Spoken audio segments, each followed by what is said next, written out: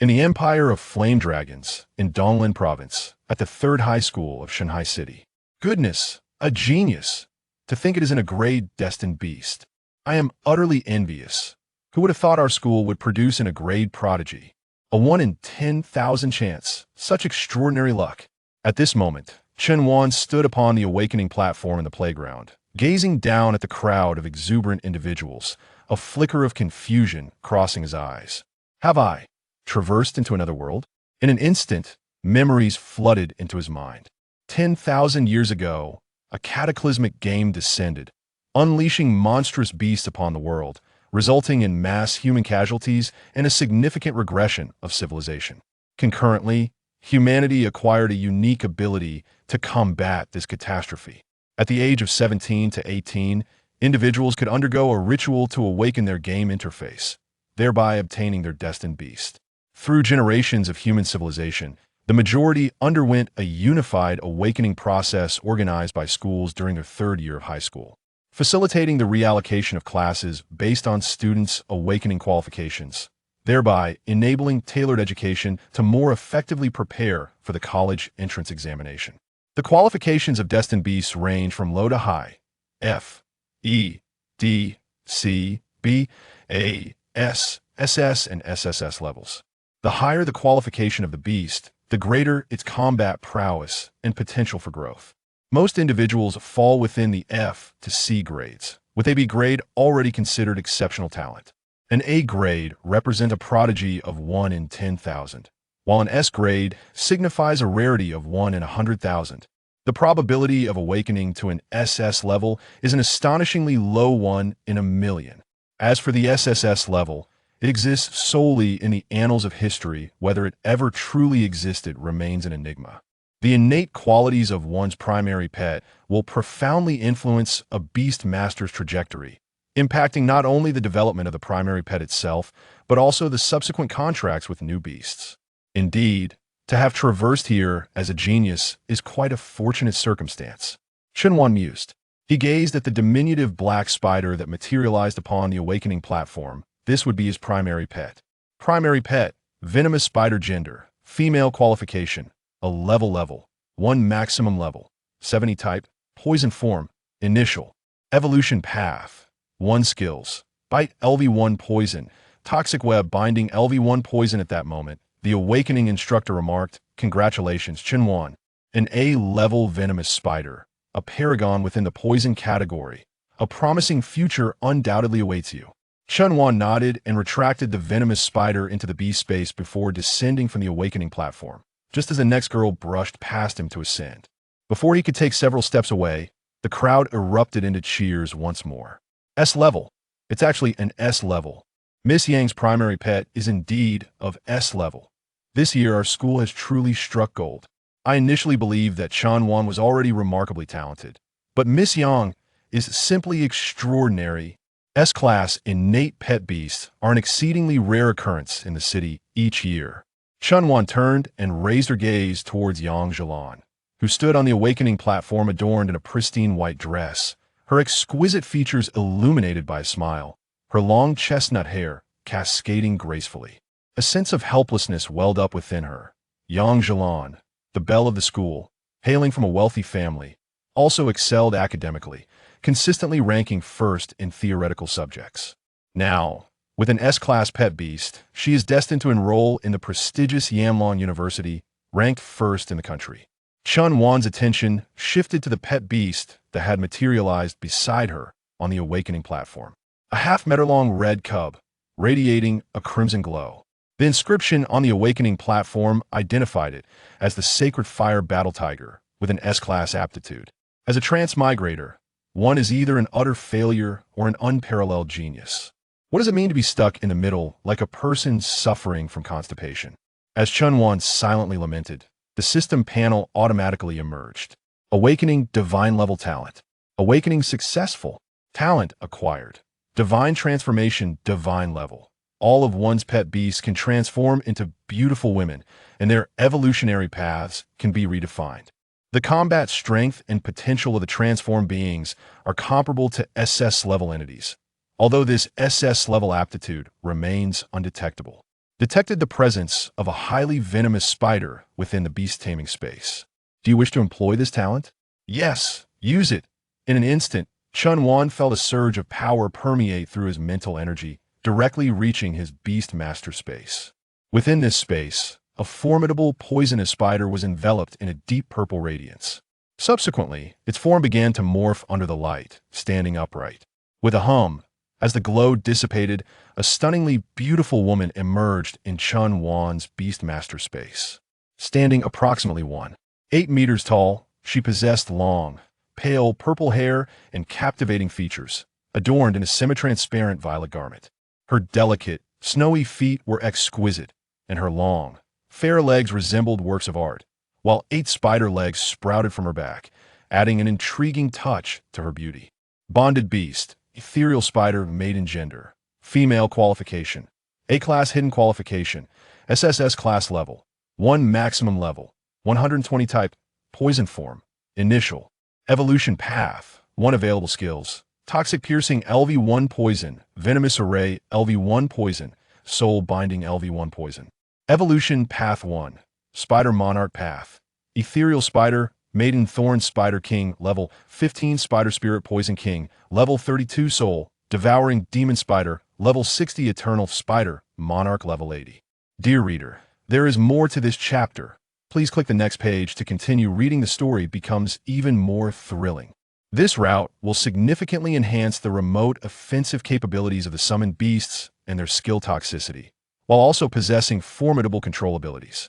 Divine level talent, SSS rank, awesome. Chun Wan silently shouted in his heart. An SS-ranked beast master is a figure only found in the annals of history.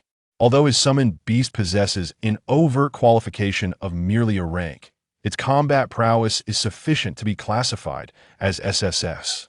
Upon the conclusion of the awakening ceremony, individuals were assigned to various divisions. Class S, A, and B formed one group, comprising 5 individuals, categorized as an elite class. Classes C and D were grouped together, totaling 200 participants.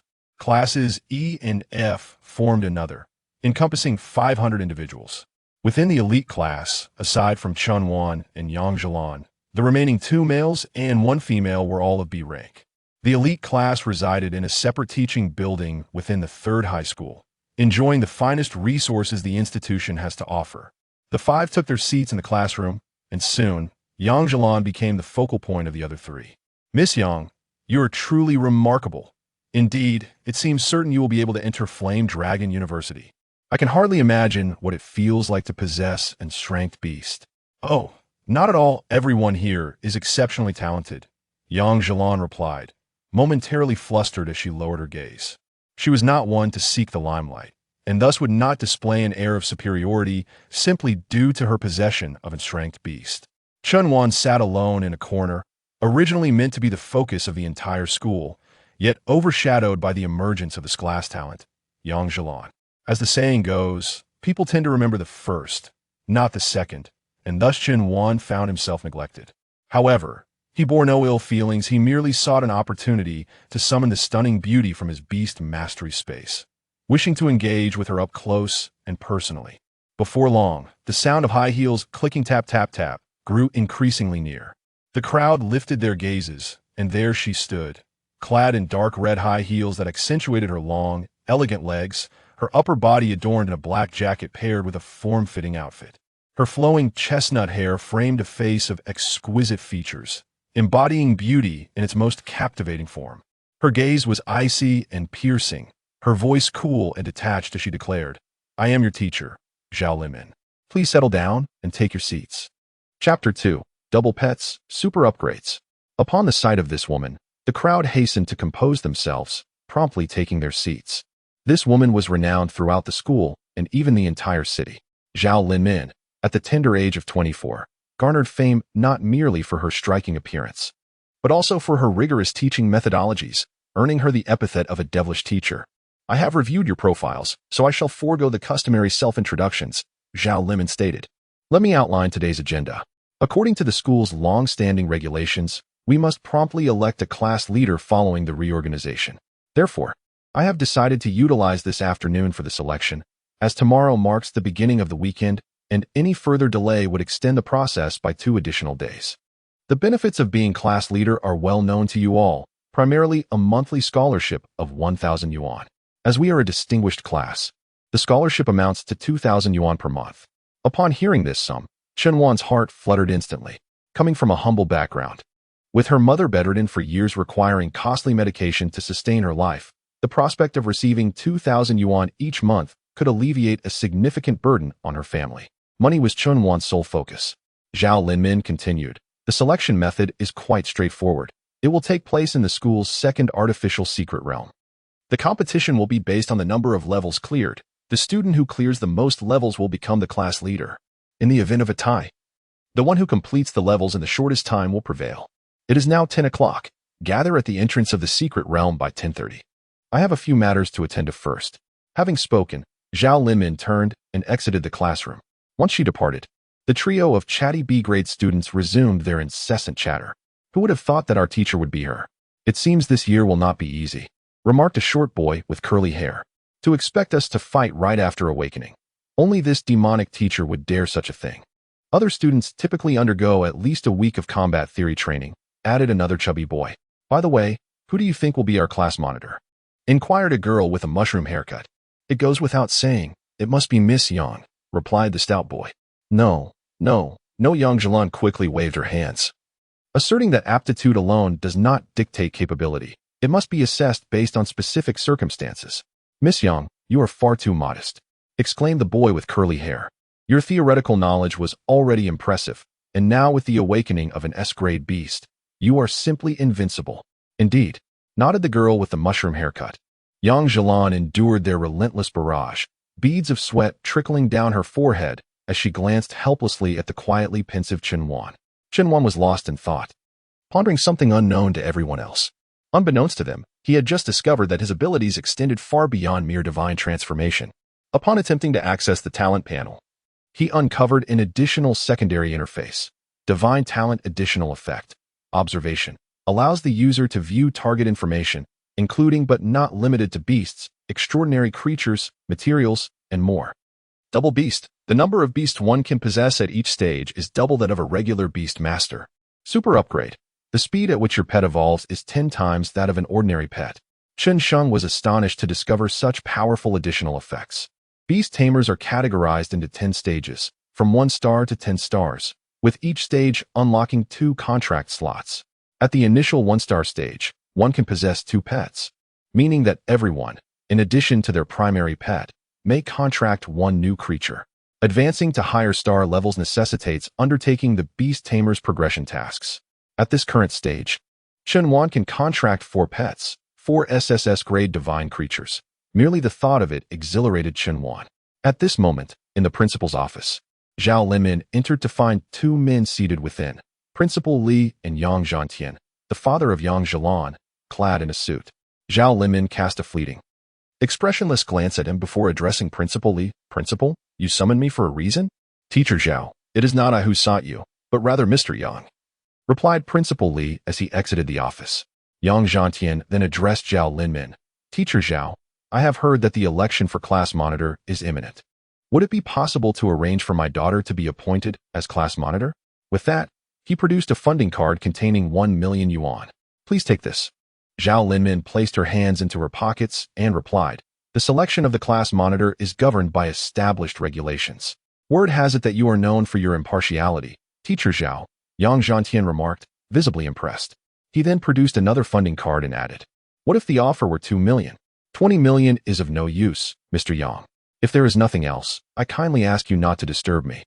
Zhao Linmin stated, you should be aware that your daughter has awakened her S-rank destined beast. If she were to go through the normal selection process, there is a high probability she would be chosen as class monitor. There is no need for you to bribe me. Upon witnessing Zhao Linmin's demeanor, Yang Zhantian's expression darkened instantly. He was a well-known entrepreneur in the city, the wealthiest of them all, and even the principal would lower his head in his presence. Yet, this woman in her 20s showed him no respect whatsoever. He had hoped that with a $2 million offer, he could win Zhao Linmin over and ensure better treatment for his daughter, but he found that even a class monitor could not be bought. Teacher Zhao is truly an admirable educator, Yang Zhantian remarked with a grim face. wishing she could remain steadfast. At 10:30, in the mystical realm center. In the second artificial mystical realm, 5 towering blue portals, each 3 meters high, stood before them. Zhao Linmin addressed Chun Wan and the others. These are 5 one-to-one replicas of artificial mystical realms. The number of exotic beasts inside, their levels, and even their positioning are identical.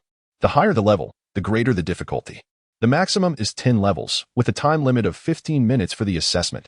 Within the realm, you can choose to withdraw your mental energy at any time. Additionally, should the realm detect that the beast master has sustained severe injuries, it will forcibly exit you. You may now step onto the teleportation point. The assessment will officially commence in 1 minute. This marks the first battle for the 5 participants. Chun Wan gazed at the mystical gate before him, feeling a flutter of nervousness within. This marked not only his inaugural battle, but also his first encounter with the Beast Maiden. He pondered whether she would be amiable.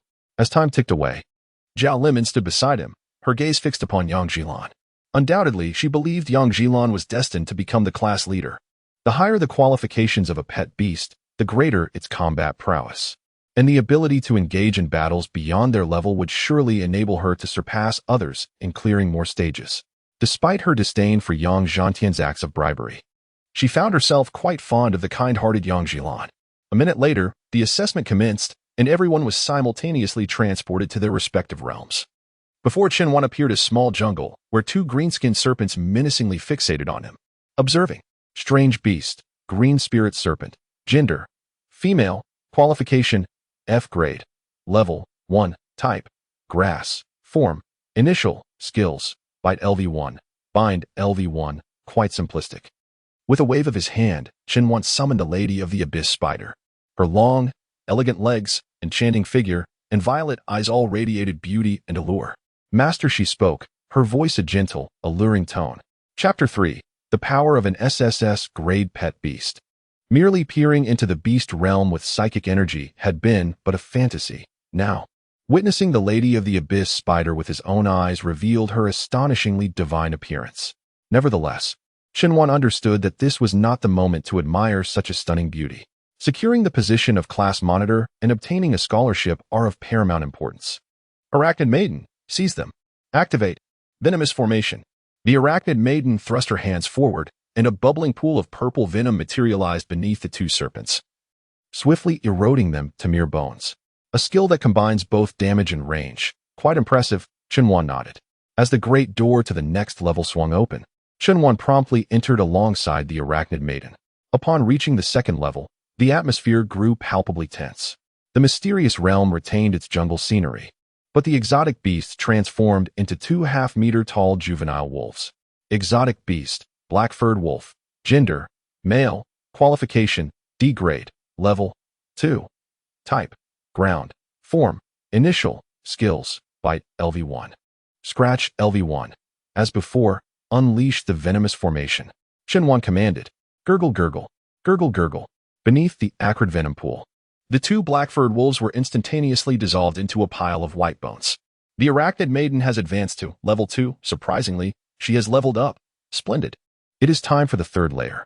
Upon stepping into the 3rd level, a chorus of howls erupted. A woo. Exotic beast, clawing wolf. Gender, male. Qualification, C grade. Level, 3. Type, earth. Form, initial. Skills, bite LV1, scratch LV.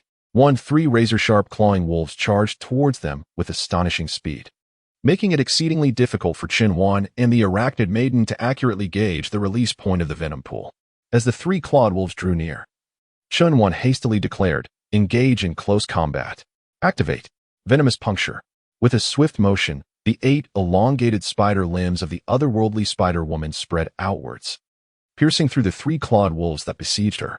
The inky black spider limbs became stained with blood, creating a striking shade of dark crimson. At that moment, outside the secret realm, Zhao Linmin was observing the scoreboard. First place, Chen Wan. Current level cleared. 3 levels, total time, 8 seconds. Upon seeing this score, Zhao Linmin immediately furrowed her brow. 4, as an S rank, Yang Jilan had only just cleared the 1st level. Second place, Yang Jilan. Current level cleared, 1 level. Total time, 8 seconds. The remaining 3 B rank competitors were still grappling with the challenges of the 1st level. XTH place. Zhou shower. Chubby current level cleared. X levels. Total time. X seconds. XTH place. Nuo Shiwen. Mushroom head current level cleared. X levels. Total time. X seconds. XTH place. Xiangning curly hair current level cleared. X levels. Total time.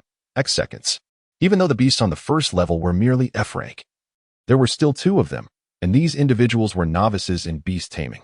It was challenging for them to grasp the techniques on their first attempt. Zhao Linmin truly could not fathom what mindset Xinhuan possessed to achieve such remarkable results. Just then, Principal Li approached. "Principal, you have arrived," Zhao Linmin remarked. "Teacher Zhao," Principal Li said, his brow furrowed. "Why did you provoke Boss Yang? His authority within this city is undoubtedly far greater than mine. Should he choose to target you, I fear I would be unable to protect you. The selection of the class leader ought to be a formal assessment, devoid of any monetary influence. Such tactics do not sway me. Even if you refuse to accept bribes, the class leader will undoubtedly be someone like Yang Jilan, who possesses an S-rank pet beast with formidable combat prowess. It is evident that Boss Yang seeks merely to establish an acquaintance with you, yet here we stand. At this moment, the identity of the class leader remains uncertain." "What do you mean by that?" Yang Jilan gestured towards the scoreboard. Upon seeing it, Principal Li was momentarily stunned. Just a moment ago, Xinhuan had conquered the fourth level. First place, Xinhuan. Current levels cleared. 4. Total time, 12 seconds. How is this even possible? Principal Li exclaimed.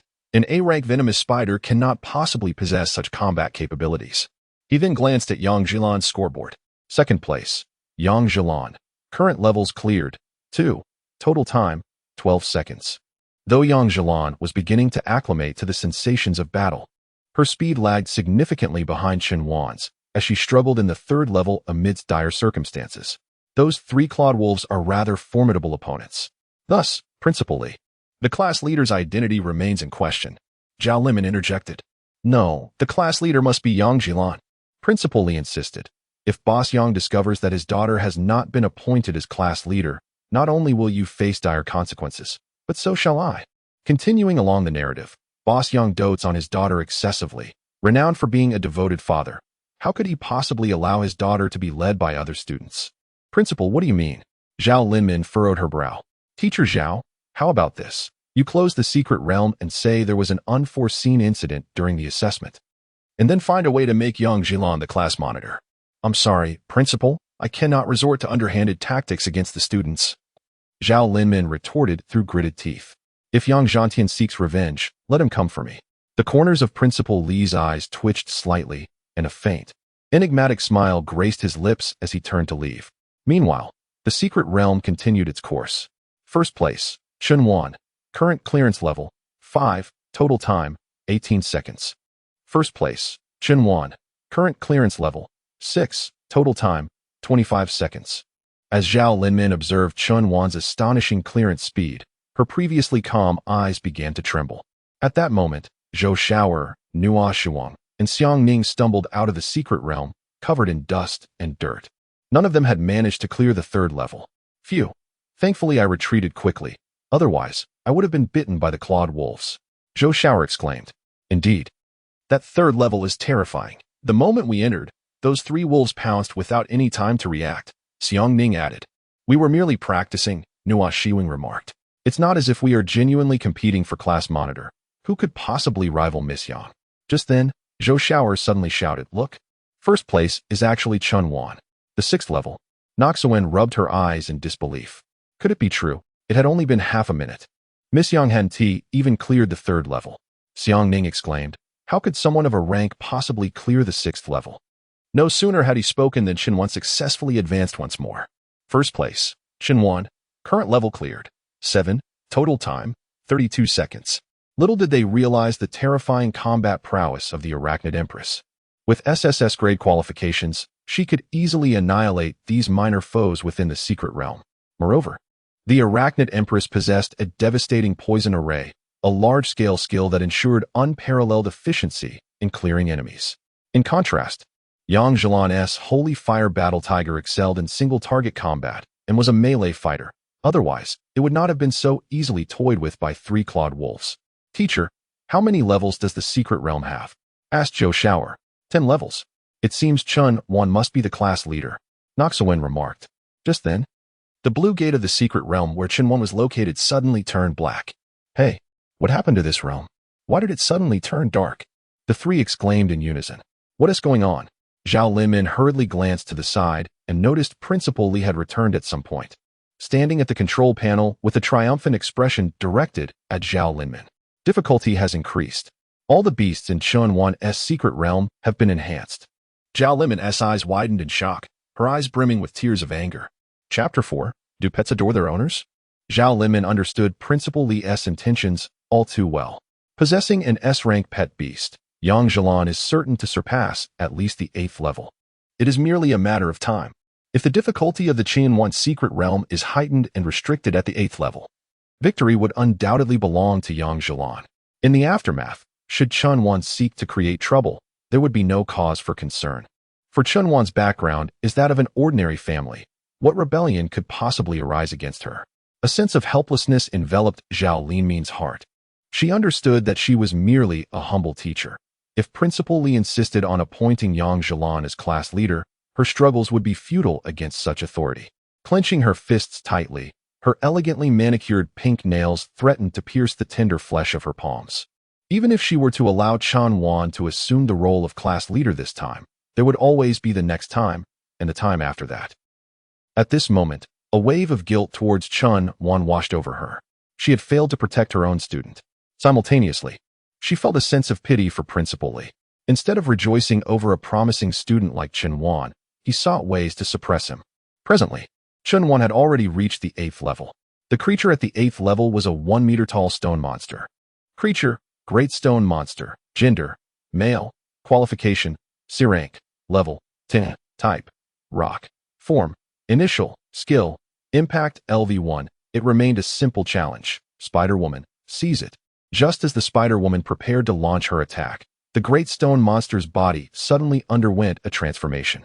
With a thunderous rumble, its form rapidly expanded and rose to a towering 2 meters, while the stones composing its body grew increasingly dense. Beast, Stone King. Gender, male. Qualification, C grade. Level, 23. Type, rock. Form, first evolution. Skills, impact LV1, mighty fist LV1. How intriguing. It can be played this way and still achieve instant kills. Venomous Array. Gurgle, gurgle, gurgle. This is an SSS level skill, surpassing C grade by 5 tiers of qualification. Without fail, before the Stone King could even make a move, it was instantaneously dissolved in the poison pit. The otherworldly Spider Queen has been upgraded to level 3. First place, Chun Wan. Current cleared layers, 8. Total time, 35 seconds. At this moment, Principal Li's expression was utterly frozen. Zhao Linmin's beautiful eyes shimmered with tears, appearing somewhat dazed. Wow, class leader Chun Wan is incredibly formidable. How is this even possible? I truly admire this class leader. The other 3 students had already begun to address him as class leader out of admiration. However, they remained blissfully unaware of just how much more formidable Chun Wan truly was. Before Principal Li and Zhao Linmin could fully comprehend the situation, Chun Wan's scoreboard refreshed once more. First place, Chun Wan. Current cleared layers, 9. Total time, 38 seconds. Principal Li stared at the scoreboard, his mouth agape, nearly drooling in disbelief. This cannot be right. There is something profoundly amiss here. He glanced back at the control panel. Indeed, the difficulty had been increased. Principal Li thought to himself, and it had been raised to over 3 times the original difficulty. How was this even accomplished? Is this fellow's primary companion beast of A rank? Even if it were S rank, it should not be capable of such a formidable cross-level battle. Amid Principal Li's bewilderment, Chun Wan had already stepped into the 10th layer. A colossal, 3-meter-tall, flesh-colored octopus writhed upon the ground. Exotic beast, terrestrial octopus. Gender, female. Qualification, B rank. Level, 30. Type, ground. Water. Form, first evolution. Skills, water cannon LV1, binding LV1, death binding LV1, strong water bullet LV1. The 10th layer is the final challenge. A B rank qualification presents quite a challenge. Activate. Venomous Array. A toxic mire spread beneath the octopus, and simultaneously, the creature's numerous tentacles reached toward the abyssal Spider-Woman. Quick evade. The abyssal Spider-Woman's movement speed was sluggish. Evading such a multitude of tentacles was utterly impossible. With a swift snap, several tentacles ensnared her form. Spider-Woman, Chun-Wan exclaimed, rushing forward to grasp one of the tentacles and tugging with all his might. I am unharmed, master. The abyssal Spider-Woman exerted her strength, driving all 8 of her spider legs deep into the tentacle. Gurgle, gurgle. The toxins coursed through the tentacle, spreading throughout the terrestrial octopus, hastening its decay. In merely half a minute, it transformed into a puddle of putrid flesh. First place, Chun-Wan. Current layer completed. 10th layer, all clear. Total time, 59 seconds. Zhao Linmin gazed at the final countdown refresh, her long legs instinctively drawing together in astonishment. Principal Li, equally startled, felt his legs weaken and sank onto the control panel. Impossible. Absolutely inconceivable.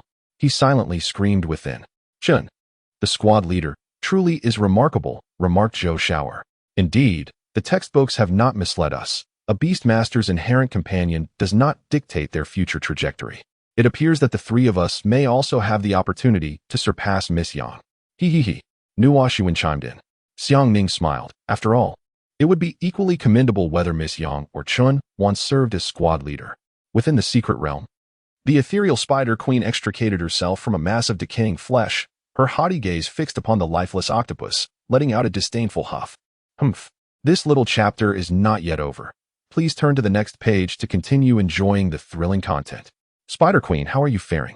Chun-Wan inquired, placing a gentle hand on the ethereal Spider Queen's leg, squeezing lightly. Are you injured? As her gaze returned to Chun-Wan, the ethereal Spider Queen's expression softened once more. She tenderly embraced Chun-Wan, her delicate hand caressing his back. Master, I am unscathed. You must not act so impulsively in the future. Chun-Wan acknowledged his prior impulsiveness, admitting it was born from panic. His ethereal Spider Queen had inherently low defense. Once ensnared up close, retaliation would be exceedingly difficult. After all, this was Chun-Wan's inaugural battle, and witnessing his companion being suppressed undoubtedly caused some trepidation. Chun-Wan nodded thoughtfully, by the way. It's time to bestow upon you a name, for Spider Queen feels rather impersonal. What shall you name me, then? She inquired. Xiaozi. The ethereal spider maiden covered her cherry-red lips with a soft smile, remarking on the rather quaint name. In that moment, Chun-Wan felt a wave of embarrassment wash over him. Then, the spider maiden leaned in closer, her delicate lips brushing against Chun-Wan's ear, exhaling a gentle fragrance as she softly murmured, "But I cherish whatever my master names me. From now on, I shall be called Little Purple, your Little Purple." Chun-Wan found himself entranced by this sweet, warm sensation that coursed through him. Goodness! This cherished beast was seducing her own master. It was utterly outrageous. Chun-Wan gently extricated himself from the spider maiden's embrace, saying, "You've worked hard. Return to my beast space and rest for a while." With that, he summoned the spider maiden back and promptly exited the secret realm. Nuo Xuan, Xiang Ning, and Zhou Shower approached him directly. Class Leader Chun is truly formidable. How did you manage that, Class Leader Chun? Class Leader Chun, you deserve the title. Turning to glance at the scoreboard, Chun-Wan noticed that Yang Zhilan was still battling on the 5th level. Yang Zhilan's speed was indeed remarkable, and had it not been for him, she would undoubtedly have been the protagonist in some beast-taming novel. Alas, in this tale, the protagonist was none other than himself. He then turned his gaze towards Principal Li and Zhao Linmin in the distance, observing that both wore expressions that were decidedly unusual.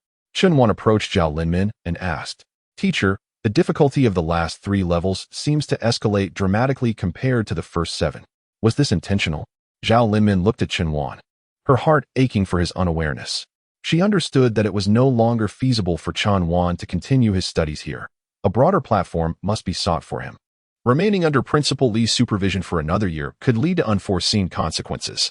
Chapter 5. The affection of a wealthy young lady. Zhao Linmin gazed at Chun-Wan, her eyes revealing an unprecedented tenderness. She refrained from uttering much, instead turning away to fixate on the scoreboard in a daze. Meanwhile, Principal Li had vanished, his whereabouts unknown. Chun-Wan's keen intellect quickly sensed the peculiarity of the atmosphere. He understood that the sudden shift in intensity on the 8th level was not without reason. In the blink of an eye, the competition concluded. As time elapsed, Yang Zhilan was forcibly ejected from the secret realm, her final score reflecting her passage through the 8th level. Upon exiting, she glanced at the scoreboard and was momentarily taken aback by Chanwan's score. Approaching him with a smile, she exclaimed, "Class monitor, you are truly impressive. From now on, you shall be our leader." "Ah, you flatter me," Chanwan replied modestly. Zhao Linmin observed Yang Zhilan, astonished at how such a pampered heiress could remain untainted by her privileged upbringing. She then declared, "I hereby officially appoint Chun Wan as the class monitor of the elite class. Is there any dissent?" "None," the four replied in unison. The afternoon's lessons were straightforward, as Zhao Linmin imparted the principles of combat theory to the 5 students. Soon, Friday evening arrived, heralding the most blissful moments of student life, filled with dreams of the delightful weekend ahead.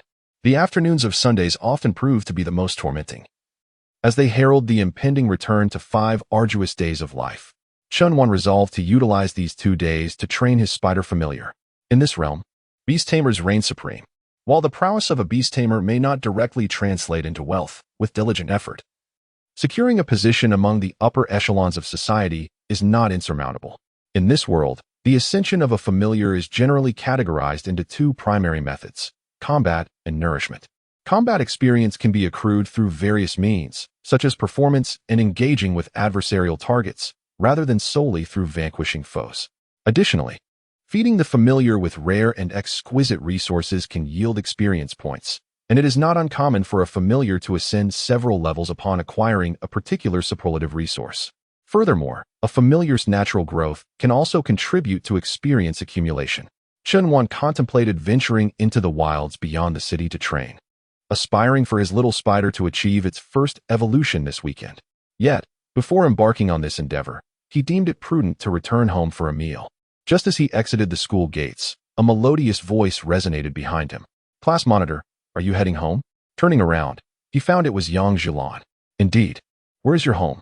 "Happiness Community." "What a coincidence. That is along my route. Shall we walk together?" Having secured first place, Yang Zhilan held Chunwan in high regard, her admiration evident. However, Chunwan felt a lingering unease, an inexplicable connection between the peculiar occurrences in the afternoon's secret realm and Yang Zhilan, though he could not articulate the nature of this link. Nevertheless, he found it difficult to decline her invitation and thus acquiesced. As the 2 walked along, they passed by an opulent pet jewel shop. "Wait a moment, class leader," Yang Zhilan suddenly halted. "May I gift you a jewel?"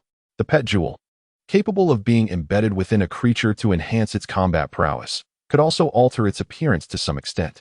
Each creature could unlock a jewel slot every 10 levels and initially possessed 1 empty slot.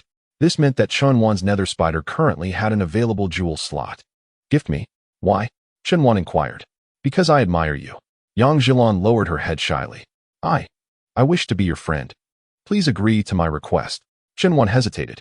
"What jewel do you intend to give me?" Yang Zhilan pointed toward the nearby jewel shop. "This store is owned by my father. We can choose freely from within. Isn't that inappropriate?" Chunwan began to turn away. Yang Zhilan's delicate hand grasped Chunwan's firmly. "Oh, class leader, come on, there's no need to be polite." This scene caught the attention of passing classmates. "Wow, whose hand is Miss Yang holding?" "It seems to be Chunwan's. When did Chunwan win over Miss Yang? This is outrageous." Feeling a bit envious here, unable to resist Yang Zhilan's insistence, Chunwan reluctantly accompanied her into the jewel shop. This establishment, known as the God of War Jewel Shop, was the largest in the city. However, Chunwan had never realized it was owned by Yang Zhilan's family. Upon entering the exquisite gem shop, the 2 attendants at the entrance promptly bowed and greeted, "Good evening, Miss." Yang Zhilan responded courteously and then proceeded directly to the 3rd floor with Chunwan. The 3rd floor, being the pinnacle of the establishment, exclusively offered rare gems, with even the most modest priced at over $1 million. Ordinary patrons were required to undergo a financial verification and make an appointment a week in advance before ascending to the 3rd floor. At this moment, in the grand hall of the Yang family, Yang Zhantian sat upon the dragon throne, receiving a call from Principal Li. "Mr. Yang, I have truly endeavored to support your daughter's candidacy for class monitor, but Zhao Linmin is rather obstinate, insisting on adhering to the rules, which has resulted in Chunwan being appointed as monitor." Yang Zhantian's eyes widened in disbelief. "Are you implying that my daughter was outperformed by Chunwan during the assessment?" "Yes, it is indeed the case," Principal Li continued. "However, this assessment does not hold significant weight. It merely reflects Chun Wan's fortunate circumstances. Your daughter possesses an awakened S-class beast, a prodigious talent. Do not flatter me, Yang Zhantian retorted, his temper flaring as he abruptly ended the call. The narrative is not yet concluded. Please proceed to the next page to continue enjoying the captivating content. Humph, Yang Zhantian clenched his fists, pondering how a pauper like Chen Wan could possibly be deemed worthy of being the class monitor for his daughter. A mere A-class waste, this truly defied reason. It appears I must seize an opportunity to assert my authority and make it abundantly clear that he is unfit for such a position. At that moment, a servant hurriedly entered. Master, the young lady has entered the War God Gem shop. What is there to report? I have just awakened my destined beast. Is it not entirely normal to acquire a treasure orb? Moreover, there is a young man accompanying him. What? A young man? Upon hearing this, Yang Zhantian immediately rose to his feet. In Shenhui City, the only individual worthy of my daughter is none other than Master Lin Fan of the Lin family. Who dares to covet my daughter? Head of the family, according to reports from the beast shop, it seems that today at school, Chen Wan awakened an A-grade destined beast. Damn it! Yang Zhantian stood up abruptly, slamming his fist onto the table. Prepare the vehicle. I am heading to the treasure orb shop. The Yang family possesses a multitude of enterprises, including the beast orb industry, the beast egg industry, and the materials industry, among others. In Shenhui City, it can be said that Yang Zhantian wields immense power. Soon, he arrived at the third floor of the treasure orb shop. Chen Wan and Yang Zhalan were perusing the various items on the third floor. The assortment of treasure orbs left Chen Wan utterly dazzled. These rare orbs are not merely absent from high schools. Even many universities lack specimens, and one can only glimpse them in textbooks. Chen Wan never anticipated that the third floor of the War God treasure orb shop would house such an array of treasures. The orbs are generally the size of a palm, each displaying unique colors and patterns. Chen Wan opened them for observation, examining each one carefully. Beast orb, ice spirit shell, quality, purple, grade, 9 stars, effects, 1, enhances ice-type skill effectiveness by 23%. 2, increases the defense of ice-type beasts by 40%. Pet beast orb, Night King quality, purple star level, 8 stars effect, increases pet beast defense by 70%. Pet beast orb, spirit of ice quality, purple star level, 5 stars effect, 1, enhances ice-type skill effectiveness by 17%. 2, increases agility of ice-type pet beasts by 5%. 3, adds ice-type attribute. Chapter 6, The Mighty Orb, Breath of the Poison Monarch. The quality of pet beast ranges from low to high, black, white, green, blue, purple, orange, red, and rainbow. The higher the quality, the more potent and rare the effects. Star levels progress from 1 to 10, with increased rarity and effectiveness at higher levels. However, the embedding of orbs into pet beasts is not without limitations. For pet beasts of grade A and below, the initial slots from 1 to 10 can only accommodate 1-star orbs. The secondary slots, available from levels 11 to 21, can hold either 1-star or 2-star orbs. If a slot remains unfilled, it will close automatically. Therefore, waiting until a pet beast reaches a later stage to fill earlier vacancies with higher star orbs is unfeasible. Conversely, grade A pet beasts can embed orbs across star levels, typically allowing the embedding of 2-star orbs from the outset. The higher the qualifications of the pet beast, the greater the star levels it can transcend. However, nothing is absolute. Even F-grade inferior pet beasts have occasionally succeeded in embedding high-star orbs, dramatically altering their fate, albeit at an exceedingly low probability, nearly negligible. Conversely, should failure occur, there exists a substantial likelihood of being ensnared by the formidable power of the gem, resulting in the destruction of the cherished beast. Captain, these star levels are exceedingly high. We cannot utilize them. Yang Zhalan pointed towards another area and remarked, the lower star levels are over there. Your destined beast is of A grade. We should attempt the 2-star ones. At that moment, Yang Zhantian approached the two. Daughter, have you brought your classmate to play? Yang Zhantian said with a smile that did not reach his eyes, although he felt an inner fury. His age and status rendered it imprudent to express anger towards a mere youth, as it would diminish his dignity. However, this did not preclude him from secretly scheming. Father, this is our special class captain, Chen Wan. He is truly impressive. Yang Zhalan introduced Chen Wan with a beaming smile, causing Yang Zhantian's heart to race with indignation. Oh daughter, why must you take a liking to this A-grade waste? In Yang Zhantian's perspective, A-grade was indeed an unimpressive sight. After all, He typically interacted with individuals of his own caliber, either affluent or esteemed beast tamers. His own destined beast, awakened over 30 years prior, was also of A grade. And he was well aware that A-grade beasts were but mediocre, with a stark disparity when compared to S-grade beasts. The young master he favored, Lin Fan, was enrolled at the prestigious Yanlong University, ranked first in the Yanlong Empire, currently in his 4th year, consistently placing in the top 10 of his class, and had already attracted numerous notable organizations offering him opportunities for an illustrious future. "May I present him with a gem?" Yang Zhilan then inquired. "Of course," Yang Zhantian said. "Chenwan, allow me to offer you a recommendation. I have heard that your destined pet beast is an A-class venomous spider." Chenwan regarded Yang Zhantian with a hint of caution in her eyes. "All right, thank you, uncle." Shortly thereafter, Yang Zhantian presented her with a dark purple orb. "Try this. I just acquired it, and it is perfectly suited for your pet beast," he remarked with a stiff smile. "It is a 2-star, red quality orb." Upon hearing the term red quality, Chenwan felt a flicker of surprise within her.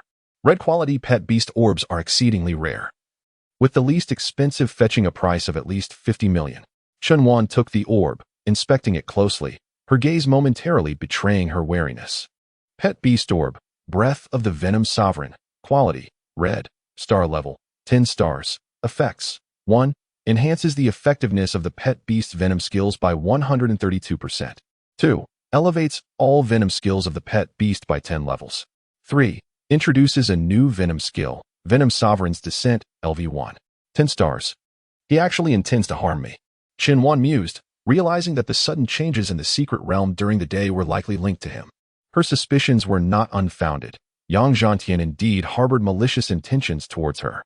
If Chenwan's pet beast was truly A-class, then contracting this orb would undoubtedly lead to dire consequences. The pet beast could face paralysis at best, or complete obliteration at worst, while the orb would return unscathed.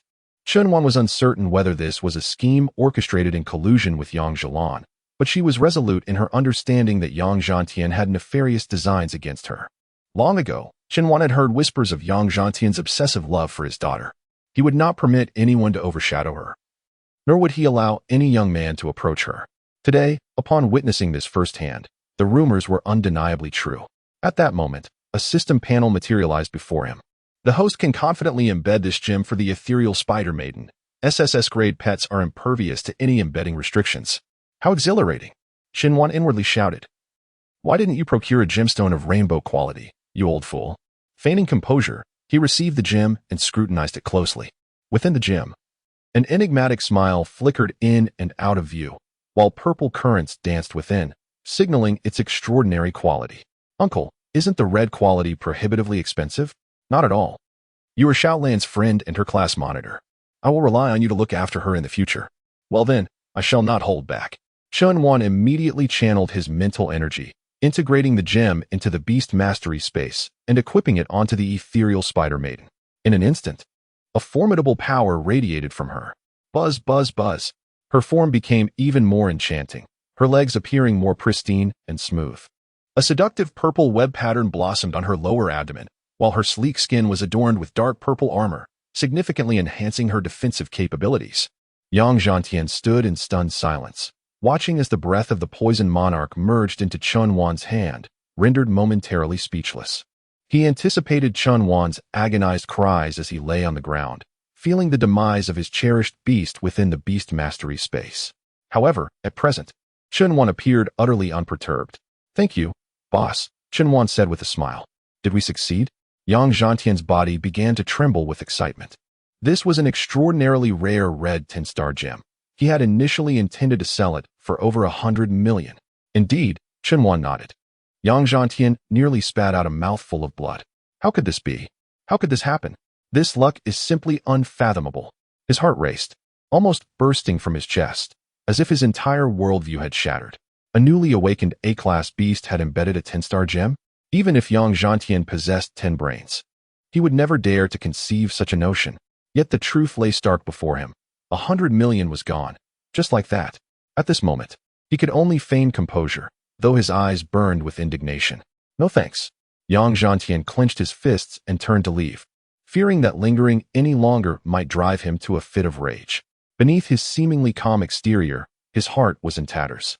Chunwan gazed at Yang Zhantian's retreating figure, reveling in his triumph. Yet a sense of impending danger stirred within him. Having caused Yang Zhantian such a loss, the latter would undoubtedly seek a way to reclaim his fortunes. Just then, Yang Zhizhan's sweet voice broke the silence. "Class monitor, are you satisfied with the gym?" "Absolutely," he replied. "Do you have time tomorrow? I'd like to invite you to a battle in the wild, if that's agreeable." Let's discuss it later. Let us exchange contact information first," Yang Zhilan suggested, taking out her phone. As the belle of third high school, many sought to obtain her contact details. However, Yang Zhilan seldom acquiesced to friend requests from strangers and rarely took the initiative to add others. If one were to witness her waiting for Chinwan's response while holding her phone, it would undoubtedly evoke envy. After adding her contact, Chinwan remarked, "I may not have time this weekend. Please wait for me to reach out." "All right. As long as the class monitor finds time to contact me, I am always available," Yang Zhilan replied, her gaze towards Chunwan filled with admiration and a hint of affection. Chapter 7. New Skills, A Web of Poison. Upon returning home, Chunwan found his parents engrossed in a television program in the living room. "You're back, son," his father, Chun Sheng, greeted. "Why are you so late? Were you out with classmates?" "Yes, a classmate invited me to go shopping," Chunwan responded. "Was it a male or female classmate?" Chun Sheng inquired with a chuckle. "A female classmate," Chunwan replied. "Oh, my son is quite the charmer. Just turned 18 and already flirting with female classmates," Chun Sheng teased. "You, as a father, are quite the character," remarked his mother, Li Hongtao. "Cough, cough." Hee. Chun Sheng scratched his head. "Mom, why are you coughing again?" Chunwan asked. The smile on Chun Sheng's face faded instantly as he replied, "Your mother's health has been deteriorating. She has been seeking medical help everywhere without a definitive diagnosis, relying solely on cough medicine to feel somewhat better." Li Hongtao hastily interrupted Chun Sheng, urging her son to refrain from discussing such matters. She continued, "Rest assured, my dear, I am doing well." Chunwan furrowed his brow, fully aware that his mother's health was deteriorating day by day. Li Hongtao had once been a member of the city's resource exploration team, tasked with venturing beyond the city limits to gather resources for urban use, thereby ranking among the soldiers. A year prior, during a mission, she had tragically contracted an unknown toxin, resulting in severe lung damage that no medication could remedy, merely allowing her to endure while the deterioration outpaced any semblance of healing. At present, every moment was fraught with pain in her lungs, and she relied solely on painkillers for any semblance of comfort, spending her days in quiet convalescence. "Mother, I will find a way to cure you," Chunwan declared. President Su of the Epic Guild possesses the most formidable SS-grade healing beast in the nation. If only we could enlist its help, your ailment would surely be resolved. President Su. Li Hongtao shook her head. She is a renowned figure across the country. We may never have the opportunity to meet her. But if we can gain entry into the Epic Guild, there lies a chance for her assistance. "My dear son, I appreciate your filial piety," she coughed. Yet the selection process for the Epic Guild is exceedingly rigorous. They admit only about 10 individuals each year, and many outstanding graduates from Yanlong University are turned away. "We have little hope," cough. Li Hongtao said, "Mom just wishes to see you a little more. Let's not cause any unnecessary trouble. Be obedient and don't put too much pressure on yourself. My greatest desire is for you to be happy." "By the way, son," Chun Sheng interjected, "today is your school's awakening ceremony, right? What kind of pet did you awaken?" "An A-class venomous spider." "A-class? Quite impressive. My son is destined for great achievements." "Indeed." Mom was hesitant to ask earlier, fearing you might awaken something less than ideal. "Hearing it's an A-class makes me truly happy," Chunwan replied.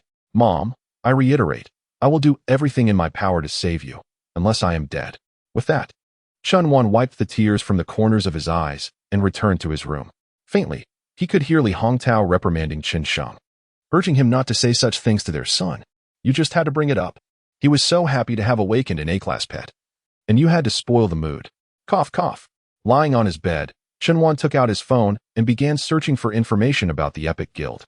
In fact, he had frequently searched and kept an eye on it over the past year, not wanting to miss any opportunity to connect with the Epic Guild. The Epic Guild is one of the nation's top guilds, exclusively recruiting fresh university graduates. Its most notable feature is the president's SS class innate pet, the Divine Holy Beast. The president is a woman nearing 40, yet in her photograph, she appears stunningly youthful, resembling someone in her 20s. However, Chunwan had never met her in person. Today, As usual, Xinhuan opened his phone to check for updates. A new piece of information caught his attention. The Epic Guild is now recruiting nationwide for high school graduates. Everyone is welcome to apply. The application period is from October 1st, with assessments taking place on October 7th at the Combat Center located on Highway 20, Longjing City, Xingyu Province. The training program will see successful candidates enter the Epic Subguild for a 2-month elimination training process, culminating in the selection of the final 5 individuals who will officially join the guild. Upon the release of this announcement, it swiftly became one of the hot topics of discussion on forums. High school students could now join the Epic Guild. What wonderful news. But what good is it, really?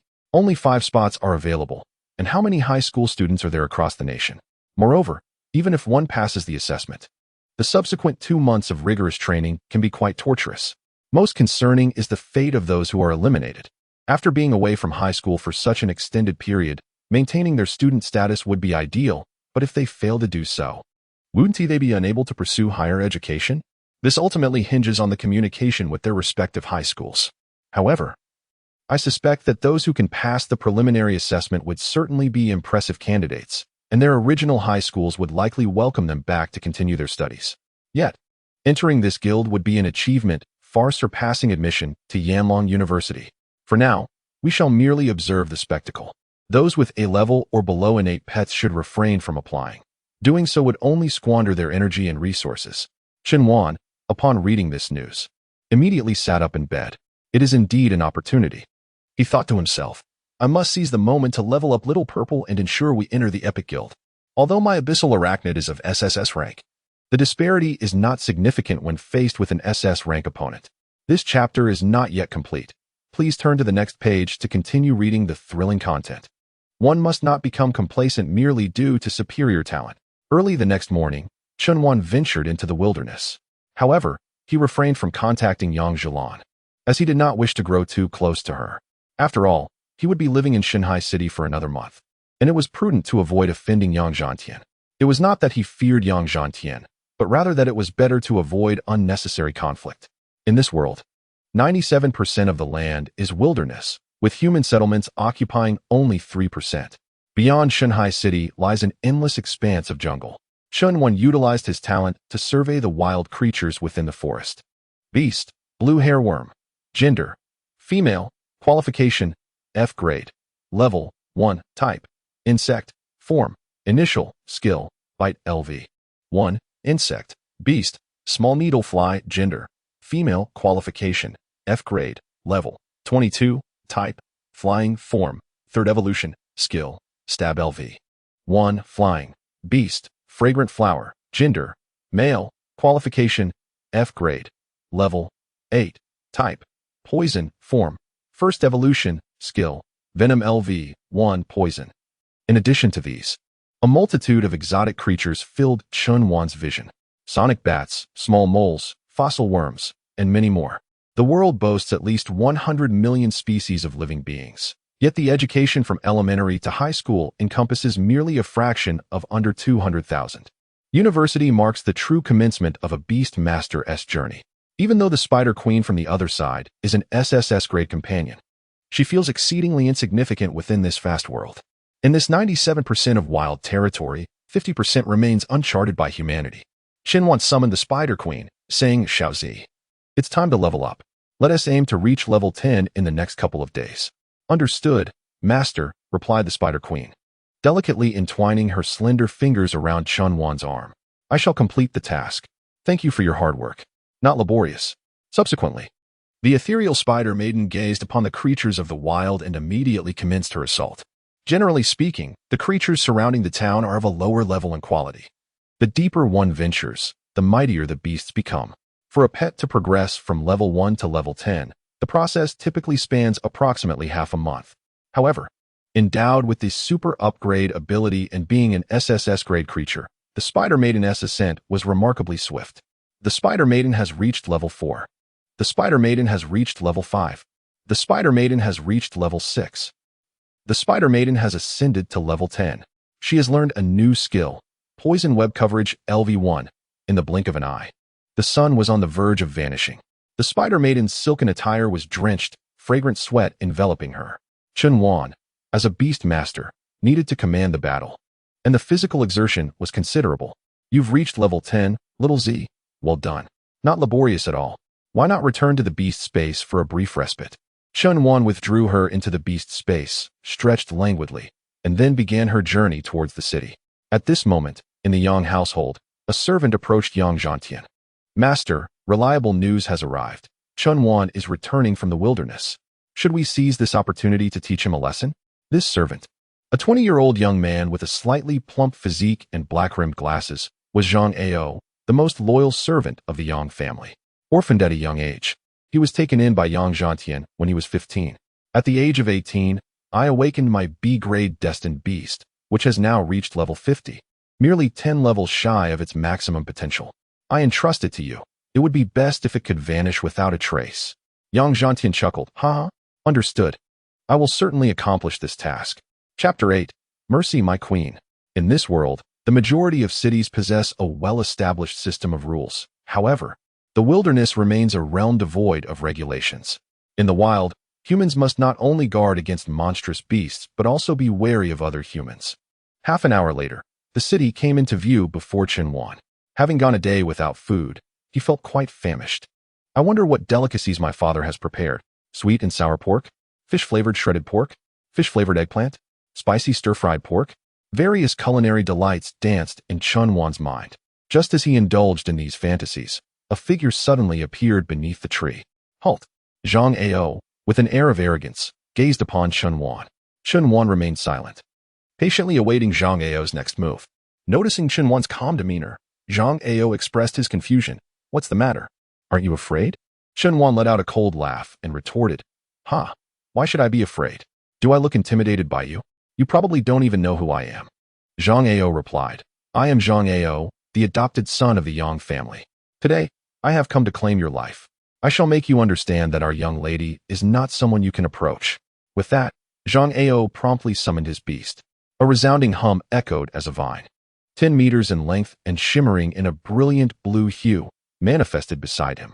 Pet, Ice Vine Beast, Gender, Male, Qualification, B grade, Level, 45, Type, Ice, Form, Second Evolution, Skills, Entangle LV1, Ice, Frost Entangle LV1, Ice, Ultra Low Temperature LV1, Ice.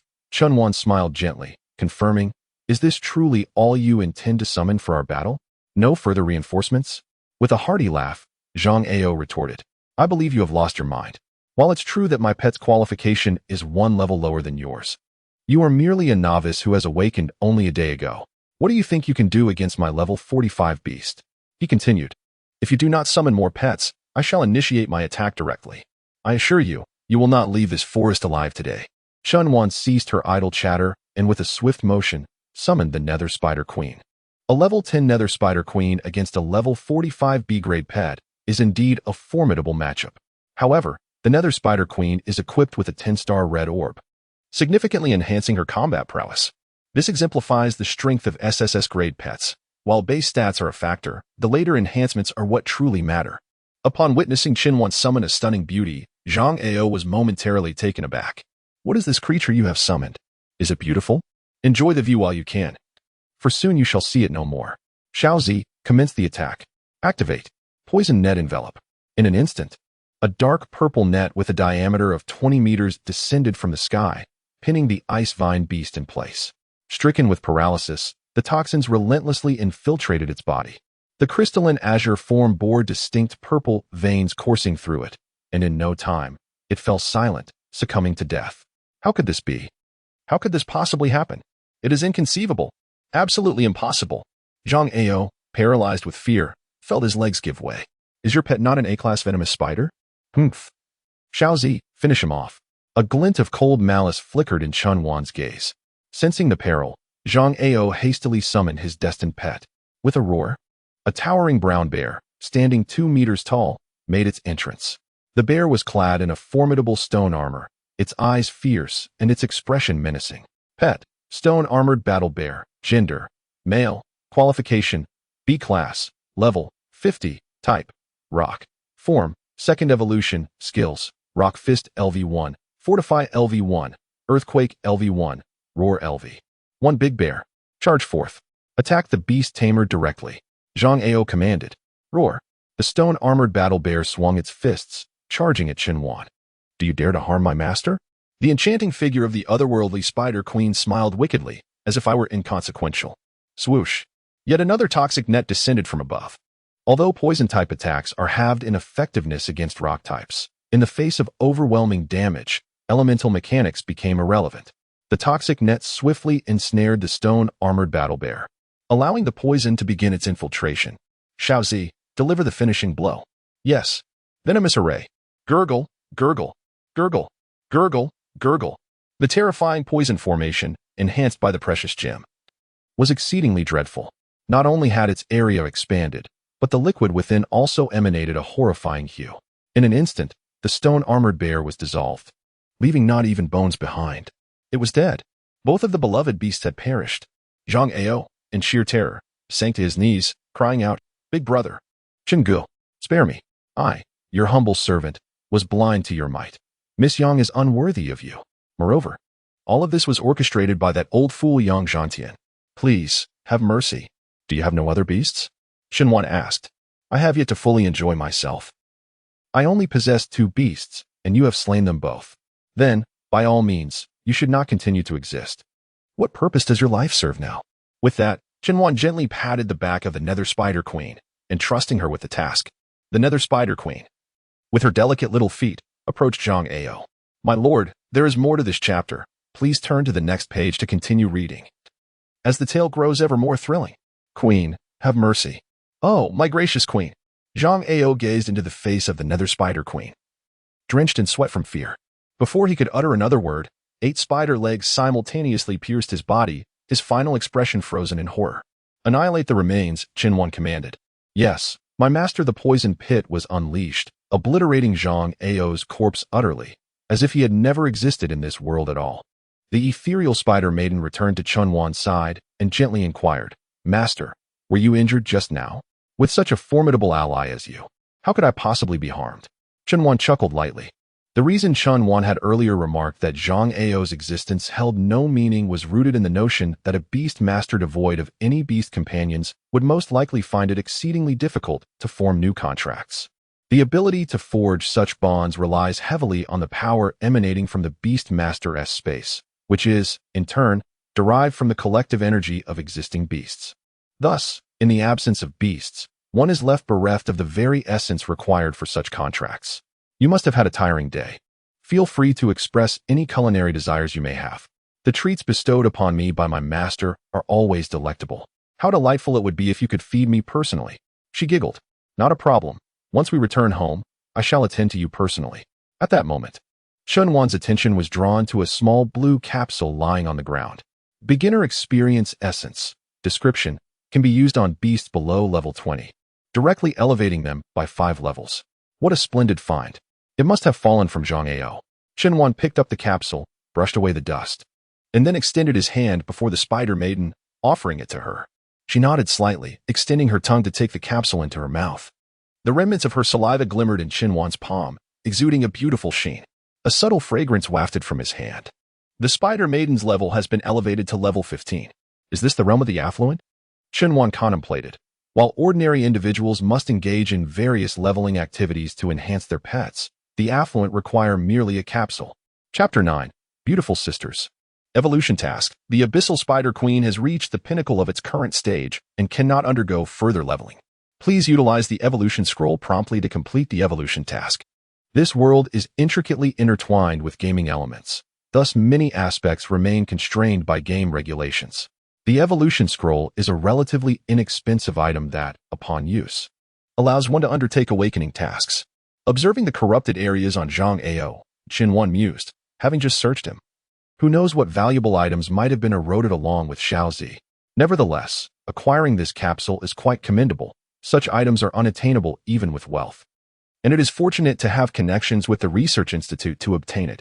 It seems Zhang Ao holds a significant position in Yang Zhantian's esteem. Qinhuan was pleasantly surprised and felt a surge of joy. As for the blood on his hands, he truly regarded it with indifference. After purchasing an evolution scroll and some food from the shop, Qinhuan returned home. The house was empty, likely as his father accompanied his mother for her routine treatment at the hospital. Once in his room, he sat upon the vacant bed. His resolve to join the epic guild solidified. He summoned the abyssal spider queen and arranged the exquisite dishes he had prepared for her on the table. These delicacies had cost him nearly 800 yuan, all premium pet food. Wow, how lavish. My master loves me so much, exclaimed the abyssal spider queen. As she feasted, Chun Wan activated the evolution scroll on her. The evolution task of the abyssal spider lady requires the fusion of a toxin core into her being to complete the metamorphosis. It is imperative to note that the toxin core must possess a quality of at least advanced grade. Acquiring an advanced toxin core is quite a challenge. This peculiar item typically originates from the bodies of elite poisonous beasts found in the wild. The drop rate is exceedingly low, and any core that is obtained will vanish within an hour, transforming into mere decorative trinkets. Thus, they are not available for sale in the market.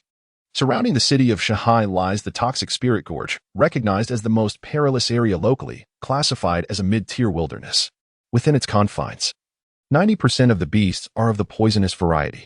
However, the difficulty posed by these creatures is not what preoccupies Chun Wan. Rather, it is the cost of travel. Reaching the safe station at the Toxic Spirit Gorge requires a 5-hour flight, with a ticket price of 2,000 yuan, a sum that far exceeds Chun Wan's current finances. Perusing the local forum on her mobile device, a particular post captured her attention, an invitation to form a group. Seeking companions for the Toxic Spirit Gorge. Group purchase for the flight tickets tomorrow morning at 8 o'clock, 1,000 yuan per person. 2 spots filled, 1 more needed. Chun Wan clicked on the profile of the poster, and sent a private message. Hello, I would like to join. The profile picture displayed a striking young woman with flowing white hair, appearing to be in her 20s, with azure eyes and delicate features that exuded an air of tranquility. She wore a crisp white shirt that accentuated her slender neck, reminiscent of a graceful swan. The quality of the image suggested it was not merely an online find. Shortly thereafter, she responded and sent Chun Wan a link for the group purchase. After completing the payment, she introduced herself, saying, "My name is Su Nanshi, and I have just graduated from Shanghai University. It is a pleasure to meet you." "I am Chun Wan," she replied. "Shall we gather at the Shinwi 3rd Station at 7:30 tomorrow?" "Sounds good," Su Nanshi agreed. Subsequently, the two exchanged contact information. The 1,000 yuan was nearly all the money Chun Wan had on hand. She felt a sense of anticipation for the journey to the Poison Spirit Canyon, as gathering materials would allow the otherworldly Spider Queen to evolve. The following morning, Chun Wan arrived punctually at the station. The so-called station served as a transportation hub within the empire of the Flame Dragon. 99% of the cities possessed transportation hubs, while 90% of the outer wild areas surrounding the cities had them, and 60% of the mid-level wild areas boasted the same. However, in the deep wild areas, only 2% had stations. This station resembled a waiting area for high-speed trains on Blue Star, albeit on a much smaller scale. Due to the underdeveloped transportation of this era, few ventured far outside of school seasons. Upon entering the station, she spotted a silver-haired beauty seated beside a slightly shorter girl with twin tails, dressed in a white silk JK uniform. After comparing with the photo, Chun Wan confirmed that the silver-haired woman was indeed Su Nanshi and approached her. "Hello, I am Chun Wan." Su Nanshi greeted her with a smile and then introduced the girl beside her. "This is my sister, Su Xinqi, who has also recently graduated from Shanghai University." "Hello," Chun Wan said, offering her greetings to Su Xinqi. Su Xinqi gently nodded, whispering, "Hello. My sister is a bit shy, please don't mind her." Su Nanshi remarked, "By the way, you seem quite young. You must be a high school student, right?" "Yes, I'm in my 3rd year at Sangao." "3rd year? Have you just recently awakened your destined pet? What brings you to such a perilous place as the Poison Spirit Canyon? Just wandering around. Isn't that a bit too dangerous?" "Nevertheless, fear not, I shall protect you." Su Xinqi initially intended to dissuade Chun Wan, but given that he was the 3rd person she had painstakingly gathered, she realized that if he withdrew, her own plans would be thwarted. The Poison Spirit Canyon is considered one of the most perilous mid-tier wilderness areas, and it took Su Xinqi an entire week to recruit Chun Wan. At 8 o'clock, the three entered the platform. Before them appeared a gigantic black cockroach, measuring over 10 meters in length. Pet: armored giant cockroach. Gender: female. Qualification: C grade. Level: 62, max level. Type: flying. Poison. Form: second evolution. Skills: bite LV3, poison. Accelerated flight LV5, flying. Wing flap LV1, flying. Reinforced defense LV5, poison. Due to the relatively primitive state of human civilization in this world, current vehicles are limited to terrestrial inventions. Flight, marine travel, and even subterranean journeys necessitate the use of pets as mounts. This was Chun Wan's first encounter with such a colossal creature at the station. The cockroach glistened with an oily sheen, emanating a scent reminiscent of protein. As Chun Wan observed, a middle-aged man clad in a pilot's uniform approached. "Is it just the three of you? Step aboard. We are ready for takeoff," he declared, promptly mounting the head of the cockroach. The creature then unfurled its wings, revealing a smooth back, which served as the passenger seat. The warmth of the cockroach's body was remarkably suited for human riders. "Remember to hold onto the ropes at all times. Otherwise, you may easily fall," the pilot continued. "Let me know when you are prepared." Chun Wan grasped the rope secured within the cockroach's body, and the trio chimed in unison, "We are ready." With a resonant buzzing sound accompanying the furious flapping of the cockroach's wings, the three began to ascend slowly. Meanwhile, at the Yang residence, Yang Zhantian's wife, Ding Lingxian, expressed her concern. "It's already morning. Why has Ti Xiaozhang returned? Could something have happened?" Yang Zhantian scoffed. "What could possibly go wrong? Can he really be harmed by Chun Wan?" Ding Lingxian, 36 years of age, possessed extraordinary beauty and an elegant demeanor. Clad in a white qipao that split to her thighs, her graceful figure was accentuated exquisitely. Not a wrinkle graced her face. She appeared scarcely older than her daughter, Yang Zhilan. With a slight furrow in her brow, Ding Lingxian remarked, "I believe we should send someone to check. While Chun Wan is certainly no match for him, unforeseen difficulties can arise in the wilderness." Having spoken, Ding Lingxian cast a sidelong glance at Yang Zhantian and remarked, "I truly do not comprehend why you harbor such animosity towards that Chun Wan. He is merely a child, a close friend of our daughter. Your desire to harm him is rather excessive." Yang Zhantian clenched his fists, retorting, "How could I possibly allow such a destitute boy to approach and influence my daughter? I may have little control over her, but I can certainly ensure his disappearance." "Humph, utterly unreasonable." Ding Lingxian shook her head. "I suggest you hasten to locate Yang Zhang's whereabouts." Chapter 10, The Toxic Spirit Gorge. At this moment, in the mayor's office, "Mayor, are you truly at ease with sending your two daughters to the Toxic Spirit Gorge for training?" inquired the mayor's male secretary. A slender middle-aged man, clad in a crisp white shirt, sat at the desk, perusing documents as he responded, "What is there to worry about? They have already graduated from university. I cannot keep them sheltered indefinitely." This man is Su Fighting, the mayor of Shanghai City.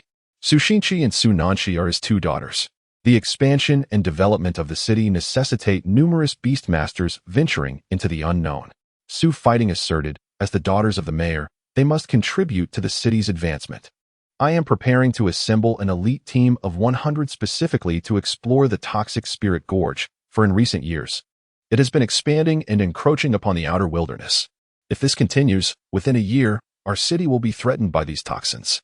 The purpose of sending them to the Poison Spirit Canyon for training was merely to help them acclimatize to the environment, ensuring they would not bring shame to me upon joining the elite team. The task I assigned them was to collect 10 blue spot stones, which could be found at the edge of the canyon. Su Fighting had always been strict in educating his two daughters. He had never allowed them to mention that their father was the mayor to their classmates. The secretary nodded and continued, "According to the information I have gathered, your daughter's living expenses are insufficient to purchase 2 plane tickets. It appears they have arranged to buy 3 tickets in bulk from a high school student named Chun Wan." "A high school student?" Su Fighting's eyes brightened at the thought. A high school student actually daring to venture into the Poison Spirit Canyon. "Upon investigation, I found that Chun Wan is a student from the 3rd high school's special class, with an A-class companion beast," the secretary remarked. "Should I find a way to dissuade Chun Wan? Otherwise, she might become a burden to your daughters." "No need," he replied. "Consider it a test for Nanxi and Xinxin, allowing them to understand the responsibilities and obligations that come with being the daughters of a mayor." 5 hours later, at the Poison Spirit Canyon station. Unlike the stations in Shanhui City, this one was quite small, occupying an area of merely 500 square meters. Although it was referred to as the Poison Spirit Canyon Station, it was nearly 1,000 meters away from the actual canyon. Inside the station, 10 staff members clad in black uniforms and fully armed were present. Rather than calling it a station, it would be more appropriate to refer to it as a stronghold. Unlike the ordinary workers within the city, the personnel here are all soldiers hailing from Shunhail City, wielding assault rifles in their hands. As we proceeded, Su Nanshi gestured towards the north, indicating that it would take approximately half an hour to reach the gorge. Chen Wan, unfamiliar with the surroundings, found no harm in adhering to Su Nanshi's guidance. After half an hour, the three of them beheld a vast array of vividly patterned and oddly shaped plants. As the saying goes, the more beautiful and striking something is, the greater its toxicity. Chen Wan was now experiencing this truth firsthand.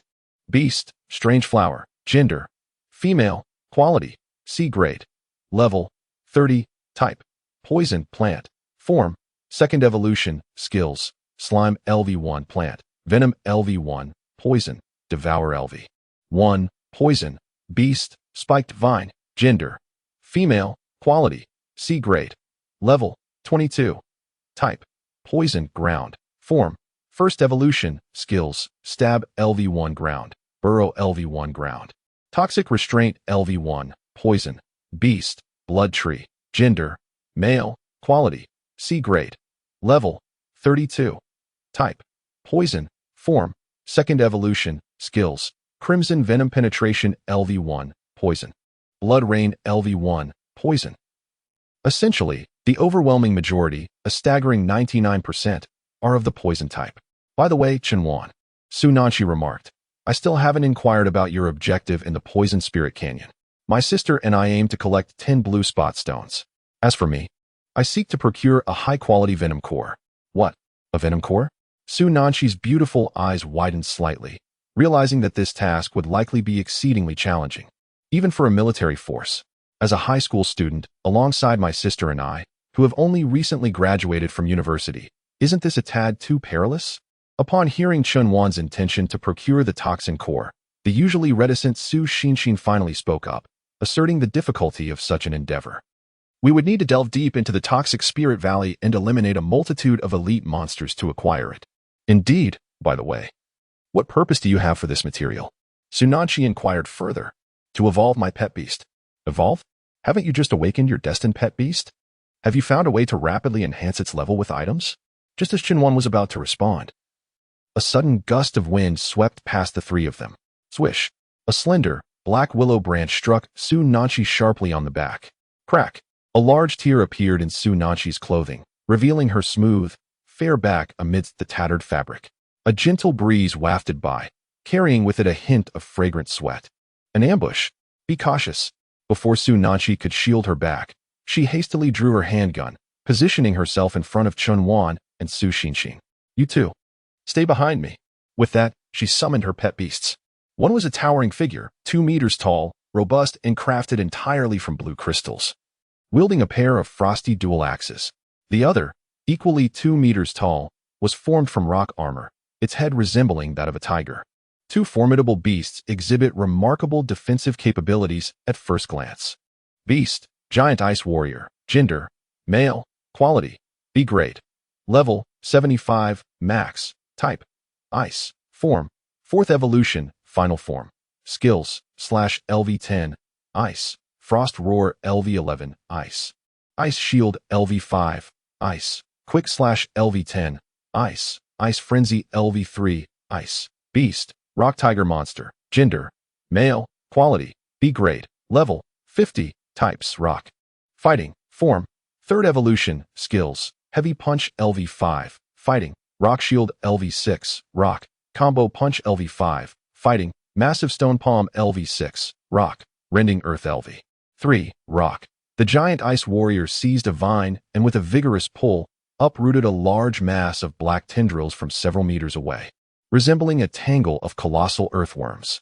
Creature, black vine bundle, gender, male, quality, C grade, level, 17, type, grass, form, first evolution, skills, strike LV1, split, LV1, gather LV1. Suddenly, these worm-like tendrils scattered in all directions, frantically burrowing towards the trio.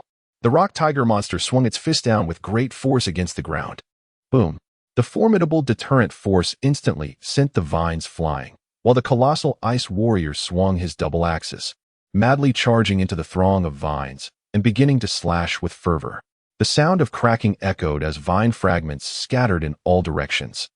Soon overwhelmed by the entire army, to possess such strength right after graduating from university, impressive, Chen Wan mused. We're safe now, It's merely the black vine creatures. Beings of little combat prowess, Su Nanchi remarked. Let us proceed. Are you not going to tend to your attire?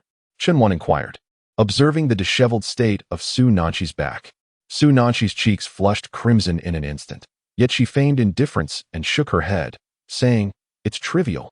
In the wilderness, one cannot afford to dwell on such matters, especially in this mid-level wild zone, fraught with peril. Shenwan nodded in agreement and followed Su Nanchi deeper into the toxic spirit valley. Chapter 11. Activate. The toxic monarch descends. The blue speckled stones were easily collected. In just over an hour, the trio had gathered 8. Su Nanchi and Su Xinchi initially intended to collect only from the outer layer. But since Chen aimed to delve into the mid-level of the toxic spirit valley to eliminate elite monsters, they decided to proceed directly, gathering along the way. Responsibility was a lesson instilled in Su Nanchi and Su Xinchi by Su fighting from a young age. Having chosen to team up with Chen, they were now a unit and should assist one another in the wilderness to achieve their individual aspirations. Humanity must unite to reclaim dominance in this world. We have now entered the central region of the toxic spirit valley. Sister, you will cover Chen from behind while I clear the path ahead. Su Xinchi nodded and summoned her beast companion. At present, she possesses merely 2 companion beasts, a muscular and imposing dire wolf, and a gorilla enveloped in crackling yellow electricity. Companion beast, dire wolf, gender, male, qualification, C grade, level, 61, maximum, type, ground, evolution stage, 3rd evolution, final form. Skills, tear LV3 ground, pounce LV5 ground, bite LV3 ground, inflate LV7 ground. Companion beast, wild electric gorilla, gender, female, qualification, C grade, level, 46, type, electric, evolution stage, 3rd evolution, skills, thunder punch LV. 11, electric, wild electric charge LV2, electric, electric shield LV1, electric. Both individuals are first-star beast tamers, thus they are limited to 2 companion beasts. Su Xinxia's primary companion beast is of C grade, while Su Nanchi's primary companion beast is of B grade. In order to advance from 1st star to 2nd star, both must elevate their companion beasts to maximum level, otherwise, success in the trial will be exceedingly challenging. This elucidates the bleak prospects for beast tamers awakened with D, E, or F grade primary companion beasts. They must embed sufficiently powerful gems into their beasts to complete the star advancement trials. Otherwise, they shall remain confined to a mere 2 companion beasts throughout their lives, particularly true for E and F grade beast tamers. Upon entering the central region, the otherworldly creatures exhibit a marked increase in power. The very essence of the environment has transformed significantly for loyal beasts sheltered around Chen, stirring a sense of gratitude within her. Indeed, these 2 sisters possessed commendable character. Suddenly, the usually taciturn Su Xinchi halted her steps, casting a cautious glance behind her. The ground beneath them began to tremble, and with a thunderous boom, 10 half-meter-wide purple scorpion claws erupted from the earth. In an instant, 10 colossal venomous scorpions materialized before the trio. Excluding the sharply arched tails, their bodies stood 3 meters tall, stretching nearly 10 meters in length. Their exoskeletons gleamed in shades of black and purple, with crimson eyes and razor-sharp fangs. Beast, Netherworld Venomous Scorpion, gender, male, qualification, C class, level, 60, max level, type, poison, form, 3rd evolution, final form. Skills, Venomous Needle LV3, poison, Tail Whip LV4, poison. Venom Diffusion LV5, poison. In a heartbeat, the 10 monstrous creatures encircled the 3 of them. Even the typically composed Su Nanchi faltered, taking a hesitant step back. Su Xinchi's eyes quivered in fear. Had there been 1, 2, or even 3, Su Nanchi and Su Xinchi could have managed, but 10? The Netherworld Venomous Scorpions appeared to have completed their final evolution at level 60, making them elite among elite foes. Su Nanchi remarked, "This is a formidable challenge. Sister, I will create an opening. You take Chen and flee from here." Su Nanchi declared. "Wait." Chen stepped forward, positioning herself in front of Su Nanchi. "I will handle them." "Are you out of your mind?" exclaimed, still reeling from the unexpected turn of events as Chen summoned the Abyssal Spider Queen to eliminate the threats. "Yes." Buzz. Venomous Array Level 11. The Abyssal Spider Queen, enhanced by the precious orb, was astonishingly powerful. The array's diameter stretched a formidable 10 meters, instantly engulfing two of the phantom venom scorpions. What is this creature? Su Nanchi's eyes widened in disbelief. So strong. Su Xinqi clenched her fists tightly. Meanwhile, the remaining 8 phantom venom scorpions began their rapid assault. Chen, be careful, Su Nanchi urged. We will divert their firepower for you. No need. I can handle this myself, Chen replied confidently. Let us see the orb's ultimate move. Activate. Venom Monarch descends. Level 11. Suddenly, a 5-meter-tall, half-ethereal black apparition materialized beside the abyssal spider queen. Dark, twisted, and terrifying. Its arms hung low, with massive, sharp claws, its entire form hovering ominously. It resembled a demon from the depths of hell. Merely its presence instilled fear in the 8 surrounding phantom venom scorpions, who dared not advance a single step. What is this? Su Nanchi stared in awe at the venom monarch, utterly dumbfounded. Eliminate this swarm of ants from my master, commanded the abyssal spider queen. With a fearsome roar, the venom monarch extended its claws, darting with incredible speed among the phantom venom scorpions. In a mere 5 seconds, all 8 were obliterated. Are you truly a high school student? Su Nanchi asked incredulously. Chen did not respond. Instead, she moved forward to inspect the remains of the phantom venom scorpions. This chapter is not yet complete. Please turn to the next page to continue enjoying the thrilling content. Indeed, a palm-sized purple stone conspicuously emerged from the ground. Material, toxic core, high quality. Detected that you have obtained evolution materials. Would you like to evolve the abyssal spider queen? Evolve. In an instant, the abyssal spider queen behind me began to undergo a dramatic transformation. Her slender legs became even more graceful and delicate, while her snow-white skin exuded a hint of milky fragrance. The most remarkable change was that her original purple veil transformed into a lightweight, form-fitting armor. The armor clung closely to her body, revealing her smooth abdomen and elegant shoulders, imbuing her allure with a touch of strength. 8 spider limbs unfurled behind her like 2 colossal claws, enveloped in a shimmering violet aura. Merely her presence rendered the air around her suffocating. Familiar, Thorn Spider King, gender, female, qualification, a grade, hidden qualification, SSS grade. Level, 15, level cap, 120, type, poison, form, first evolution, skills, toxic piercing LV11, poison. Venomous Array LV11, poison. Soul Stripping Enchantment LV11, poison. Web Envelopment LV11, poison. Poison Monarch's Descent LV11, poison. Thorny Coverage LV11, poison. The evolution was complete, and the next evolution level is 32. Thus, I must expedite my leveling up, Chen mused.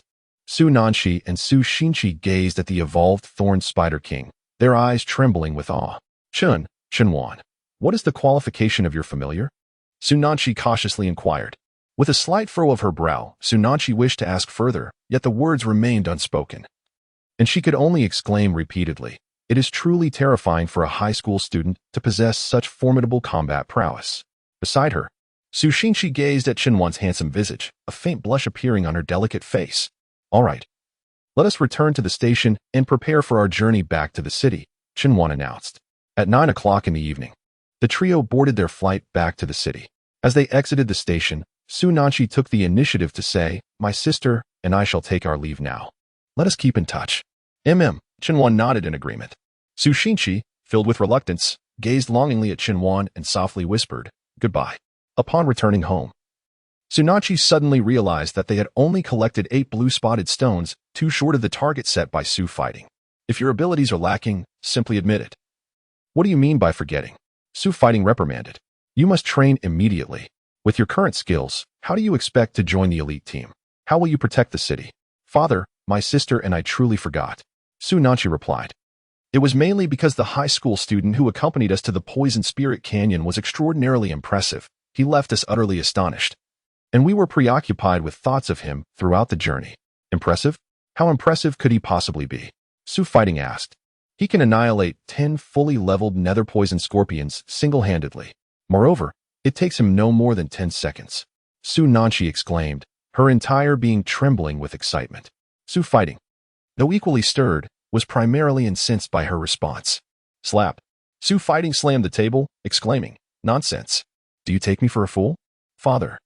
It is truly as I say, Su Xinqi replied. Our city recently held an awakening ceremony.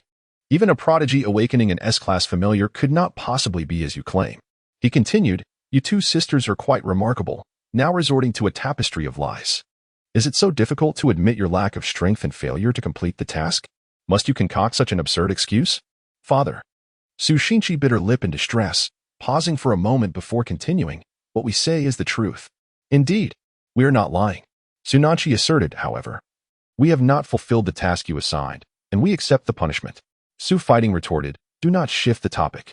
Just a moment ago, you were rambling about a high school student defeating 10 underworld poison scorpions, and now you wish to return to the task? You two will copy the combat manual 10 times. The absurdity of your fabrications is simply incomprehensible. Not even a graduate from Flame Dragon University could achieve such feats. The utterance of such ridiculous claims only serves to demonstrate your complete ignorance of combat. All your studies have been in vain. If you cannot finish, you will not eat. Su Nanqi and Su Xinqi exchanged glances filled with grievance, both too intimidated to speak further. Chapter 12. The Contract. The New Beast Maiden. Zhang Ao's disappearance left Yang Zhantian and Ding Lingxian deeply troubled. After all, he had been raised as a foster son for quite some time and had contributed significantly to the Yang family. His sudden disappearance was indeed disheartening. However, after a day of investigation, there were still no leads, leaving both individuals feeling quite helpless. As for Yang Zhilan, she was indifferent toward Zhang Ao, as they were not well acquainted. A father like Yang Zhantian would never permit a servant to have any contact with his daughter. In the blink of an eye, a new week arrived. As Chunwan stepped outside the school, he overheard numerous whispers about himself at the entrance. It was said that this Chunwan had captured the affections of Miss Yang. Some even claimed to have seen them holding hands the previous Friday night. Incredible. How could he possibly be worthy of Miss Yang? He was merely an A-rank companion beast, and his family background was quite ordinary. Who could fathom Miss Yang's thoughts? Chunwan had no desire to clarify matters with these individuals. Naturally, Yang Zhilan was also aware of the circulating rumors. Yet, the mere thought of being linked to someone she admired brought her a sense of joy. On that day, Zhao Linmin had an entire day filled with combat theory classes, which meant that Chunwan's humanoid companion beast did not make an appearance before the crowd. As evening approached, Yang Zhilan inquired, Class Monitor, do you have time tonight? Upon hearing this, Chunwan realized that Yang Zhilan was preparing to extend yet another invitation. Given that she had previously procured such a powerful gem for him, perhaps she would surprise him once more this time. Yes, of course. He responded eagerly. That would be wonderful. May I invite you to my home? My father has prepared a collection of exquisite beast eggs for me, and I was contemplating whether you might select one as well. Upon hearing this, Chunwan truly found herself in a state of hesitation. Regardless of the beast she contracted, she could transform it into an SSS-level beast girl through her innate talents, thus rendering the selection process seemingly trivial. As Chunwan pondered this, the system abruptly manifested before her, stating, there are varying strengths among SSS-level beasts. The higher the original quality of the beast, the greater the battle prowess post-transformation. The host must not be complacent. Strive to contract beasts of superior quality. However, do not pursue quality blindly. When a beast particularly suited for transformation appears, the system will provide a notification. So, SSS level also differentiates in strength, Chunwan mused. She then expressed her gratitude to Yang Zhilan, saying, thank you so much. Recently, she had been troubled by a lack of funds to contract a beast, making Yang Zhilan's gesture remarkably timely. At the Yang residence, Chunwan followed Yang Zhilan into the living room and announced, Father, Mother, I have brought our class monitor home to play. Upon hearing this, Yang Zhantian swiftly emerged from the room, clenching his fists. The notion of his daughter bringing a man home was intolerable to him. At that moment, Ding Lingxian approached, patting Yang Zhantian on the shoulder, and then turned to Chunwan with a warm smile, saying, please, make yourself comfortable. Just in time, Auntie is preparing dinner, and we would be delighted to have you join us. Thank you, Auntie. Today, Ding Lingxian donned an exceptionally exquisite and enchanting attire. Her white cheongsam was adorned with intricate blue patterns, and her slender legs were elegantly revealed, the hem of her dress swaying gracefully, partially concealing these two masterpieces. Father, did you not mention that you had prepared a batch of pet eggs for me? She inquired. I was thinking of having the class leader contract one as well. Would that be permissible? Under Ding Lingxuan's soothing words, Yang Zhantian managed to suppress the anger simmering within him, calming down slightly as he replied, very well, follow me. With that, Yang Zhantian led the two of them to a private warehouse. Inside, 30 pet eggs were meticulously displayed, each varying in shape, size, and color. Without the expertise of a professional pet egg appraiser, it would be nearly impossible to discern the quality of the creatures within. However, Chun Wan, possessing a system, could easily identify them. Pet egg, pet, scream monkey, gender, female, qualification, B grade, level, 1, type, ground, form, initial form, skills, scream LV1 ground, scratch LV1 ground, pet egg, pet, flame bird, gender, male, qualification, B grade, level, 1, type, fire, flying, form, initial form, skills, fire breath LV1, fire, wing/LV.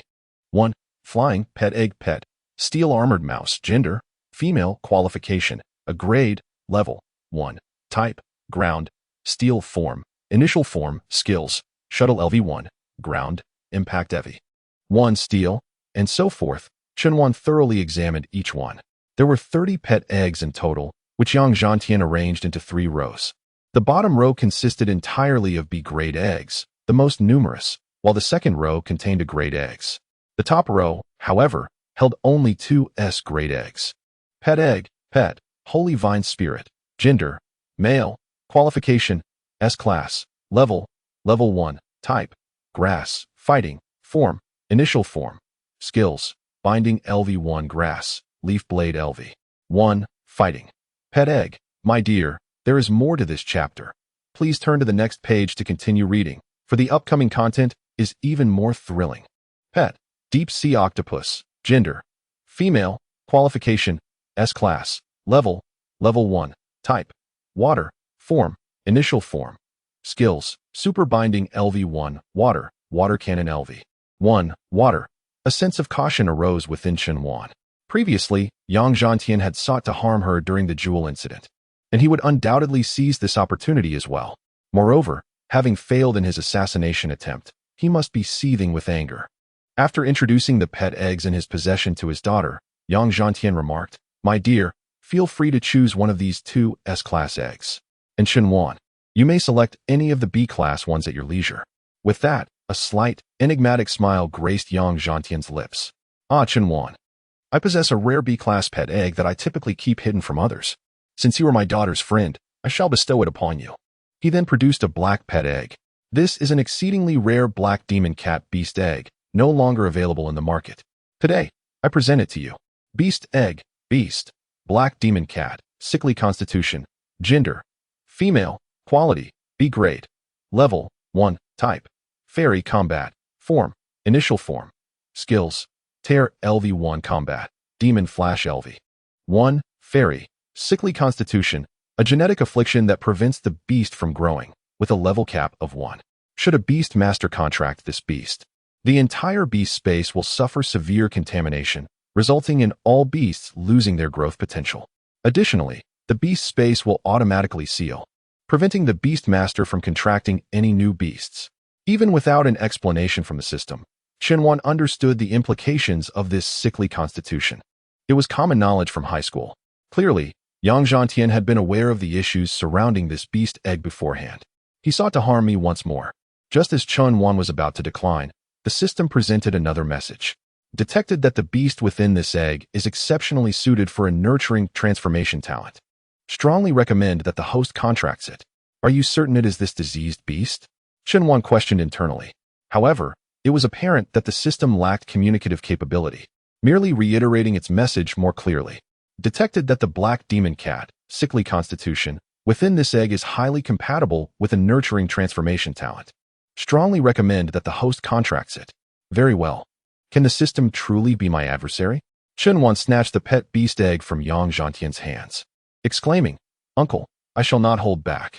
As Chun Wan cradled the egg in her arms, a spark of excitement flickered in Yang Zhantian's gaze. Chapter 13, Catgirl, Contract, Buzz. Chun Wan unleashed her contractual power. A surge of mental energy instantly penetrated the eggshell. Suddenly, Chun Wan felt a response from a contractual slot within her consciousness. Simultaneously, cracks began to form on the surface of the eggshell. Through her awareness, Chun Wan sensed the frail, petite, and endearing little black cat beneath the fissures, its large, glistening eyes sparkling with curiosity. Through the eggshell, she successfully forged a contract. Contract successful. Pet beast obtained. Black Abyss Cat. Would you like to apply the divine transformation? Apply. Observing Chun Wan's dazed expression, Yang Zhantian could not suppress the upward curve of his lips. The little rascal has fallen for it. Hasn't she? Surely. She has begun to feel the effects of the corruption. Suddenly, a black light surged from the cracks in the eggshell, spreading wildly in all directions. Buzzing. Buzzing. This was not an evil darkness, but rather a darkness born of hope. A righteous darkness. What immense power. Yang Zhilan, who was nearby selecting her own pet beast egg, turned her gaze towards Chen Wan. Yang Zhantian's smile gradually faded. He had never witnessed such a phenomenon in all his years. Bang! The pet beast egg shattered. A graceful, curvaceous silhouette emerged before everyone, cloaked entirely in black particles. Buzz. In an instant, the particles dissipated, revealing a stunning woman standing approximately 6 feet tall before the onlookers. Her waist was ensnared by a dark purple bodysuit, revealing her smooth, alabaster shoulders. Adorning her lower half were black stockings, while long boots extended from her toes to her knees. Her ebony hair cascaded down to her waist, and 2 delicate black cat ears gently swayed atop her head. Beloved familiar, dark siren, gender, female, qualification, B grade, hidden qualification, SSS grade. Level, 1, level cap, 103. Class, combat, fairy, form, initial, evolution routes, 2. Skills, dark rend LV. 1, combat, demon flash LV. 1, fairy, evolution route 1, stinging empress path, dark siren, phantom assassin, level 10. Night Stalker, level 20, Harbinger of Darkness, level 35, Empress of Shadows, level 56. This path significantly enhances the familiar's melee capabilities and agility, but offers little in terms of ranged attack. Evolution Route 2, Lunar Demon Path, Dark Siren, Moonshadow Assassin, level 23, Blushing Moonflower, level 50, Veiled Moon, level 76, Moonlit Monarch of the Abyss, level 90. This path grants the familiar both ranged and melee abilities. Upon witnessing such a stunning beauty, both Yang Zhantian and Yang Zhilan were momentarily entranced. Although Chen Wan had mentally prepared herself, she could not help but feel a slight shock, for the dark siren was extraordinarily exquisite, as if crafted from a 3D model. How could this be possible? Yang Zhilan exclaimed. How could such a colossal humanoid pet emerge from such a diminutive egg? After uttering these words, she turned to Yang Zhantian, asking, Father, why is this happening? Why? To which Yang Zhantian internally bellowed, how would I know? Even without conducting a thorough examination, it was evident that this pet was remarkably healthy. Yang Zhantian owned the largest pet egg retail establishment in the city. He commanded a personal militia dedicated to resource gathering. Whenever the armed forces procured pet eggs from the wild, they would return them to his wife for appraisal. Ding Lingxian was once a renowned pet egg appraiser throughout the province. An appraiser not only identifies the creature within the egg, but also assesses its quality, attributes, and the absence of ailments, among other factors. However, after marrying Yang Zhantian, she became a full-time homemaker. Yang Zhantian held unwavering trust in his wife. Yet, the egg in question had been identified by Ding Lingxian as a defective specimen. Astonishingly, it had allowed Chen to successfully hatch a healthy creature. What perplexed him further was that the pet within the egg was clearly a black demon cat, while this enchanting lady before him was an enigma. His wife had been out of the profession for over a decade, yet her appraisal skills had remained intact. In other words, even if Ding Lingxian had erred in assessing the health status of the pet, it was inconceivable that she could misidentify the creature within the egg. Suddenly, Yang Zhantian felt as though he had a lump in his throat. Taking a deep breath, he smiled at Chen Wan and said, Congratulations on acquiring such a beautiful humanoid pet. At this moment, Ding Lingxian also hurried over, drawn by the commotion. Gazing at the dark lady, she was filled with disbelief. She could hardly accept that her discernment had diminished to such an extent. Yet, a sense of relief washed over her. Had Chen Wan's career as a beast master been jeopardized by a contract with a cursed beast, she would have felt an overwhelming guilt. At that moment, Yang Zhantian discreetly produced a small, palm-sized device, a micro-aptitude detector. He aimed the instrument at the dark lady and pressed a button, exhaling in relief when it displayed a B grade. Had it been reminiscent of the previous incident with the jewel, he might have fainted on the spot. While humanoid beasts are indeed rare, they remain merely that, rare. With an aptitude set in stone, A B grade would forever remain a B grade. That evening, upon returning home, Chun Wan released the Dark Lady. Her silky form rendered Chun Wan momentarily speechless. Unlike the Spider King, the Dark Lady exuded an air of aloofness. This aloofness, however, did not imply a lack of respect for her master. Rather, she spoke little and wore a demeanor of calmness. She stood quietly beside Chun Wan, awaiting his command. "How have you been getting along with Xiao Zi in the beast space?" Chun Wan inquired. "Master, very well," she replied. An awkward silence enveloped the room for a few seconds. The Dark Lady stood there like a piece of art, her long, elegant legs adorned with black stockings and boots, exuding an ethereal beauty. "It's time for you to have a name. How about Xiao Miao?" Upon hearing this, the Dark Lady's exquisite legs bent slightly, almost as if struck by lightning. Even the Spider King in the beast space couldn't help but marvel at his master's consistently unparalleled naming skills. "The master may choose any name he desires. I have no objections," said the Lady of the Dark Abyss. "You have cured my affliction and bestowed upon me such formidable power. My gratitude towards you is boundless, and how could I dare to voice any dissent?" Chun Wan nodded in acknowledgement, subsequently withdrawing her into the beast mastery space. Lying on her bed and gazing at the ceiling, Chun Wan began to reminisce about her experiences in the Poison Spirit Valley. Possessing a powerful companion beast indeed grants her a profound sense of security. Yet, she realized that such assurance was far from sufficient. After all, her true form remained that of an ordinary human, devoid of her companion beast. She would be ill-equipped to confront any peril. "Perhaps I should advance to a 2-star Beast Master at the Star Ascension Center tomorrow," Chun Wan pondered. A 2-star Beast Master is capable of acquiring soul techniques, which are skills mastered by Beast Masters that enhance their own prowess. However, a 2-star Beast Master can only attempt to learn soul techniques with a disheartening success rate of 1 in 10 billion, even for the most rudimentary of skills. It is only upon reaching the 4-star level that one might have a small chance of learning the weakest of soul arts. Nevertheless, Chun Wan believed that she could pursue the learning of soul techniques as a 2-star Beast Master, and even those of formidable strength. This is because the ability to learn soul techniques is also tied to the power of the Beast Mastery space. With 2 SSS-level companion beasts at her disposal, that 1 in 10 billion chance is undoubtedly in her favor. Chapter 14. The Prodigy of Flame Dragon University. The following morning, at 7:30, Chun Wan arrived at the entrance of the Star Ascension Center to begin her wait in line. The center operates daily from 8 in the morning until 11:30. The flow of people at the Star Ascension Center was neither sparse nor excessive. Currently, there were over 20 individuals ahead of Chun Wan in line. However, those who successfully ascended to a higher star rank were few and far between, as most merely came to experiment. Among the crowd, Chun Wan was the youngest. For aspiring to become a 2-star beast tamer typically required one to be a university graduate, around 22 or 23 years of age. According to regulations, if one did not ascend to 2 stars before the age of 25, they would be forever confined to the 1-star rank. Chun Wan, however, was merely in his final year of high school. Before long, a lengthy queue began to form behind Chun Wan as time progressed. He stood out in the line, with glances frequently directed at him from both in front and behind. As the clock approached 8 o'clock, the line extended to over 50 individuals.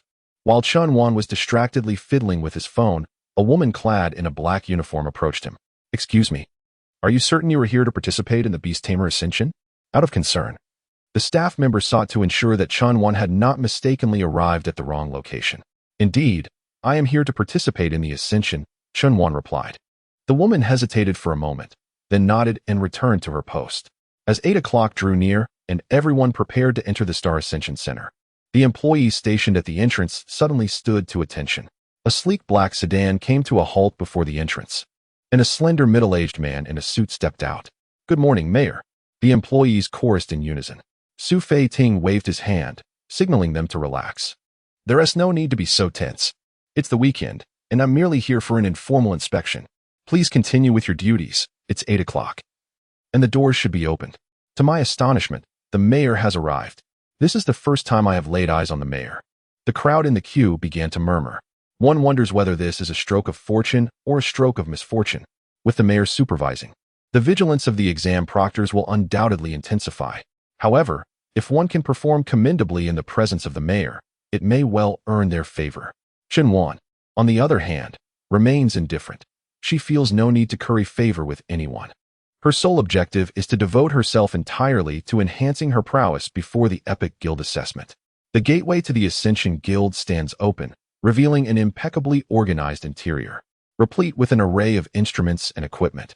Within, there are 5 distinct pathways. The first leads from 1 star to 2, the second from 2 to 3, the third from 3 to 4, the fourth from 4 to 5, and the final path ascends from 5 to 6 stars. The 6th star represents the pinnacle of authority granted by the only Ascension institution in our city. Each level of Ascension requires a different quality of Ascension stones. These stones are natural artifacts of this world, tasked with presenting trials for those who seek to ascend. Completing these tasks will facilitate their progression. At present, only first-tier cities possess Ascension stones capable of elevating 1 to 7 or 8 stars. Remarkably, there exists but a single Ascension stone for the 9th star within the entire Flame Dragon Empire. As for the 10th star, it has yet to be discovered in the world, remaining merely a figment of historical texts. Thus, the notion of a 10-star beast master exists only in legend.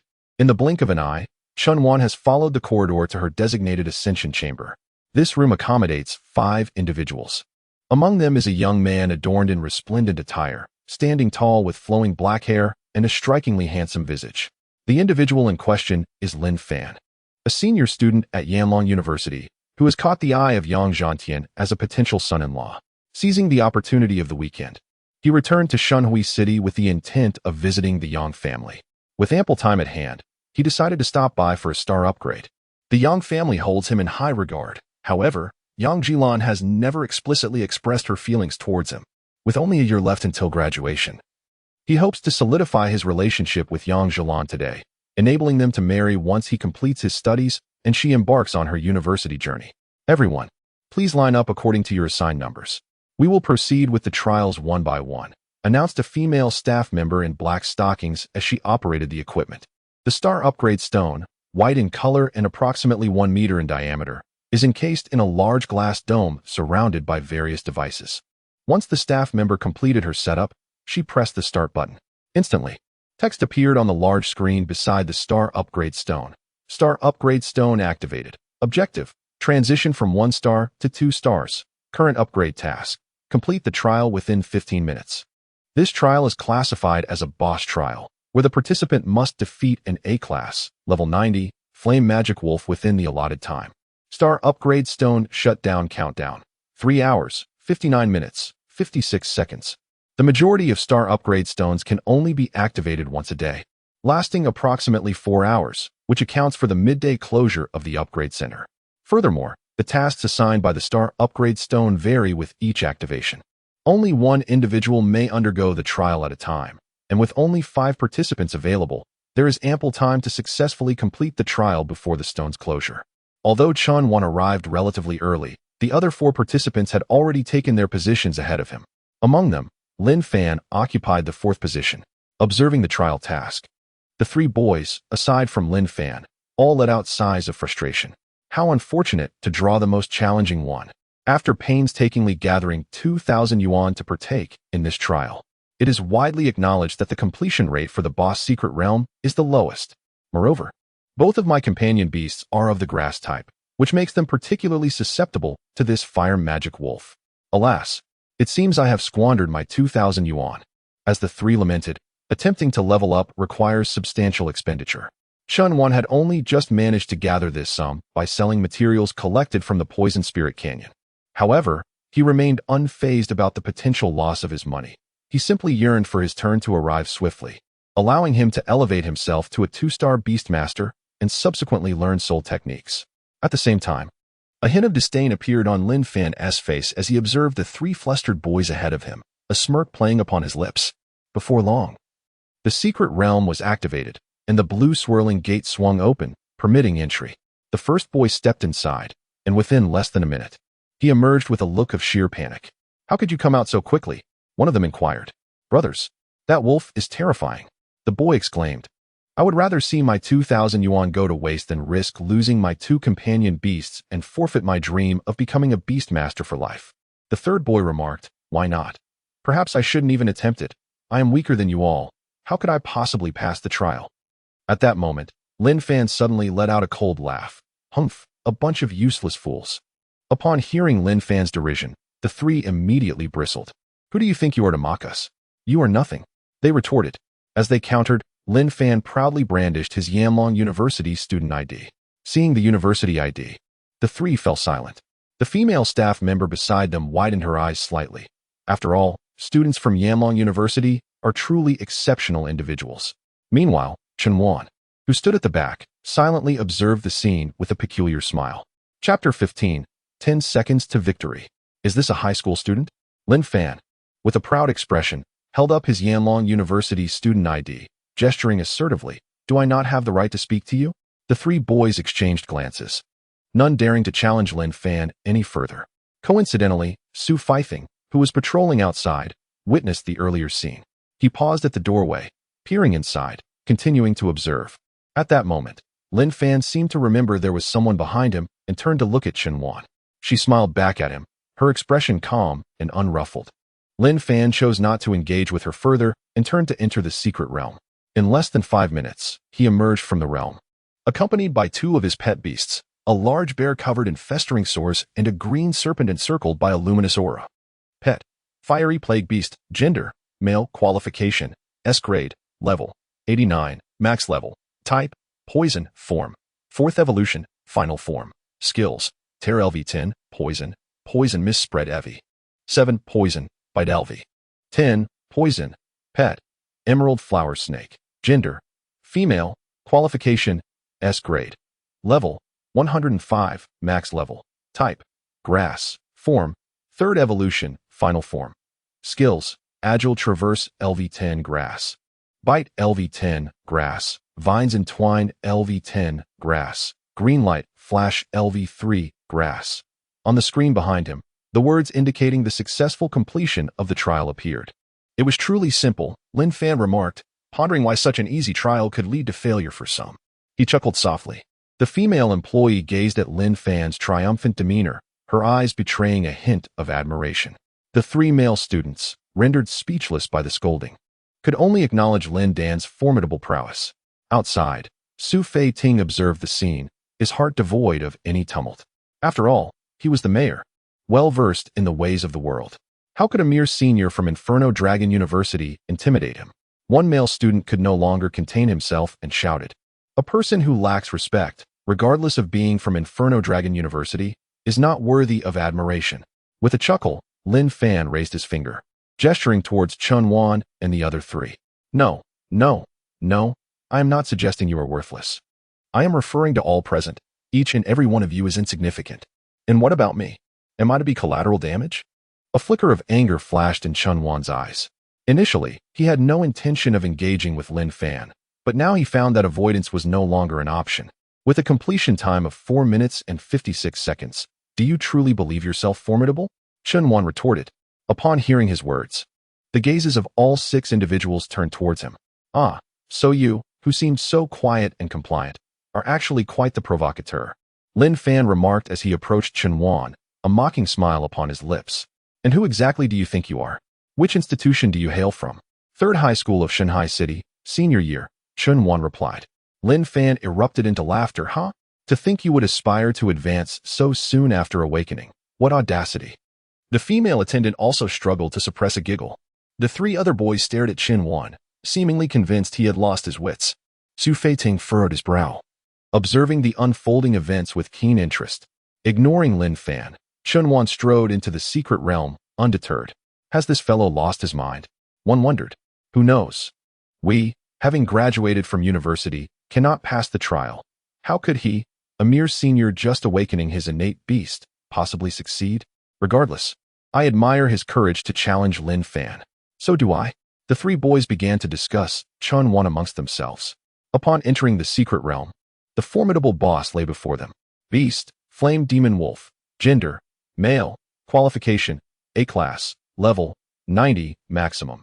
Element, fire, form, 3rd evolution, final form. Skills, Flame Tier LV2, fire.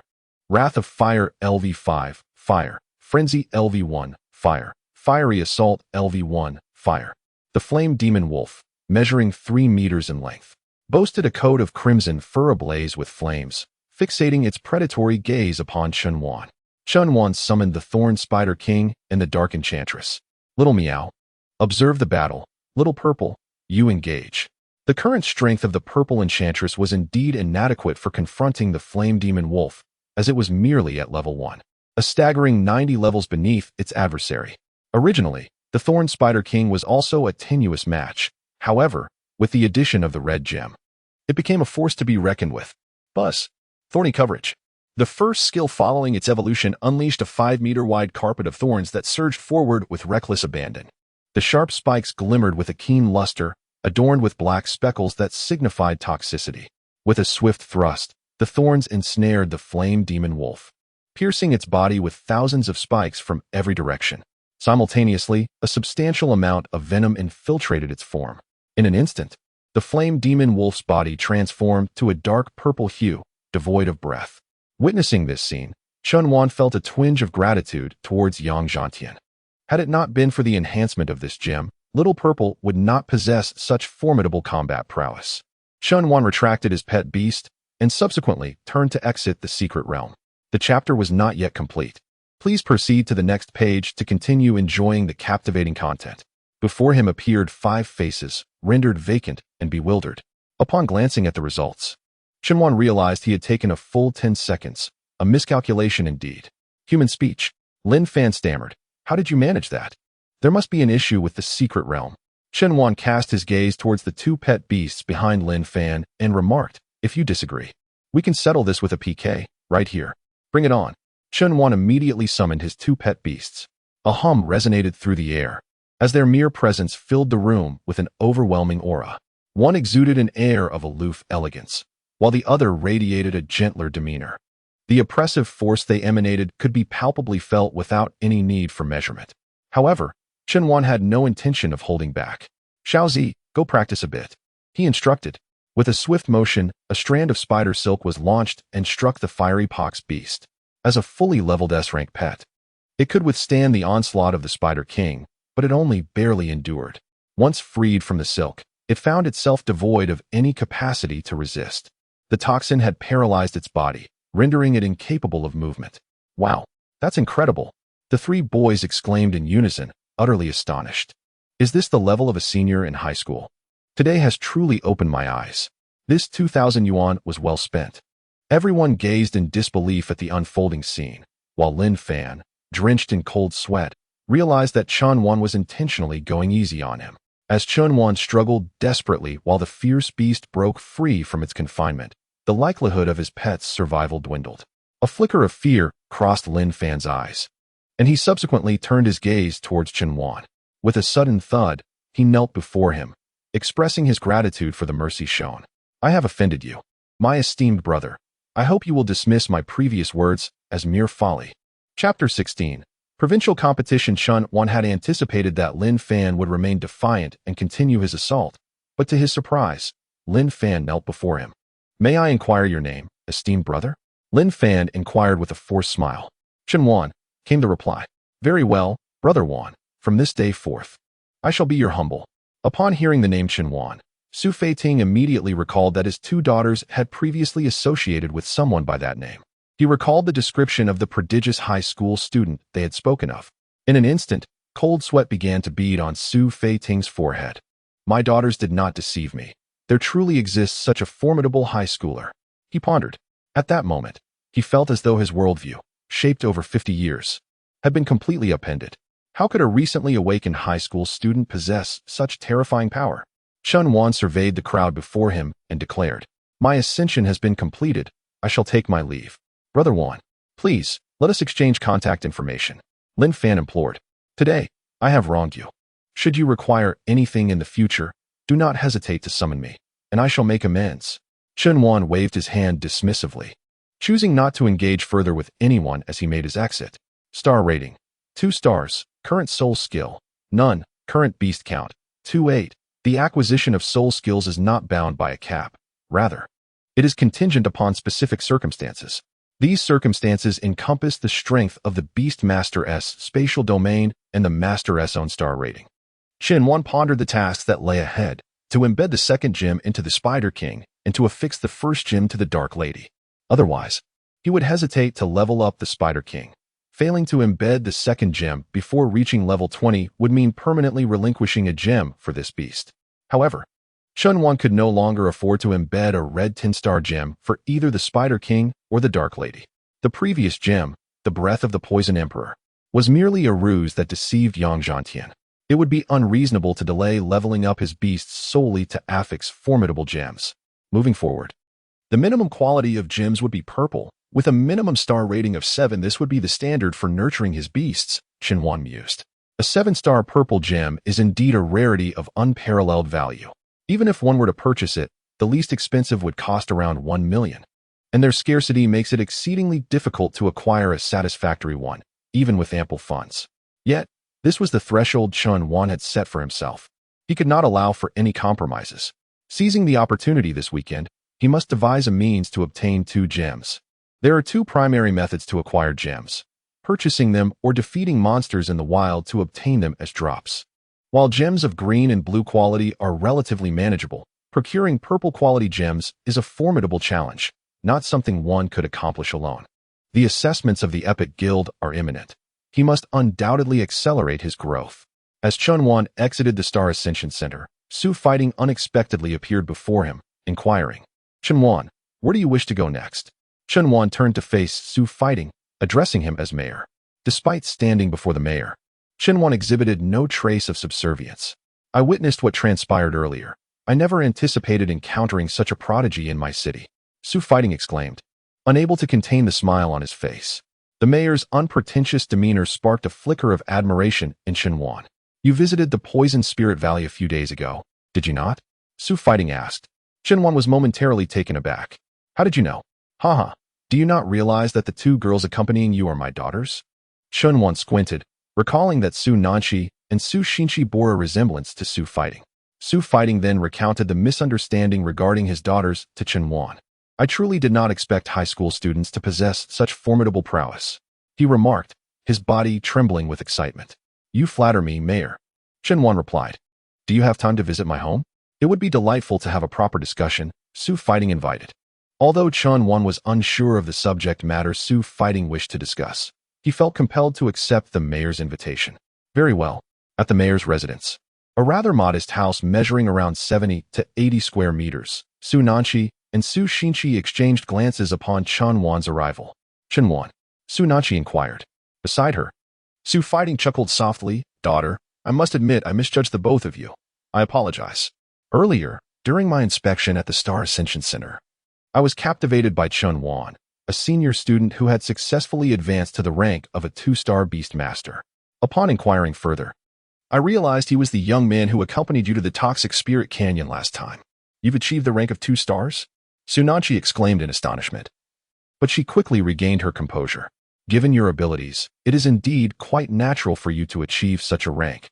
Advancing to 3 stars would not be surprising either." Upon meeting Chunwan, both sisters expressed their joy, although Su Xinchi was not adept at articulating her feelings and remained quietly in the background. "Hee." Chunwan smiled gently and then turned to Su Fighting. "Mayor, you mentioned you had something to discuss with me. What is it?" "I have always been one to cherish and nurture talent. I have also learned about your family's circumstances, which are indeed challenging," Su Fighting replied. "While I may not be able to provide substantial financial support, I can offer assistance in terms of resources and connections. Please share your future aspirations with me. I intend to apply for the Epic Guild's assessment. I wish to join the Epic Guild." Upon hearing this, Su Fighting's expression turned to one of resignation. "If you had mentioned another guild, I might have been able to leverage some connections. However, regarding the Epic Guild, not even the governor could sway them." "Haha. Nevertheless, I commend your ambition, especially given your remarkable talent. As one of the most formidable guilds in the nation, the Epic Guild has attained a status akin to a national treasure, rendering the words of a mere city mayor insignificant. No one from our city of Shanghai has ever managed to gain entry into the Epic Guild. If you truly succeed, it would be a source of great pride for me. Haha. Should you require any resources, do not hesitate to ask. I will support you unconditionally." Mayor, aside from the options of purchasing high-quality treasures or hunting in the wilderness, are there any alternative means to acquire them? You have indeed posed an excellent question. Su Fighting replied. "Tomorrow, Donglin Province will host a 6-hour ranking competition, running from 12 noon to 6 in the evening. This is an entirely new competition format. and the champion will be awarded an 8th level orange treasure orb, with other top contenders receiving substantial prizes as well. 8th level, orange. Shinwan felt a surge of excitement. How come I was unaware of this news? I only received the information 10 minutes ago and was preparing to dispatch someone to convey it, Su Fighting explained. Now that you are here, I thought it fitting to share the details with you. Chapter 17, Level Up, Learning Soul Skills. Su Fighting then presented Shinwan with the official documents sent from the province. Donglin Province Ranking Competition, officially commencing this Sunday at 12 noon. Prior to the start, participants may enter the competition realm through the ranking competition portal opened in this city. Participants must be under the age of 25, including those who are 25 years old. The competition format consists of randomly matched battles, with all contestants starting with a score of 100 points. A victory will result in an increase of points, while a defeat will lead to a deduction, with the amounts adjusted according to the opponent's scores and the overall disparity between you and your adversary. Should your score be reduced to 0 or fall into the negative, you will be eliminated from the competition. Additionally, participants may withdraw from the competition at any time within the confines of the secret realm, which will be considered as forfeiting the match, resulting in a reset of points to 0. The competition lasts for 6 hours, concluding at 6 o'clock in the evening. During this time, you may choose to engage in continuous matches or take breaks between rounds. However, it is essential to remember that others may be exerting more effort than you. Within the competition's secret realm, there exists a dedicated public chat channel for the exchange of mental prowess, while all personal electronic devices will be rendered inoperative. You have the option to remain anonymous in the public chat channel or to speak under your real name, but pseudonyms are not permitted. Competition rewards: 1. First place, 1 8-star orange gem, 1 customized champion badge from the first ranked tournament of Donglin Province. 2. Second to 10th place, 1 7-star orange gem, 1 customized diamond badge from the first ranked tournament of Donglin Province. 3. 11th to 20th place, 1 8-star purple gem, 1 customized platinum badge from the first ranked tournament of Donglin Province. 4. 21st to 30th place, 1 7-star purple gem, 1 customized gold badge from the first ranked tournament of Donglin Province. 5. 31st to 50th place, 1 6-star purple gem, 1 customized elite badge from the first ranked tournament of Donglin Province. 6. 51st to 100th place, 1 5-star purple gem, 1 customized courage badge from the first ranked tournament of Donglin Province. 7. 101st to last place, 1 black iron commemorative badge from the first ranked tournament of Donglin Province. Note: those who voluntarily withdraw during the competition will not receive any rewards. As Chinwan was perusing the competition information, this news began to circulate throughout the city. Such a competition of this nature is truly fascinating. But how intriguing is it really? It sounds utterly exhausting. A relentless 6-hour battle. Yet, the rewards are indeed tempting. Achieving a position within the top 100 guarantees at least a 5-star purple gem, and if sold, it could fetch around 100,000 yuan. Do you see only the gems? The top 100 custom badges are indeed the most valuable. They symbolize achievement. Chunwan wholeheartedly agrees with this notion, as badges serve as one's resume or certifications in the realm of Blue Star. The more badges one possesses, the more robust their resume becomes, thereby elevating their social standing. However, to be candid, Chunwan places greater significance on the precious orbs. His sole ambition is to enhance his strength, gain entry into the Epic Guild, and devise a means to approach the guild leader for his mother's treatment. Although he harbors doubts about whether the rewards in the form of orbs would be compatible with his beast companion, he believes that even if sold, they would fetch a handsome price. The only regret is that participation is restricted to those under 25. He just celebrated his 26th birthday yesterday. I conducted a statistical analysis and estimated that approximately 100,000 individuals are eligible to participate in this ranking tournament. Achieving a spot in the top 100 among such a vast pool is no small feat. Nevertheless, there are still commemorative badges, which do represent a certain level of accomplishment. However, I would decline such items even if offered for free. They are merely trivial souvenirs. By the way, how could there possibly be 100,000 participants? The figure you provided pertains to those aged 18 to 25, yet I suspect very few university students will take part. The risks involved could harm their beasts, and entering the top 100 is virtually unattainable. If it is merely for that meager commemorative badge, consider me unperturbed. In truth, the first place is already a foregone conclusion. It will undoubtedly be Zhang's son. No matter how formidable the remaining contenders may be, they can only vie for second place. Indeed, Zhang Sun is the rising star of Donglin Province, and unless he opts out of the competition, the championship is assuredly his. Upon the announcement of this competition, discussions across various forums ignited with fervor. The figure known as Zhang Sun is regarded as the most formidable presence among individuals under the age of 30 in Donglin Province. He consistently claims first place in numerous events, a true competitive enthusiast. Wherever there is a contest, his presence is undeniably felt. With an S-rank familiar and currently a 2-star Beastmaster, he possesses 2 fully leveled S-rank familiars along with another S-rank familiar exceeding level 20. Naturally, I am compelled to participate in such a captivating competition. A person named the Lonely King remarked, "Goodness, is Brother Sun merely lurking in the shadows? If he enters, we can only aspire for second place. What say you, Chenwan? Do you possess the confidence to surpass Zhang Sun?" Su Feiting inquired with a smile. "Regardless of my confidence, I shall not take this lightly," Chenwan replied. Well said. Su Feiting turned to his 2 daughters. "You both should learn from Chenwan." "Absolutely." Su Nanshi gazed at Chenwan with admiration, her cheeks flushing slightly. "Chenwan, I may not have much to offer, but I wish you great success in tomorrow's competition." "Thank you." After bidding farewell to a few acquaintances, Chenwan ventured into the wilderness. Commencing the leveling up of her black nether lady, she aimed to elevate it to level 11. Diligently undertaking every possible enhancement to prepare for the ranking match with unwavering determination. The Dark Enchantress has reached level 2. The Dark Enchantress has reached level 3. The Dark Enchantress has reached level 4. The Dark Enchantress has reached level 5. The Dark Enchantress has reached level 11. The Dark Enchantress has acquired a new skill, Rapid Claw Strike Heavy. 1. Martial Arts. After approximately 10 hours, the Dark Enchantress ascended to level 11. Beads of sweat trickled down her cheeks, her fragrant perspiration saturating her stockings, while her long boots, mingling with sweat, emitted a soft squelching sound as she walked. A delicate aroma wafted between her legs. Indeed, the sweat of a beautiful woman carries a pleasant scent. "Well done, little meow." Chenwan retrieved a handkerchief to wipe the sweat from the Dark Enchantress. "Master, I am not weary. It is you who has toiled alongside me this afternoon." Chenwan smiled gently, brushing off the dust from her shoulder. "Master, please do not touch there. I have yet to wash. It is dirty. Let us return to the beast space for a proper rest," Chenwan said. Bringing her back into the beast space, and then transmitted mentally, "Little Z, little meow, you must conserve your energy tonight. We have a competition tomorrow, so ensure you rest well. Rest assured, Master, little Z will not let you down, neither will I," the Dark Enchantress added. Chenwan nodded in satisfaction and then returned to the city. It was already 8 o'clock in the evening, and Chenwan was not yet ready to go home, for he had another objective, to learn soul techniques. Chapter 18. Grade A Scrolls, the strongest in the city. To acquire soul techniques, one must visit designated departments.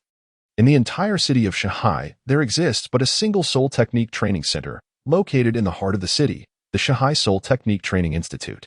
The essence of soul techniques requires adept professionals to distill various essences, crafting soul technique scrolls. Beast tamers comprehend these scrolls to gain soul techniques. Even the most rudimentary soul technique poses a significant challenge for a 2-star beast tamer. However, although Chenwan appears to be a mere 2-star, with 2 formidable SSS-grade beasts at his command, what soul technique could he possibly be unable to master? The Soul Technique Training Center is nearly deserted at this late hour. Even during regular hours, the Institute seldom sees many visitors. The pursuit of soul techniques is scarce, as this remains a world dominated by beasts. Beast tamers overly fixating on their own prowess is, in truth, a misallocation of priorities. Furthermore, the expense of learning soul techniques far exceeds that of beast orbs. Even the most basic soul techniques can cost tens or even hundreds of thousands for a single attempt. Yet, success is never guaranteed on the first try. Typically, one must engage in a series of at least 10 attempts, with the possibility of multiple failures leading to significant financial loss. Ordinarily, this endeavor belongs to the affluent. Nevertheless, as a resident of Shanghai, Su Fighting has bestowed a remarkable privilege upon all local citizens, as long as he remains in office. Every individual is entitled to a complimentary attempt at any soul technique scroll at the city's Soul Technique Training Center once in their lifetime. Chenwan approached the registration desk, presenting his information to the staff. The young female staff member confirmed Chenwan's identity on the computer, her brow slightly furrowed. You're in your final year of high school. Does this mean you have only just awakened your destined companion beast? At that moment, a gentle yet somewhat familiar voice emerged. Shenwan, what brings you here? It was Ding Lingxian. Aunt. Shenwan's heart instantly filled with caution. Yang Zhantian had always harbored ill intentions towards her. Who could fathom Ding Lingxian's motives? One cannot truly know the character of a person simply by sharing a bed. Though this may seem an absolute statement, one must maintain a healthy skepticism. You wouldn't be contemplating learning soul techniques, would you? Ding Lingxian inquired. Her voice was exceedingly gentle, and her black qipao accentuated her figure beautifully. It appeared that she had a particular fondness for the qipao, which was slid up to her thigh, revealing her exquisite legs, a sight to behold. She stood beside Shenwan, seemingly having just completed her registration. Within the entire Soul Technique training facility, apart from 5 or 6 staff members, only Shenwan and Ding Lingxian remained. Yes, Aunt. Isn't it true that every citizen is entitled to a complimentary trial opportunity? I thought I would give it a go. Isn't that a waste of an opportunity? Ding Lingxian replied. You have only just awakened. Even with 2 A-grade companion beasts, it would be impossible to successfully learn soul techniques. She continued. Aunt may speak rather bluntly, but I recommend you wait until at least after your university graduation before attempting. Indeed, little brother, chimed in a staff member. I have been working here for 3 years, and this is the first time I have encountered a high school student wishing to learn soul techniques. I would also advise against using this complimentary opportunity. Please reconsider, as success is unlikely. Children, there is no need to rush regarding soul techniques. Such free opportunities are indeed rare. I advise you to cherish them, a male staff member remarked. Indeed, others began to encourage Chunwan as well. After all, individuals like Chunwan, who had just awakened and sought to learn soul techniques, were few and far between in the city. These individuals were acting out of goodwill, not wanting Chunwan to squander such a precious opportunity. Thank you all for your kindness, but I still wish to give it a try, Chunwan replied. When the 6 staff members saw that their persuasion was in vain, they ceased their attempts. After Chunwan and Ding Lingxian completed their registrations, they were escorted by a dedicated individual to a nearby area. Dozens of scrolls were displayed on the walls, each marked with various prices. The cheapest attempt at comprehension cost 50,000. Soul Technique Scroll, Mighty Fist LV1, Combat, Quality, F grade, in comparison to the skills of pet beasts. The cost for beast tamers to learn a skill was significantly greater. Madam Ding, you registered first. Please select, the staff member said. Ding Lingxian nodded and approached a yellow scroll, priced at 10 million per attempt. Shenwan glanced at that scroll and reviewed the information. Soul Technique Scroll, Evasion LV. 1. Electric. Quality. B grade. This one will do. It can be used to evade danger, Ding Lingxian stated, retrieving a funding card containing 60 million. Deduct once for each attempt, and inform me when the balance is insufficient. With that, Ding Lingxian's hand touched the scroll, which began to emit a radiant glow. Simultaneously, her expression turned cautious. 3 seconds later, the brilliance of the scroll faded away. It was the first failure. Ahem. The second attempt commenced once more. This time, Ding Lingxian managed to endure for a relatively substantial 10 seconds. Yet, failure ensued again. 20 million was thus lost, an amount that an ordinary person would scarcely earn in a lifetime. The financial demands of soul skills are indeed formidable. 30 million, 40 million, 60 million. After 6 attempts, failure persisted. It is worth noting that Ding Lingxian's innate pet was of A grade, and she currently commanded 6 fully leveled A-grade pets. Even so, confronting a B-grade scroll proved to be quite challenging. Ding Lingxian retrieved another funding card and presented it to the staff, containing 80 million. I shall try again. 1 million, 2 million, 80 million.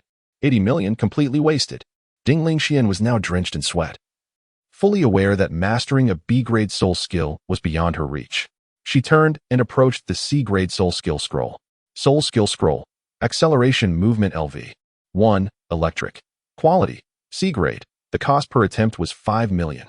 Ding Lingxian tried 5 times, and with the scroll's disappearance, she successfully learned the soul skill. With a sigh of relief, she wiped the sweat from her brow, her face glistening with exhaustion. Is it my turn? Shenwan inquired, casting a glance at the staff. The staff nodded in affirmation. Shenwan proceeded directly to the scroll of the highest quality in the entire venue, the store's treasure, the highest grade scroll in the city. Spirit Technique Scroll, Chain Water Cannon LV. 1. Water. Quality.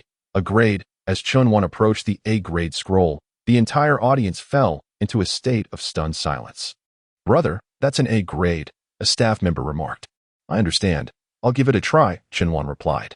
You only have one free chance, Chen Lingxian cautioned. With your current abilities, attempting an A-grade is undoubtedly a squandered opportunity.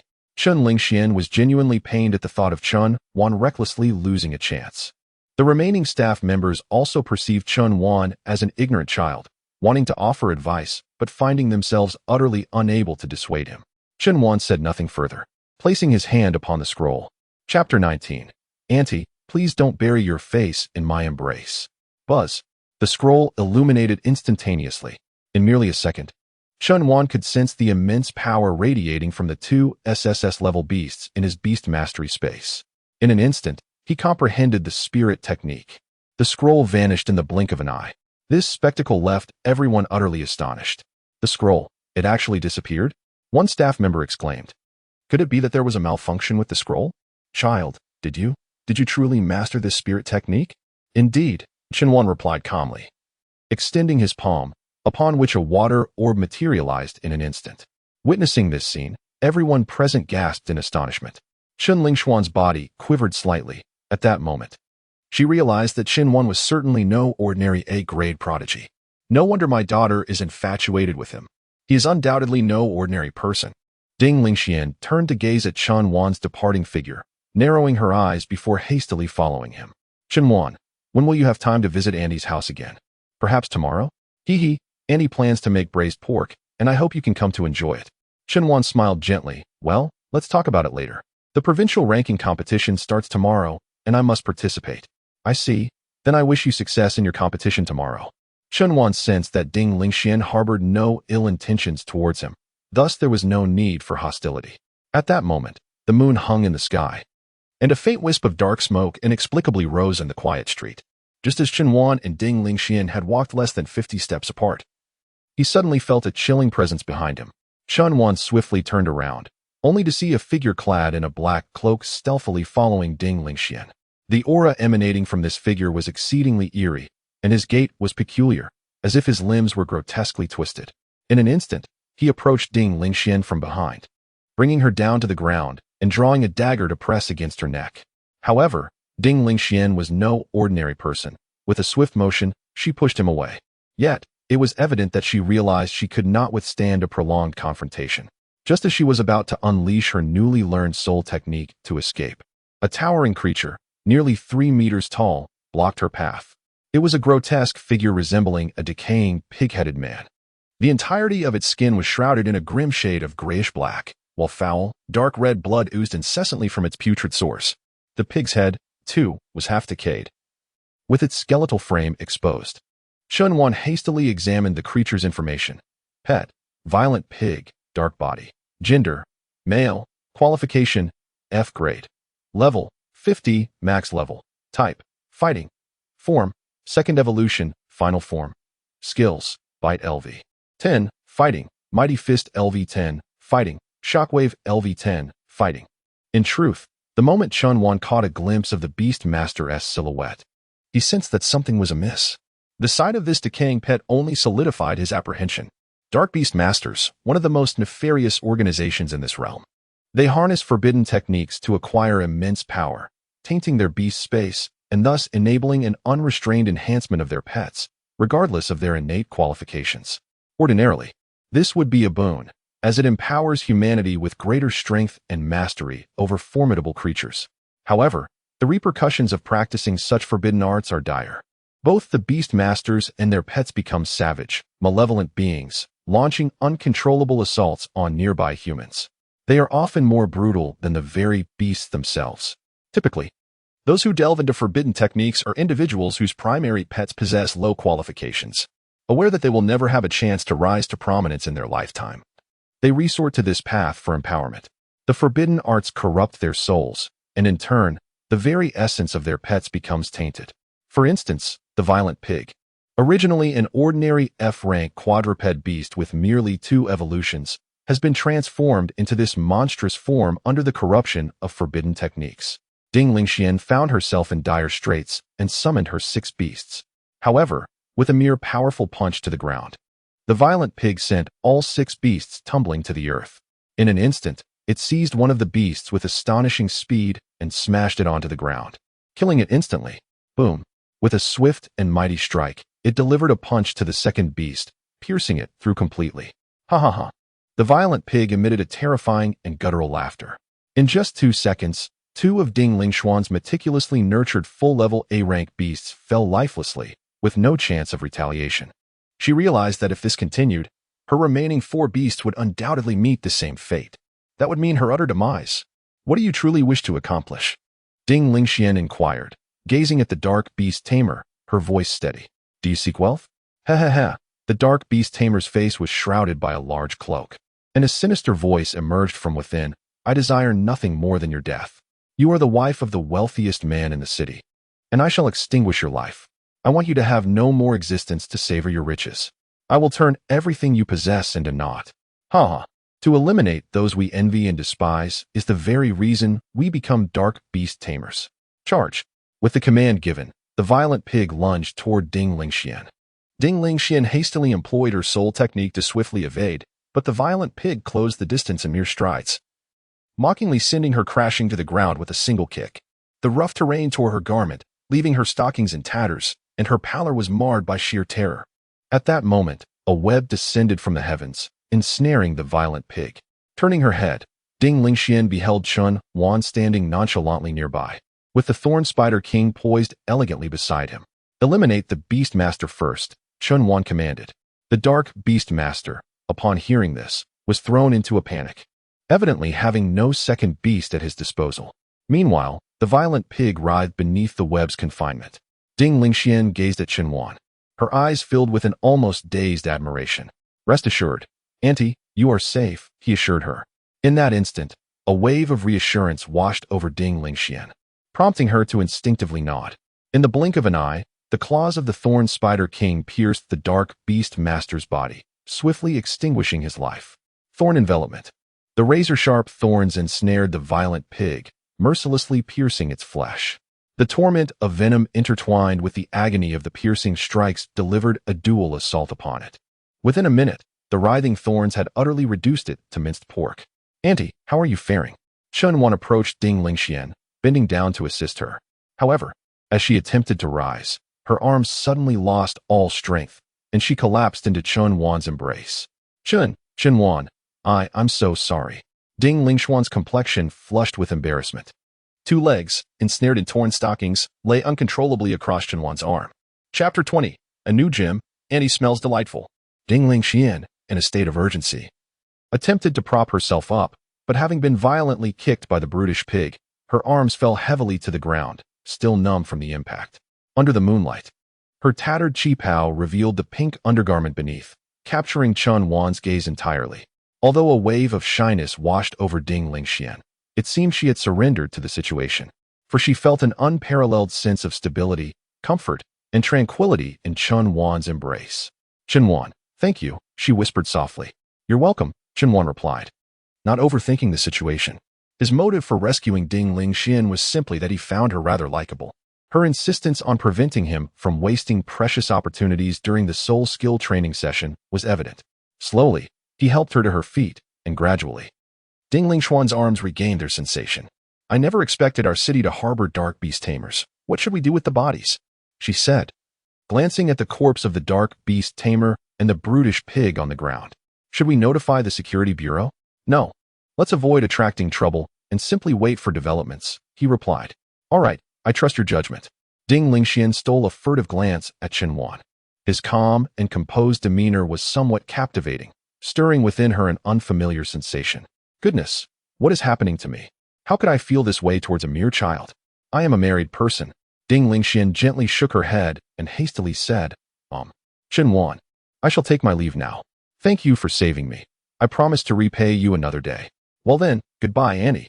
As Chun Wan watched Ding Lingxuan's limping figure fade from view, a glimmer of cleverness flickered in her gaze.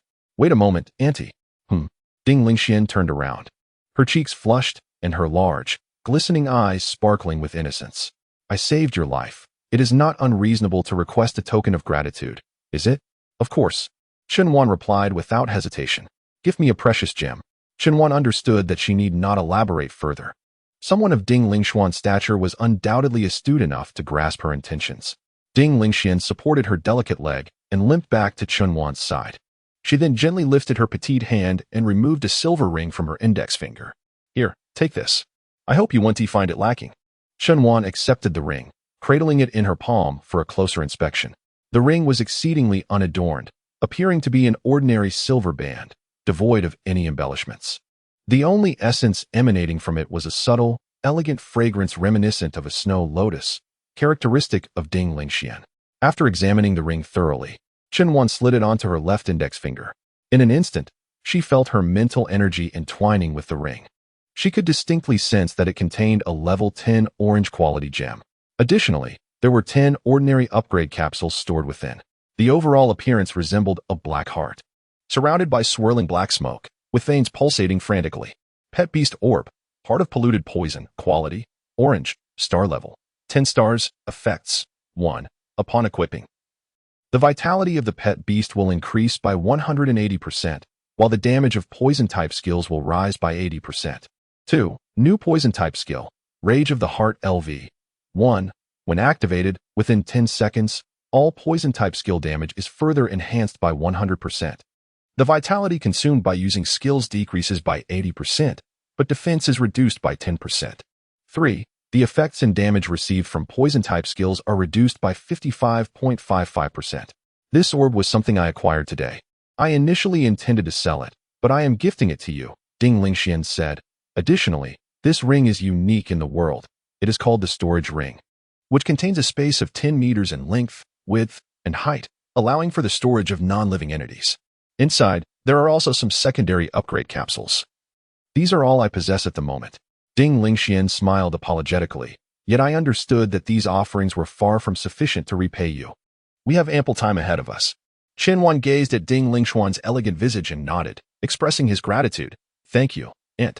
Ding Lingxian opened her lips as if to say more, yet the words remained unspoken as she slowly turned and departed. Chen then turned his attention to the corpse on the ground. The number of dark beast tamers in the world is relatively scarce, owing to the considerable resistance against them globally. It was unexpected that Shanhui City, which had never seen a dark beast tamer, would now witness one. The emergence of dark beast tamers in any city is likely to incite chaos. As the saying goes, the sighting of a single cockroach signifies that the entire room is infested with them. They dwell in the shadows, waiting for humans to lower their guard before engaging in their insidious activities. However, given Chen current status, such concerns are indeed superfluous. His thoughts should be solely focused on the upcoming ranking match and securing that coveted orb. Yet, at this moment, he must first equip the second orb for the Spider King. Equip. Contaminated Toxic Heart. The instant the equipment was donned, the Spider King felt its heart racing uncontrollably. Thump, thump, thump. In that fleeting moment, a wave of excruciating pain surged through, a suffocating sensation pressing against its chest, causing it to collapse to the ground in agony. Xiaozi.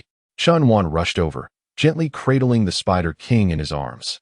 The soft, delicate form of the Spider King curled up against Chen, trembling slightly.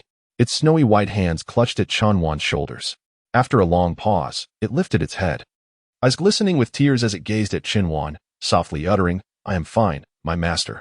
I apologize for causing you worry. Upon seeing the concern etched on Chen face, the Spider King felt enveloped in warmth, dispelling all remnants of discomfort. Observing the Spider King's appearance, Chen heart ached profoundly.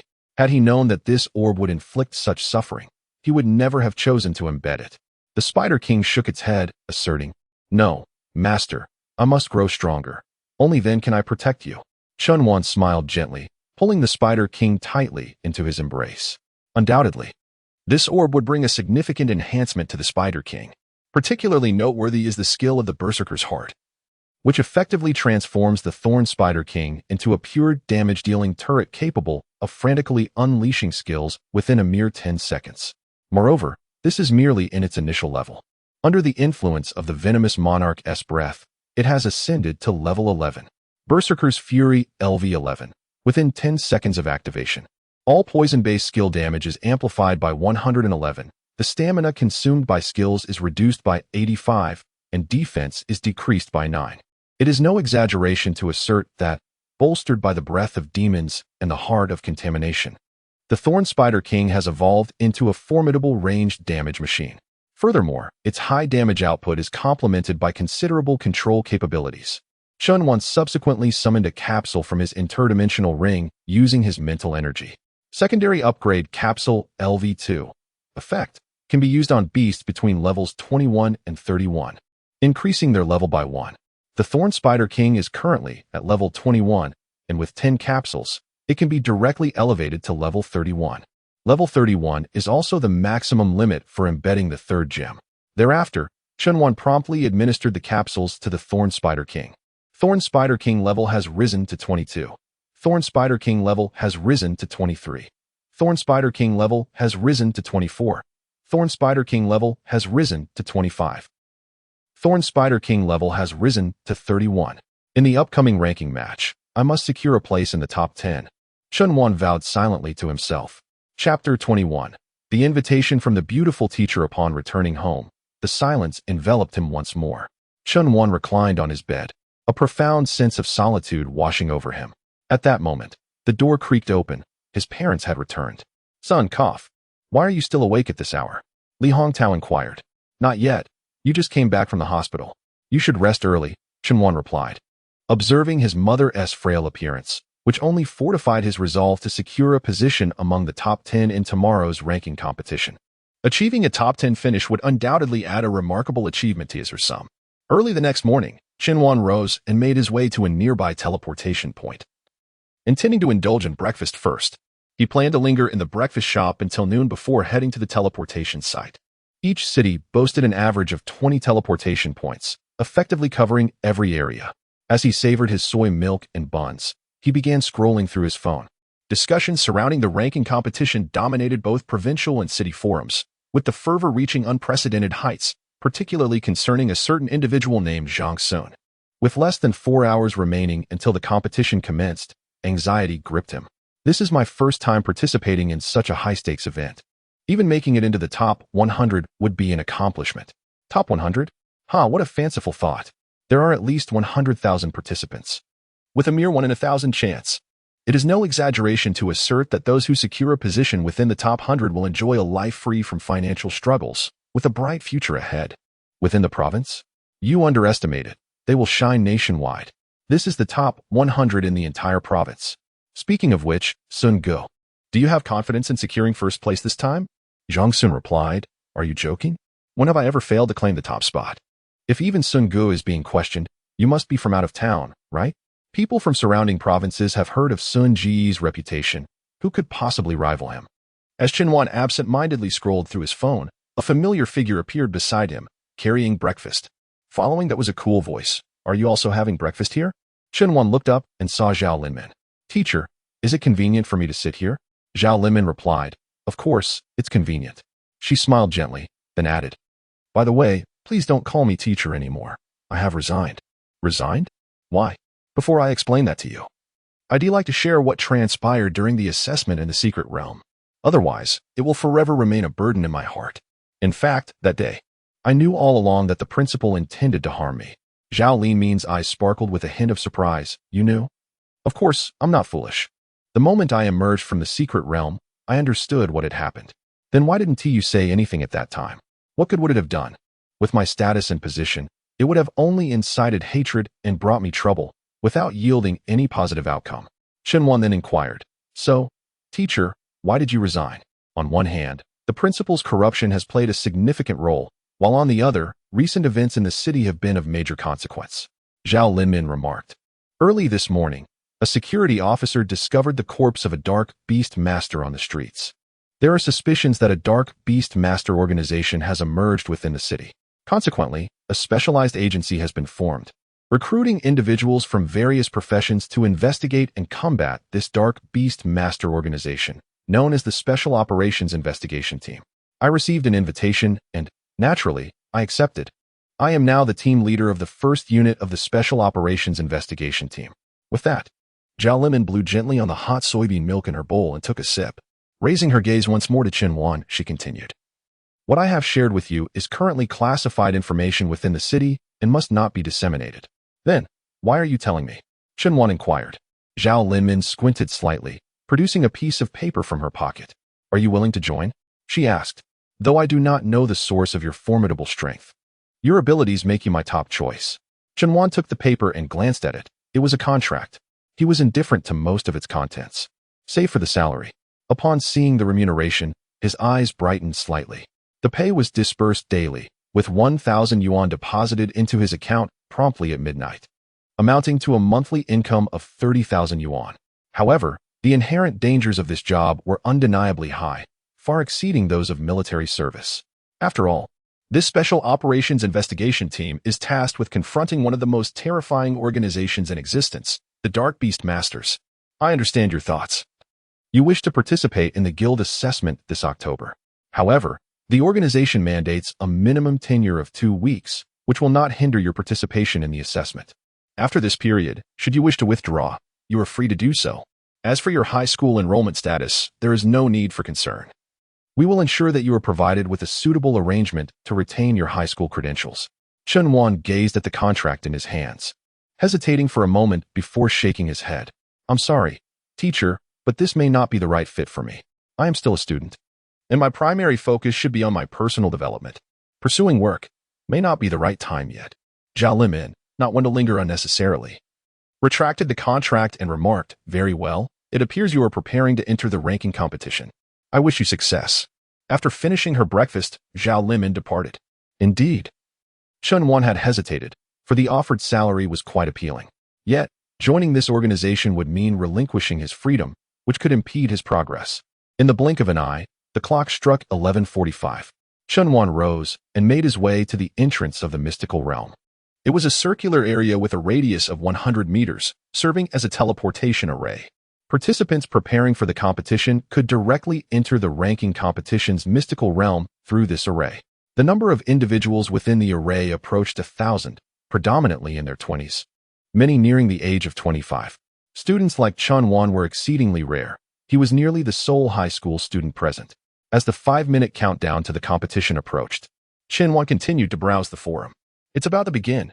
It's about to begin. Just 5 more minutes. I'm so excited. I am determined to secure the second position. Nonsense. The second place is mine. You are all formidable competitors. For someone like me, even aspiring to be among the top 100 feels like an unattainable dream. Brother Jiangsun, should we be matched, I kindly ask you to go easy on me. Rest assured, I shall show mercy, Zhang Sun replied, for after all, it is merely a competition. Zhang Sun, despite his excessive confidence, has a generally favorable reputation. At this moment, Chen gently clenched his fist, maintaining a steady breath and a calm demeanor. Achieving a spot in the top 10 would be a success, he mused. The 7-star orange gem holds considerable allure for Chen. Even if he does not match with the Black Abyss Lady, it could fetch a handsome price, providing a substantial sum of capital. Time ticked by second. 5 minutes, 4 minutes, 3 minutes, 2 minutes, 1 minute. The competition begins. In an instant, darkness enveloped the vision of the crowd, and they were subsequently transported to the realm of the ranking match. Chapter 22, Annihilation. Annihilation, and yet more annihilation. Within this realm, each individual occupies a separate dimension. The surroundings are shrouded in a void of purple. Simultaneously, their minds have been implanted with the ranking match system, allowing them to initiate matchmaking, check scores, and access a public chat channel. In ranked battles, each Beastmaster may only summon 1 pet per match, and the Beastmaster themselves cannot ascend the stage. Both parties remain unaware of each other's identities, only able to see their opponent's pet. During the battle, one may surrender at any time by pressing the surrender button, leading to an automatic recall of the pet and a judgment of defeat. The competition has provided maximum protection for both the Beastmaster and their summoned creatures. In the event of a creature's demise, the organizers bear no responsibility. Current score, 100. Shall we commence the opponent matching? Yes. You have successfully matched with an opponent. Please place your battling creature in the preparation seat. Countdown. 10, 9, 8, 7, 6. As Chen contemplated whether to summon the King of Spiders or the Dark Lady, the majority of participants were engaged in lively discussions in the public channel. This competition format is truly novel. What an eye-opener. The tension is palpable. I have successfully matched, and the match is about to begin in 10 seconds. Just 2 seconds before the match commenced, Chen decided to place the King of Spiders in the preparation seat. Countdown, 2, 1, 0. In an instant, the King of Spiders vanished from the preparation seat. Simultaneously, the void before him transformed into an arena.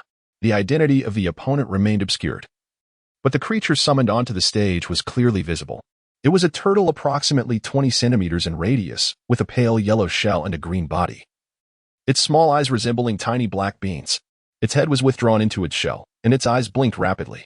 Pet, bell tortoise, gender, female, qualification, C grade, level, 61, max level, type, water, form, first evolution, final form, skills, water bullet LV5, water, water cannon LV1, water. Water tornado LV6, water. At this moment, on the other side of the arena, a man in his 20s gazed in astonishment at the enchanting creature summoned by Chen Wan. What kind of pet is this? However, judging by its delicate appearance, its combat capability must not be high. Before he could gather his thoughts, the Spider King swiftly struck with its arachnid claws, piercing through the tortoise's shell, causing blood to spurt forth uncontrollably. The sight sent the man into a state of panic, prompting him to hastily hit the surrender button. He then messaged in the public chat channel, "Brothers, I just encountered a rather terrifying creature, in human form. It took out my bell tortoise in one hit." With so many people in the channel, the messages quickly faded into obscurity and few paid heed to his words. Nonetheless, some individuals did respond to him. "What's so surprising about being defeated? It just indicates your lack of skill." "Exactly, I just got taken out too. My pet has a C grade qualification. Isn't it quite normal to be defeated? I suspect your pet's qualifications aren't that impressive either." "Indeed. Mine is also C grade," the young man admitted. "What do you expect from a C grade? It's all about participation. You don't actually think you can rank in the top 100, do you?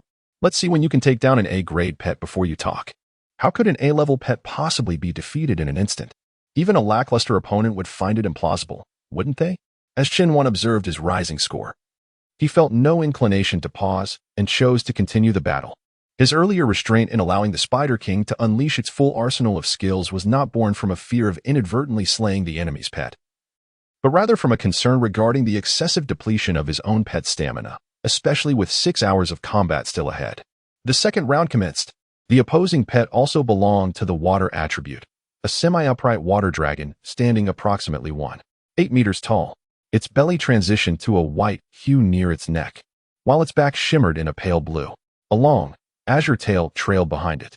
Pet, Jalousie, gender, male, quality, a level, 89, max level, type, water, form, second evolution, final form, skills, slap LV1 water, bubble LV1 water, bubble beam LV6 water, surge of fury LV6 water, mist expansion LV2 water, high pressure water gun LV10 water. Upon reviewing this information, Chen Wan understood that this opponent should not be taken lightly. Vicious poison formation. With a gurgling sound, the toxic water engulfed Jalousie, causing its skin to corrode instantaneously, with blood oozing forth. Recognizing the dire situation, the opponent promptly conceded. Points 25. Current points 135. My A-level max Jalousie was defeated in an instant. This is utterly terrifying. The opponent was a humanoid pet, which must be the one the earlier individual mentioned. Ah, how rudimentary the methods of intimidation are. To eliminate an A-rank beast in an instant? Even the esteemed Zhang Sun would find such a feat unattainable. Is there truly someone more formidable than Zhang Sun? To dispatch an A-rank beast so effortlessly, one must be dreaming. Ha ha ha. No one would believe the utterances of this individual, for they are simply too absurd, beyond the realm of normal absurdity. Chen Wan remains undeterred, continuing the battle. The third creature is an imposing brown mushroom, nearly 2 meters in height.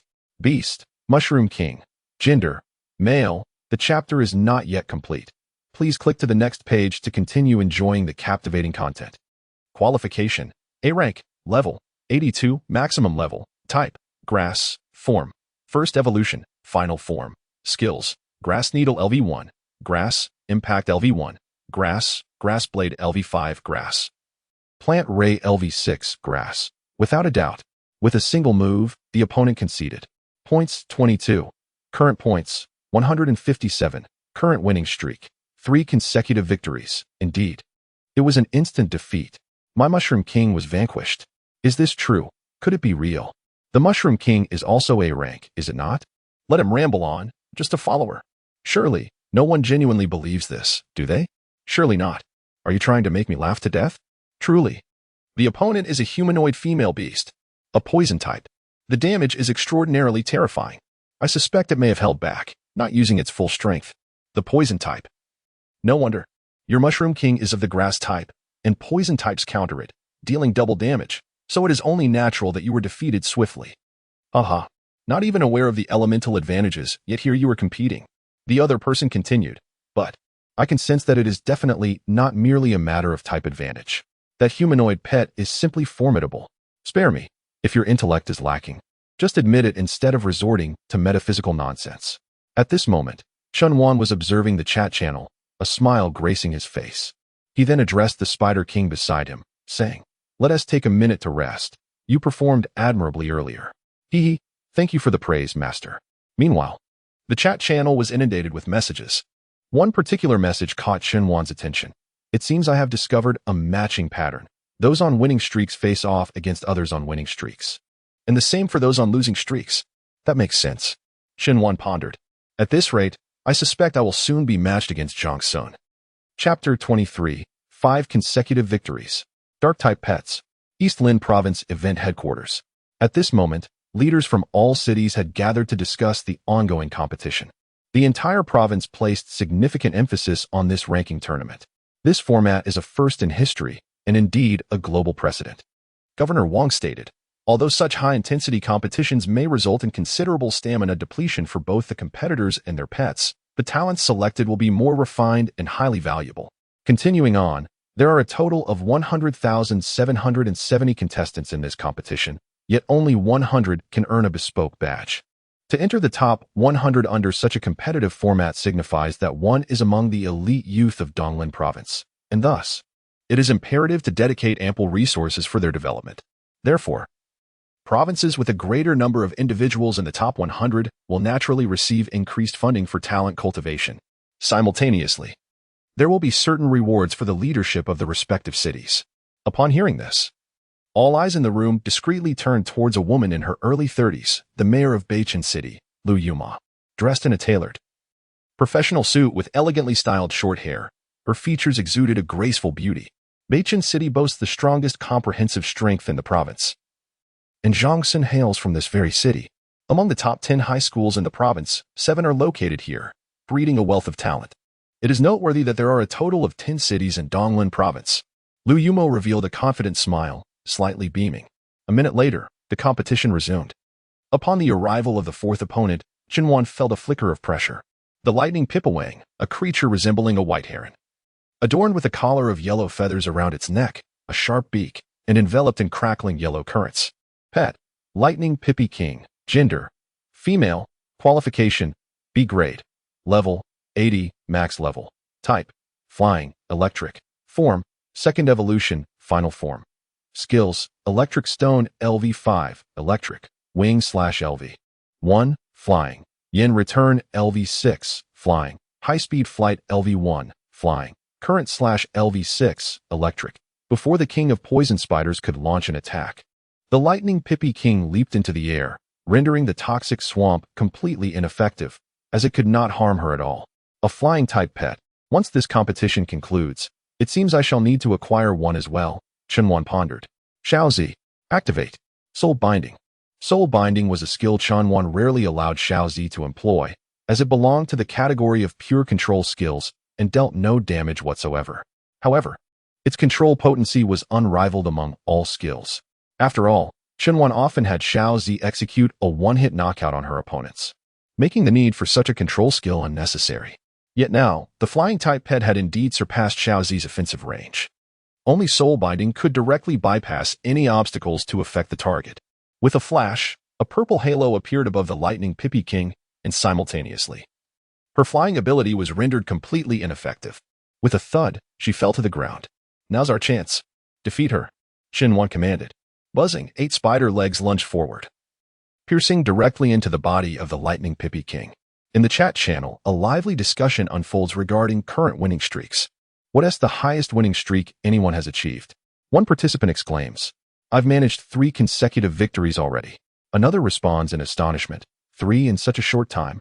You're truly remarkable." Yet, another voice chimes in, "I haven't even determined the outcome of my first match. My opponent is incredibly formidable.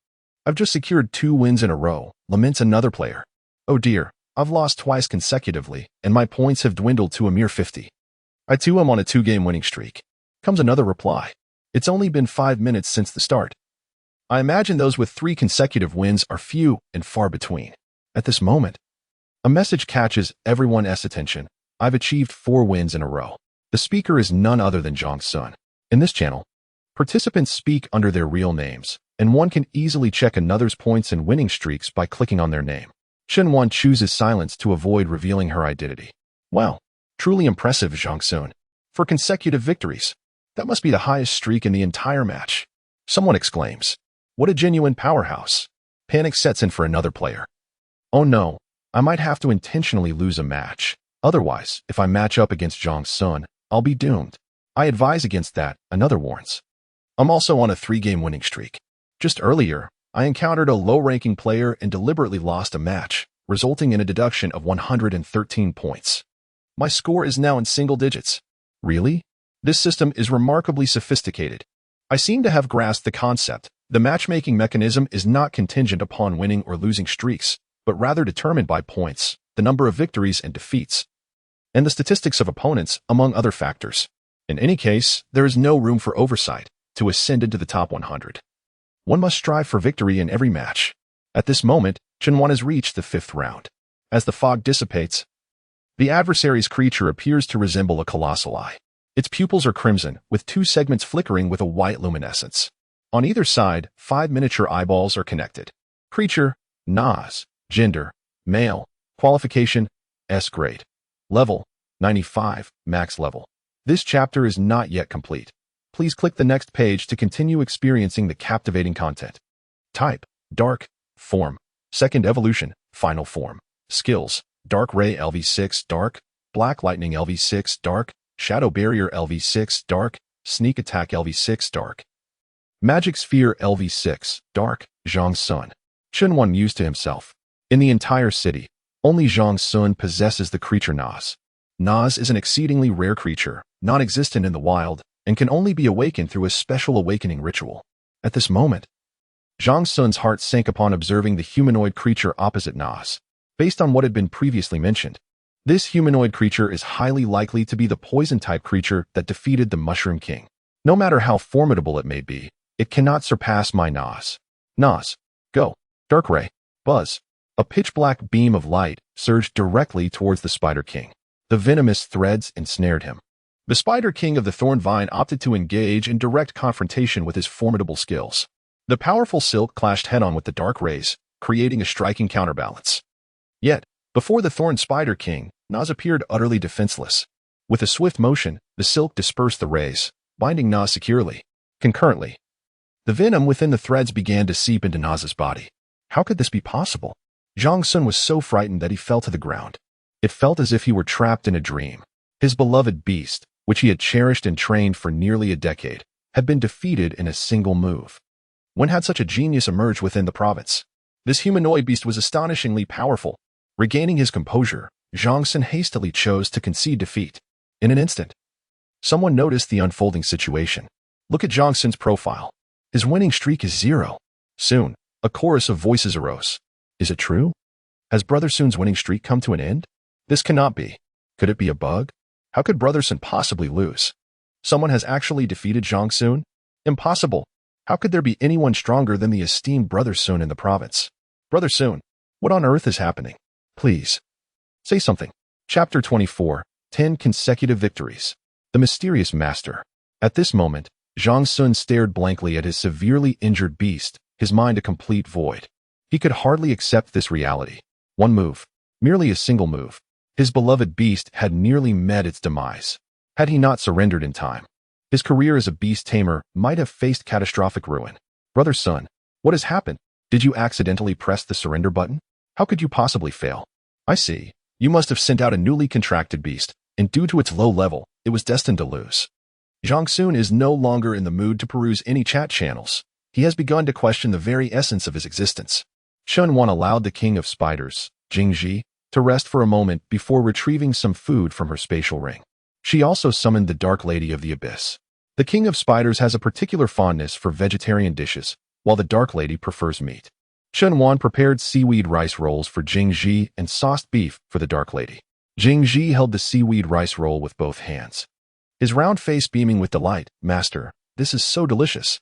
Meanwhile, the Dark Lady stood gracefully beside him, obediently enjoying her sauced beef. Ordinarily, such provisions are not permitted within the secret realm. They are confiscated upon entry and restored upon exit. However, Chen Wan noticed that her spatial ring had not been taken, and all its contents remained intact. She had no intention of adhering to the rules regarding the prohibition of food in the secret realm. Her sole concern was replenishing her beast's energy. Observing Jingji relishing his meal brought her a sense of peace. The Spider King, Jiangshi, turned his head to glance at Chen Wan, feeling somewhat bashful under his gaze. "Why do you look at me like that, master?" he asked. Due to the continuous battles, his body was heated, and his cheeks, covered in a light sheen of perspiration, flushed slightly. It had only been a little over 10 minutes, and there were still more than 5 hours ahead. Would he be able to endure? Chen Wan inquired. Jiangshi swallowed the last large mouthful of rice ball, momentarily choking, before stepping closer to Chen Wan and declaring, "Regardless of whether it is 6 hours or even 600 hours, I shall never hesitate as long as you require me." Seeing Jiangji pledge his loyalty, the Dark Mistress could no longer contain herself.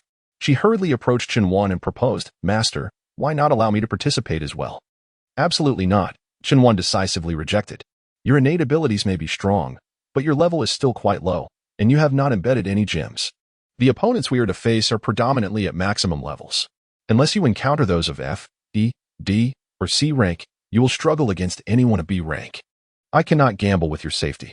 Upon hearing this, the Dark Mistress lowered her head, feeling somewhat taken aback, before resolutely stating, "I must become stronger quickly. Just like Little Purple, I aspire to be your capable aide." At that moment, Chen Wan inadvertently noticed that the chat channel seemed to be discussing a particular topic. The first member to surpass 200 points has emerged. Everyone, hurry to earn points. So soon, someone has exceeded 200 points. How are we supposed to compete now?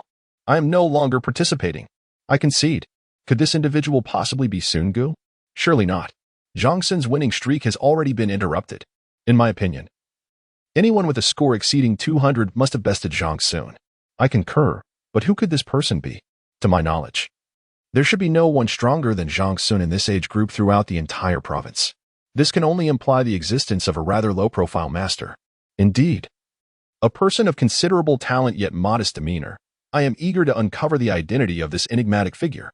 I have just perused the profiles of all who have spoken, and none have surpassed a 4-game winning streak, indicating that this master has yet to engage in conversation on the chat channel.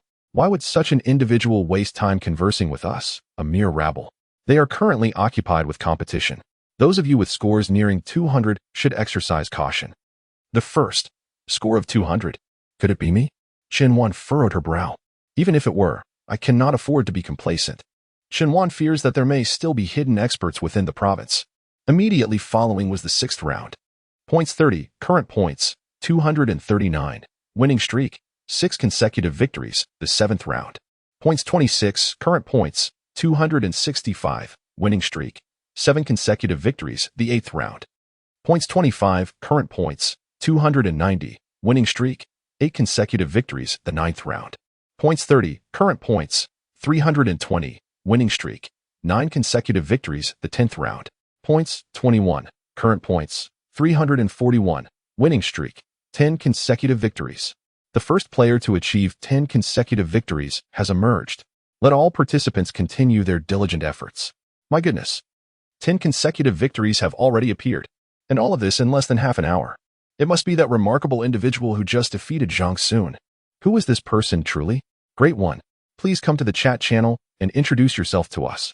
Speaking of which, I just faced off against a humanoid pet beast, and with a single strike, it obliterated my pet. That individual must indeed be the mysterious Great One. This chapter is not yet complete. Please click the next page to continue enjoying the thrilling content. I too am astounded. It is utterly terrifying. The combat prowess of that humanoid pet beast can only be described in 2 words, Extraordinary. Unparalleled. I have now achieved 5 consecutive victories, accumulating over 200 points. Is it likely that I will soon encounter this enigmatic powerhouse? Listening to your conversations has instilled a sense of dread within me. Is that humanoid pet truly as terrifying as you say? It is remarkably beautiful, which may lead one to overlook its formidable strength. However, once it strikes, you will understand the true meaning of overwhelming combat power and the essence of a damage-dealing machine. I am genuinely frightened. I think I will withdraw from the competition. Xinhuan gazed at the screen, amused by the chat of these individuals. How could they describe his splendid spider queen in such monstrous terms? Were it not for his desire to maintain anonymity, he would have defended Little Purple's honor in the chat channel. Nevertheless, he decided to proceed to the next match. Matchmaking. Round 11. The battle commenced. Opposite him in the arena stood a large red tiger. Pet, King of the Tiger, gender, male, qualification, C grade, level, 77, max level, type, fire, form, second evolution, final form, skills, Flame Claw LV5, fire, Pounce EV. 1, fire, Flame Power LV7, fire. Upon reviewing this information, Xinhuan felt a sense of confusion.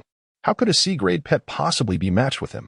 Unless this beast master had previously utilized high-qualification pets to earn points and had now switched to a lesser pet. Yet, how could a high-qualification beast master ever contract a C-grade pet? At the very least, it should be a B-grade, correct? Could it be a matter of the gem? Xinhuan glanced once more at the jewel embedded in the ferocious Tiger King. It appeared to be quite ordinary, which struck him as peculiar. Chapter 25. The Emergence of a Genius. As the Tiger King launched its assault, Xinhuan ceased his musings and promptly commanded Xiaozi to attack. Venomous Swamp. The dark purple poison corroded the Tiger King's body, swiftly exposing its bones. Normally, witnessing such a dire situation, other beast tamers would have surrendered without hesitation. However, this particular beast tamer showed no signs of conceding. The venom ravaged the Tiger King, and as it lost its limbs, it collapsed into the toxic mire, its abdomen decaying in an instant. Roar! Roar! The Tiger King howled in agony. Observing this scene only deepened Xinhuan's curiosity. At this rate, the Tiger King would meet its demise in less than 3 seconds. In this competition format, there are 2 primary reasons for defeat. Either one voluntarily surrenders, or their beast is slain. Most would certainly choose to concede upon realizing the dire circumstances. Who would allow their beast to perish? Was the opposing beast tamer perhaps asleep? Xinhuan pondered. Just then, he sensed something amiss. The Tiger King suddenly stood upright, allowing the venom to consume it. Its mangled flesh began to ooze black ichor, and dark spots emerged upon its white bones. Beast, Tiger King, dark body, a dark beast tamer. In an instant, Xinhuan's heart brimmed with murderous intent. The venom sovereign descends. Buzz. The Spider King unleashed its ultimate move, tearing the Tiger King to shreds.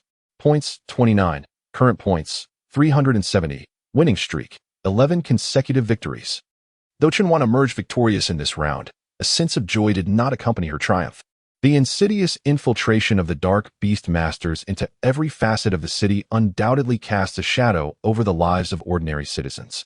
Yet, Xinhuan found herself devoid of the luxury to ponder such matters. The continuation of the competition held paramount importance. The accumulation of points surged, 22, bringing her current total to 392, followed by an impressive 23, elevating her score to 415, and then 26, reaching 441. A streak of victories unfolded, 12 consecutive wins. Then 13, and eventually, a remarkable 20 consecutive wins achieved within a mere hour.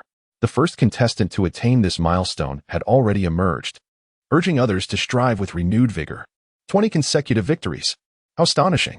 One could only wonder how many had crossed paths with that enigmatic powerhouse. With my score hovering around 300, am I not nearing his ranks? It is undeniably terrifying, a specter that could haunt one for a lifetime. Alas, the anxiety began to seep in. Time slipped away, second by second, as Xinhuan's winning streak persisted. 30 consecutive victories, then 40, and ultimately 50. The competition continued until 6 o'clock, culminating in a staggering 132 consecutive victories. The competition has concluded, and the rankings will be finalized within 15 minutes. Rewards will be distributed automatically, so please do not leave the secret realm, as doing so will be considered a forfeiture. To maintain confidentiality, the leaderboard will not be disclosed. The leaderboard 1TB revealed? I was eager to see who the top players were. This individual must have bested all the prodigies in the province.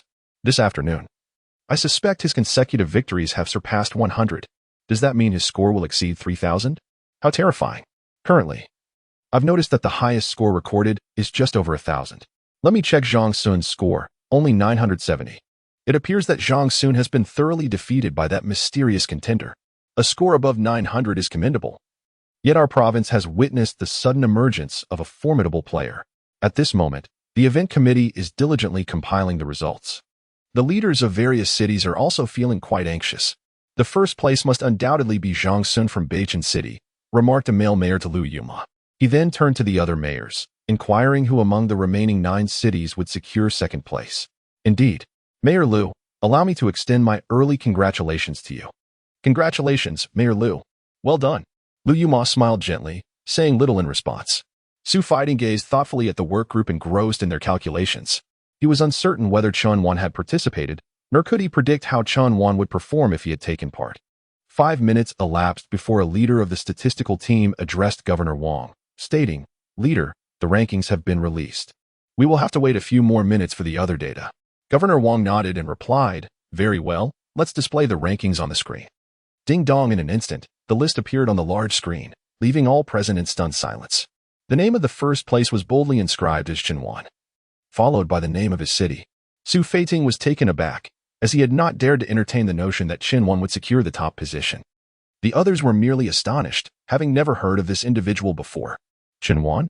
I have never heard of this person. Jiangyang City. Old Su. This is one of your own. When did you cultivate such a formidable talent? Well, to be honest, I don't know much about this Chinwan either. Su Feiting replied. As the crowd continued to scrutinize the rankings, one person remarked, Zhang Sun's performance was rather disappointing. He only placed third. The individual in second place, Zhang Yujin, also seems unfamiliar. Lu Yuma interjected, that girl is quite impressive. She has emerged as a talent in Beichin City over the past year. Although her original contract beast was of A rank, she fortuitously contracted an S rank beast later on and devoted 3 years to its rigorous training. That sounds rather inspirational. Someone added, I suspect that the point difference among the top 3 will not be significant. Indeed, I concur, it should only be a matter of a few points. After all, we have all witnessed Zhang Sun's prowess. Even if he falters, others are unlikely to surpass him by a significant margin. Governor Wang remained silent, gazing at the screen while listening to the discussions behind him, seemingly lost in contemplation. At that moment, the head of the statistics team spoke up. Leader, all data has been compiled. Very well, please release it. The crowd's attention turned to the top 3, eager to discern the point differences among them. First place, Chen Wan. Points, 3,600. Second place, Zhang Yujin. Points, 1,003. Third place, Zhang Sun. Points, 970. What? 3,600 points. I must be mistaken. A staggering lead. The combined points of the second and third place do not even match Chen Wan's total. Truly a prodigy emerging from obscurity. Old Su. You have been keeping a treasure hidden. The prominent figures from across the province expressed their astonishment at Chen Wan's achievement. Even Governor Wang felt his heart racing with excitement. 3,600. This figure captivated the attention of everyone in attendance. All were entranced by the name Chen Wan. Chapter 26, Angel Beast. 3636. A full 3,006. Could it be that he has never been defeated in a single match? Surely not. If that were the case, wouldn't he be dominating all his peers throughout the province? Governor Wang's surprised expression gradually softened as he instructed, please retrieve the data on wins and losses. Chen Wan. Wins, 132. Losses, 0. Impressive. Governor Wang couldn't help but gasp in astonishment. As the leader of a province, he had encountered many extraordinary individuals.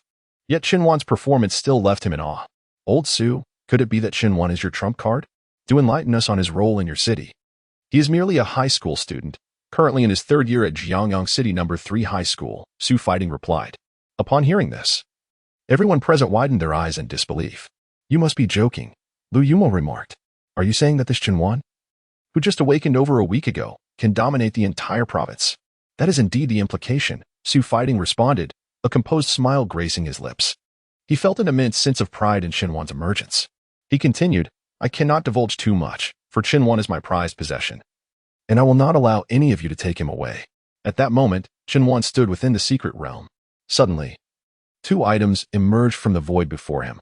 One was a silver pearl, while the other was a custom medal. The medal was palm-sized, crafted from blue crystal and colored gold, alternating in hues of yellow and blue. In the center, a sharp sword was intricately carved. The reverse of the medal bore Qianhuan's name, the date of acquisition, the issuing authority, and a security QR code. Holding the medal, Qianhuan smiled softly before placing it into his spatial ring. He then turned his attention to the silver pearl. Pet Beast Orb, Silver Killer, Quality, Orange, Star Level, 8 stars, Effects, 1. When equipped, the damage of the pet beast is increased by 100%. 2. When equipped, the agility of the pet beast is enhanced by 99.9%. 3. New Ordinary Skill, Silver Power LV, 1. Upon activation, within 10 seconds. The damage is further increased by 100%, but this skill consumes a significant amount of stamina, so it should be used with caution. This is a straightforward offensive orb. The first effect doubles the damage, resulting in a twofold increase in base damage. By activating the third effect, the ordinary skill Silver Power, it effectively quadruples the base damage. However, it cannot be activated at will due to its substantial stamina consumption. It is particularly suitable for situations requiring a swift kill or a desperate last stand. Notably, pet beasts can acquire skills beyond their inherent attributes. Most pet beasts can only naturally attain skills corresponding to their own attributes, but through various methods of learning, they can gain skills of other attributes. Even if the skill's attribute is counteractive to their own, it can still be learned. This orb is destined for the Black Underworld Lady, thereby significantly enhancing her combat power. In future encounters with lower quality, fully leveled beings, she will be able to respond with confidence. Inlay successful. In an instant, exquisite silver patterns adorned the attire of the Dark Mistress. Just then, the Secret Realm panel reappeared, announcing, rewards have been fully distributed. The Secret Realm will automatically close in 10 seconds. 10, 9, 8, 7, 6, 5, 4, 3, 2, 1. Once again, darkness enveloped them, and everyone was teleported out of the Secret Realm, returning to the teleportation array. Qianhuan collected his thoughts, only to hear those around him erupting into fervent discussions. That enigmatic figure was utterly terrifying. I've only heard about you all encountering him. I could never meet him myself. After all, someone like me is hardly worthy of challenging such a mysterious powerhouse. Indeed, who among you has truly encountered him? Pray, share your tales. It can only be described as extraordinarily frightening. That humanoid pet appears as a delicate wife, yet with the slightest exertion, it can annihilate a swarm of mere insects. You must be jesting. It seems the majority of you are weaving fantastical tales.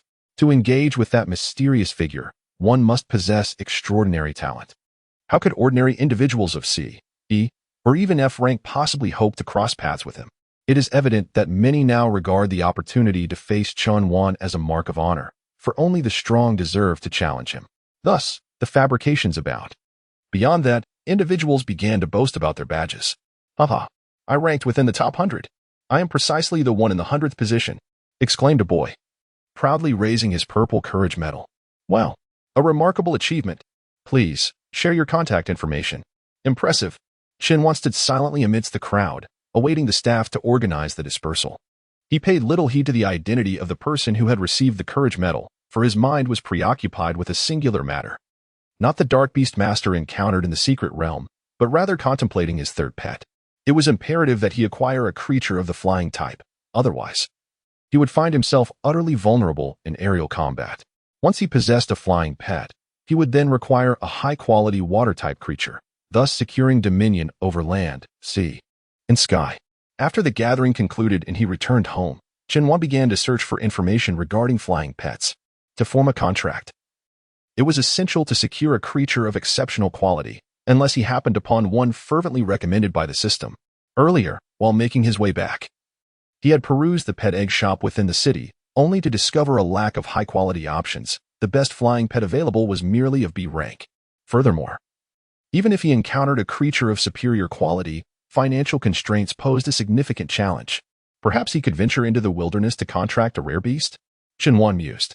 Indeed, that seemed a commendable option. At that moment, a news alert flashed before him. Important information.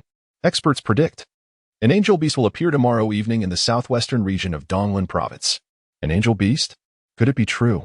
I never imagined I would witness an angel beast in my lifetime. What incredible fortune. Well, tomorrow, I shall take a day off work. I must go see the angel beast. It has been a millennium since the last appearance of the angel beast in this world, yet that remains merely a legend. It is said that the angel beast possesses fair skin, exquisite beauty, and long legs, symbolizing love and justice. However, 1,000 years ago, there were no cameras or tangible records, leaving us uncertain of its authenticity or whether it is as beautiful as the tales suggest. The source of this information is a notorious marketing entity, which I suspect is merely deceiving the public. Regardless, I feel compelled to witness it for myself. The angel beast. Chen Wan furrowed his brow.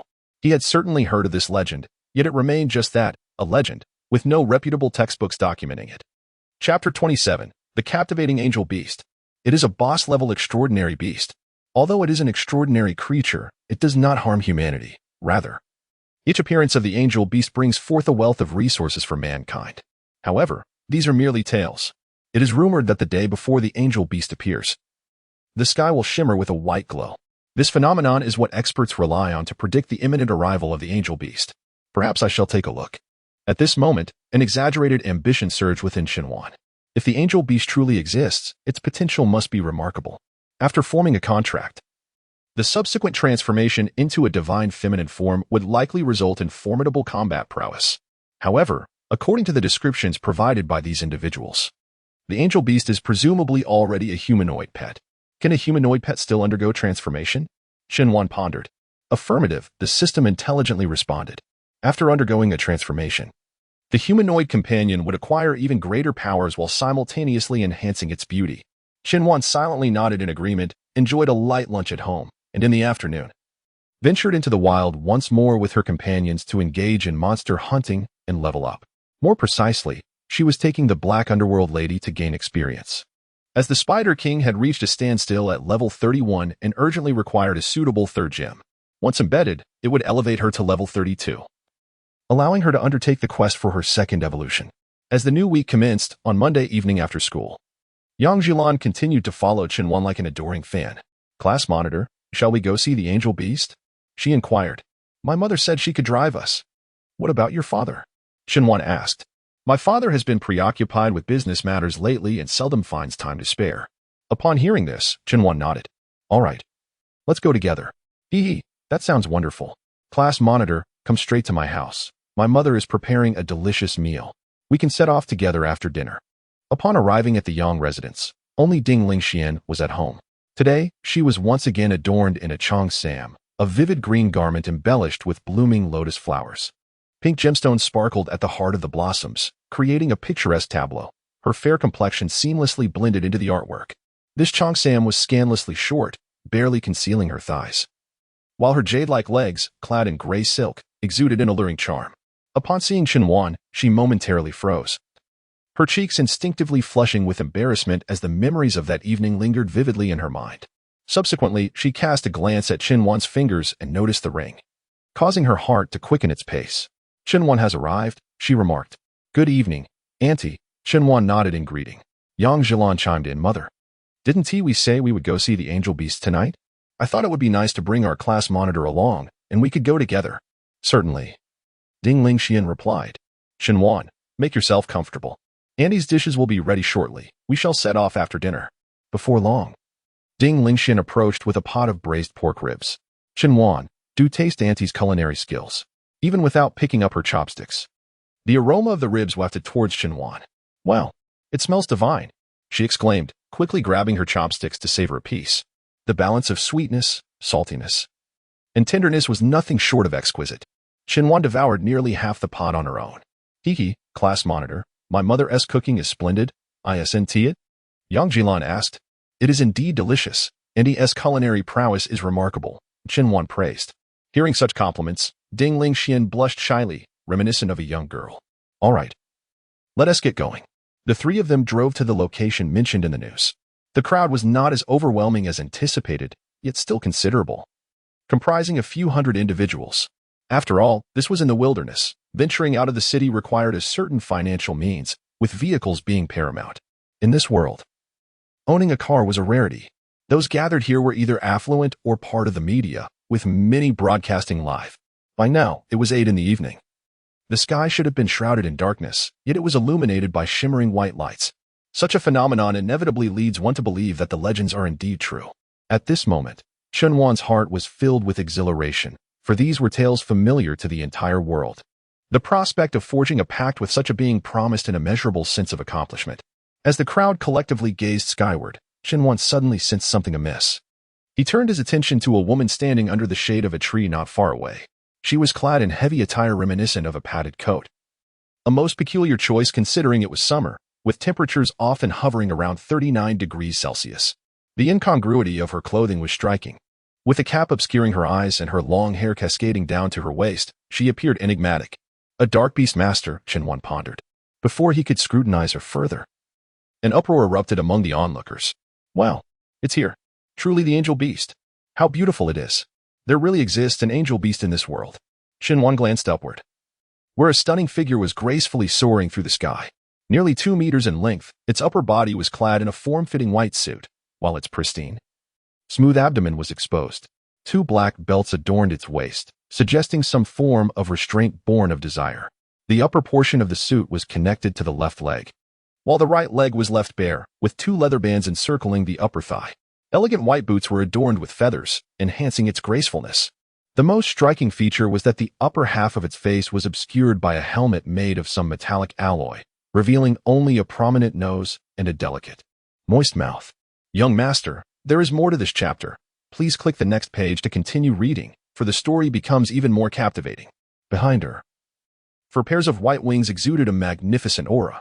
Class monitor, look, how stunning, Yang Jilan exclaimed. Shunwan lifted her gaze to examine the information of the celestial beast. Beast, celestial beast, gender, female, qualification, S-class, level, 102, max level, type, flying form, 3rd evolution, final form, skills, divine strike LV, 1, flying, arrow of light LV, 1, flying, heavenly punishment LV, 1, flying, wing/LV, 1, flying, paradise radiance LV, 1, flying. The awakening of an S-class beast for a beast master is exceedingly rare. Yet among wild beasts, S-class is not uncommon. It is the ethereal appearance of the celestial beast that has bestowed upon it an ancient and renowned legend. Quick, take a picture. Wow, it's breathtaking. At this moment, thousands were tuning in on virtually every live streaming platform. Particles of light cascaded from the heavens, symbolizing boundless tranquility. As the crowd reveled in this extraordinary beauty, a bolt of black lightning suddenly surged toward the celestial beast. Bang! The unsuspecting celestial beast was struck down, blood spilling freely. What is happening? What is going on? Just as the crowd stood in shock, another bolt of black lightning struck again. This time, it targeted the crowd directly. Shunwan reacted swiftly, wrapping her left arm around Yang Jilan and her right arm around Ding Lingxian, hastily diving to the side.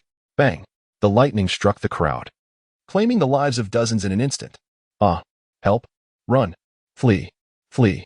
In a state of panic, Shunwan looked up and beheld a colossal black spider, enveloped in swirling currents of black electricity, towering at an imposing height of 5 meters beside her.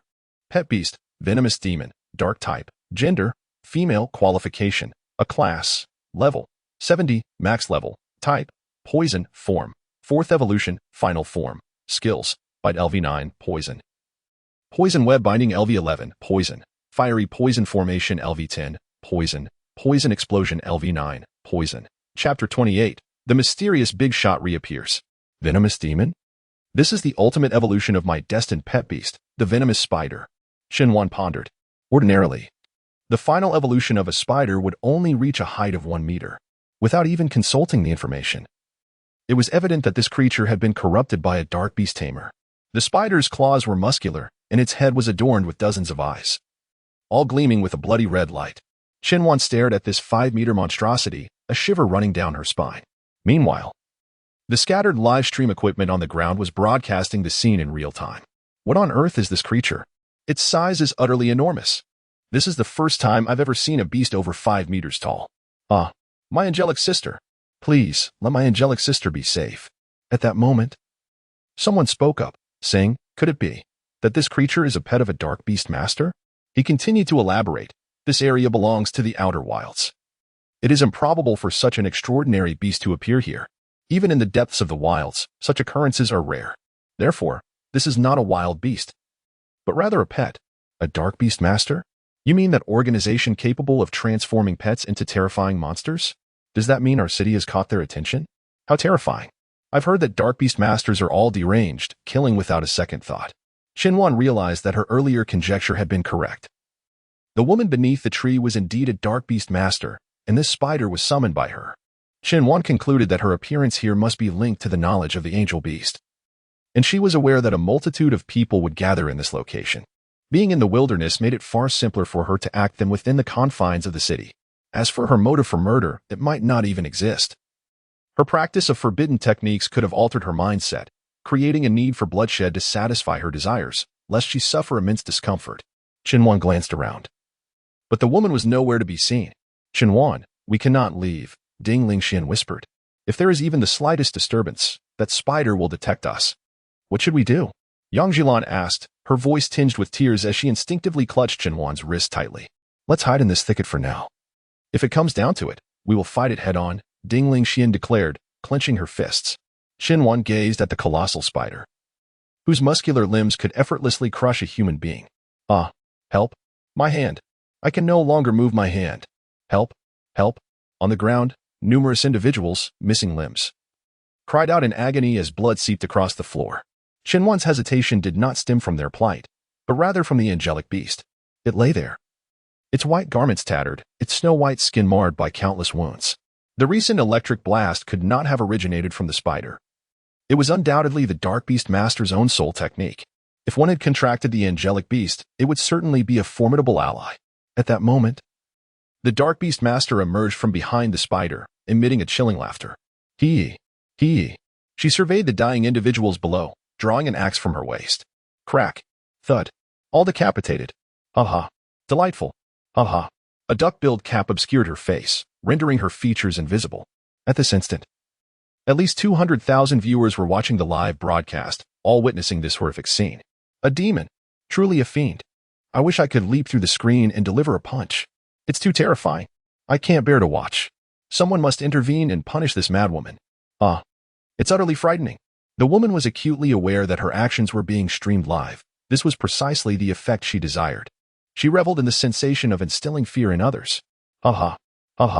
After a hearty laugh, the woman declared, I am aware that there are others lurking nearby. Fear not, for we shall unearth each and every one of you. Spider, attack. The spider, towering at 5 meters, extended its 8 legs, elevating itself to a staggering height of 7 to 8 meters. It resembled a lighthouse, scanning the surroundings with its vividly crimson eyes, which glimmered with heightened intensity. Within the span of a mere second, it detected a survivor. With a swift motion, it expelled a strand of silk to ensnare a woman. Help. Save. But before she could finish her plea, the spider's fangs silenced her in an instant. At that moment, a middle-aged man could no longer contain himself. He rose and strode forward with determination. Damn it, you despicable Dark Beast Master. I will end you. He summoned his 10 fully leveled A-class beasts. Yet, in a mere flash, the spider lunged and, with its muscular claws, obliterated the 10 beasts into mere fragments within 5 seconds, ultimately slaying the man. This man was a first-class captain of the provincial military, one of the most formidable fighters in the region. Those watching from beyond the screen were thrown into a frenzy. Isn't that Captain Wang? How could even he? Where is the support? Why is it so delayed? If reinforcement doesn't arrive soon, this Dark Beast Master will breach the city. Soon after, the colossal spider resumed its onslaught against the survivors, dragging one after another from their hiding places, drawing perilously close to Xinhuan and her companions. In response, Xinhuan promptly summoned the Thorn Spider King behind the giant spider. This chapter is not yet complete. Please click on the next page to continue enjoying the captivating content. Ordinarily, the summoning range of a beast companion is a circular area with a radius of 10 meters surrounding the beast master. The infamous Spider King of Jing Province is renowned throughout the region, compelling Xinhuan to conceal his identity. This precaution is solely to avoid unnecessary troubles and ensure personal safety. Should this group of Dark Beast Masters discover that he is the master of the Spider King, they might unleash their wrath upon him. The Dark Beast Masters operate in the shadows while he remains in the light. Once his identity is exposed, both he and those around him will plunge into grave peril. The Spider King descends behind the giant spider and the Beast Master, launching a surprise attack. Activate. The Poison Monarch has arrived. The effect of the Poison Monarch's arrival is akin to summoning an additional formidable beast companion. Both entities launch their assaults simultaneously. The Spider King targets the woman, unleashing a barrage of thorny vines from a distance, while the poison monarch dashes towards the giant spider with astonishing speed. Engaging in close combat. As the poison monarch's arrival belongs to the poison element, all enhancements related to poison amplify its strength. With a swift strike, it tears off one of the giant spider's legs, causing the woman to tremble in fear. However, the thorny vines swiftly envelop her from behind, ensnaring her feet. With a crushing motion, she is spun around as if caught in a meat grinder. Observers watching the live stream on the other side of the screen erupted in excitement. It is that mysterious figure. Brothers, the humanoid beast companion I encountered in the ranking matches is none other than this one. Does this not imply that the great figure is nearby? Great one, please reveal yourself. Indeed, esteemed one, let us behold your true form. You are nothing short of a savior. Chapter 29, The Contract. The Angel Beast. This is the epitome of greatness, boldly stepping forth in times of peril. And yet, you remain so humble. Oh, mighty one, I am enamored with you. I implore you to reveal your visage. Amidst the jubilant cheers of the crowd, the colossal spider met its swift demise. Is this your new beast of affection, class leader? It is astonishingly powerful, Yang Jilan remarked. I suppose so, Qianwan replied. Upon uttering these words, he gazed at the angel beast lying in the distance. Though regret filled him, he dared not approach. The scattered live streaming equipment posed a risk. Should his identity be exposed, dire consequences would ensue. At that moment, the angel beast managed to lift its body, slowly flapping its wings. It hesitated for a few seconds, facing Qianwan. Although the mask obscured its eyes, he could feel the exquisite gaze beneath it. Yet, the angel beast chose not to act further, merely fluttering its wings unsteadily before vanishing into the sky. We cannot linger here for too long. Let us depart, Qianwan instructed, retracting the Spider King. At this moment, Yang Jilan's admiration for Qianwan deepened, her eyes seemingly glued to him. Meanwhile, the high-ranking officials of Donglin province were awestruck by Qianwan's extraordinary combat prowess. They were well aware of the existence of humanoid beast companions in the rankings. Given the comments from the livestream viewers, it was easy to deduce that Qianwan had vanquished the Dark Beast Master. Within the conference room, we must ensure the protection of Qianwan's identity. Governor Wang declared, Dark Beast Tamers have begun to emerge within the province, and they are likely affiliated with the same organization. If they uncover Qianwan's identity, it will pose a significant danger. After speaking, Governor Wang turned to Su Feiting, insisting, I require you to ensure his protection. He must conceal his identity well. I suspect that the corpse of the Dark Beast Tamer discovered a few nights ago was also his doing. This group of Dark Beast Tamers is likely driven to madness. The more frantic they become, the more perilous it is for humanity. He then addressed all the mayors. Everyone must eliminate this group of Dark Beast Tamers within a week. At that moment, in a semi-wild area where Jiaoyang City and Beichen City intersect, a group of Dark Beast Tamers was engaged in a ritual within a cave. There were 4 individuals in total. One sat upon a throne of bones, while the other 3 men stood before him, slightly hunched. The man on the throne had a decayed right cheek, and his left side bore only the bridge of his nose and his eyes. With the remainder of his face a gruesome mess of flesh and blood. We have only been here for 2 days, and we have lost 2 members. This is undoubtedly a severe blow to us. His voice was deep and weak, as his throat was also a grotesque mass of decay. Blood seeping from his vocal cords with every utterance. What we must do now is to develop our power and expand our ranks. Only then can we dominate the city. The man clenched his fist tightly and struck the arm of his chair. However, the master of that formidable beast remains oblivious to its terrifying combat prowess. A Dark Beast Master remarked, with but a single strike, it vanquished Black 3's creature. Black 3, of course, refers to the woman from earlier. Perhaps we should relocate, suggested another Dark Beast Master. No, the leader countered. At this moment, each city is undoubtedly conducting rigorous inspections of all personnel entering and exiting. We cannot go anywhere. He continued, the only way to break the stalemate is to undermine this city from within. Then we shall spread throughout the province and dominate it. We must envision ourselves as highly infectious diseases, lurking in the shadows. We will emerge from every foul crevice, drawing humanity into our lairs, thereby augmenting our ranks. The leader's fervor grew with each word, his body trembling with excitement. Let us not forget our purpose in coming here. We aim to forge a vast empire of Dark Beast Masters. Thereafter, we shall reign supreme over the entire nation. The world shall know my dominion. Long live the Overlord! Long live the Overlord! Long live the Overlord! The 3 chanted in unison, loyal adherence to their leader. Ha ha, ha ha. The leader's laughter echoed throughout the cavern. At that moment, Qianwan had returned home. As usual, he found himself alone. He set down his backpack, reclined on his bed, and gazed at the ceiling. A hint of fatigue evident in his eyes. Come forth. Accompanied by Qinhuan's languid voice, a fluffy white head suddenly poked out from his backpack. It was a half-meter-long white kitten, its large, sparkling eyes remarkably beautiful. Qinhuan sat up and gently stroked the kitten's head, uttering an incantation.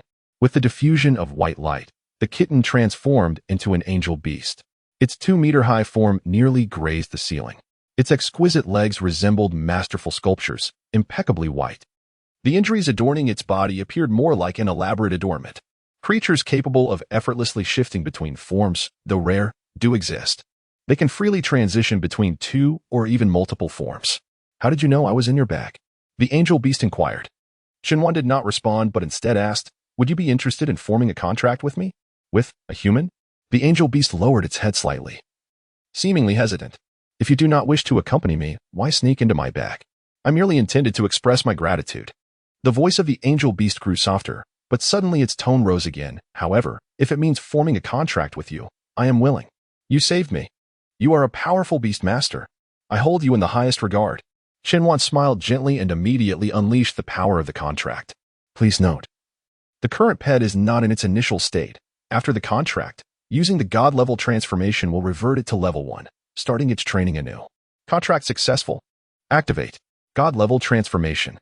Buzz. In an instant, the angel beast's snowy fur turned to gold. Its armor transformed into a deep iron hue, becoming significantly heavier. Too graceful. Smooth legs dangled outside, adorned with exquisite black patterns. Simultaneously, the alloy mask that covered the head receded, transforming into a pair of golden dragon horns. The eyes, resembling those of a phoenix, glimmered with a purple light that symbolized decadence. Within the beauty lay a hint of darkness. Fallen Seat Angel. Gender, female. Qualification, S-Class. Hidden qualification, SSS Class. Level, 1. Maximum level, 100. Type, Flight. Evil. Form, Initial. Evolution Path, 1. Skills, Fallen Strike LV, 1. Flight. Fallen Arrow LV, 1. Flight. Hellish Magic Light LV, 1. Evil. Evil Judgment LV, 1. Evil. Evolution Path 1. Order Path. Fallen Seat Angel Order Guardian, Level 50. Chapter 30. Embrace of the Angel. This path will simultaneously enhance the pet's ranged and melee combat abilities, as well as improve its defensive capabilities, transforming it into a comprehensive companion. Qinhuan never anticipated that the angel would evolve into such a chaotic entity. What immense power! The angel gazed at its arms, murmuring in gratitude to its master. Master, I too have a gift to present to you. With that, the angel spread its hands, revealing a luminous sphere, half a meter in diameter, that appeared in its palm. Pet Beast Orb, the balanced power of the angel clan. Quality, Red, Star Rating, 9 stars. Effects, 1. Defense increased by 150%. 2. Attack increased by 150%. 3. Damage from Dark-type attacks reduced by 99.9%. 4. All skill levels increased by 4 levels. This is a treasure of our angel clan. I hope you will cherish it. I truly adore it. Qinhuan exclaimed inwardly, troubled by the third orb of the Spider King. With this orb's enhancement, he could elevate his level directly to 32 and proceed with evolution. However, to maintain authority in front of his pet beasts, Qinhuan slowly retrieved the orb and said, Thank you. Let it familiarize itself within my beast space. After stowing away the third pet beast, he equipped the newly acquired orb to the Spider King. The power of the angels softened the Spider King's visage, while delicate yellow diamonds adorned its armor, creating a splendid appearance. A mere pet beast just above level 30, yet possessing 3 such formidable orbs, was truly terrifying. Before long, Qinhuan lay down and gradually drifted into slumber, while discussions about him online only intensified. It was astonishing. Such a formidable dark beast master could dispatch it with a single move. Are you lurking, great master? Come and say something. Our great master simply prefers to remain low-key. However, could it not be highly plausible that there are other dark beast tamers lurking nearby? Yet, do not dwell on such thoughts, even if they exist. Should they seek your demise, evasion would be futile. This evening, the topic of dark beast tamers became the focal point of the entire province. With the dawn of a new day, after school, Qinhuan fed his thorny beast some rare treasures of heaven and earth, allowing it to ascend to level 32. The Thorn Spider King has been elevated to level 32, reaching the threshold for evolution. It cannot progress further at this stage. Qinhuan produced the evolution scroll he had meticulously prepared. Quest accepted. Successfully hunt Bytro and ensure that the damage dealt by the evolving pet exceeds 75%. Quest duration, 48 hours. Bytro. Shinwan quickly searched on his phone. Bytro is an exotic beast residing deep within the Poison Spirit Gorge. Truly a boss among bosses, with an S-rank qualification in levels ranging from 100 to 103. Without a moment's hesitation, Shinwan set off, with the angel by his side. The troubles of travel were no longer a concern. Summoning the angel, Shinwan gazed at the majestic and alluring figure of the fallen angel and commanded, "Take me to the Poison Spirit Gorge." "At your command, master." The fallen angel swooped down, cradling Shinwan in her embrace, before unfurling her wings. Feeling the warmth of the fallen angel's embrace, Shinwan felt a sense of reassurance. "I haven't given you a name yet. Call me whatever you wish, master." "How about simply Angel?" "Very well." The speed of the fallen throne angel was not particularly swift, as it was not a specialized mount-type creature. As Shinwan reveled in the embrace of the heights, a sudden chill enveloped him from behind. Turning his head, he beheld a skeletal dragon closely trailing him. Upon this dragon sat a muscular man, known as Hey Air, a member of the Dark Beast Master organization. Originally, this organization comprised 6 individuals: the Dark Leader, Hey E, Hey Air, Hey San, Hey Si, and Hey Wu. His initial encounter was with Hey Wu, followed by a confrontation with Hey San, both of whom had perished at Shinwan's hands. At present, Hey Air was evidently unaware of Shinwan's prowess and remained oblivious to the fact that Shinwan was the master of the Spider King. His mission for the night was to hijack a flight at high altitude. In this world, those who could afford to board flights were invariably wealthy individuals. Wealth often translated into power and influence. The Dark Leader aimed to swiftly recruit a cadre of powerful individuals under his command to dominate the entire province. "Hee. Where do you think you're running off to, little one?" Hey Air taunted. "Angel, descend quickly and guide him to the ground," Shinwan commanded. At this moment, the fallen throne angel was no match for him.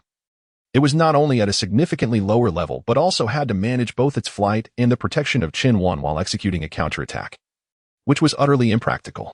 The most prudent strategy was to descend rapidly to the ground, allowing the Spider King and the Dark Lady to deal with him.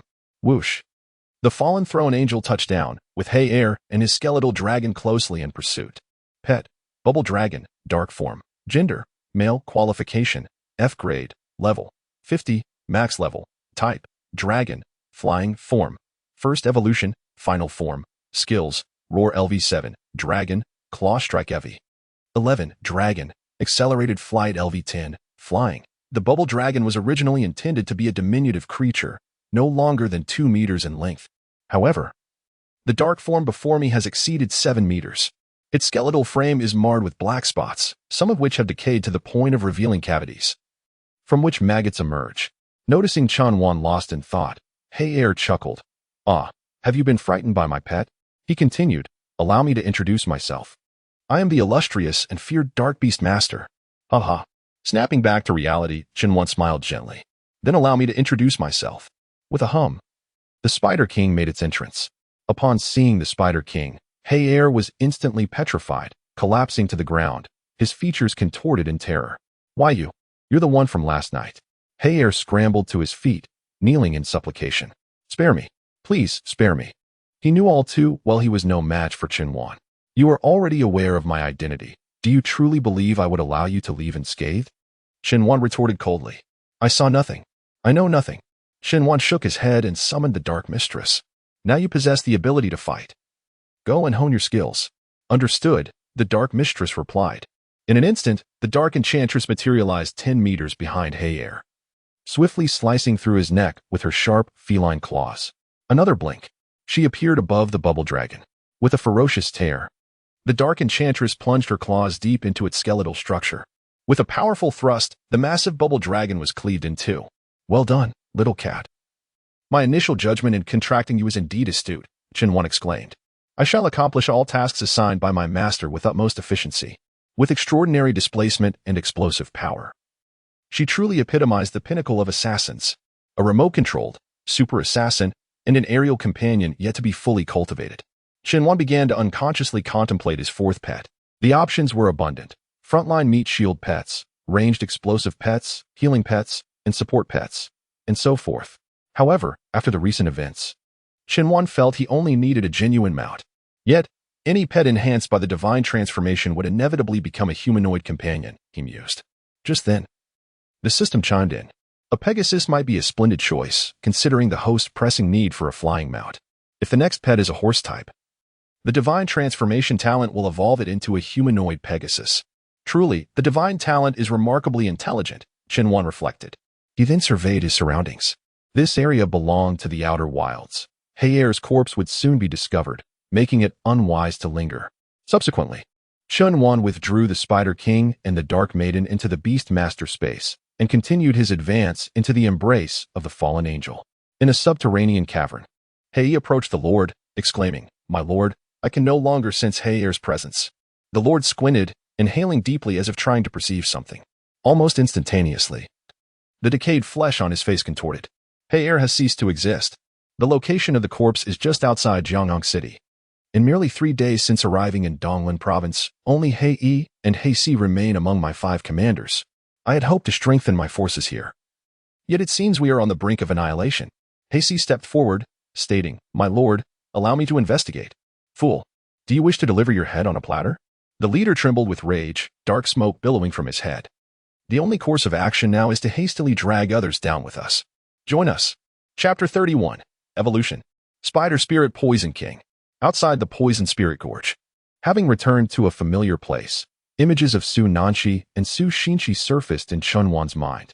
With the aid of a flying beast, he no longer had to traverse rugged terrain alone. Gazing down from the sky, the twisted floor of the Poison Spirit Gorge formed a terrifying depiction of hell. After soaring for over an hour, they had roughly entered the depths of the gorge. Qianwan commanded, "That is sufficient. Descend." This marked Qianwan's inaugural venture into the depths of the Poison Spirit Gorge, where the horrifying environment was incomparable to the outer and middle layers. The least formidable creatures within were all of A rank, with levels exceeding 70. These peculiar creatures exude an air of terror merely through their appearance. Vivid spots, grotesquely twisted vegetation, and a sour, oppressive odor enveloped the surroundings. Qianwan hastily stowed away the fallen angel, minimizing his objectives. After all, his visit to the venomous Spirit Gorge was driven by a clear purpose. Until he identifies a specific target, it is preferable to encounter as few adversaries as possible, thereby reducing the frequency of battles and conserving his pet's stamina. If confronted by foes, he would evade whenever feasible. Concurrently, he began to observe the nearby peculiar beasts.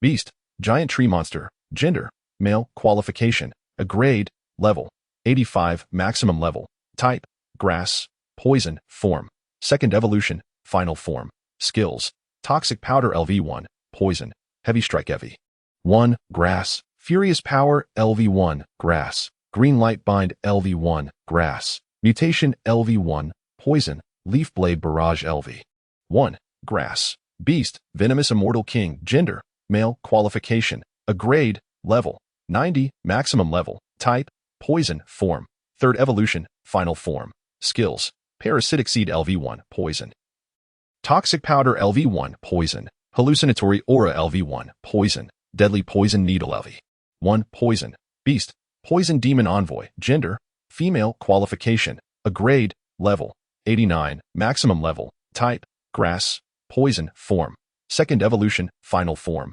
skills, needle strike LV1, grass, hypnosis LV1, grass, paralysis LV1, grass, venom splash LV1, poison, drain LV1, poison. As Qianwan was strolling through the jungle, he suddenly heard the sound of footsteps approaching from the side.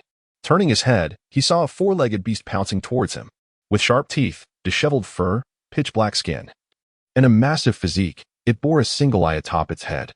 Beast, Cyclops wolf, gender, male, qualification, B grade, level, 80, max, type, ground, form, second evolution, final form, skills, pounce level 1, ground, divine level 1, ground, roaring. Qianwan summoned the Lady of Darkness. With a swift motion, her claw pierced the Cyclops wolf's chest. The dark, blood-stained heart was seized in her grasp. Before Qianwan's cherished beast, even the most formidable creatures appeared as mere refuse, utterly incapable of withstanding a blow. However, the Cyclops wolf was a social creature. Upon the demise of one, the others would swiftly converge. A chilling howl echoed as over 50 Cyclops wolves surged from all directions.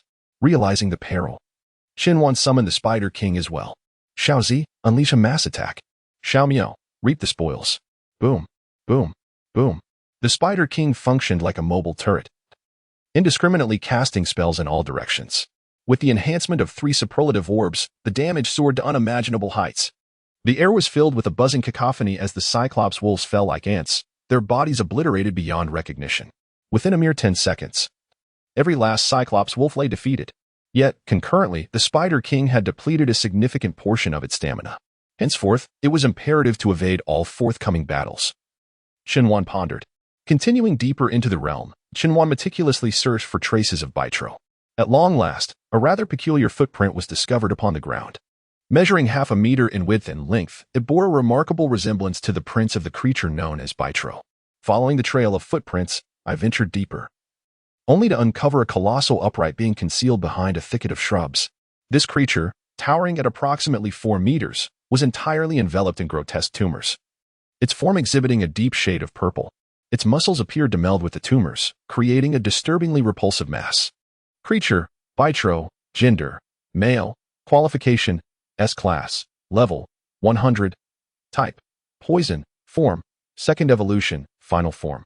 Skills, black poison palm LV, 1 poison, terrifying fright LV, 1 poison, charge LV, 1 poison, venom splash LV, 1 poison, berserk form LV, 1 poison. Before my eyes, it was feasting, surrounded by an array of decaying corpses, including those of unfortunate humans.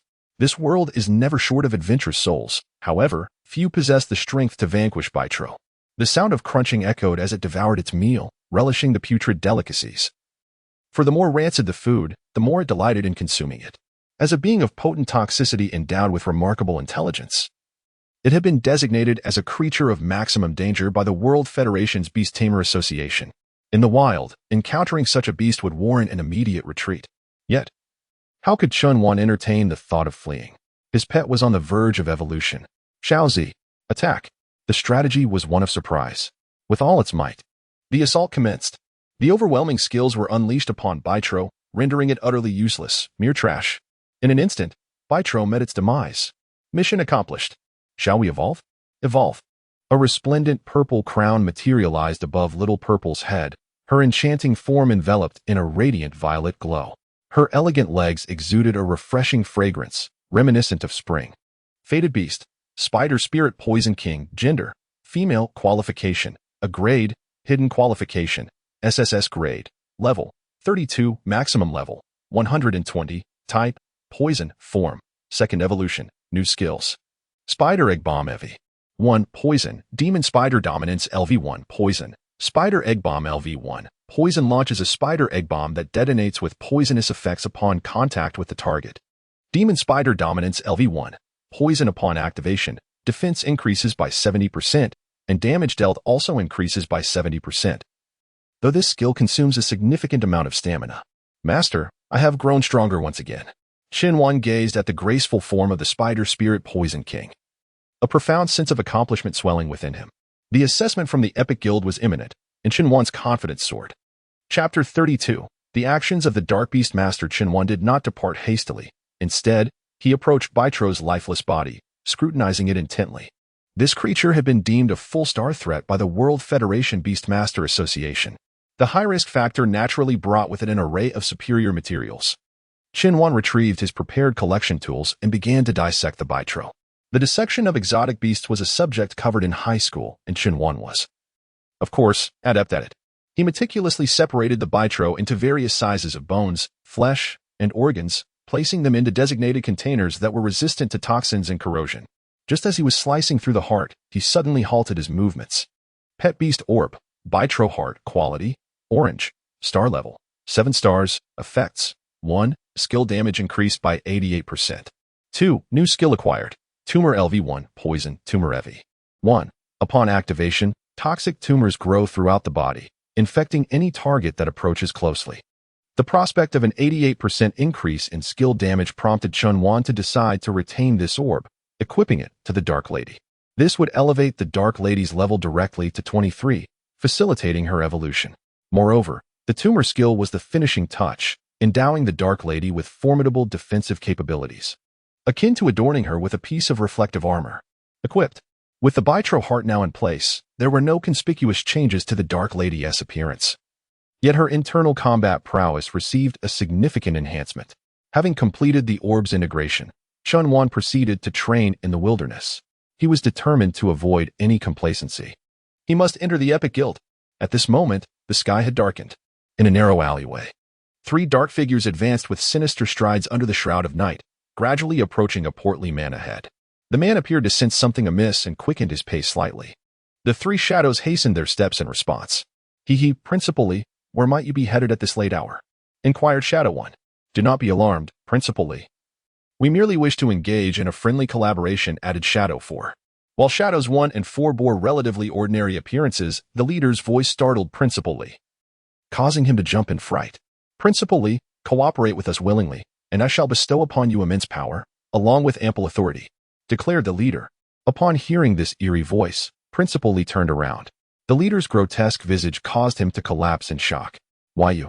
We are the esteemed Dark Beast Masters, proclaimed the leader. Now, I would like to extend an invitation for you to join us. You should feel quite honored. Principal Lee was momentarily paralyzed with terror. The Dark Beast Masters were a group he had never encountered in his lifetime, only aware of their formidable reputation. He could hardly believe that these Dark Beast Masters sought to recruit him. I might not be suitable for your esteemed ranks, stammered Principal Lee. I am merely the headmaster of a small, underperforming high school, consistently ranking at the bottom in the province. I am just an ordinary beast master, unworthy of your attention. You are too modest, Principal Lee, the leader responded. It is precisely individuals like you that I require. I have gathered all the information about you. Your innate beast possesses a C-grade talent, which confines you to a life as an ordinary principal in the economically underdeveloped Jiayang City. At the age of 57, you are the oldest principal in the province, yet you find yourself bowing and scraping before those renowned educators who remain indifferent to your credentials. This predicament stems from your inadequate strength, which has rendered you incapable of advancement throughout your life. Do you not yearn for power? Do you not wish to trample those who stand above you? Principal Lee listened intently, his eyes widening slightly, his body beginning to tremble. Indeed, it is precisely due to his lack of talent that he has never experienced significant growth. Am I not correct? The leader slowly crouched down, stating that if Lee were to join him, he could bestow upon him strength. Really? Is that true? Inquired Principal Lee. Trust me. You are already 57 years old. You can choose to continue living a life of mediocrity for the next 20 years, or you can choose to embrace the madness. I will not force you. The leader gazed silently at Principal Lee, understanding that he had already succeeded. As anticipated, Principal Lee nodded vigorously, asking, What must I do to become stronger? The leader produced a syringe filled with a black liquid, approaching Principal Lee's arm with it. You must think this through. This is entirely your choice. I am not coercing you. I have come to a resolution. I shall grow stronger. I must be powerful, Principal Lee exclaimed, and without hesitation, he seized the syringe and injected its contents into his own arm. In an instant, a wave of pain coursed through his entire being. Simultaneously, dark smoke began to emanate from every pore, and his eyes were laced with crimson veins. The power, such immense power. Principal Lee was instantly exhilarated. It was simply sublime. At that moment, however, he abruptly sensed that his beast-taming space was contracting rapidly, crushing his beloved beasts. Oh, my beasts. Do not panic, Principal Lee. To acquire power, one must inevitably pay a price, the leader stated. Any dark beast master may possess only their destined beast. The others must serve as sacrifices. Why not summon your destined beast and allow us to witness the process of it being bestowed with dark power? Principal Lee nodded in agreement and subsequently summoned his destined beast. Before him, a large green beetle curled up on the ground, its claws thrashing wildly. Soon, black spots began to appear upon its shell, its claws sharpened to a razor's edge, and fangs protruded from its maw. Roar. The trembling ceased, and the beetle slowly rose to its full height, towering at 2 meters. It had transformed into a bipedal creature. Can you feel its immense power? The leader inquired. Indeed. I can feel it. Principal Lee's eyes widened in excitement. Do you still lament the loss of those few sacrifices? Certainly not. All I desire is power. All I seek is to grow stronger. Only by becoming stronger can I attain power. Principal Lee declared. Speak. What do you wish me to do for you? It has come to my attention that your school possesses an elite special class. Tomorrow evening, find a way to bring them to the designated location. I shall provide you with the time and place shortly. The leader continued. Complete this task, and I shall reward you handsomely. No problem, I will certainly accomplish the task. Chapter 33. The Dark Titan Beetle. At 3 in the morning, Chunwan was still leveling up with the Dark Lady in the wilderness. The Dark Lady has leveled up to level 16. The Dark Lady has leveled up to level 17. The Dark Lady has leveled up to level 18. The Dark Lady has leveled up to level 19. The Dark Lady has leveled up to level 23. The current form's level cap has been reached. Further upgrades can only proceed after evolution. Using Evolution Scroll. Evolution Task Accepted. Clear the Secret Realm, City of Storms, requiring this pet to deal over 50% of the total damage to the final boss. Task Time Limit, 24 hours. The City of Storms is classified as a natural secret realm, which refers to realms that are naturally generated. There are over 100 such realms worldwide, making it one of the more abundant types of secret realms. However, a high quantity does not imply low difficulty. The City of Storms has been rated as a 7-star difficulty secret realm by the World Federation of Beastmasters Association. This realm requires a team of 3 to 7 individuals to enter. The challenge was of a 7-star difficulty, requiring the collaboration of 3 3-star beast tamers merely to achieve a tenuous victory. With only a day remaining, urgency weighed heavily on Shinwan's mind. It was not until dawn, when the sky began to turn a shade of blue, that he returned home to rest. He retrieved his phone and commenced the search for news regarding secret realm teams. After scrolling through his device for an extended period, a team-up message finally graced his screen. Team formation for Storm City. 1 spot left. Skilled players only. Novices need not apply. Without hesitation, Shinwan contacted the poster and joined the group chat, stating, "Hello, I wish to join." The avatars displayed were of a muscular man and a doll-like rabbit, suggesting a male-female duo. "Please introduce yourselves," the man prompted. "I am Shinwan, a distinguished student from the 3rd High School of Jiaoyang City," he replied. "Are you jesting? Young lad? Can't you read the title? Novices are not welcome. What business does a high school student have here? And do you take pride in being in a distinguished class? Do you even know who I am?" The man continued with his self-introduction. "In this ranking competition, I am placed 90. My name is Chung Bushing. Do you know who my teammate is? Not at all. She is none other than the 2nd-place champion of this ranking competition, the war goddess, Zhang Yujin. What right does a high school student have to interfere with us?" "Indeed. Little brat, perhaps you should refrain from causing disturbances," Zhang Yujin added. "Did you hear that from Sister Yujin? Don't create chaos," Chung Bushing warned. "Be careful or Sister Yujin might just unleash her wrath upon you. I observed that your group message has been posted for over 20 hours. The Storm City is such an obscure secret realm that it rarely attracts participants.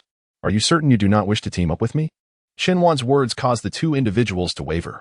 Indeed, Storm City is a rather neglected secret realm, seldom frequented by adventurers. "You may join us, but let us establish terms beforehand," Zhang Yujin stated. "The spoils will be divided as follows. I shall receive 5 parts, Ching Bushing 4, and you 1.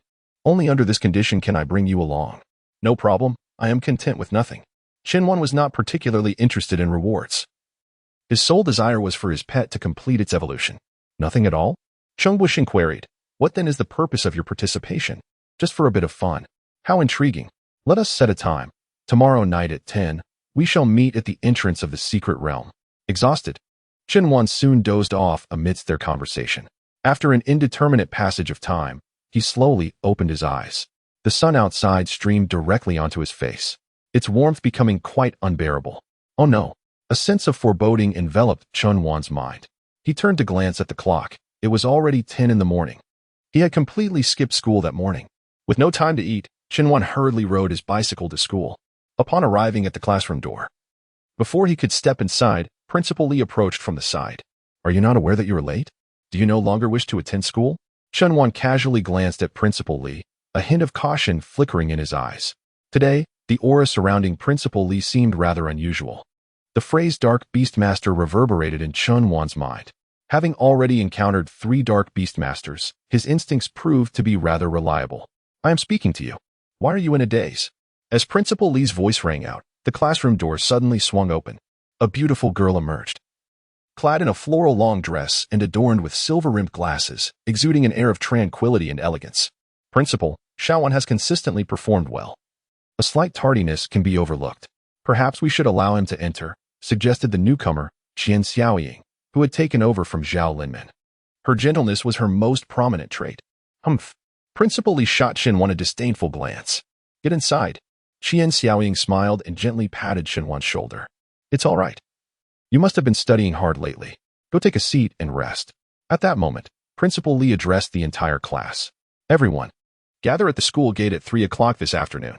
I will take you for training. Xinhuan squinted at Principal Li, an ominous premonition creeping over him. At 3 o'clock in the afternoon, Qian Xiaoying led the class to his symbol at the school gate. A peculiar smile crept across Principal Li's lips as he declared, "Let us proceed." Before long, Principal Li escorted the 6 students to a secluded suburban area. "Principal, what are you planning to do?" Qian Xiaoying inquired. A sinister chuckle escaped from Principal Li's lips. Suddenly, he summoned his own beast. Pet, giant beetle, dark body, gender, male, qualification, C grade, level, 64, max level, type, insect, form, second evolution, final form, skills, charge LV15, insect, wild eruption EV. 17, insect, brutal claw LV15, insect, insect slaughter formation LV9, insect. At the same time, Principal Li's skin turned a ghastly gray-white, and a black tongue dangled from his mouth like a forked serpent. You brilliant minds, today I shall annihilate you. Indeed, this was Principal Li's mission. He intended to eradicate the entire class in this desolate suburb. Eliminating these prodigies would be akin to uprooting the finest seedlings within the city, thereby facilitating the darker practitioners of beast mastery to flourish within the urban confines. Sure enough, you have transformed into a dark beast master, Xinhuan remarked. Haha.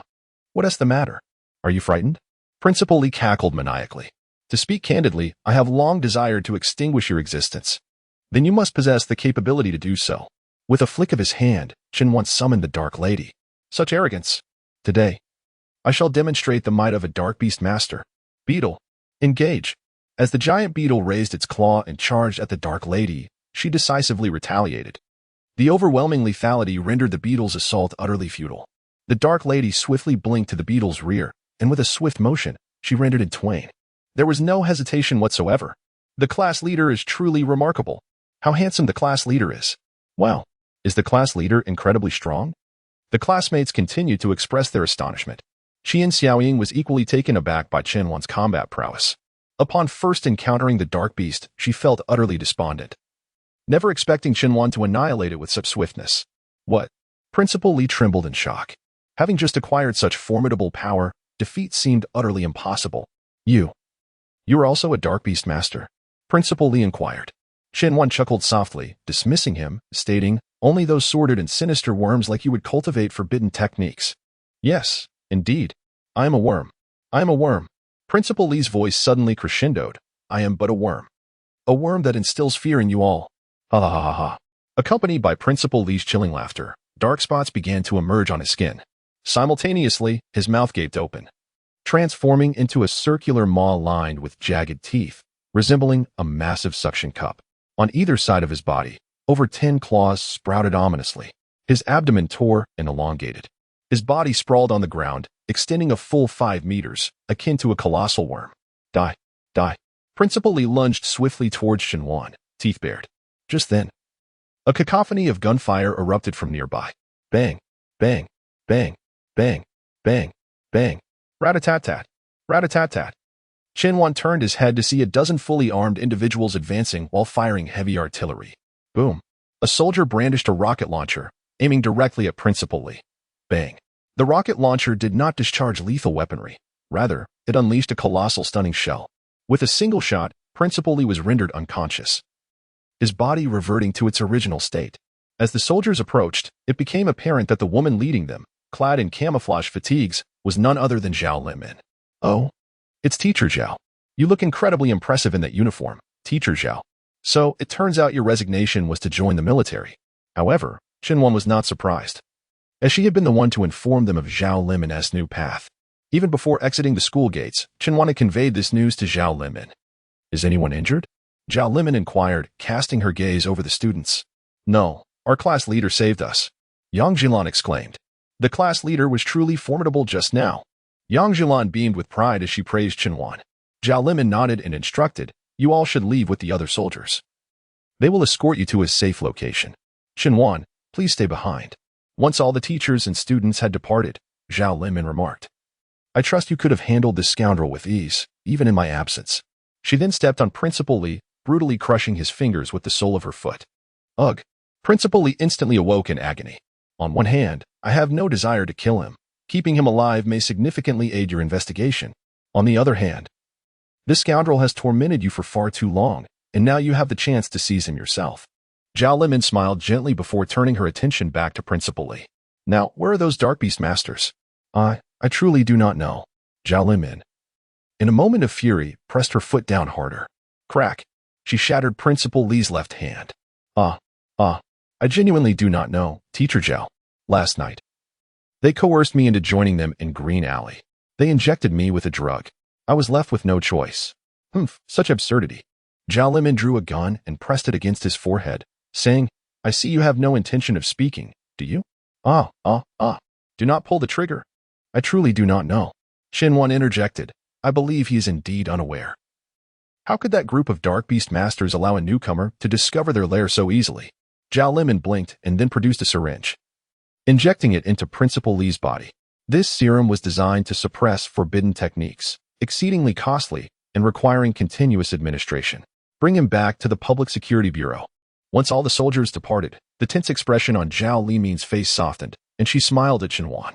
Teacher, why do you gaze at me so? With this beast taken away, the entirety of the third high school would inevitably merge with another institution, and the transition would not be seamless. In my opinion, you would be better off joining us. Your academic record would be arranged for admission to the finest high school, and you wouldn't even need to attend classes. Oh. By the way, I mean you won't need to attend school for an entire year, yet still retain the qualifications for the college entrance examination, Zhao Limin added. Thus, even if you do not successfully enter the Epic Guild, you can still participate in the exam. Of course, I sincerely hope you can pass the assessment. Xinwan shrugged, replying, since you have invited me twice, it would be rather ungrateful not to accept. With the head of the school absent, the institution had inevitably begun to crumble, and there was no one readily available to take their place. These students would undoubtedly be assigned to other high schools. Given Xinwan's current combat prowess, attending school would undoubtedly hinder his progress. Moreover, this position offered financial compensation, which genuinely intrigued him. I truly need you here. Only you can confront those Dark Beast Masters single-handedly. Xinwan gazed into Zhao Limin's earnest eyes and replied, I will give you my answer before midnight. A flicker of trepidation lingered within Xinwan. The job could easily endanger his family. Dark Beast Masters were desperate individuals, and a single misstep could expose the information of those close to him, potentially leading to retaliation against his loved ones. Very well. Zhao Limin's beautiful eyes glimmered with a hint of regret.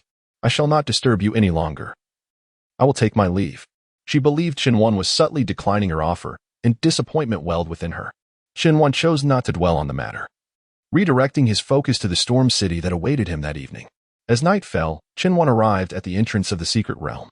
The nearest storm city hidden realm to Jiaoyang City is nestled within a rather secluded outer wilderness. Zhang Yujin and Qing Buxing have been awaiting at the entrance of the realm. Qing Buxing is a muscular man clad in a black tank top, sporting a crew cut. In contrast, Zhang Yujin's attire exudes an air of nobility. She unmistakably hails from a wealthy family. With her elegantly curled twin ponytails, a charmingly delicate face, and striking azure eyes, she dons a snow-white miniskirt that showcases her sculpted, exquisite legs. Adorning her feet are white cotton socks paired with brown leather shoes, presenting her as a quintessential high school student. Zhang Yujin gazes at Xinwan with a hint of amusement. Chapter 35, Swift Passage Through the Hidden Realm. The expert is unmatched. She remarks, once we enter the realm, simply follow us closely, and you'll blend in effortlessly. Qing Buxing lifts his chin with pride, affirming, Yujin is right. As long as you don't create any disturbances, we guarantee your success in clearing the level. Haha, I appreciate it, both of you, Xinwan replies. Gratitude is unnecessary. I have no intention of accepting your thanks, Zhang Yujin responds. As you mentioned, without you, we could hardly assemble our team. In a sense, you have aided us. Xinwan smiles gently, having initially perceived Zhang Yujin as an arrogant young lady, only to discover her reasonable nature. Have you had dinner? Zhang Yujin inquires. Not yet, Xinwan replies. Zhang Yujin retrieves a hamburger from her backpack. This is what I had left over from dinner. It's untouched. If you don't mind, please have it. Subsequently, Zhang Yujin remarked, the primary concern is that this secret realm requires at least 6 or 7 hours of intense battle. I fear you may faint from hunger and hinder our progress. Xinwan, unabashed, accepted the hamburger, consuming it while asserting, it won't take that long. Won't it? Exclaimed Chung Boshang, his eyes wide with disbelief. What does a mere high school kid like you know about this? This instance has been rated as a 7-star difficulty by the World Federation of Beast Masters Association. It is already commendable that the two of us, fresh college graduates, can assist you in clearing it. What nonsense are you spouting? Nearby, Zhang Yujin's expression darkened, evidently irritated by Chen Wan's earlier remarks. However, she refrained from further comment and simply stated, "Let us proceed inside." The City of Storms resembled a desolate urban expanse surrounded by ruins. Under a dimly lit sky filled with flashes of lightning and booming thunder, the environment was rife with howling winds, and in the distance, multiple tornadoes loomed like colossal walls. Boom. Crash. Lightning danced erratically, while various creatures emblematic of lightning and storms traversed the area incessantly. Beast, electric rabbit, gender, male, qualification, C grade, level, 60, max level, type, electric, form, second evolution, final form, skills, impact LV1, electric, electric wave LV1, electric, thunder punch LV1, electric, great thunder LV1, electric, beast, thunderdog, gender, male, qualification, C grade, level, 62, max level, type, electric, form, second evolution, final form, skills, charging LV1, electric, lightning strike LV1, electric, spark LV1, electric, thunderfong LV1, electric, discharge LV1, electric, beast, floating fish, gender, female, qualification, C grade, level, 63, type, flying, water, form, second evolution, final form, skills, whirlwind LV1, flying, bubble blast LV1, water, return of the swallow LV1, flying, gas surround LV1, flying, water vapor cannon LV1, water. A myriad of diverse beasts obstructed the path of the three individuals. The condition to traverse the Storm City is to reach the end of the secret realm, and at least 3 individuals must touch the Storm Stone to unlock the exit of the secret realm. The straight distance spans 2,000 meters, requiring over half an hour to traverse on foot, not to mention the layers of formidable beasts that await. This is not an artificial realm, but a completely natural one. Consequently, it implies that if one cannot complete the challenge within the designated 11 hours, annihilation will be immediate and indiscriminate. Do you see? The City of Storms is terrifying. Chung Boshang said to Chen Wan, "Do you still believe that 6 or 7 hours is an exaggeration?" With an air of calm, Chen Wan replied, "Stay close to me, and I guarantee you will complete the challenge within half an hour." Upon hearing this, the expressions of Chung Boshang and Zhang Yujin faltered, their faces betraying a surge of anger. "Are you being serious? Why put on a show in front of us?" Chung Boshang retorted, "I am ranked 90 in the qualifying rounds, and Yujin is second. What is your rank? What gives you the right to boast before us?" Enough. Let us not waste time arguing with him. We must commence." Zhang Yujin interjected, just as they were about to summon their beasts. Chen Wan waved his hand and summoned the Black Abyss Assassin. Charge. In mere seconds, the Black Abyss Assassin dispatched 2 beasts with swift precision. "Good heavens!" Chung Boshang exclaimed, utterly astonished. Zhang Yujin, equally taken aback, remarked, "What kind of beast is that?" Without missing a beat, Chen Wan strode forward at a brisk pace. "What are you two dawdling for?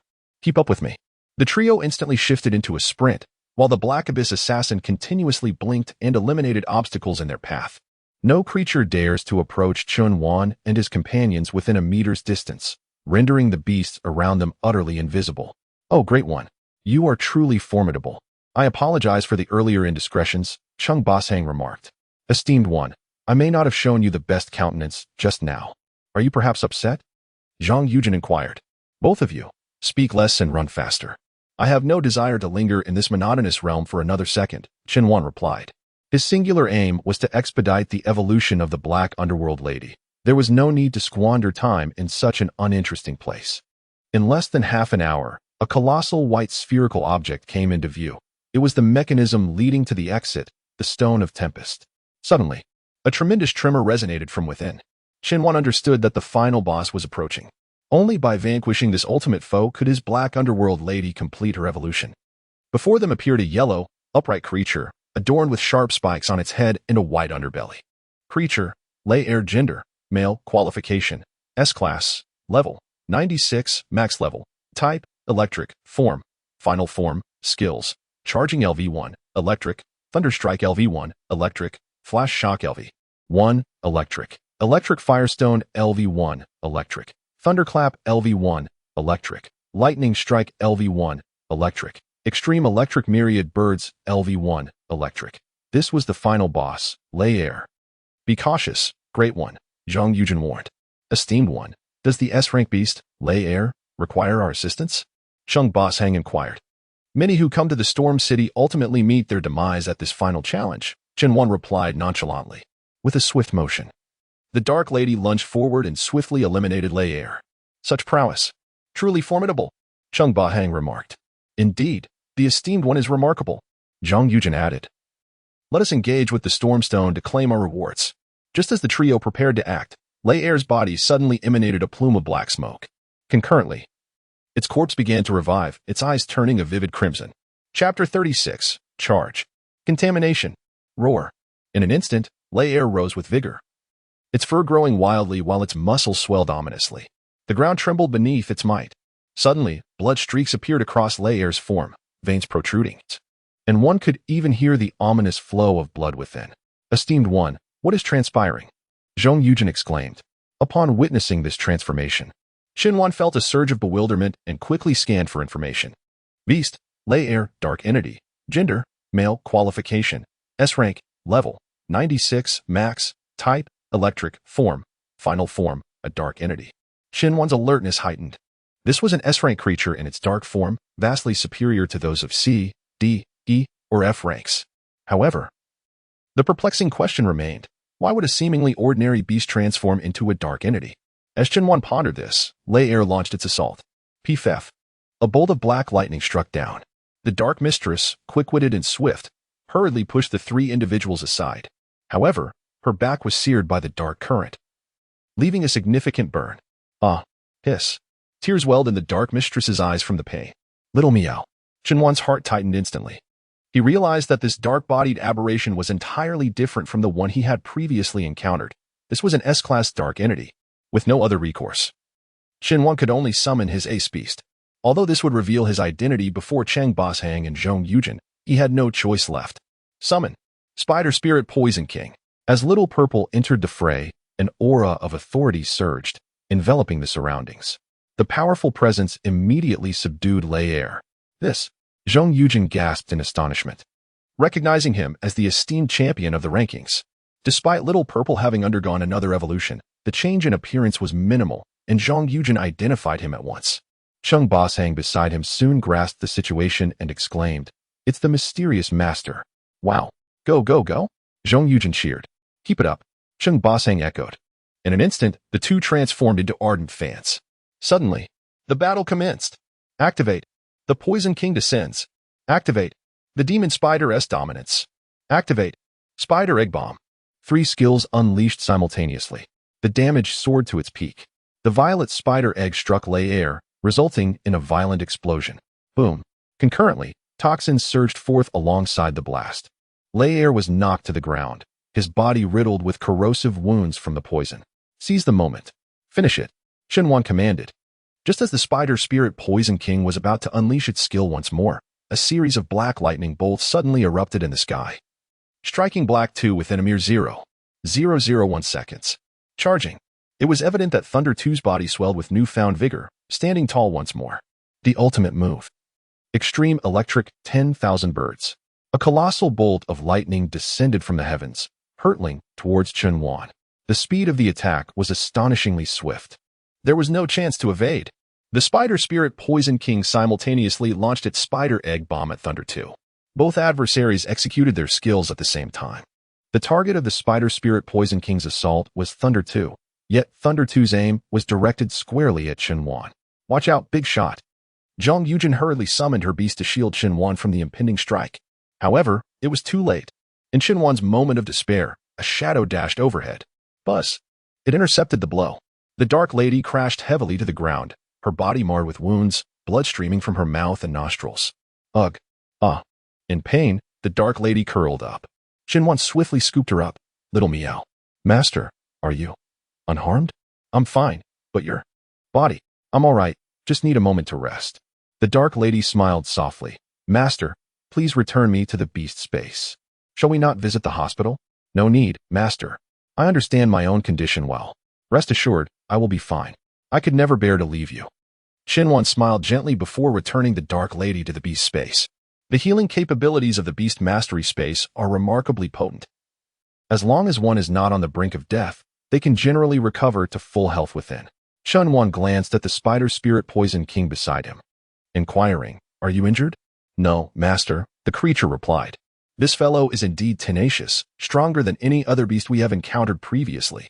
"Indeed," Shinwan mused, gently stroking the head of the spider spirit poison king.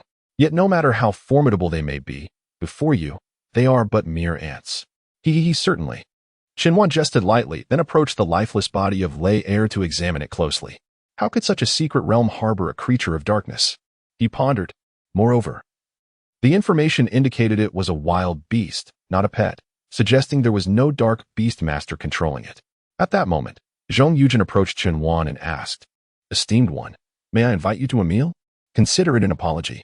Dining with a beautiful woman is undoubtedly a pleasant affair." Yet Shinwan's mind was elsewhere. He chose to ignore Zhong Yujin and continued to inspect Lei Er's body. Why did this individual suddenly unleash such formidable power? Zhong Yujin inquired further.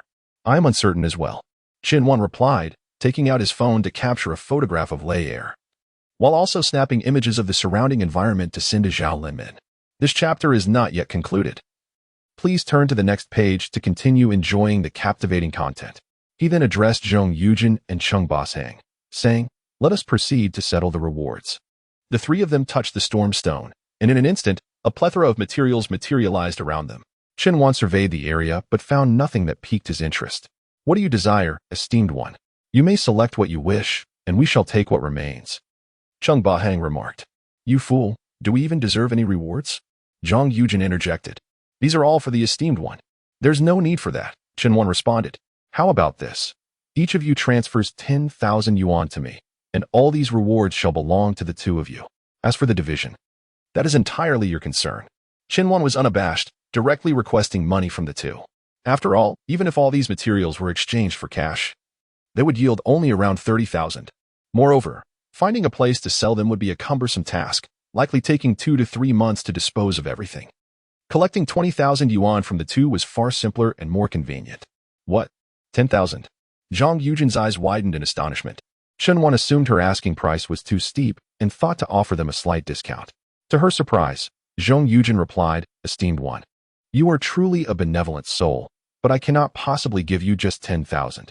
With that, Zhong Yujin took out her phone and directly transferred a generous red envelope of 110,000 yuan to Shinwan. "Esteemed one, I am giving you 100,000. The remaining 10,000 is for Cheng Bashang. You must accept this total of 110,000.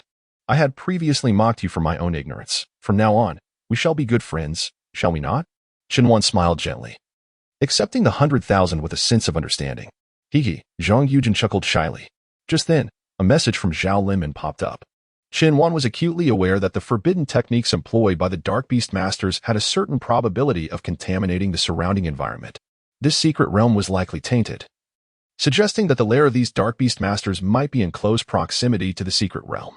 Caution was imperative. He would hasten to gather his companions. Chapter 37. The lair of the Dark Beast Masters. Upon receiving this message, Shinwan became increasingly vigilant.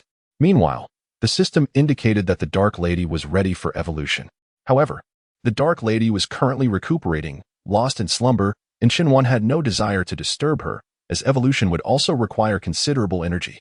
The exit of the secret realm had been activated, and if they did not depart within 5 minutes, they would be eternally sealed within, equivalent to erasure. Thus, leaving the secret realm was imperative. "Let us proceed," Shinwan declared as he led the two companions out of the secret realm. "I have some matters to attend to. You two may return first." "What? Esteemed one, I was hoping to treat you to a late-night meal," Zhong Yujin exclaimed. "Another time. By the way, do not speak of today's encounter to anyone." Understood. The esteemed one prefers discretion," Zhong Yujin reassured him. Once the two had departed, Shinwan remained alone, slowly traversing the area to observe his surroundings. True to his instincts, within a mere 5 minutes, he discovered yet another dark aberrant beast. Beast, mini fruit, dark form, gender, male, qualification, D grade, level, 60, max level, type, grass, form, second evolution, final form, skills, sweet powder LV1, grass, quick attack heavy. 1 grass, leaf strike LV1 grass, sour powder LV1 grass, bitter powder LV1 grass, spicy powder LV1 grass, seed barrage LV. 1. Grass. The mini fruit is a commonly found grass-type beast in the wild, known for its gregarious nature and gentle disposition, often cherished by humans as a decorative creature. Typically, a normal mini fruit stands at a mere half-meter tall, adorned in vibrant green with a brown, spiky shell on its back. Its most distinctive feature is the vine that extends from its crown, bearing a pine cone. However, this particular mini fruit towers at a full meter, its sharp spikes glinting ominously. The small pine cone atop its head has morphed into a blood-dripping rose. As Chunwan ventured further, a horrifying sight unfolded before him. Surrounding this dark form of mini fruit were the lifeless bodies of its kin.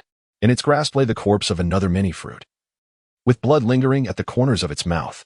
In Chunwan's recollection, forbidden techniques were believed to affect only the beast master and their pets. He had not anticipated that such dark arts could extend their influence to the very environment.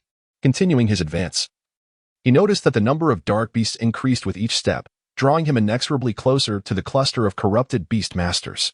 It appeared that the group of dark beast masters was drawing ever closer, Chunwan contemplated. Eventually, her footsteps halted before a thicket. Drawing from her numerous encounters with the dark beast masters, she could sense a potent aura of darkness emanating from this place. Parting the underbrush, she beheld the mouth of a cave. The flora surrounding the entrance had become grotesquely deformed, with sharp thorns, bleeding flower stems, and blossoms bearing sinister appendages, truly a visage of hellish artistry. The bizarre creatures scuttling about were all embodiments of darkness. Chunwan dared not advance recklessly. Instead, she transmitted her approximate coordinates to Zhao Limin and awaited reinforcement. Approximately half an hour later, Zhao Limin arrived with a contingent of individuals in tow. The cave ahead, I suspect, may very well be the lair of the Dark Beast Masters, Chunwan remarked. Zhao Limin glanced at the cave entrance before addressing her companions. Everyone, remain vigilant. Chunwan, shall we descend? As the most esteemed member in Zhao Limin's estimation, she placed her unwavering trust in Chunwan.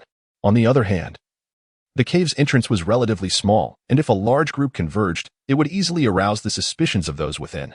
After a moment of silence, Chunwan nodded, adding, "But this will count towards my compensation." Upon hearing this, Zhao Limin's face lit up with a radiant smile, for she understood that Chunwan had consented to join her. "Not a problem," Zhao Limin replied, subsequently producing a white energy pistol and handing it to Chunwan. This pistol was a remarkable piece of technology, capable of automatically replenishing its ammunition at the rate of 1 round per second, effectively granting it infinite ammunition. It could seamlessly switch between lethal and tranquilizing bullets, making it a coveted piece of high-tech equipment reserved for elite forces, far beyond the reach of ordinary soldiers. "So, if I were to join your ranks, would there be a chance for me to secure a position of authority?" Chunwan inquired. "Absolutely, if that's your desire. The team leader can appoint you, and I shall serve as your aide." Wait, Team Leader Zhao. That simply won't do," Chunwan interjected as he fiddled with the energy pistol in his hand, before hastily advancing forward, with Zhao Limin closely trailing behind. Under normal circumstances, the most prudent approach would be to send in a familiar creature to scout the area. However, this strategy would relinquish command over the creature, preventing it from responding promptly should any situation arise. At that moment, Zhao Limin produced an underground detection mirror and carefully lowered it down. It was pitch black, revealing nothing. "It's completely dark," Zhao Limin remarked. Chunwan, standing nearby, turned on his flashlight. "How about now?" "It's a bit clearer. The interior consists solely of walls. It seems there is no one here. Could I be mistaken? I'll go down to investigate." With that, Zhao Limin leapt down without hesitation. Chunwan, unable to allow her to descend alone, promptly followed suit. He then illuminated the surroundings with his flashlight, revealing ordinary walls, devoid of any apparent anomalies, until Chunwan directed the flashlight towards the ground. Revealing a scattering of syringes and dark substances, he confirmed that this was indeed the lair of the Dark Beast Masters. "The people are gone," Chunwan remarked. "Yes, they must have left," Zhao Limin replied, clenching her fist before summoning soldiers to gather items from the cave. At that moment, in a certain residence, 3 Dark Beast Masters located Lin Fan. "What? Are you still hesitating?" the leader inquired. Lin Fan's gaze flickered with a cold intensity as he observed the black potion on the table. "Lin Fan, you are the prodigy of the Flame Dragon Empire. An excellent student of Flame Dragon University, yet you are not the strongest. Once you inject this serum, You will become the most powerful being in this world, asserted the leader. Do not forget, it was you who sought us out. Your current hesitation is nothing short of mockery. Lin Fan seized the syringe from the table, his nostrils flaring as he inhaled deeply before driving the needle into his own arm. I crave power. Since the last encounter with Qin Wan at the Beastmaster Ascension Center, he had harbored resentment, delaying his return to school in anticipation of a chance to exact revenge on Qin Wan. His previous feigned submission, acknowledging Qin Wan as an elder brother, had merely been a temporary faade. How could I possibly bow my head? How could I ever bow my head? He shouted internally. As he observed the engorged veins and the dark liquid coursing within, a horrifying smile crept across his face. All who stand above me deserve to perish. Just then, the leader clutched his chest, sensing the presence of uninvited guests within his lair. His demeanor shifted to one of caution. Chapter 38. Evolution. Moonshadow Assassin. King of the Night. Dark Perception. Able to detect any intruder encroaching upon his shadowy lair. Simultaneously, both Hei and Hei sensed it as well. Master, what shall we do? Inquired Hei. The leader gently waved his hand, dismissing the concern. Merely a swarm of ants. At present, our organization has allied with a formidable partner, an S-class Dark Beast Master. Who could possibly stand against us now? The leader patted Lin Fan on the shoulder. Work hard, and the world shall be yours. Lin Fan clenched his fists tightly. Black horns began to sprout from his head, fangs protruded from his lips, and his visage was marred by green pustules. His memory was consumed by the scene of kneeling before Qin Wan at the Beastmaster Ascension Center. The repeated calls of brother directed at Qin Wan ignited a blazing fury within him. This rage pierced through his heart, manifesting through forbidden techniques. Roar. Roar. The green pustules on his face writhed, and his entire body was covered in grotesque tumors. I shall take revenge. I must avenge myself. Last time, Qin Wan had humiliated him at the Ascension Center, but next time, he would make him kneel and beg for mercy before the entire city. With a forceful push, Lin Fan summoned his fateful beast, the fiery pustule beast. Originally, the fiery pustule beast resembled a massive bear covered in sores, now transformed into a creature of darkness. It appeared even more terrifying. The pustules erupted, disintegrating into chunks of rotten flesh. Half of its head had rotted away, revealing a hollowed-out skeleton within. Meanwhile, its body began to swell uncontrollably, soaring to a staggering height of 6 meters. Upon witnessing this scene, the chieftain's crimson single eye glimmered with excitement, and his decayed flesh trembled in anticipation. With the addition of an S-rank beastmaster, his joy was immeasurable. My lord, you have bestowed upon me such formidable power. What would you have me do? Lin Fan inquired. Pursue whatever endeavors you desire. I impose no tasks upon you, replied the chieftain. Unbeknownst to Lin Fan, all who had ingested the chieftain's potion could be manipulated at will. However, the chieftain was not inclined to exercise such control at this moment. He wished for Lin Fan to act of his own volition, to unleash the darkness within him, which held far greater value than mere subjugation. I shall not detain you any longer, the chieftain chuckled. I take my leave. Farewell, esteemed lord. After the 3 dark beast masters departed, Lin Fan approached the mirror to admire his appearance. Becoming a dark beast master not only enhanced the combat prowess of his beasts, but also significantly augmented his own strength. Qin Wan, I will ensure your demise by midnight. You shan't see the dawn. Lin Fan grinned widely at his reflection. Soon, he gradually retracted his dark powers, reverting to the guise of an ordinary person. At that moment, the front door of his home swung open, revealing his parents returning, coming from a well-to-do family. They were dressed in splendid attire. Why are you still awake at this hour? His mother inquired. Perfect timing. We have something to discuss, his father added. Your Uncle Yang has returned from his business trip. Tomorrow, the 3 of us will go to formalize the marriage contract with the Yang family. Once you graduate from university and that girl Jilan enrolls, you two shall wed. At this moment, Lin Fan finally came to the realization that his return to Jiaoyang City was driven by his desire for a woman. In the past few days, he had been so blinded by hatred that he forgot all about this matter. A woman status. I desire them both. Lin Fan clenched his fists and smiled faintly. Very well. Meanwhile, 3 dark beast tamers had already relocated to another location. With their lair exposed, returning was no longer an option. Qin Wan and the others lay in ambush outside the cave, waiting until dawn but still not encountering any dark beast tamers. Yawning, Qin Wan's eyes were heavy with dark circles. In my opinion, we should no longer remain here in ambush. They are likely aware that their lair has been discovered and will not return. If we are truly uneasy, We can set up a few scouts for surveillance. Zhao Linmin hesitated for a moment. That sounds reasonable. Chen Wan was indeed tired, yet his thoughts were far from resting. Rest was merely a pretext. As a fervent cultivator, he needed to continue enhancing his strength rather than wasting time at this cave entrance. The equine companion he longed for had been on his mind ever since the system provided its prompt. With the funds from Zhong Yujin, his pockets were quite affluent. With over 100,000 yuan, he could purchase at least a D-grade beast egg. He did not need to concern himself with the qualifications, as they would ultimately be reinforced to SSS grade. What he truly needed to consider were the traits and attributes of the beast. Naturally, it would be ideal to find one most suited for transformation. Just like the Black Mysterious Lady, the system had directly provided a contract prompt. However, before purchasing the beast egg, Chen Wan had one more task to attend to. Thus, the evolution of the Dark Abyssal Lady commenced. He summoned forth the Dark Abyssal Lady, whose spirit and vitality had remarkably rejuvenated at this moment. Little Meow, let us embark on your inaugural evolution. Evolution. Suddenly, the form of the Dark Abyssal Lady became enveloped in a swirling violet aura. Her attire grew increasingly sparse, and her shoulders, reminiscent of pure white lotuses, radiated an enticing allure. Two well-defined abdominal lines emerged, signifying a notable enhancement in her strength. Her legs, encased in black silk, appeared even more toned, adorned with purple gemstones that accentuated her beauty. This transformation, while primarily an elevation of her presence, also brought forth a significant change. A black sleeve arrow manifested on her left wrist, endowing her with the ability for ranged attacks. A rogue possessing both melee and ranged capabilities, coupled with overwhelming damage, is indeed a fearsome prospect. Companion Beast, Moonshadow Assassin, Gender, Female, Qualification, B grade, Hidden Qualification, SSS grade, Level, 23, Maximum Level, 103, Type, Combat System. Fairy System, Form.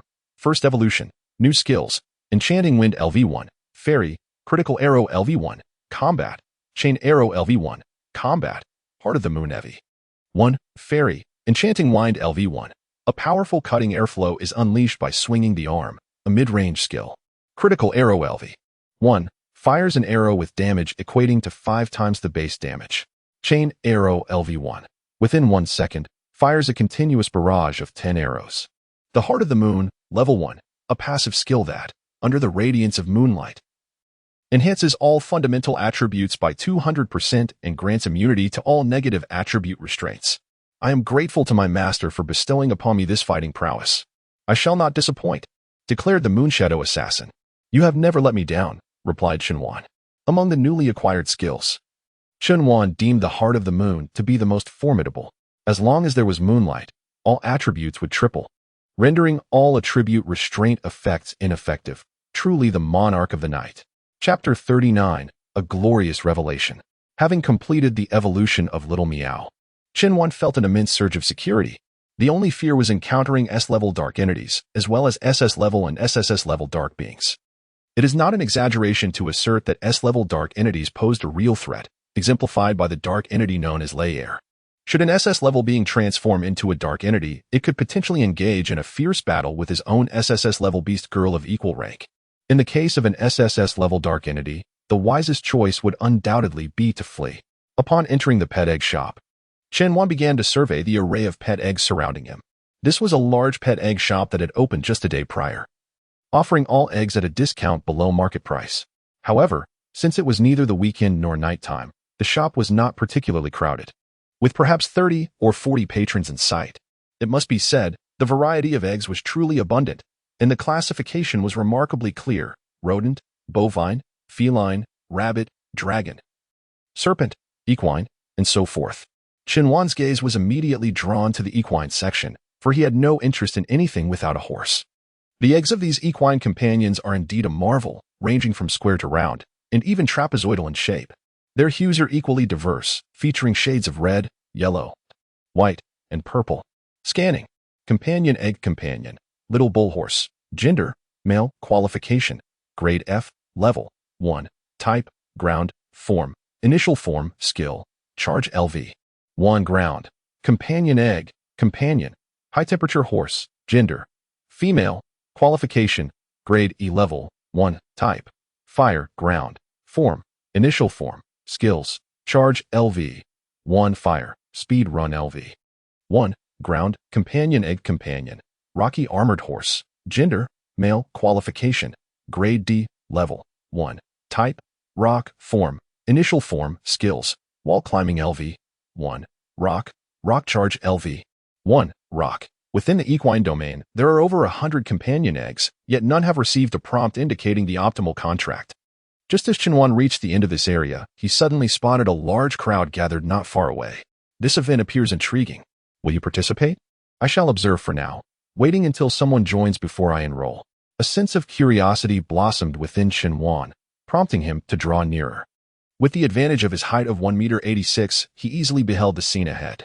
There stood a striking woman clad in a white lab coat, beneath which she wore a snug black outfit, complemented by flesh-toned stockings and elegant black high heels. Black-rimmed glasses perched on her face, and her hair was elegantly styled in an updo, exuding an air of intellect. Behind her lay an impressive array of pet eggs. Chenwan nudged a peer beside him and inquired, "Brother, what are you all doing here?" The boy replied, "Don't you know? This is an event for the grand opening of a new store, an egg lottery. For a mere 100,000, you can participate and randomly select an egg, with the lowest quality being E grade and the highest A grade." Chenwan mused to himself, "This event seems tailor-made for me. Essentially, I could purchase an A-grade pet egg for 100,000 and resell it for 500,000 to 600,000. He then rose onto his toes, taking in the entire row of pet eggs before him. However, he soon dismissed the notion of reselling, for he had discovered the egg most suited to him. Best contract discovered, equine pet. Pet egg pet, shadow horse. Gender, female. Quality, A grade. Level 1. Type, dark. Form, initial form. Skills, shadow charge LV1, dark. Dark gallop LV1, dark. Given that the system had provided such a hint, he felt compelled to seize the opportunity directly. If one cannot trust the system, then whom can one trust? At this moment, the onlookers continued their fervent discussions. In my opinion, participating in this event early on is a grave miscalculation. The probabilities for the different tiers are as follows: E level at 70%, D level at 20%, C level at 9%, B level at 1%, and a level with only a solitary egg. One must at least draw a D level to break even, yet the odds stand at a mere 1 in 5. Indeed. Let the fools register first, depleting the E and D levels, and then we shall reap the benefits. Yes, with the naive and affluent, allow that group to draw. It is highly unlikely that they will obtain an A-level egg in one go, is it? Ridiculous. There are over 500 beast eggs in total, with only one being of a level. The probability is 1 in 500. How could one possibly draw it on the first attempt? This crowd merely spectates without signing up, and I can hardly contain my eagerness. I can no longer hold back. I shall go first. A chubby young man in his 20s produced a funding card and said to the woman, "Here is 100,000. The woman retrieved a machine and deducted the sum from the card, smiling at the chubby man and saying, "You may begin." The chubby man paced before the array of eggs as time slipped by, and soon 15 minutes had elapsed. "Could you please hurry up and choose? What can you discern?" I urged. "You are not even a professional beast egg appraiser. Choose quickly, choose quickly. It is 100% E-level." The chubby man, feeling somewhat embarrassed by the crowd's incessant chatter, ultimately settled on an extraordinarily vibrant oval-shaped egg. "Goodness, that egg is the one I intended to choose. I too wish to select this egg," exclaimed another voice. Instantly, the atmosphere erupted with excitement, as it appeared that many had set their sights on this particular beast egg. Its vibrant hue, lustrous sheen, and perfectly symmetrical shape suggested that its quality was undoubtedly exceptional. Indeed, it must be at least a B rank. What a fortunate find for that young man. Chenwan observed the agitated expressions of the crowd and couldn't help but chuckle softly, finding the scene somewhat amusing. The creature within this egg was neither B nor C rank, nor even a rank. Rather, it was the lowest quality among this batch, a predominant E rank. Beast egg, creature, starry sky butterfly, gender, female, quality, E rank, level 1, type, flying, form, initial form, skill, radiance LV 1, flying. The starry sky butterfly was purely an ornamental creature, possessing nearly no combat capability. It was simply an E rank. E rank. What nonsense. A middle-aged, plump woman retorted. "This egg is so exquisitely beautiful. How could it possibly be E rank? What do you know, you little brat?" Another chimed in. "Run home, kid. Gambling on eggs is an adult's game. What are you doing here at such a young age, spouting off nonsense?" Xinhuan did not take offense at their rebuttals. Theoretically, it was true that more aesthetically pleasing eggs could potentially harbor creatures of higher quality. However, this was not a certainty. Chapter 40. Contract with the Mayor. Hellish Bats. In this world, the appraisal of pet beast eggs profoundly tests an appraiser's observational acuity, breadth of knowledge, and innate talent, even within the same species. The appearance of pet beast eggs can vary dramatically. One must discern the hidden qualities of the egg through its texture, patterns, and the faint oscillations it emanates, in order to ascertain the creature within, along with its quality and health status. Xinhuan listened to the dissenting voices around him, merely smiling and shaking his head. This egg is exceptionally beautiful. It must be of grade A, or at the very least, grade B. After speaking, the chubby boy cradled the egg in his hands and approached the woman in the white coat. Dr. Liu, could you please evaluate this? This woman was not merely a sales representative. She was a doctoral advisor at Donglin University, specializing in the appraisal of pet beast eggs. The new store had expended considerable resources to invite Dr. Liu and Lu Momo to oversee the event, but since the sales staff had stepped away for a moment, she was tasked to manage in their absence. Lu Momo took the pet beast egg and used her professional instruments to examine it. Although the quality of these eggs had already been verified prior to this, she needed to conduct a secondary verification. It is grade E, Lu Momo declared. What? Truly grade E? That can't be. The crowd gasped in astonishment. Dr. Liu, please examine it more closely. How could this possibly be grade E? Lu Momo replied. These pet beast eggs were classified by professionals before being sent here. I am merely confirming the assessment. Continuing, I confidently proclaimed, based on various assessments, that this was indeed the egg of the E-class starry butterfly. I then addressed the chubby boy, suggesting, you may hatch it to verify its authenticity. As for the contract, that is entirely up to you. The boy, with an incredulous expression, approached the pet egg and placed his hands upon its shell. Release. Hatching power. With a series of cracks, the shell shattered, revealing a splendid little butterfly. How truly delightful. Could this boy have actually guessed correctly? To spend 100,000 on such a trivial creature seems exceedingly foolish. Fortunately, this plump lad took the fall for us. Speaking of which, who will be next? I shall wait for a few more, allowing the pitfalls to be thoroughly tested before I step in to reap the rewards. The chubby boy, watching the butterfly flit about, stomped his foot in frustration and turned away. At that moment, Xinhuan declared, I volunteer. He was ready to proceed. It must be said, this child's recent guess was remarkably accurate, but merely a stroke of luck. He could not discern his own limitations. Surely, he would draw the worst of the lot. Ignoring the mocking jeers of those around him, Xinhuan paid the participation fee and confidently approached the targeted pet egg. The shadow horse pet egg, resembling an unsightly lump of coal, was indeed quite unattractive. See, I told you. He merely stumbled upon a stroke of luck. That dark, unappealing egg is undoubtedly the worst of the bunch. Let us choose this one. Once selected, it will serve as our stepping stone. Surely not. How could anyone possibly choose such an unattractive pet egg? This little brat truly is a spendthrift, carelessly tossing away 100,000 yuan. At that moment, only Lu Momo's eyes sparkled with astonishment, for she was aware that the black coal-like egg was the sole A-grade pet egg in the entire venue. She could hardly fathom how Xinhuan had discerned this with merely his naked eye. I choose this one, Xinhuan declared as he seized the black pet egg. Haha, he really chose it. Is this child out of his mind? Picking a black coal egg, what could possibly hatch from that? A lump of coal? Haha, this is madness. Truly a desperate attempt to attract attention. If this thing surpasses D grade, I shall eat my hat. Xinhuan presented the pet egg before Lu Momo. She glanced up at him, and he offered a gentle smile, as if they shared an unspoken connection. I imagine. You had already confirmed it was the only A-grade pet egg in the venue, hadn't you? Lu Momo inquired. Upon hearing her words, the onlookers became agitated. What? A-grade? Dr. Liu, have you lost your mind? How could this possibly be A-grade? If it weren't for the rules stating a minimum of E-grade, I would suspect it to be F-grade. With such standards, you call yourself a doctor? I have a portable pet qualification detector. Let me test it, and we shall see. A man interjected. Child, if you have the ability, hatch this egg. Of course, Xinhuan replied, immediately unleashing his hatching powers. A small black horse emerged from the egg. Immediately, the man approached with the instrument and pressed the detection button. Astonishingly, it turned out to be an A-grade. Goodness, the child truly guessed it right. What is the point now? The A-grade has been taken away. I'm done. I'm done. What luck this child has to hit it on the first try. Everyone dispersed. As Chinwan watched the group scatter, he was about to lead his little steed away when Lumomo called out to him, inquiring how he identified the pet beast egg. Did he rely solely on his eyesight? Pretty much, he replied. You're quite the genius, Lumomo remarked. It seems you're just a high school student with a bright future ahead. Chinwan offered a polite smile and then quickly departed. To avoid drawing attention from those around him, he recalled the shadow horse into the beast-controlling space and then sought out a secluded spot to release it. With a divine transformation, the shadow horse sprouted black wings on either side of its body.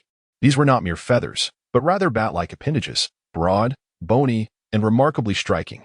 Simultaneously, its form began to expand, reaching over 4 meters in length, with its upper body morphing into that of a beautiful woman, elongated arms extending gracefully. Its skin radiated a soft gray hue, with violet irises and pointed ears resembling those of a bat. 2 adorable little fangs peeked from the corners of its mouth, and its large, expressive eyes gleamed with a bright luster. Although its complexion was somewhat unconventional, it in no way diminished its beauty. In the eerie darkness, it exuded an oddly charming allure. Greetings, master. The little steed opened its mouth, revealing a delightful smile.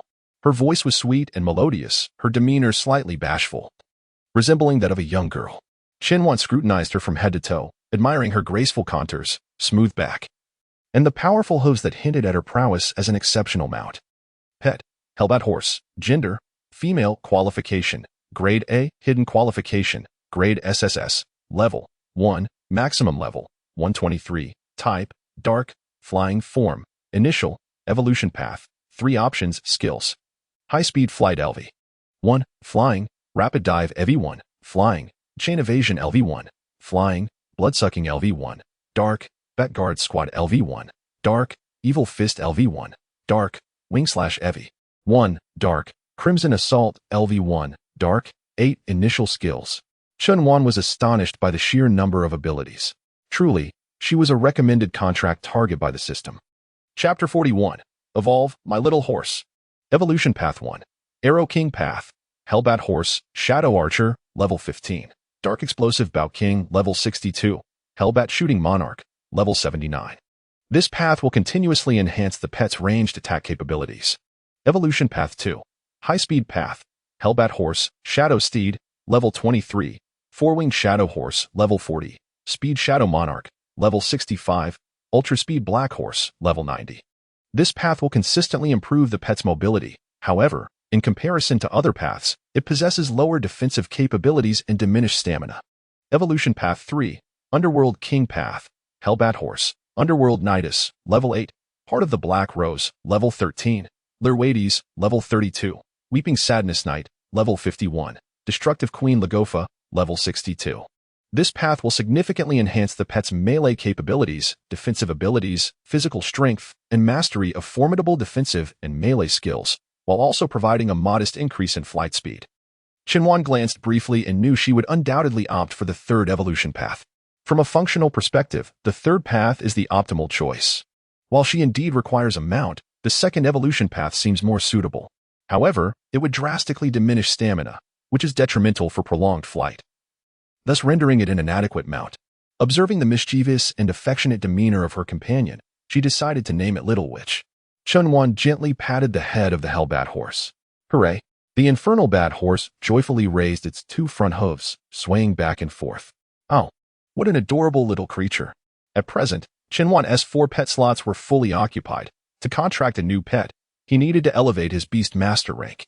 However, he was not in a hurry, for advancing in rank too swiftly was not necessarily advantageous. In this world, numerous factors impose restrictions on a Beastmaster's rank. For instance, certain secret realms only permit participation from those below a specified rank. Additionally, many competitions organized by humans also impose limitations. Thus, it is prudent to moderate one's rank, elevating it only when necessary. For Chinwan, the prospect of effortlessly achieving an 8-star rank was within reach. While a high rank may impose constraints on participation, he believed it wise to proceed at a measured pace, focusing on nurturing the 4 pets he currently possessed. After all, quantity without quality proved to be inadequate. You can evolve at level 8. Let us train together, he declared. He took the Infernal Bat Horse to the wild, engaging in familiar training battles. Infernal Bat Horse has leveled up to level 2. Infernal Bat Horse has leveled up to level 3. Infernal Bat Horse has leveled up to level 4. Infernal Bat Horse has leveled up to level 8. Evolution level reached. Please use the evolution scroll. Using current evolution task for the pet. The pet must achieve a kill count of 100 points. Current points, 0-100 kill points. The pet earns kill points by defeating living beings, with the amount of points awarded dependent on the combat prowess of the defeated target. This task is quite appealing, exceedingly simple. It can be initiated immediately. Chunwan commanded the Hellbat Horse to slay a nearby wolf. Kill points 5. Is that a mere 5 points? How remarkably effortless. If only all evolution tasks were this straightforward. Kill points 6. Kill points 12. Kill points 32. Kill points 6. Kill points 2. Current kill points 100. Evolution possible. Proceed with evolution. Evolve. In an instant, the little sorceress's ebony hair cascaded, her upper body maturing significantly, exuding immense allure. Her smooth abdomen was exposed, adorned with a robust black gold armor intricately linked by black silk, embodying both strength and seduction. Simultaneously, her equine lower half donned black gold battle armor, with a saddle-shaped backplate. A naturally exquisite steed, grasping a shield in her left hand and a lance in her right, crowned with a knight's helmet. Her formidable defensive and melee capabilities were palpable from her appearance. The bat wings behind her expanded, their skeletal structure reinforced with armor, greatly enhancing flight safety. Pet, Underworld Nidus. Gender, female. Qualification, a grade, hidden qualification, SSS grade. Level, 8, level cap, 123. Type, evil. Flying form, first evolution. New skills, Underworld Charge LV1, evil. Dark Magic Defense EV1, evil. Shadow Flight LV1, flying. Mighty Holy Spear LV1, evil. Chunwan mounted her back, feeling an overwhelming sense of comfort. Hee, master. I have grown stronger, the Underworld Nidus declared. From now on, I can protect you well. Let us take a tour. Sure, Chunwan replied. The Underworld Nidus took off instantly, her speed far surpassing that of the large cockroach he had previously ridden. The walking pace was also significantly enhanced. The only drawback was the complete lack of long-range offensive capabilities. Nonetheless, Chunwan was thoroughly satisfied. In the sky, as Chunwan embraced the waist of the Underworld Nidus from behind, he could distinctly sense her body temperature rising. Are you feeling hot? He inquired. Master, there is more to this chapter. Please click to the next page to continue reading. It gets even more exciting. I'm not. It's just a bit shy, the Underworld Nidus replied with a slight nod. Shy? Why? Being embraced by such a handsome master, of course, I would feel shy. She chuckled softly. Ha ha ha. You'll get used to it gradually. After flying for about an hour, the Underworld Nidus's warm body temperature began to lull Chunwan into a state of drowsiness, having gone without sleep for 24 hours. Chunwan recalled the Netherworld Knight into his beast space and began to walk home. The striking appearance of the Netherworld Knight attracted too much attention in the city, which was not ideal. Just as Chunwan was preparing to head home, a familiar voice called out to him. Class monitor. Turning around, he saw Yang Jilan. Hey class. Class monitor, where are you going? Yang Jilan, drenched in sweat, had her clothes clinging to her in a semi-transparent manner. She wore a white sports skirt, and beads of sweat glistened on her thighs. Speaking to Chunwan, she seemed breathless yet managed to smile, deliberately suppressing her disheveled demeanor. I'm heading home, and you? Chunwan inquired. Yang Jilan glanced back and replied, Class monitor, let us talk another day. I need to run. Just as she was about to dash off, a burly man appeared behind her, blocking her path. Miss, don't run away. This man was a bodyguard from the Yang family. Moments later, Yang Zhantian rushed in from the front. Daughter, why are you running? Is Lin Fan such an outstanding boy? Not worthy of you? Chapter 42, The Battle with Lin Fan again. Kneel down. Just as Yang Zhantian was about to say more, he caught sight of Chunwan beside his daughter, and fury surged within him. Well, Yang Jilan, I wondered why you were running. So, you were looking for this wild man. Yang Zhantian trembled with rage, his eyes bulging, realizing that he had spoiled her for the past 20 years. Otherwise, you would not even consider such a worthless individual. Our class leader is far from being worthless. Yang Jilan retorted, asserting, she possesses both talent and character. Moreover, my feelings towards her are merely one of admiration. How could you, as a father, spread such slander about your own daughter? You, I shall teach you a lesson, Yang Zhantian exclaimed. At that moment, a man and a woman hurriedly intervened to restrain Yang Zhantian. Old Yang, please refrain from such actions, the man urged. Your daughter is simply confused for having fallen for such a rogue. Let us counsel her calmly without resorting to violence. Indeed, old Yang. Punishing your child is not the solution, the woman added, although it is wrong for Xiaoang to be infatuated with a rogue. Your aggression will not help her recognize her mistakes. Qinhuan, curious about the identities of this man and woman, soon spotted a familiar figure rushing from behind. It was Lin Fan. Son, quickly stop your uncle. He must not harm the child. Lin's mother instructed Lin Fan. Just as Lin Fan was about to act, he caught sight of Qinhuan in the distance, their eyes locking in understanding. In that instant, piecing together the words exchanged, Qinhuan comprehended everything. Class leader, could you assist me? I truly do not wish to marry him. Yang Zhilan pleaded, pointing at Lin Fan. Come hide beside me, Qinhuan instructed. Just as Yang Zhilan was about to move, a bodyguard seized the corner of her clothing. Miss, you cannot move, he declared.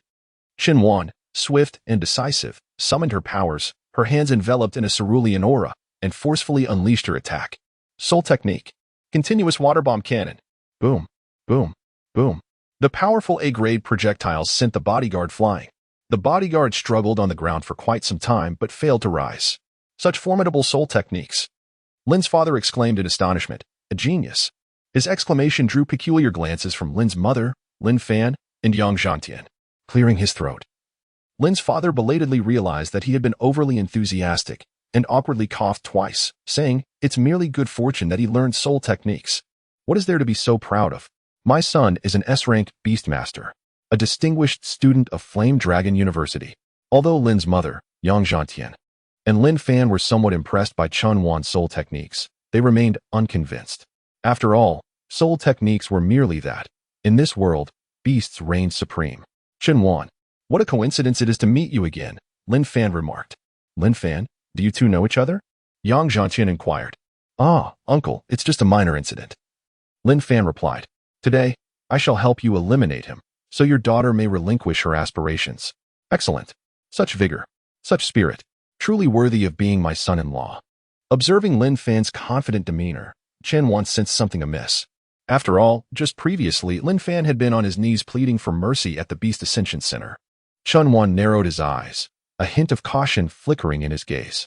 From his perceptive observation, he could distinctly sense an eerie atmosphere surrounding Lin Fan.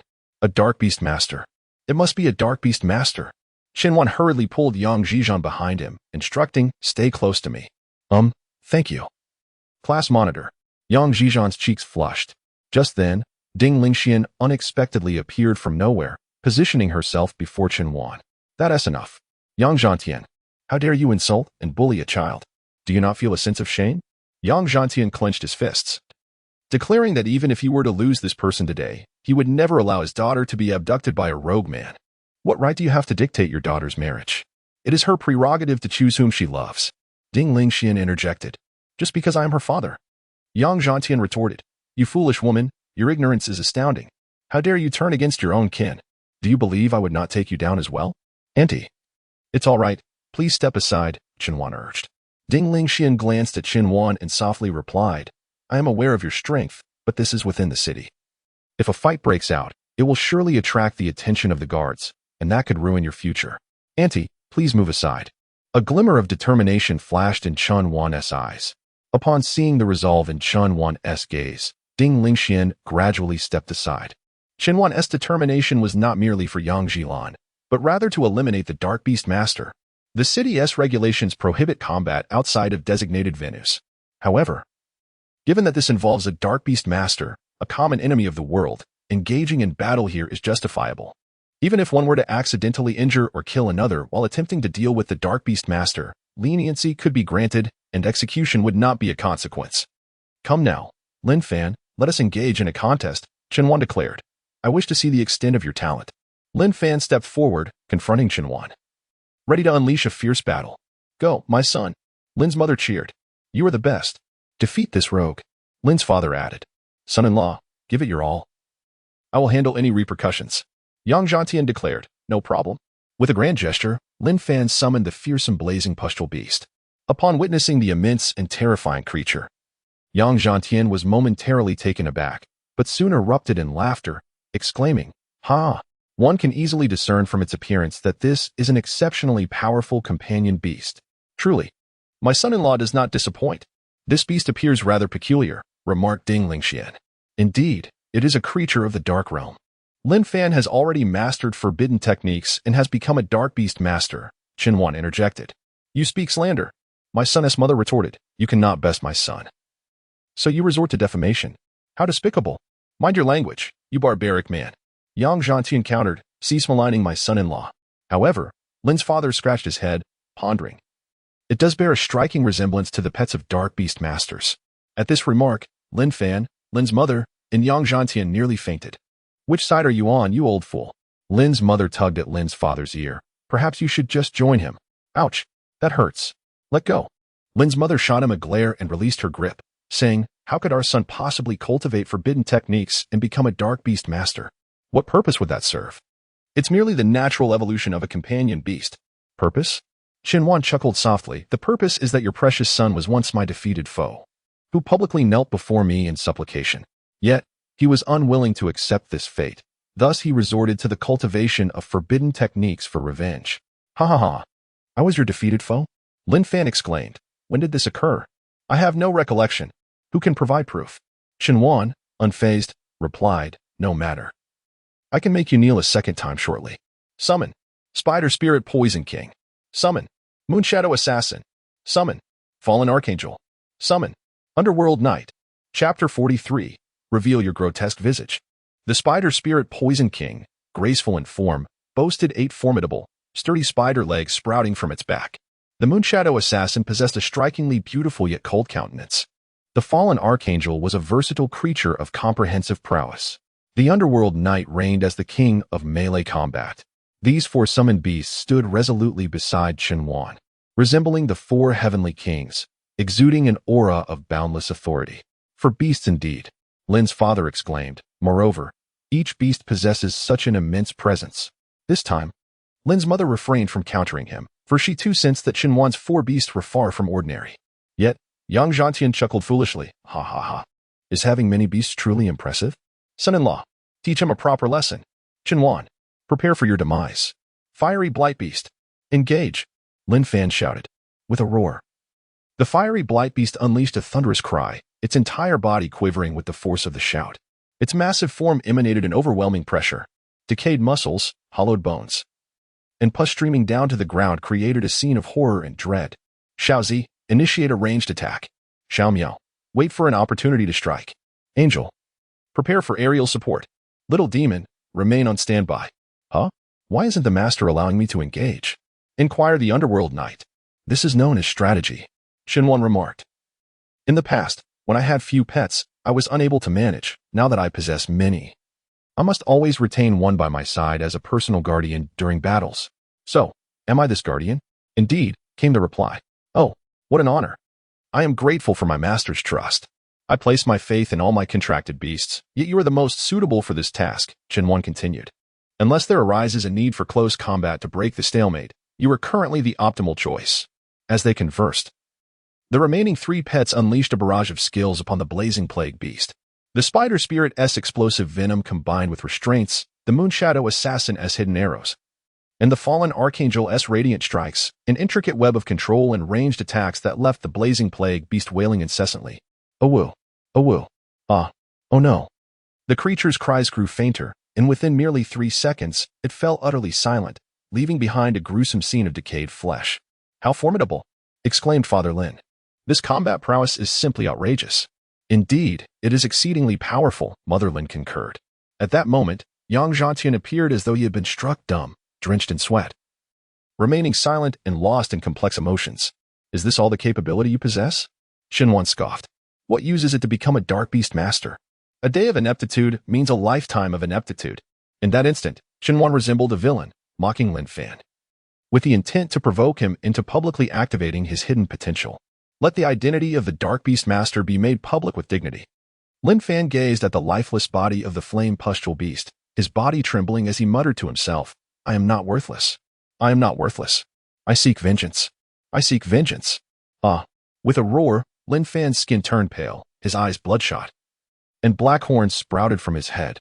I shall not permit anyone to surpass me. I am the strongest. The strongest. Son, you. Upon witnessing this scene, Lin's father surely realized that Lin Fan had resorted to forbidden techniques. Not only him, but everyone present instantly comprehended the gravity of the situation. Yang Zhantian felt a chill run down his spine. If his daughter were to marry the Dark Beast Master, the consequences would be dire. Anger ignited within him. How dare that Dark Beast Master seek to wed my daughter? Yang Zhantian extended his hands, gripping Lin's mother with one and Lin's father with the other, tightening his hold around their necks, and shouted, "Did you two already know he was practicing forbidden techniques?" No, we had no idea. Lin's mother stammered. We, truly, no, we did not know. Lin's father added. At that moment, a colossal blue energy net descended from the heavens, enveloping Lin Fan. Zhao Limin had arrived with her team. Having been promptly informed by Chen Wan, with a single injection, Lin Fan reverted to his original state and collapsed. Release them. Zhao Limin shouted at Yang Zhantian. I still require their cooperation for the investigation. With a fierce exhale, Yang Zhantian forcefully cast the two to the ground. Handcuff them both, Zhao Limin instructed her subordinates. She then turned to Chen Wan and remarked, You've caught another one.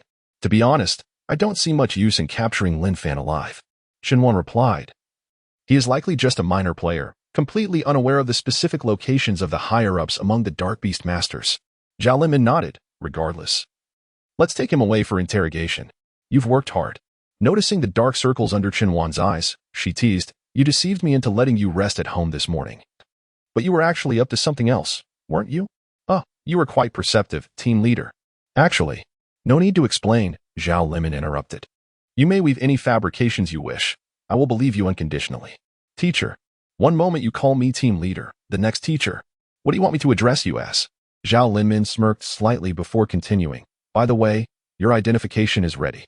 She pulled out a black leather ID holder from her pocket and handed it to Chen Wan. The exterior bore the inscription for public security. The Special Operations Investigation Team falls under the jurisdiction of the Public Security Bureau, hence the marking. Inside was Chen Wan's photograph, name, date of birth, and position information. Department, Special Operations Investigation Team, Group 1. Position, Senior Consultant. Consultant? Chen Wan inquired. Originally, I intended to appoint you as the deputy leader. But the title of deputy did not resonate well. Thus, I opted to apply for a new position above, that of an advisor, also known as a consultant, which exists as a distinct rank within the hierarchy. You may stand on equal footing with me, and when necessary, you may even assume the role of my superior. Such a lofty position indeed. Chen Wan could not suppress a smile at that moment. Without further ado, I must return to my interrogation. You should take the opportunity to rest. Very well. After bidding farewell to Zhao Limin, only she and the young family of three remained in the room. The four exchanged glances, with Yang Zhantian feeling a sense of shame. His recent burst of anger had drained much of his energy. He approached Chen Wan with a gait reminiscent of fatigue, addressing her, Advisor Chen, he murmured, before kneeling before her. Thank you for saving my life. With a thud, he bowed 3 times, weeping as he exclaimed, I, Yang Zhantian, have been utterly foolish. If it were not for you, my daughter would have suffered greatly at my hands. Woe is me. Observing Yang Zhantian's sorrowful demeanor, Chen Wan replied, her expression unchanging, No need for thanks.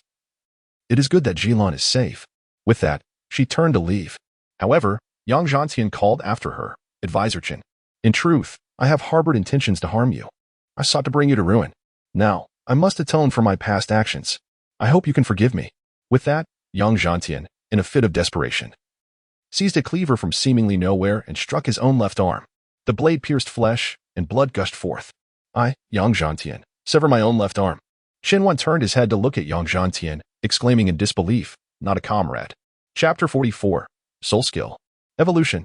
Chen Wan was on the verge of dozing off, but Yang Zhantian's act of self-harm jolted him awake.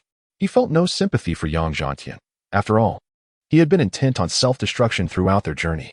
The fact that he had not yet ended Yang Zhantian's life was already a show of leniency. This leniency was extended in consideration of Yang Zhilan and Ding Lingxian. Otherwise, would he still be alive at this moment? Father. Yang Zhilan hurriedly rushed over to support Yang Zhantian. What on earth are you doing? Meanwhile, Ding Lingxian remained beside Chen Wan, her gaze briefly reflecting a hint of unusual emotion before settling into calmness. After years of marriage with Yang Zhantian, she had endured his temperament for far too long. Even witnessing his current remorseful demeanor did not sway her. Aunt, aren't you going to check on him? Chen Wan inquired. Ding Lingxian narrowed her eyes, asserting, Trust me. He won't change, it's merely a fleeting regret. Foolish, arrogant, and conceited, Ding Lingxian shook her head. Daughter, take your father to the hospital to reattach his arm. I do not wish to raise a disabled person in the future. It was evident that Ding Lingxian was genuinely furious this time.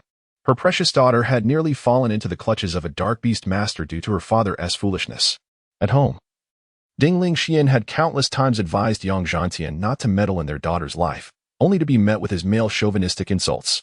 Thus, she did not feel particularly remorseful for him. Moreover, although she was currently a homemaker, her sole focus was on nurturing her daughter.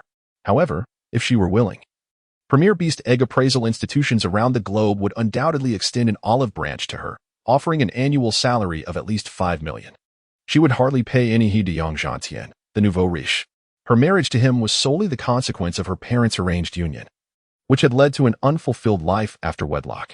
Thus, she harbored a profound disdain for such marital traditions. To be precise, she had never genuinely cherished her husband.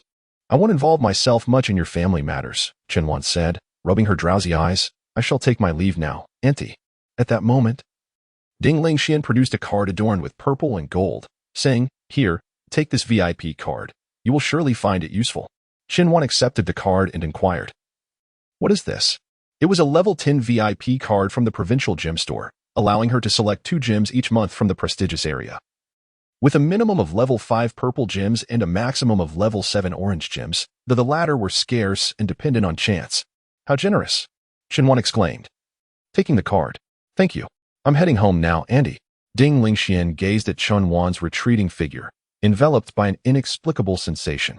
Despite being 36 this year, she suddenly felt her heart ablaze. He is still just a child. What am I thinking? Ding Lingxian shook her head, but the flush on her cheeks was difficult to conceal. At that moment, unbeknownst to everyone, 3 shadowy beast tamers, 1,000 meters away in a high-rise, observed through binoculars. The individual in question is undoubtedly the perpetrator responsible for the demise of the 3rd and 5th. He pointed at Qinwan and declared, Master, shall we eliminate him? Do not rush, the leader replied. We must refrain from taking action within the city. Let us wait until he has exited the city before devising a plan to dispose of him. Furthermore, it is evident that his combat prowess is formidable. The leader continued. In engaging him, our primary objective must be to seal his beast-controlling space, preventing him from summoning his monstrous companions. In this realm, a beast master devoid of their beasts is akin to being rendered powerless, unlike us, the noble dark beast masters, who retain formidable combat strength even in the absence of our beasts. Subsequently, the leader's gaze shifted towards Yang Zhantian. This individual, known for his volatile temperament and simplistic reasonings, is an ideal candidate for my newly developed potion. Most importantly, he is the wealthiest man in the city, controlling numerous industrial and commercial chains. If we can recruit him, our dominion over the city will be effortlessly secured.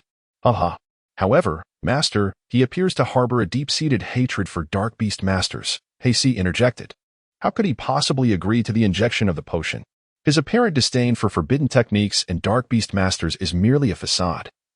His true concern lies with his daughter. If we leverage his daughter as a bargaining chip, the leader emitted a chilling laugh, which was echoed by Heisi. Haha. Hei's laughter grew even more frenzied. Upon returning home, Qinwan slept for a full 12 hours. Awakening to a world cloaked in darkness, a profound sense of abandonment enveloped him. Glug glug glug. Bathed in a sheen of cold sweat, he gulped down a glass of water, gradually regaining his composure.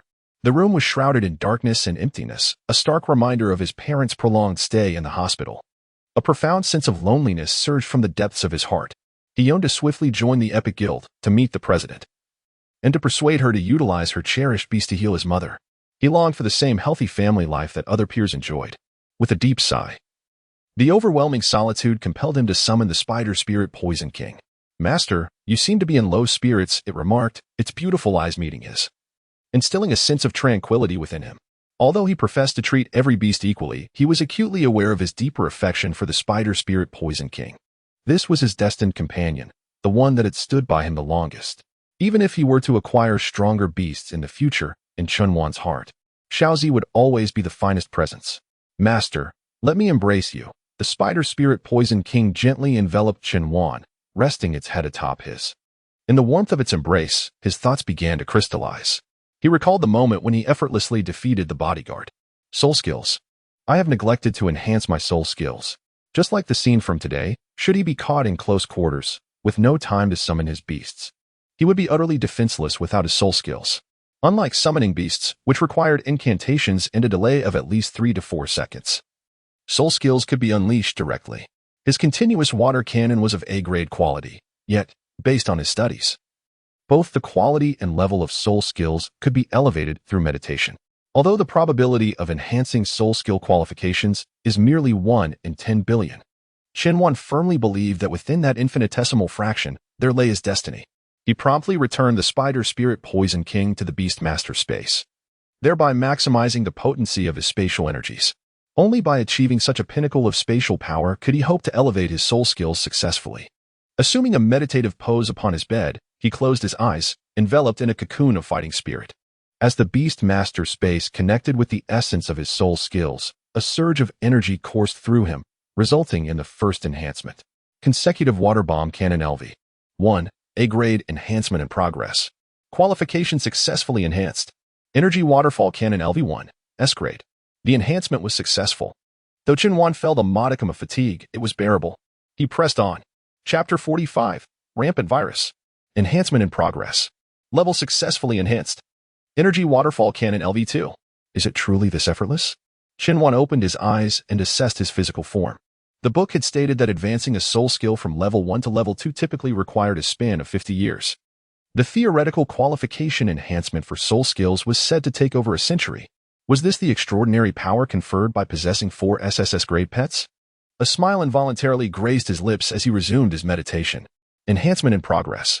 Level successfully enhanced. Energy Waterfall Cannon LV3. Enhancement in progress. Qualification successfully enhanced. Water Dragon Annihilation LV3, S-grade. Is this really SS level? Shenwan was eager to test this SS level skill immediately, but being in a residential area, he knew that even a single strike could create significant disturbances. He wiped the sweat from his forehead and continued. Successfully upgraded level. Water Dragon Annihilation Level 4. Level 5. Level 6. Level 7. Level 15. 15th level. Shenwan took a deep breath, contemplating. Let us attempt to enhance my aptitude. Successfully upgraded aptitude. Water Dragon Monarch. Exterminate the Immortals. SSS level. With the various advancements in his soul skill, Shenwan felt a noticeable enhancement in his physical capabilities. His arms and abdomen had developed distinct muscular definition. As he assessed his physique, an epiphany struck him. He realized that there was still potential for further enhancement of his soul skills aptitude. Wait a moment. Both soul skills and spirit beasts have already reached the pinnacle at SSS level. Shenwan mused aloud. He then concentrated once again. Indeed, there was ample room for improvement beyond SSS level. In an instant, Shenwan's eyes widened slightly. If soul skills could ascend to an unknown aptitude beyond SSS level, did that imply that his spirit beast could continue to enhance their aptitudes as well? SSS level was not the ultimate qualification in this world. Subsequently, Shenwan closed his eyes and began to meditate. This time, he remained in contemplation until dawn. A span of 10 hours passed without uncovering the existence beyond SSS level. However, he did manage to elevate the level of his soul skill to 18. As the morning sun, gentle and unassuming at 7:30, illuminated the world, Shenwan felt invigorated. He planned to retrieve the 2 pearls he was entitled to from the provincial Baoju store later that evening. Taking out the 10-level VIP card gifted to him by Ding Ling Xian, he noticed the lingering scent of her perfume upon it. Dressed in casual attire, Shenwan made his way to the Municipal Security Bureau for work. Upon his arrival at the bureau, he was immediately halted by 2 security personnel stationed at the entrance.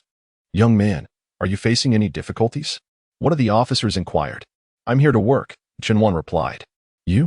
Work? The other officer chuckled lightly. You look like you're still in high school. Please, don't joke with us. Shenwan produced his identification, briefly displaying it before the 2 men. Special Operations Investigation Group. Team 1. Consultant? One officer scratched his head, perplexed. Do we even have such a position in our bureau? The leader of Team 1 is Captain Zhao. Let me verify, the second officer remarked. This kid is likely just trying to fool us. At that moment, a strikingly alluring woman emerged from the entrance. Adorned in sheer black stockings, wine-red high heels, and a black off-shoulder fitted top, she indeed belonged to their team. Zhao Linmin. She announced as she stepped forward. Come in, Consultant Chen. Upon hearing this, the 2 security personnel immediately straightened up and saluted Shenwan. Good day, Consultant Chen. With a gentle smile, Chen proceeded inside. Approaching Zhao Limin, I couldn't resist expressing a slight grievance, jesting, "Team leader, your oversight is rather glaring. How could you fail to notify the watchtower about the arrival of newcomers? Such a rudimentary and dull scenario of being caught off guard has unfortunately unfolded before me." "Indeed. I admit my oversight. My apologies," Zhao Limin replied. "By the way, you are absolutely right. Lin Fan is merely a lackey." Utterly oblivious to the new hideout of that group of dark beast masters, I have been stationing personnel to monitor that cave, but there has been no activity. As she spoke, Zhao Linmin led Chunwan into the office of Team 1. Upon entering, the staff greeted warmly, "Hello, consultant." These individuals had become well acquainted with Chunwan during recent operations and held great admiration for her prowess. It is worth noting that only the most skilled operatives from the city are selected for the Special Operations Investigation Team, and Chunwan stands at the pinnacle of excellence. Subsequently, Zhao Limin guided Chunwan further into a secluded cubicle, where she closed the door behind them and drew the blinds. "This is our private workspace," Zhao Limin stated. "Originally, it was just for me, but now that you are here, we shall share this space together. Is that acceptable to you?" "Of course," Chunwan responded. "But what about the other teams?" "What other teams?" Zhao Limin replied with a gentle smile. "In the Special Operations Investigation sequence, there is only Team 1. Chunwan nodded in understanding. "Ah, I see." At that moment, outside the city hospital, in a nearby supermarket, Yang Jilan had merely purchased a meal and was about to return to the hospital room to care for her father. Before this chapter could conclude, please click the next page to continue indulging in the captivating narrative.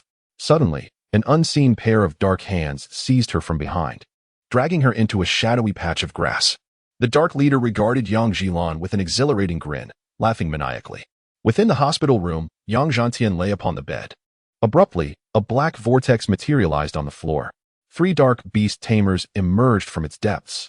Upon witnessing the horrifying visage of the dark leader, Yang Zhantian was so frightened that he collapsed to the ground. Who are you?" he stammered. "We are the illustrious dark beast tamers," the leader proclaimed, advancing step by step towards Yang Zhantian. "Dark beast tamers? No, please do not kill me. Didn't you harbor such hatred for dark beast tamers before?" the dark figure inquired. "Now that you stand before us, why do you plead for mercy?" "Indeed, had I known you were such a coward, I would not have kidnapped your daughter," another figure remarked. "My daughter? What have you done to her?" Yang Zhantian exclaimed. The fourth dark figure produced a mobile phone, showing Yang Zhantian a photograph of Yang Jilan bound in a cellar. "Daughter, speak. What must I do to release her?" "Quite simple. Join us," the dark leader replied, extracting a syringe filled with a crimson serum. "This is our latest concoction. A violent forbidden technique virus. Unlike ordinary forbidden techniques, it will entirely seal your beast summoning space, rendering you unable to summon your pets for the rest of your life. However, it will amplify your physical strength tenfold. I require you to inject it. And then, injecting it merely signifies your allegiance to us. Subsequently, I require you to leverage your extensive enterprises within the city to assist us in our quest to dominate these lands and establish a dark empire of beast masters. However, before that," the dark leader chuckled coldly. "First, I must eliminate that troublesome Chunwan. Once he is disposed of, no one in this city will be able to thwart my ambitions." Chapter 46, The Final Battle of the Dark Beast Master. 1 against 4. Now, you shall contact the Public Security Bureau and report that the Dark Beast Master has kidnapped your daughter with the intent of extortion. Then, send them the photograph. Claiming the location is the thorny forest. The leader commanded. Understood. Following this, the dark leader displayed a sinister grin as he opened his palm, revealing a sphere of shadowy electrical energy hovering above.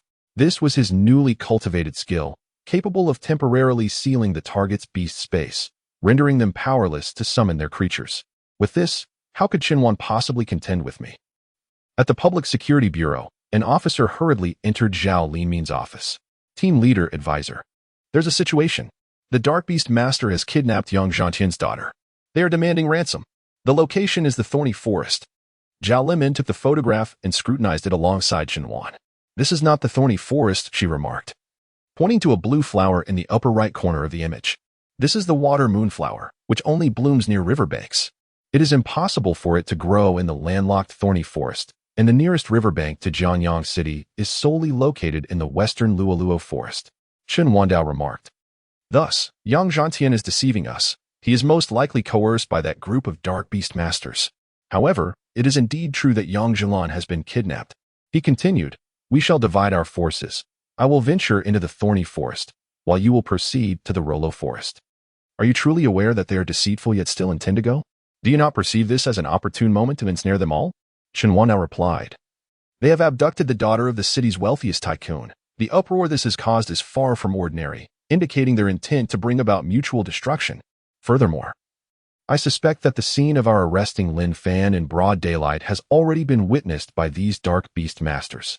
Their current scheme is specifically targeted at me. A trap laid for my downfall. Qianhuan's lips curled into a cold smile. If that is the case, then let it come. Absolutely not. This is far too perilous. Zhao Linmin exclaimed. If they were merely ordinary thugs, I would certainly not deter you, for I am well aware of your capabilities. Yet, they are dark beast masters, proficient in various forbidden arts. If they have lured you, it is highly probable they possess a strategy. Who can discern what sinister tricks they may employ? Observing Zhao Linmin's anxious expression, Qianhuan chose not to elaborate further, simply stating, trust me, then I shall accompany you. Too many targets will only complicate matters for me.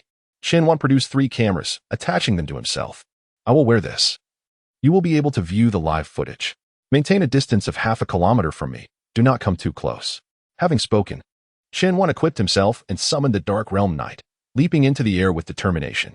His choice to take the initiative was not born of recklessness. He had already discerned that his identity had been unveiled before this assembly of dark beast tamers.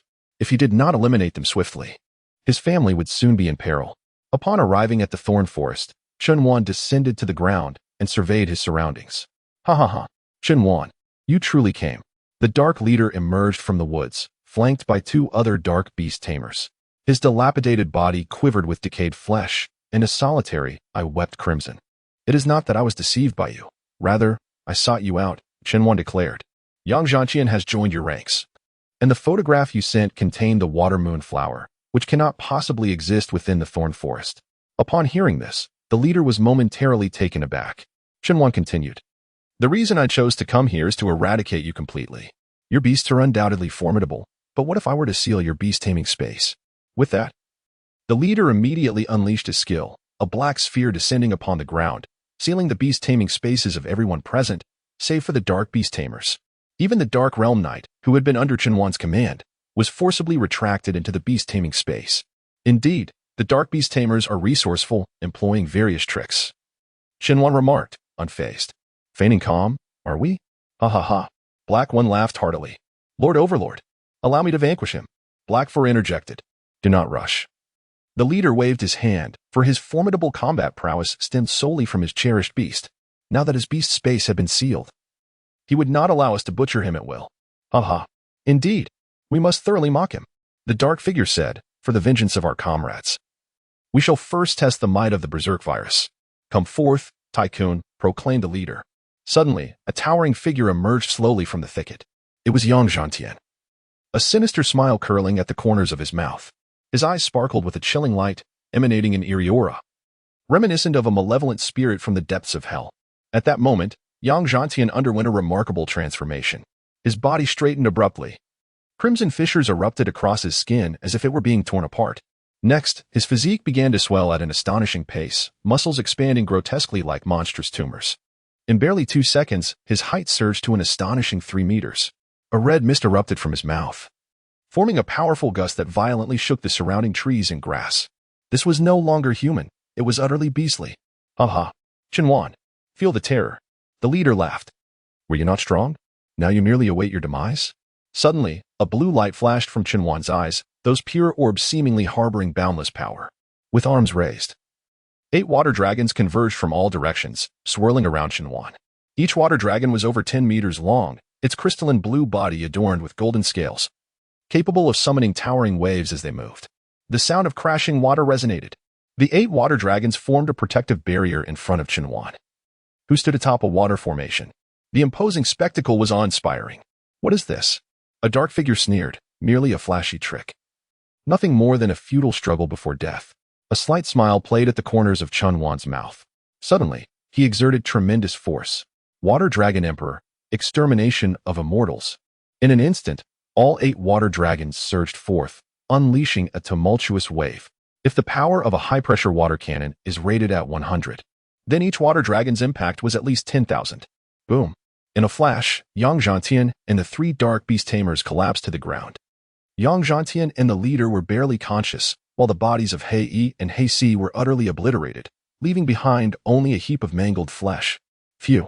This skill exacted a significant toll on Xinhuan's stamina. After all, he was merely human, compared to the extraordinary strength of the beasts. An SSS-level skill was excessively advanced for a mere mortal. Taking a moment to catch his breath, Xinhuan retrieved a suppressor and handcuffs from his storage ring to apprehend Yang Zhantian and the leader. He placed his foot on the leader's face, disdainfully remarking, "You vile maggot. Even with every opportunity, you couldn't kill me. What a worthless creature." The leader's single eye was filled with terror. You are simply a monster." Chapter 47, The Era Guild. This extraordinary SSS-level soul skill has consumed a staggering 4/5 of Xinhuan's physical stamina, leaving him enveloped in a haze of darkness. Beads of sweat, as large as mung beans, continuously seep from his forehead, and his vision begins to dim. His breaths grow increasingly labored. When did I become so feeble? Observing the terror etched upon the leader's face, Xinhuan suddenly felt a heaviness in his head. And then he collapsed onto the ground. The last image that graced his vision was Zhao Limin enveloping him in her embrace, his head resting upon her silky black legs. As a fragrant aroma filled his nostrils. As for sounds, all he could hear was a persistent buzzing. When he finally opened his eyes again, he was unsure of how much time had elapsed. Above him was a stark white ceiling, and before him lay an array of medical instruments.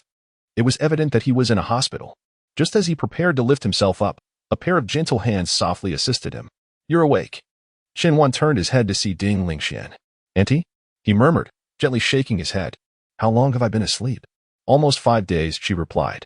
5 days. Xinhuan immediately sat up straight, pulling out his phone to check the date. October 5th. This is disastrous. What happened? The assessment for the Epic Guild. "Auntie, the registration was on October 1st, but 5 days have already passed." "Ah, so that's it," Ding Lingxian said with a faint smile, producing a registration card. "Look, Auntie has already taken care of your registration. You simply need to attend the exam the day after tomorrow." Xinhuan picked up the examination permit and examined it. Indeed, all the information was accurate. However, wasn't personal attendance required for registration? Ding Lingxian chuckled. "I am quite close with the assessment officer from the G-Yuan Guild, as we were college roommates.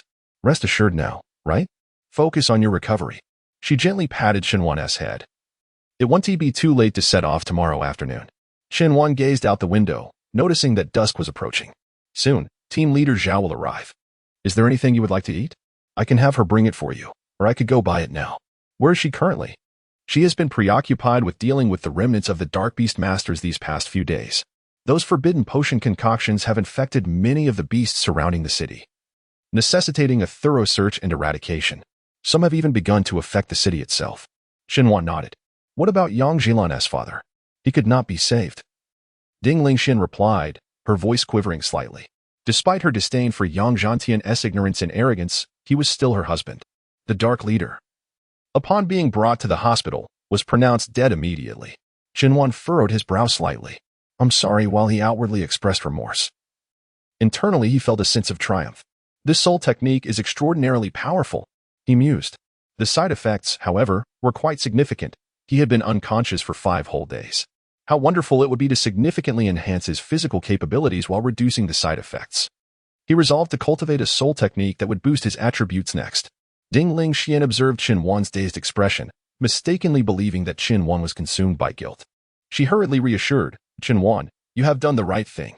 Regardless of who it is, practicing forbidden techniques is an unforgivable sin. No amount of justification can outweigh the evil. Jilan would not blame you. She has been eagerly awaiting your awakening these past few days and wishes to express her gratitude." As her words fell, 2 figures entered from outside, Yang Jilan and Zhao Limin. "Class monitor, you're awake," Yang Jilan exclaimed, rushing towards Xinhuan and throwing herself into his embrace. "I was so worried." Clad in a white dress, she felt as light as a fluffy cloud in his arms. Beside them, Zhao Limin remarked, "Today, we have completed the final cleanup.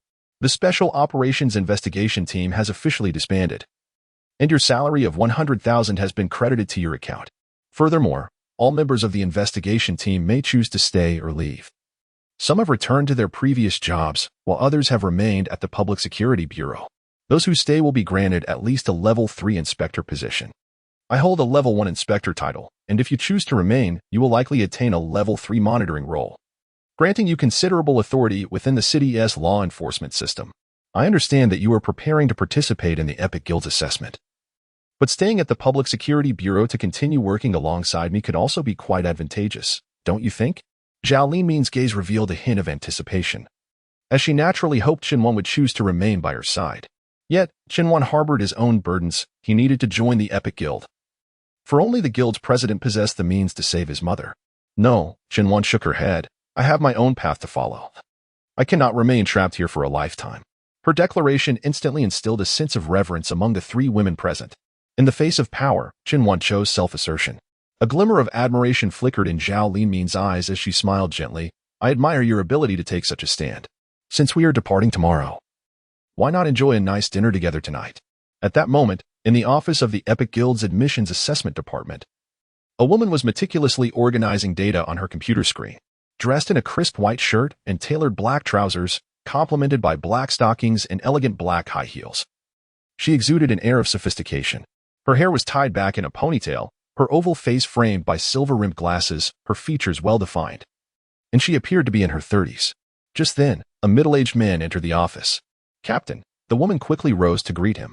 The man, clad in a suit with a robust physique, exuding vitality with his bronze skin and piercing gaze, radiated an aura of integrity. He was Quan Wu, the captain of the Epic Guild's assessment instructors. Xiaoshu Xue, what is going on with Qinwan? Director Zhang inquired, holding a list in his hand. There is no facial recognition verification for him in the registration information. Oh, someone else registered on his behalf. He had matters to attend to and missed the registration deadline, she explained. Upon hearing this, a flicker of anger crossed Quan Wu's eyes. Is Qinwan a relative of yours? No, Captain. Xiaoshu Xue wiped the sweat from her forehead. It was my college roommate who helped him sign up. We share a close bond, and I couldn't refuse. All right. Quan Wu's nostrils flared slightly. To think he managed to sneak in through the back door to the Epic Guild. Our guild strictly prohibits such favoritism and connections. Xiaoshu Xue, you've only been with the guild for 2 months, and you're already pulling this stunt. I see you're eager to pack your bags and leave. Captain, Xiaoshu Xue hesitated. I'll remove him from the list right now. There's no need for that. Since this Qinwan is so keen to join the Epic Guild, let him prove himself. If he is so desperate to sneak in for the assessment, I'll make him regret it. With that, Quan Wu slammed his fist on the table and turned to Xiaoshu Xue. You need not worry. Rest assured. I want to report this to the higher-ups. I intend to make Qinwan regret his decision. If he fails the assessment, you shall also be expelled from the guild. With those words, Quan Wu strode away. Xiaoshu Xue slumped in her chair, overwhelmed, gazing at Qinwan's information, a sense of despair settling within her. Although Qinwan's primary pet was of A rank, who among those participating in the assessment was T of A rank, they were all prodigies from across the nation. While those with B rank qualifications didn't even have the courage to register, being a genius was merely the threshold to enter the assessment. Although this assessment did not impose explicit restrictions, those below B rank, including those of B rank qualifications, knew full well that they had no chance of entering the Epic Guild. Currently, the members of the Epic Guild have yet to possess B-level qualifications. Even A-level members are exceedingly scarce. A staggering 95% of the guild comprises S-level individuals. This is the Epic Guild, a place that countless prodigies aspire to join. It ranks among the top 5 guilds in the world. Once admitted, one can expect to earn at least 100,000 a month. However, the number of members is also pitifully low.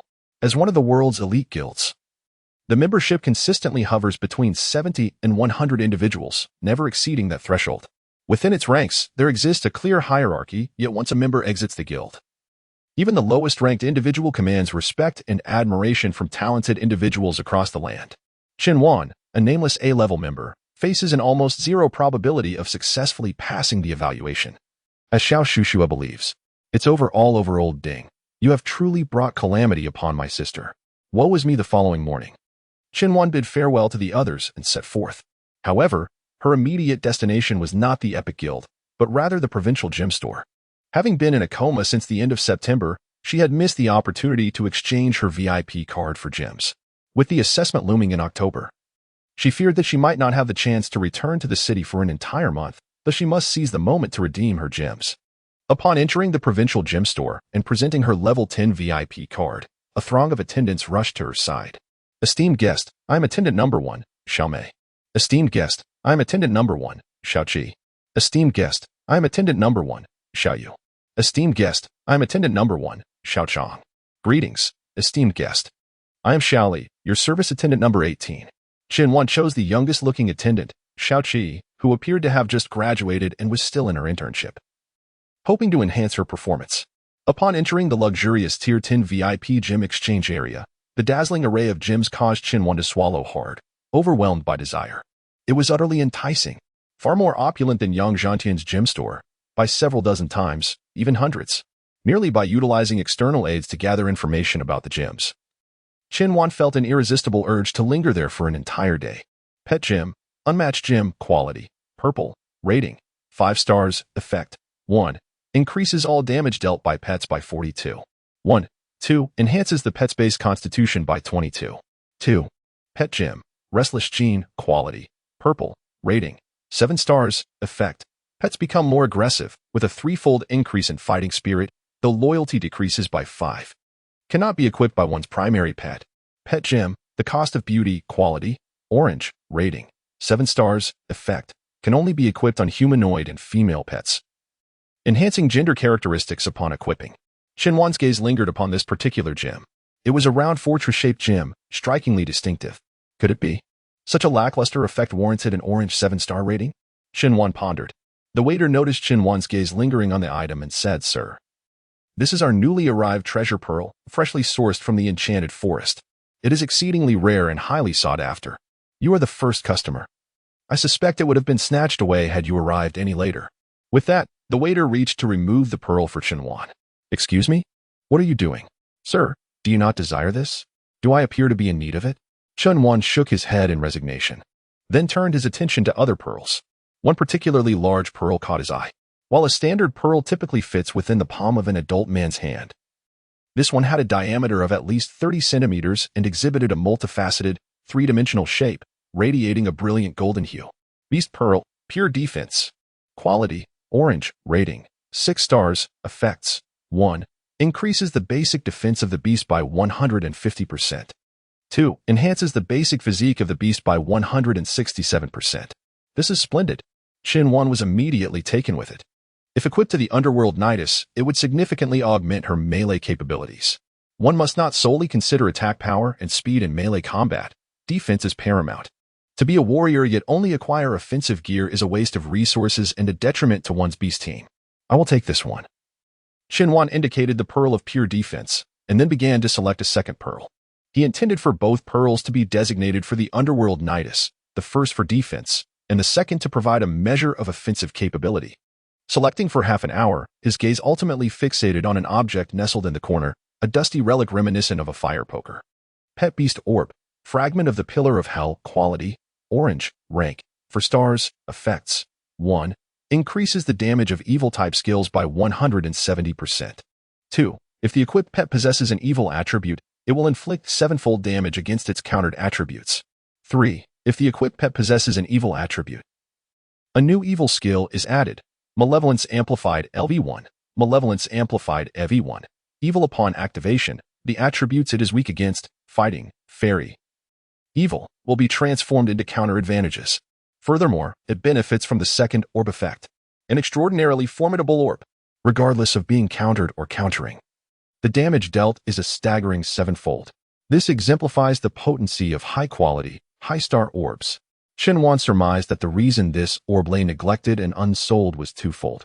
Firstly, many were unaware of its true effects, as not everyone possessed external enhancements. Secondly, evil-type creatures were scarce in this world, arguably the least represented among all attributes. Consequently, the number of individuals possessing evil-type pets was even more limited. Having chosen the orb, Qin Wan equipped the fragment of the Pillar of Hell onto the underworld knight. Instantly, fissures of blackness marred the knight's armor, exuding tendrils of smoke from the depths of hell. Small patches of infernal branding emerged upon its skin, wildness and darkness flourishing unchecked. Yet, only Qin Wan knew that his little demon was merely a delicate young girl. Chapter 49. Evolution. The Heart of the Black Rose. Before setting off, Ding Lingxian bestowed upon herself a plethora of resources, which were stored within her spatial ring. Among these was an upgrade capsule. allowing her to elevate the little demon to level 13. Use. Evolution Scroll. Evolution task accepted. Submit 100,000 currency, 100,000? Xinhuan's heart quivered at the thought. This task appeared deceptively simple, merely a matter of spinning to avert disaster. Yet, she possessed only 100,000 in total. Should she surrender this sum, her remaining funds would suffice for merely 2 chive and egg buns. In the face of nurturing her beast, all else seemed trivial. Payment successful. The underworld Nidus may now evolve. Shall she proceed with the evolution?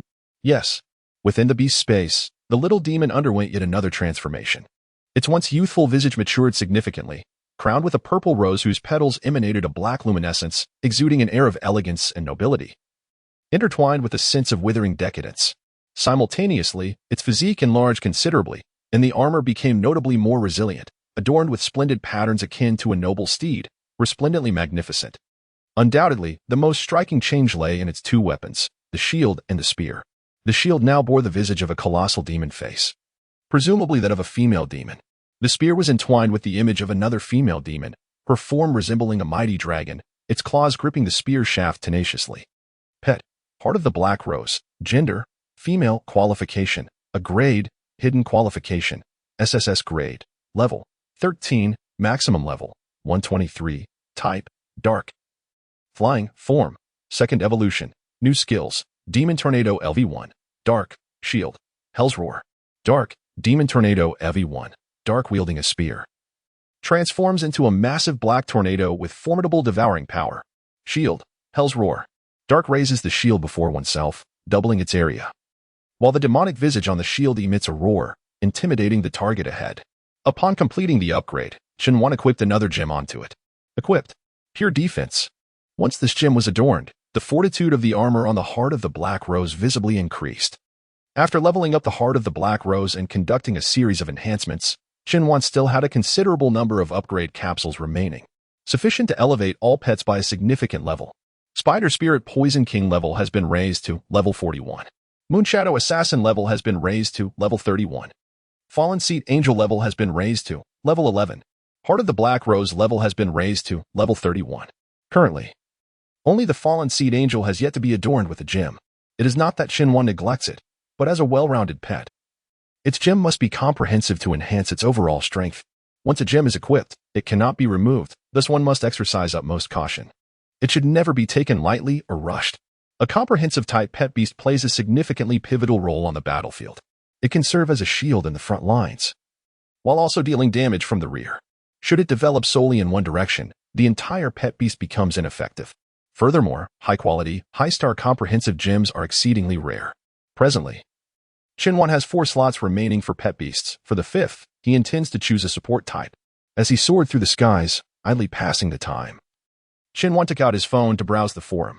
The discourse surrounding the Epic Guild's upcoming assessment for high school students was, unsurprisingly, the most fervent topic on the national forum.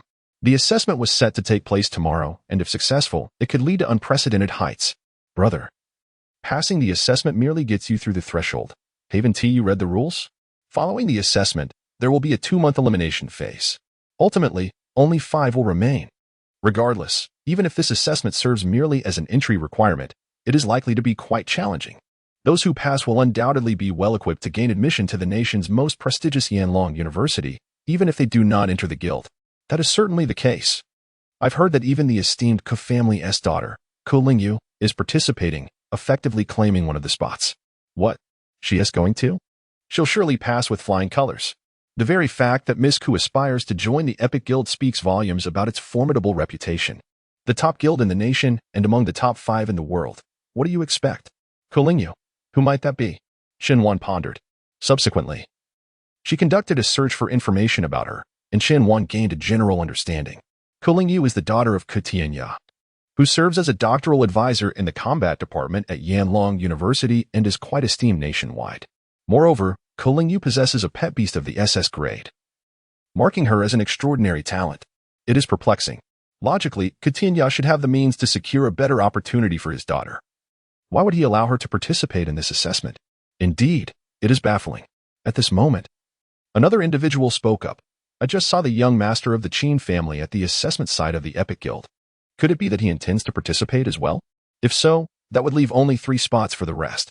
Two SS-grade prodigies competing is utterly terrifying. How daunting it is. Goodness, should I withdraw from the competition? This is hardly a contest. In school, I am regarded as a treasure by my teachers. Yet here I find myself disregarded. An A grade? How dare they seek recognition before me? Exclaimed a person named Qin Fei. It is young Master Qin Fei. How handsome he is. So imposing. Oh, young Master Qin Fei, look at me. Please notice me. Another voice chimed in, echoing the admiration for Qin Fei. A grade merely qualifies as a leader among your group of inept individuals. Within the Epic Guild, they are nothing more than a tale. At best, merely a drop in the bucket. They laughed. How dare an A grade complain? I, an S grade, remained silent. Yet this insignificant A grade is utterly worthless. Could it be that an A grade truly intends to partake in the assessment? Surely not, surely not. I advise you to return obediently and not waste your time. Who exactly is Qin Fei? Xinhuan continued her search for information. This Qin Fei is also an SS-level genius and has been a childhood friend of Kulingyu, having pursued her since their first stirrings of affection. However, it seems Kulingyu has never acknowledged him, growing increasingly indifferent towards him. Now that Kulingyu is here to participate in the assessment, he naturally must join as well. As the saying goes, the idol you admire may well be someone else's devoted admirer. How intriguing. Xinhuan chuckled softly. On the morning of October 7th, Xinhuan successfully arrived at the assessment venue. She had slept soundly on the back of the Black Rose, feeling invigorated. Outside the assessment site of the Epic Guild, throngs of people gathered, with numerous spectators and a significant presence of media reporters. Chapter 50, the stunning female president to one side. There was a dedicated entrance for the assessment personnel, already cleared by the instructors of the Epic Guild to ensure smooth access. Has anyone seen Miss Ku and young Master Qin? A female reporter shouted. I want to interview them. At that moment, a luxury car came to a halt nearby. Shortly thereafter, a pair of exquisite legs clad in crystal high heels gracefully emerged from the car door. It was Kulingyu. She resembled a rising star. Adorned in a stunning dress, her snow-white legs and softly curled long hair, with features that were simply flawless. A beauty among beauties. The only flaw was her seemingly expressionless demeanor, cold and unsmiling, akin to ice. As she alighted from the vehicle, a dozen robust bodyguards surrounded her, effectively shielding her from any encroaching journalists. Miss Ku, with a frosty demeanor, strode purposefully towards the assessment passage, offering no acknowledgement to the throng of reporters. Nevertheless, the media persisted, clamoring fervently. This was one of the nation's trending stories, and the potential for substantial profit was undeniable. Miss Ku, what brings you to participate in the Epic Guild's assessment? Another queried. Indeed, someone of your stature need not seek further validation through the Epic Guild, another voice chimed in. Miss Ku, how do you perceive young Master Qin's affections towards you? In that fleeting moment, a cacophony of inquiries erupted. At that juncture, a reporter exclaimed, Look, young Master Qin has arrived. The crowd turned to witness another luxury vehicle come to a halt. From within emerged a dapper young man clad in a white suit. Similar to Miss Ku, he was encircled by bodyguards, yet he did not hasten towards the assessment passage. Instead, he paused, hands casually tucked into his pockets, and addressed the journalists. What nonsense do you wish to dispense? Make it quick, Qin Fei declared. Young Master Qin, what compels you to partake in this Epic Guild assessment? Is it for Miss Kui? A reporter inquired. Naturally, Kulingyu is my woman. I shall certainly accompany her, he responded. Another journalist interjected. But Miss Ku has never acknowledged you. Why do you claim her as yours? As long as I set my sights on a woman, there is nothing I cannot attain. It is merely a matter of time. Young Master Qin, do you feel confident about passing this assessment? Do you believe that as an SS-level genius, I am unworthy of joining the Epic Guild? Qin Fei retorted, asserting that not only would he pass the evaluation, but he would do so with the highest score, without a shadow of doubt. To my knowledge, there is currently only one other SS-level individual in the Epic Guild. And that is President Su, correct? At that moment, a reporter was about to speak, but Qin Fei interjected. Allow me to say something. My time is limited. And you third-rate journalists should refrain from rambling and ask some substantive questions. Young Master Qin, what would you do if someone were to pursue Miss Ku? Upon hearing this audacious question, the crowd gasped in astonishment. It was undoubtedly quite bold. That is an excellent question, Qin Fei replied with a sly smile. I am quite eager to discover which man dares to offend me. Rest assured, I will ensure that he regrets it. As soon as he uttered these words, several women in the audience erupted into cheers. Ah, young Master Qin is so handsome. How bold. So incredibly handsome. So manly. He. Xinhuan glanced at the group of women, her brow furrowing slightly. unable to suppress her disdain for their foolishness. Qin Fei continued, if my words were too harsh. I ask for your understanding. And so what? So what? So what? The group of women continued to rally around Qin Fei. As the time arrived, Qin Fei ceased to engage in idle chatter and turned to stride into the assessment passage. Chen Wan stood aside, observing the procession of individuals entering the passage. Among them were several S-grade high school students, renowned as prodigies from various cities.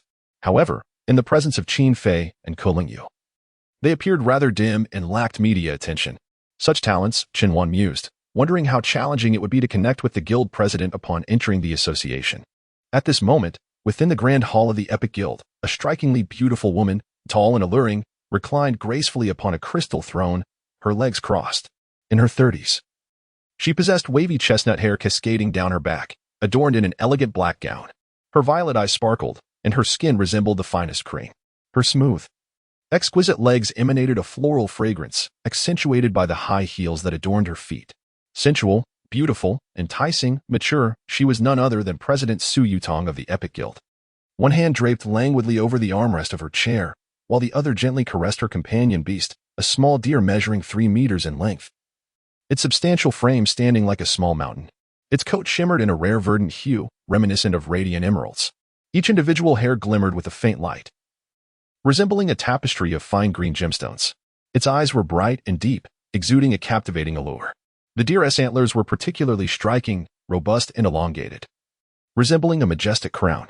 The surface of these antlers was cloaked in delicate fur, radiating a golden glow, enhancing their noble and enigmatic appearance. Vines, slender yet resilient, entwined around the deer's body, resembling serpents in their embrace.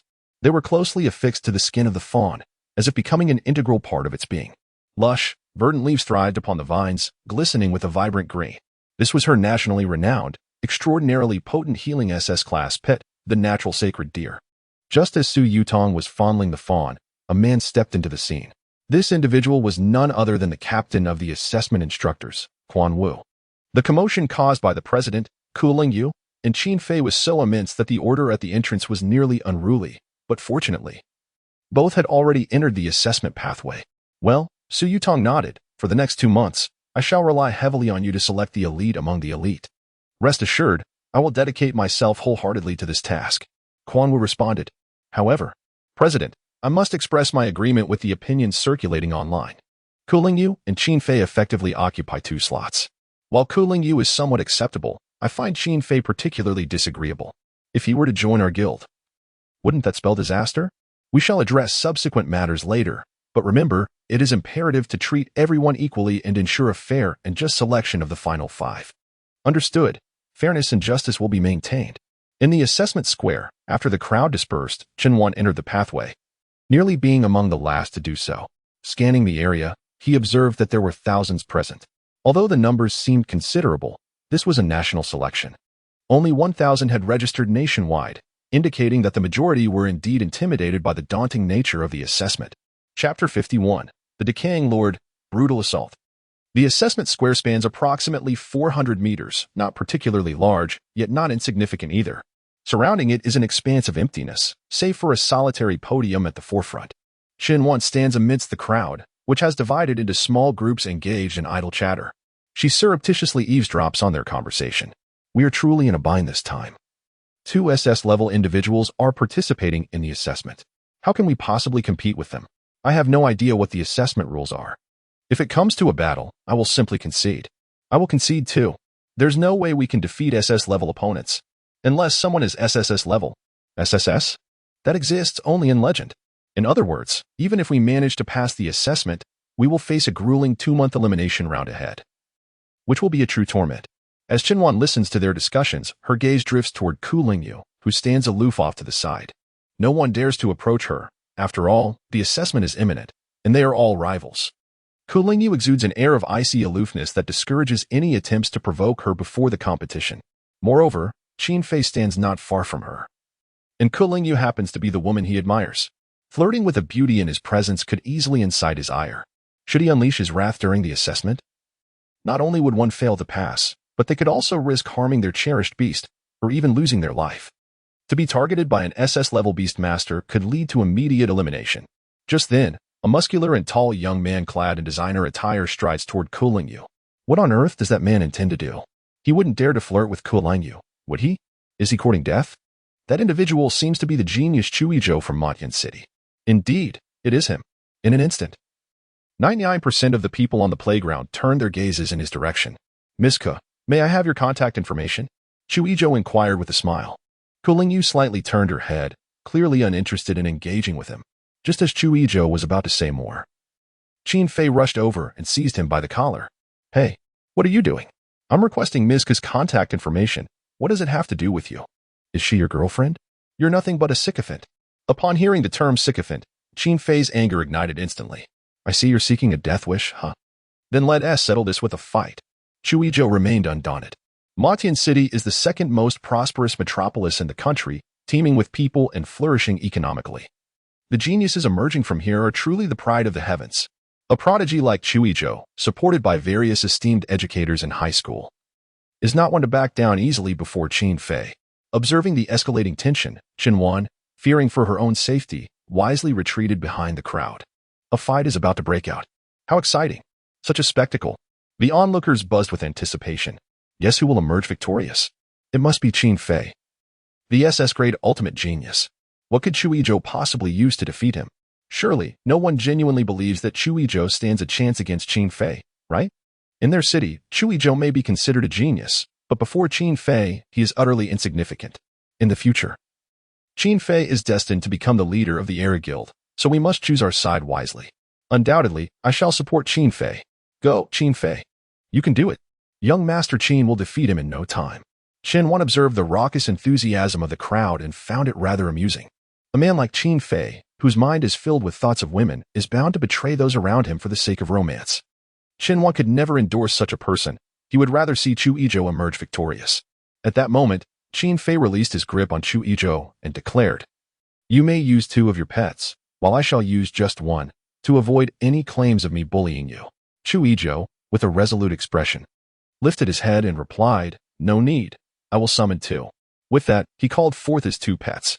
One was a small, four-legged creature entirely adorned in green, topped with a yellow bud poised to bloom. Fated pet, marvelous leaf, gender, female, qualification, S-class, level, 19, maximum level, 106, type, grass. Poison, evolution stage, first evolution, skills, ferocious charge LV5, grass, leaf blade LV5, grass, photosynthesis LV5, grass, poison mist LV5, poison, petal/EV. 5, grass. The other was a bee, roughly the size of a human head, donning a red safety helmet atop its head, with 2 adorable black dot eyes. Pet, diligent bee, gender, female, qualification, S-class, level, 21, maximum level, 99, type, insect, evolution, first evolution, skills, stinger LV5, insect, frenzied bite LV5, insect, hard helmet LV5, insect, flying needle LV5, insect, air/LV5, insect.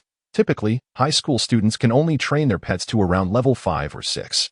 However, these individuals are geniuses from across the nation. In their respective cities, they are cherished by their instructors, receiving ample resources, coupled with their innate high qualifications. It is reasonable for them to elevate their pets to around level 20 within a month. Qin Fei glanced at Chuizhou's 2 pets and scoffed disdainfully. These 2 heaps of waste dare to seek acknowledgement before me? With that, Qin Fei proclaimed loudly, Today, I shall ruin your career as a beast master. You will learn the consequences of offending me. Accompanied by his furious roar, his 2 pets entered the arena. One was a bipedal creature, entirely cloaked in a verdant hue, adorned with a white skull mask atop its head, draped in a black battle cloak, wielding a trident crafted from bone. Pet, decayed lord, gender, male, qualification, SS grade, level, 30, max level, 121, type, evil, form, second evolution, skills, bite LV3, evil, black magic abyss LV9, evil, soul strike LV6, evil. The other creature is a towering 3-meter-tall gorilla, with a volcano erupting from its back, bubbling with fiery red magma. Pet, fire-breathing king ape, gender, male, qualification, SS grade, level, 30, max level, 121, type, fire, form, first evolution, final form, skills, flame resonance LV7, fire, flame impact EV, 9, fire, Giant Fire Blast LV8. Fire, volcanic eruption.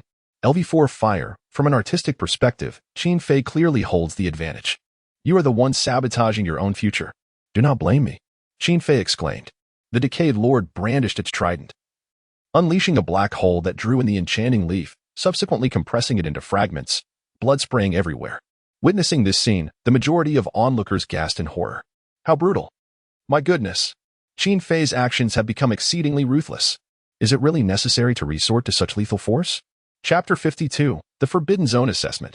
Those situated nearby were splattered with gore, causing waves of nausea. Upon realizing the dire situation, Chu Izhou hastily attempted to retract the diligent bee into the beast-controlling space. But it was already too late.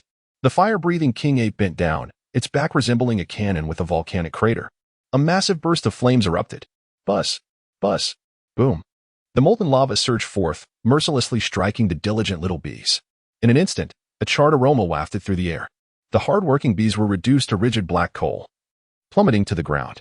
Under the influence of the lava, the temperature of the entire environment soared, becoming unbearably scorching. My little bees, my flowers. Chu Izhou gazed at the transformed flesh of the marvelous Li Yue and the barbecued bees, his legs giving way as he collapsed to the ground. He cradled the charred little bee, weeping, "Little bee, please wake up. Oh, awaken." Qin Fei stepped forward, placing his foot firmly on Chu Izhou's head, proclaiming, "Remember, today I have shattered your beast master career. If there is a next time, I shall obliterate you entirely." With that, he delivered a powerful kick to Chu Izhou's abdomen, sending him sprawling to the ground. It was over. Chu Izhou would not only be unable to participate in the assessment, but he would also likely be forever barred from becoming a beast master, reduced to an existence even inferior to F grade. One remarked, "How tragic. Such a talented individual, forsaking his potential to offend young Master Qin, and now he couldn't even be deemed useless. To dare cross young Master Qin. Such foolishness deserves its consequences." I dare say young Master Qin's response was rather lenient. The simultaneous demise of all a beast master's contracted beast results in the permanent sealing of the beast space, rendering it forever inaccessible. This meant that henceforth, Chu Izhou would be unable to contract any beasts, doomed to remain a mere shadow of the most incompetent beast master. This is also the reason why Qin sometimes refrains from summoning all of his beasts to battle at once. For, should an unforeseen mishap occur, and all his beasts perish simultaneously, his entire career would be rendered null and void. Meanwhile, Kulingyu remains as frigid as ice, her demeanor betraying no emotional fluctuation in response to the scene before her, as if she finds it entirely commonplace. A man attempts to flirt with her, and Qin Fei, disapproving, swiftly eliminates him. Such occurrences are far from rare for her. At this moment, Quan Wu and Su Yutong observe the unfolding scene from within the room. "President, this is utterly outrageous," Quan Wu exclaims. "To sever the path of life is nothing short of malevolent." Su Yutong dismisses him with a scoff, stating, "In a world where the weak are preyed upon by the strong, such behavior is entirely normal." This type of person, Su Yutong interjects, waving her hand to silence Quan Wu. "I understand your sentiments, but since he is registered, he must be assessed according to the rules. Now, go." Quan Wu nods and swiftly descends the stairs, making his way to the plaza. "Silence, everyone. Are you planning a rebellion?"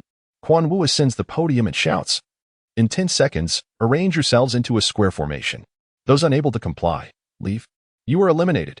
As his words echo, everyone hastens to comply. Amidst the flurry, Chu Izhou emerges, cradling the lifeless bodies of his two beasts, his gaze vacant, starkly contrasting with the bustling crowd. Quan Wu casts a glance his way before shifting his focus to Qin Wan. If there is anyone he is particularly concerned about in this assessment, apart from Kulingyu and Qin Fei, it is certainly Qin Wan. After all, he entered through the back door, and Quan Wu is eagerly awaiting the spectacle. He had been observing Qin Wan closely just moments earlier from upstairs. Upon witnessing the impending confrontation between Chu Izhou and Qin Fei, Qin Wan had already stepped behind the crowd. This scene left a profound impression on Quan Wu. He perceived Qin Wan as timid, cowardly, and someone who relied on connections. "Qin Wan," he squinted, internally muttering to himself, "savor this moment, for it represents your singular opportunity to engage with the Epic Guild. Once the assessment concludes, you shall return whence you came." He had already resigned himself to the belief that Qin Wan would undoubtedly fail the evaluation. Here, S-rank prodigies abound. Not to mention the presence of 2 SS-rank ultimate geniuses. Even in A rank, no matter how hard they exerted themselves, could not hope to triumph over these S ranks, let alone the SS ranks. As the crowd formed an orderly line, Quan Wu announced, "I am the captain of the assessment instructors, and my name is Quan Wu. Allow me to introduce my team of instructors." With a wave of his hand, 3 individuals from the audience promptly approached the stage, 2 females and 1 male. Among them was Xiao Shushiwei, a classmate of Ding Lingxian, whose gaze also fell upon Qianwan. After all, Qianwan's success or failure in the assessment directly impacted her own prospects of remaining within the Epic Guild. However, her heart was already consumed by near despair. How could Qianwan possibly succeed? On what grounds could he pass the evaluation? Xiao Shushiwei questioned herself, dismissing the notion that his handsome appearance would suffice. She had already succumbed to hopelessness. Should the matter of favoritism become public, her reputation would be irrevocably tarnished. Apart from her, the other female appeared significantly younger. Seemingly in her early 20s, freshly graduated from university. Dressed in a simple blue tracksuit and sporting a mushroom haircut, her delicate features were strikingly refined. Another man, in his early 30s, donned a tailored suit, his complexion fair, reminiscent of a studious scholar. These 3 individuals were respectively Instructor Xiao Shushiwei, Instructor Murong Qinglu, and Instructor Li Taizhu. Without further ado, let me elucidate the assessment rules. We aim to complete the evaluation by 5 o'clock this evening, for I have no desire to squander my dining time due to your inexperience. Excluding the recently departed Shuizhou, there are precisely 1,000 participants. Yet ultimately only 100 shall remain to partake in the subsequent 2-month elimination tournament. Upon hearing this announcement, the crowd erupted into a frenzy. Such a low number. Only 1/10? I had anticipated at least half would be retained. I believed that achieving the requisite scores would suffice for continuation. But I did not foresee such a stringent elimination criterion, necessitating the expulsion of 900 individuals. This is exceedingly challenging. I might as well consider it a journey for leisure, an opportunity to broaden my horizons. Furthermore, this instructor does not appear to be one of benevolence. If we do manage to pass the assessment, the ensuing 2 months will likely not be filled with pleasant experiences. Quan Wu observed the cacophony of chatter among the crowd. His patience waning, he extended his left hand, and a colossal fireball coalesced in an instant. Allow me to see which fool dares to speak so recklessly. The assessment of our Epic Guild bears a mortality rate, and this rate encompasses far more than just the assessment itself. Upon hearing these words, the crowd fell into a hushed submission. Quan Wu continued, "Our evaluations are conducted with live ammunition. Never indulge in the trivial and foolish pursuits of artificial realms. Such places are mere greenhouses. Those selected from them, regardless of their achievements, are nothing but refuse. The location I have designated for the assessment is none other than the infamous Coffin Valley, one of the top 10 forbidden zones in the nation." Chapter 53, The Maggot's Nest. Upon hearing these words, the majority of individuals inhaled sharply, some even collapsing to the ground in a state of weakness. Fear was evident in the eyes of 99% of the crowd. Coffin Valley, one of the 10 forbidden zones of the Flame Dragon Empire. Its terrain resembles that of a coffin, surrounded by high walls, with a colossal stone array and towering vegetation blocking out the sun, casting the valley in perpetual gloom. Even in the outer layer, the creatures within possess at least B-grade qualifications, existing at around level 20.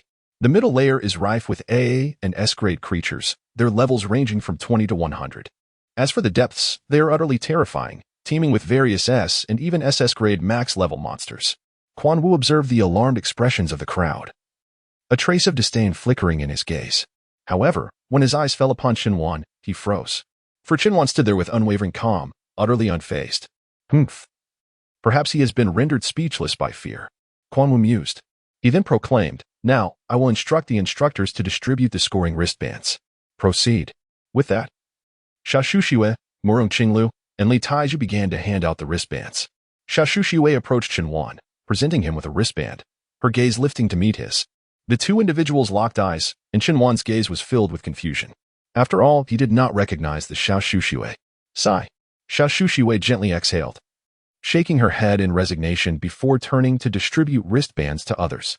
What was happening? Qianwan gazed at Xiao Shushiwei's retreating figure, his mind swirling with questions. He soon dismissed his thoughts and looked down at the wristband. The wristband was black, featuring a touch screen in the center, beneath which the logo of Epic Technology was emblazoned. Once everyone had received their wristbands, Quan Wu declared, "This wristband serves as a scoring device that can quantify the beasts you eliminate through points. Defeating lesser beasts will yield a modest score, while dispatching ordinary beasts will grant a more substantial score. and vanquishing formidable beasts will reward you with a significant number of points. Your task is to accumulate as many points as possible within the designated time frame in Coffin Valley. The top 100 scorers will advance to the next phase of the elimination training. You have 4 hours, beginning at noon and concluding at 4 o'clock. Shortly, a designated flight will transport you to your destination. You are now free to disperse and engage in activities, but return here by 11:45 for assembly. With a cold smile, Quan Wu added, "Of course, you may also take this time to contemplate whether you wish to withdraw." As the command to disperse echoed, the crowd erupted into animated discussions. Goodness, this is ruthless. The Coffin Valley assessment is a life and death affair. I suddenly have no desire to participate. If I lose my life in there, it simply isn't worth it. Consider it further. It is only 9 o'clock now, with over 2 hours remaining. If the flight is taken, relinquishing it would be too late. I certainly shall not withdraw. I have just begun. Having arrived, let us proceed. Quan Wu observed the discussions among the crowd and smiled faintly. A portion of the individuals had already departed from the square. Among them was Chen Wan. A cowardly wretch. Disdain flickered in Quan Wu's gaze. In truth, Chen Wan had not retreated. He merely sought to enhance his combat prowess during the dispersal. The Epic Guild is situated in the nation's most prosperous city, the Imperial City. In comparison to Chen Wan's hometown, Shanghai City, it is akin to the disparity between 10 and -10. Yang Zhantian, the wealthiest man in the city, is but a subordinate here. Consequently, the markets offer even rarer and more valuable items. The sole disadvantage is their exorbitant prices. Chen Wan's confidence to spend stems from receiving 50 million in funds from Ding Lingxian just a minute ago. With Yang Zhantian deceased, Ding Lingxian had liquidated much of her estate, and she had also secured a position that earns her millions annually, thus gifting Chen Wan half of her fortune. 50 million is quite a substantial sum in Shanghai City, yet it holds little significance in the Imperial City. Chen Wan plans to acquire some orbs. Securing 2 would be ideal, as this would elevate the level of the Spider Spirit Poison King to 60, facilitating its new evolution. 50 million could likely procure 2 purple orbs of level 9 or 10. Securing an orange orb would be even more advantageous. In high-end shopping malls, brand premiums are prevalent. And Chen Wan certainly would not play the fool. Instead, she opted for a modest pearl shop, a petite establishment nestled at the end of a street. In a secluded corner, occupying no more than 200 square meters, the shop was named Yaya Pearl Store. Upon entering, she found only the proprietress present. Although referred to as the proprietress, she was merely a girl in her early 20s, clad in a blue and white striped sports top and a white sports skirt, complemented by white socks and shoes, radiating youthful vitality and exuberance. Her delicate features were framed by a ponytail, exuding a clean and refreshing aura. "What can I assist you with?" Yuli inquired. "I'll browse on my own for now," Chen Wan replied, beginning to examine the pearls one by one. Observing Chen Wan's engrossed demeanor, Yuli blinked her large eyes in confusion. "Can you recognize all these pearls? Do you not need an introduction?" "Of course," Chen Wan responded. "That one is the Wind Falcon Pearl, and that is the Earth Tiger Pearl, along with the Black Rhino Pearl, the Xing Tian Pearl, and the King Kong Pearl." Well, Yuli was instantly intrigued by Chen Wan. "How did you manage to identify them all?" "I, as a merchant, could hardly remember so many details. To ascertain the specific names and effects, as well as the star ratings and levels of a pearl, one must utilize a pearl identification instrument." Chen Wan smiled lightly. Choosing not to elaborate further, her gaze settling on a greenish pearl that resembled a piece of rotting pork. Its surface was riddled with holes, teeming with wriggling maggots that incessantly crawled from one hole to another, an utterly repulsive sight. Pet Beast Orb, Maggot Demon Nest. Quality, red, star level, 10 stars. Effects, 1. The equipped pet will gain an additional insect attribute. 2. If the pet possesses a poison attribute, it will develop an extraordinarily potent dual attribute skill of poison and insect, which will randomly form based on the equipped pet. 3. All skill damage will increase by 100%. 4. Immunity to damage from insect skills.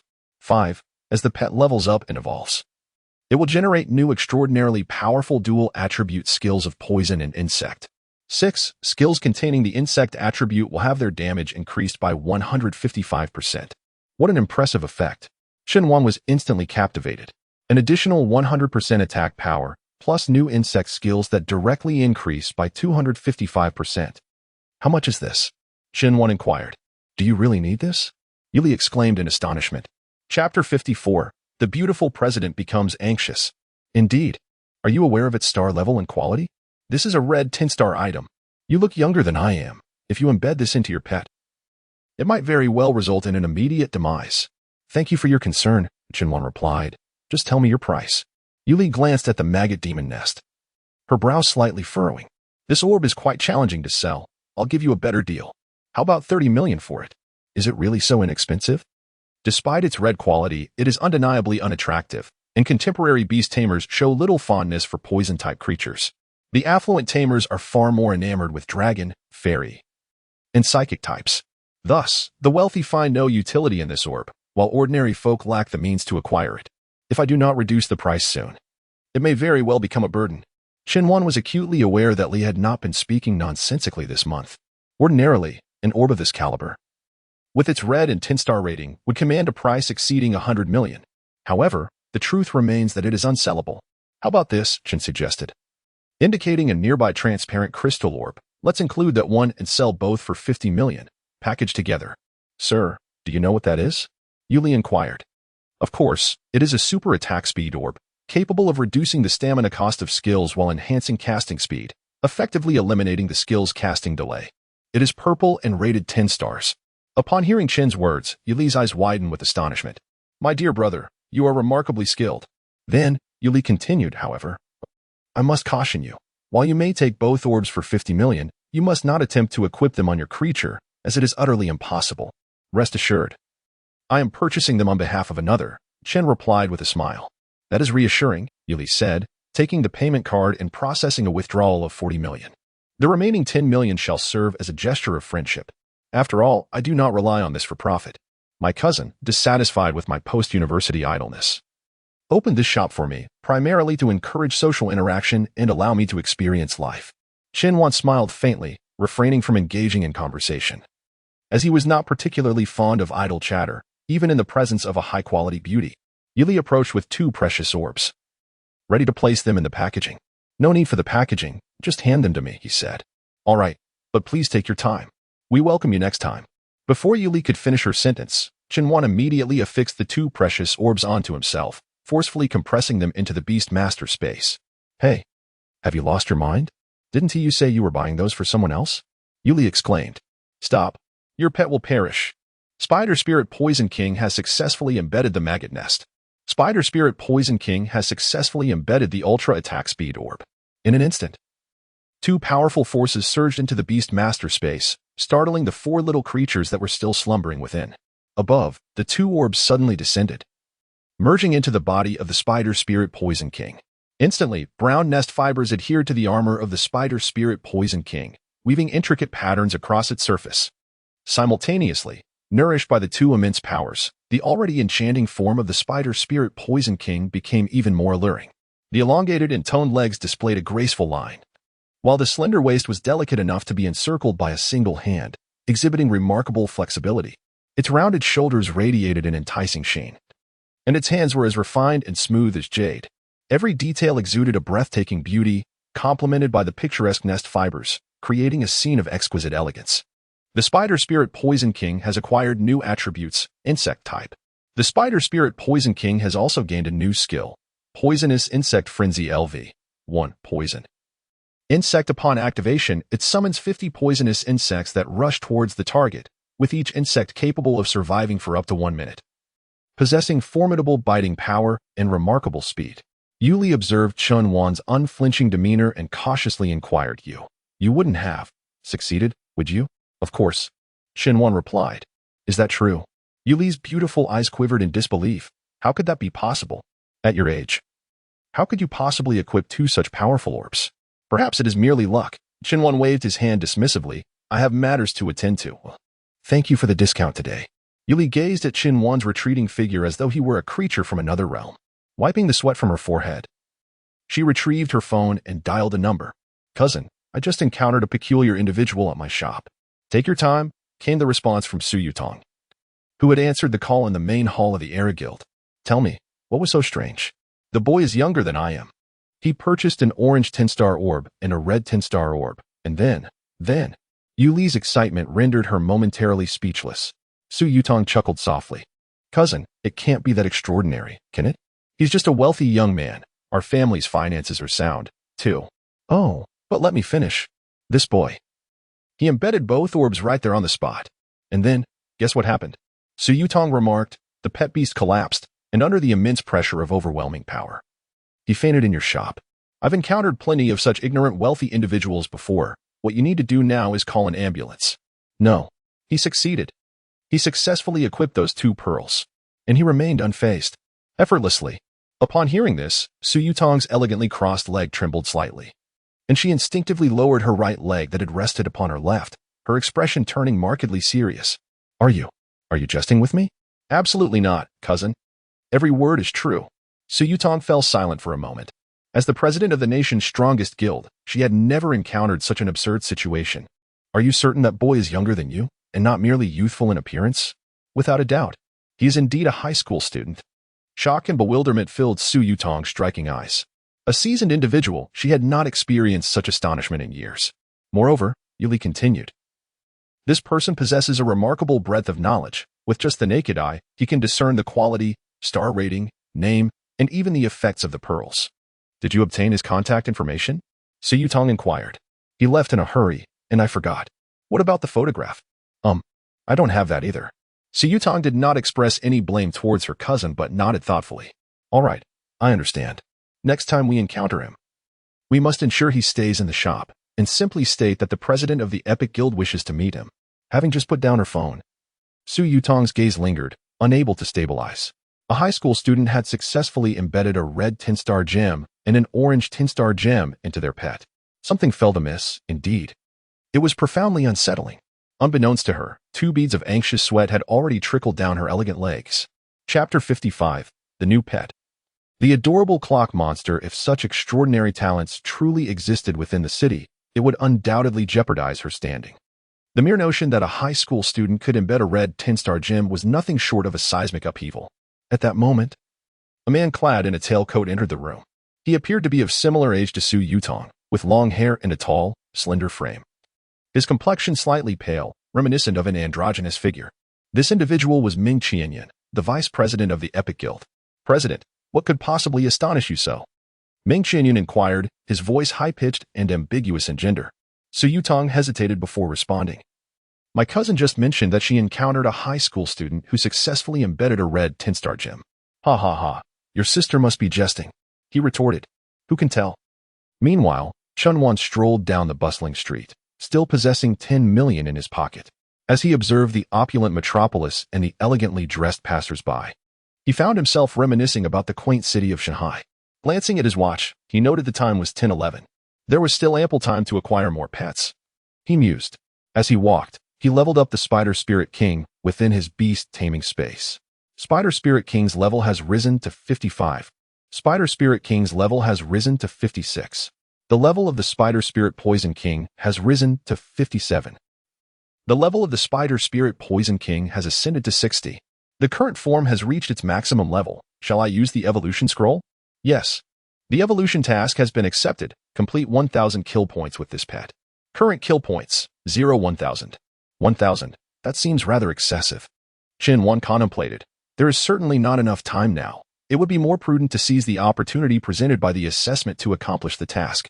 The Coffin Valley is teeming with high-quality, high-level exotic beasts, and the task can be completed swiftly. As he pondered while walking, he soon arrived at a pet shop.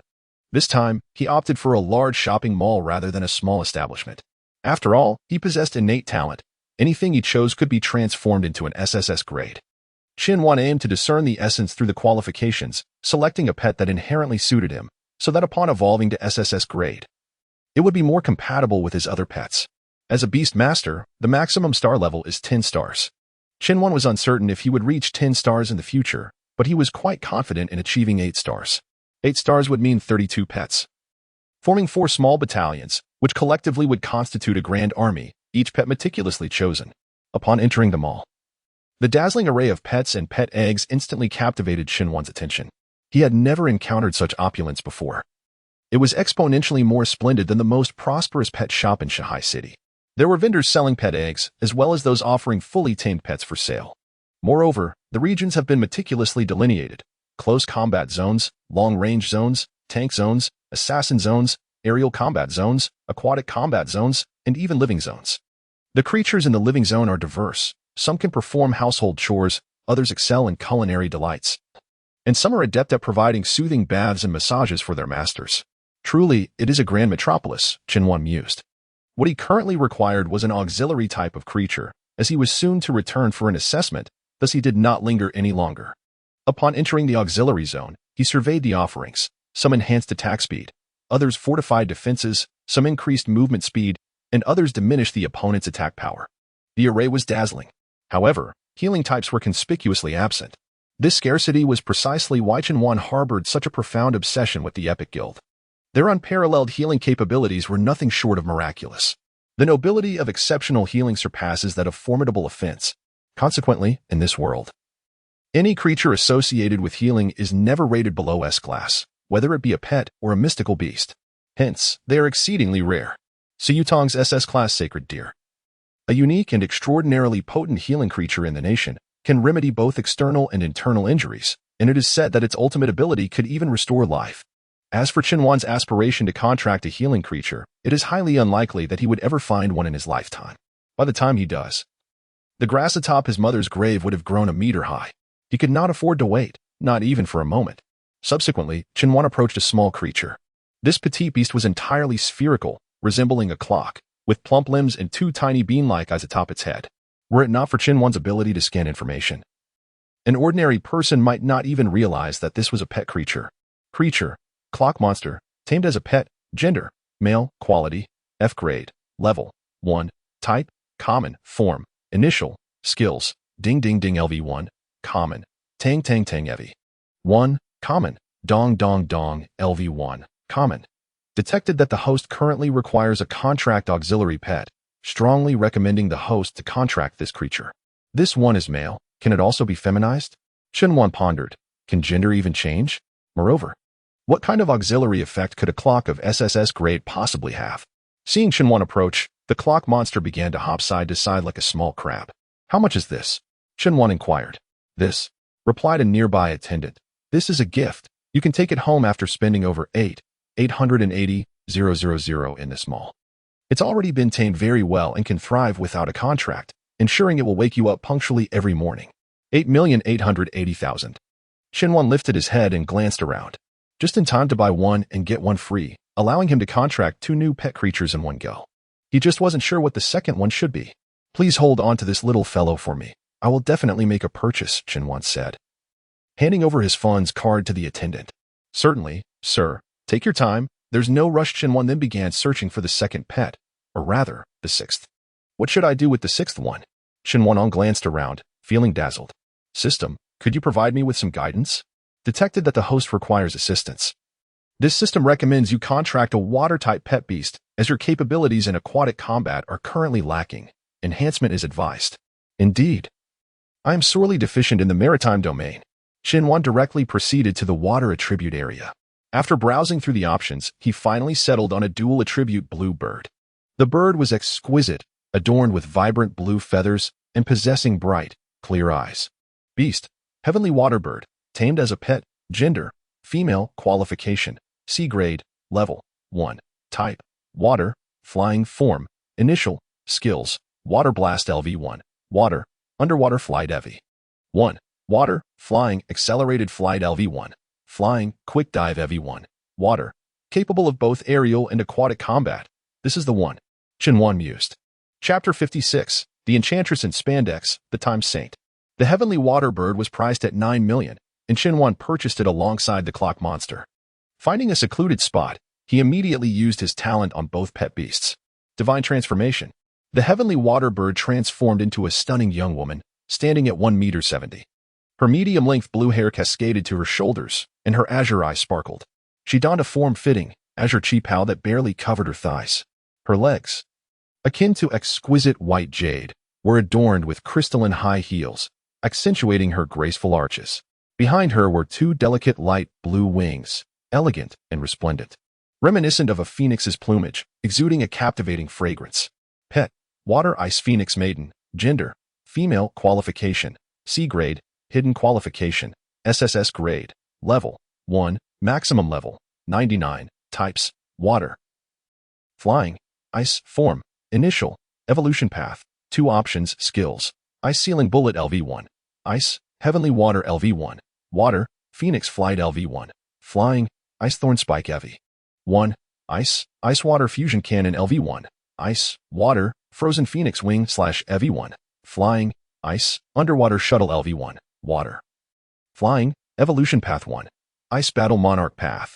Water Ice Phoenix Maiden, Profound Ice Phoenix Maiden, Level 22, Peerless Ice Feather, Level 44, Ice Battle Monarch, Level 55. This path will continuously enhance ice combat capabilities. Leaning more towards melee. Evolution Path 2. Water Battle Monarch Path. Water Ice Phoenix Maiden, Mirror Calm Water, Level 15. Tremendous Waves, Level 33, Profound Armored Holy Feather Queen, Level 50, Emerald Water Battle Monarch of the Profound Sky. Level 80. This path will continuously enhance water combat capabilities. Leaning more towards ranged magic. Grateful for the power bestowed by my master, I shall undoubtedly pledge my loyalty, the Water Ice Phoenix Maiden declared. Very well. Chunwan nodded, then glanced at the clock monster beside him, resembling an upright crab. Allow me to give you a transformation. Upon hearing this, the clock monster's beady eyes widened in astonishment. Initiate. Divine transformation. Buzz, buzz, buzz. Under the influence of extraordinary talent, the figure of the clockwork phantom was enveloped in a silver radiance. Simultaneously, its stature increased to an impressive 2 meters, merely through the silvery silhouette. One could sense the allure of its captivating form. The exquisite physique exuded an irresistible charm, even without revealing its true visage. With a sudden shimmer, the silver light dissipated, unveiling a stunningly beautiful figure before Chunwan. Adorned in a fitted silver-gray leather ensemble, it accentuated her enchanting curves to perfection. Below the head, almost nothing was revealed. Yet this air of mystery heightened the allure even further. Her features were gentle and captivating, with delicate, rosy lips that exuded elegance. A cascade of silver hair flowed magnificently, bold yet undeniably graceful. Suspended behind her was a massive silver clock face, measuring nearly a meter in diameter, displaying the current time. Greetings, Master. The soothing voice of the gentle elder sister inspired an immediate sense of reassurance. Hello.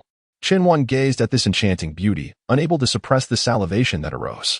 Remaining composed, he took a moment to steady his emotions before beginning to explore the information regarding this captivating figure. Pet, time status, gender, female, qualification, F grade, hidden qualification, SSS grade, level, 1, maximum level, 100, type, ordinary, form, initial, evolution path, 1, skills, reversal LV, 1, common. Slowdown LV, 1, common, acceleration LV, 1, common, black hole beam LV, 1, common, evolution path 1, queen path, time saintus, space-time warrior, level 15, super space-time energy warrior, level 40, space-time weaver, level 58, new century queen, level 90. This path will continuously enhance combat capabilities and increase long-range support abilities. Reversal LV, 1, common designate a certain area with a maximum radius of 100 meters, causing all objects within to revert to their positions 5 seconds prior, including skills and items in motion within the range. This skill possesses considerable versatility and can yield unexpected effects at critical moments. Slowdown LV, 1, common designate a target, reducing its movement and attack speed by 60%, lasting up to 10 seconds. Acceleration LV, 1, common designate a target, increasing its movement and attack speed by 77%, lasting up to 17 seconds. Black hole beam LV, 1, common from the center of the user. Within a spherical volume of 50 meters radius, select any location to release a black hole, which will then emit a beam to strike the target. Indeed, the system's recommendation is truly commendable. Chunwan gazed at these skills, his satisfaction evident and impossible to conceal. After recalling his 2 pet beasts into the beast containment space, he glanced at his watch. Only 15 minutes remained before returning to the assessment venue. Alas, he had lingered too long in the mall. Chunwan hurriedly dashed towards the assessment location. At this moment, the majority of individuals had returned to the assessment square and formed their lines. A noticeable 60 to 70 people were absent, evidently frightened away by the ordeal at Coffin Valley, retreating to whence they came.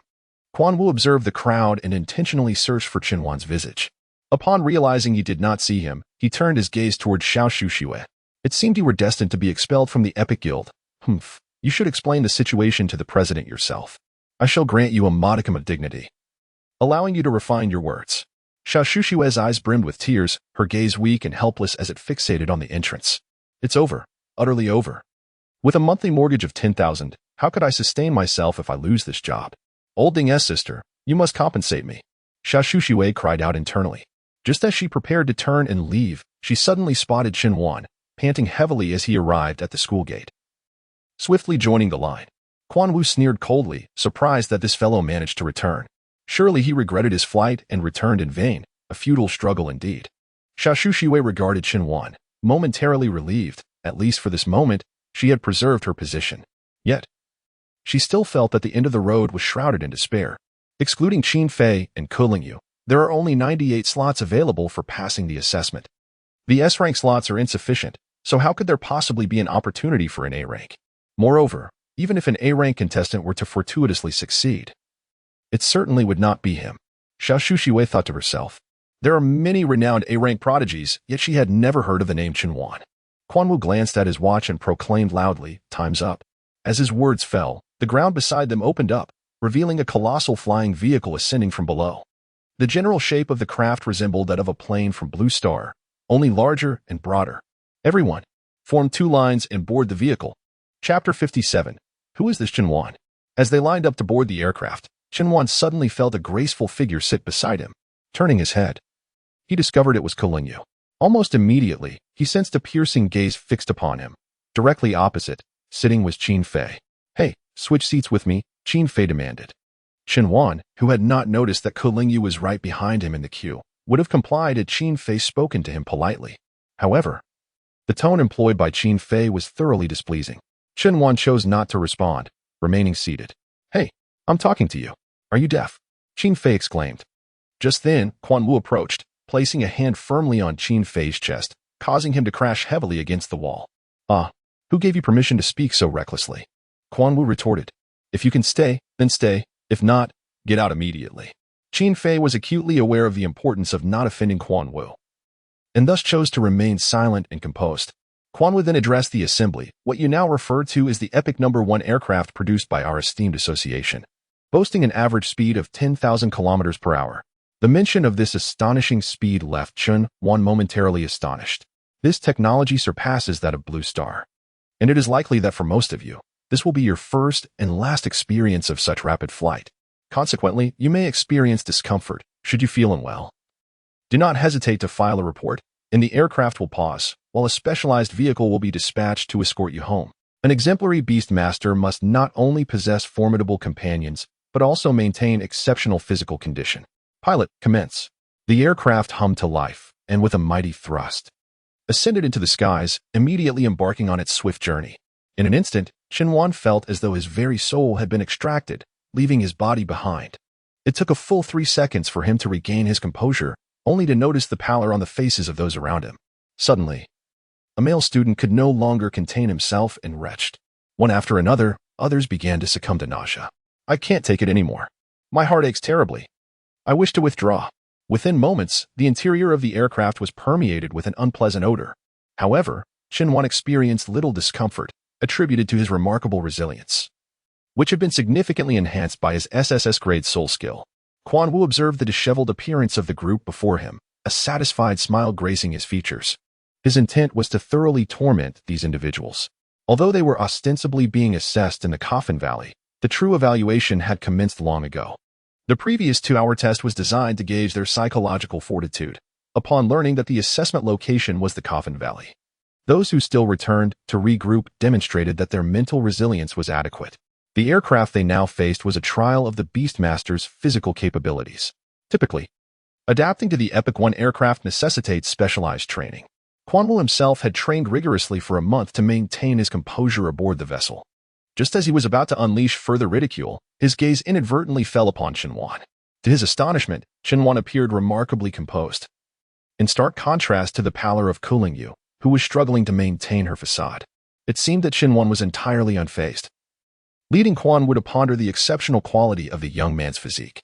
Little did he know, Xinhuan possessed an SSS-grade soul skill, which not only represented a mere ability, but also passively enhanced his physical attributes. Quan Wu then declared, "Is there anyone who wishes to withdraw? This is your only opportunity.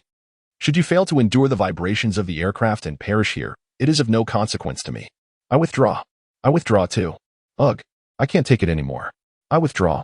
A chorus of weakness echoed around him. Disdainfully, Quan Wu halted the aircraft, leaving the group outside, while arrangements were made for their eventual retrieval. As the remaining individuals set forth, precisely 900 remained. 15 minutes later, the landscape beyond the craft had darkened considerably. Towering, bizarre vegetation loomed overhead, obscuring the distinction between day and night. These grotesque plants intertwined, some bearing leaves reminiscent of serpentine scales, while others were adorned with sharp thorns. A few blossoms radiated an exceptionally vivid hue, yet exuded a foul stench. The forms of these plants varied greatly, twisting together in a horrifying and repulsive display. Witnessing this scene, terror was unmistakably etched upon the faces of the onlookers. The craft descended slowly, and the group aligned themselves outside the canyon.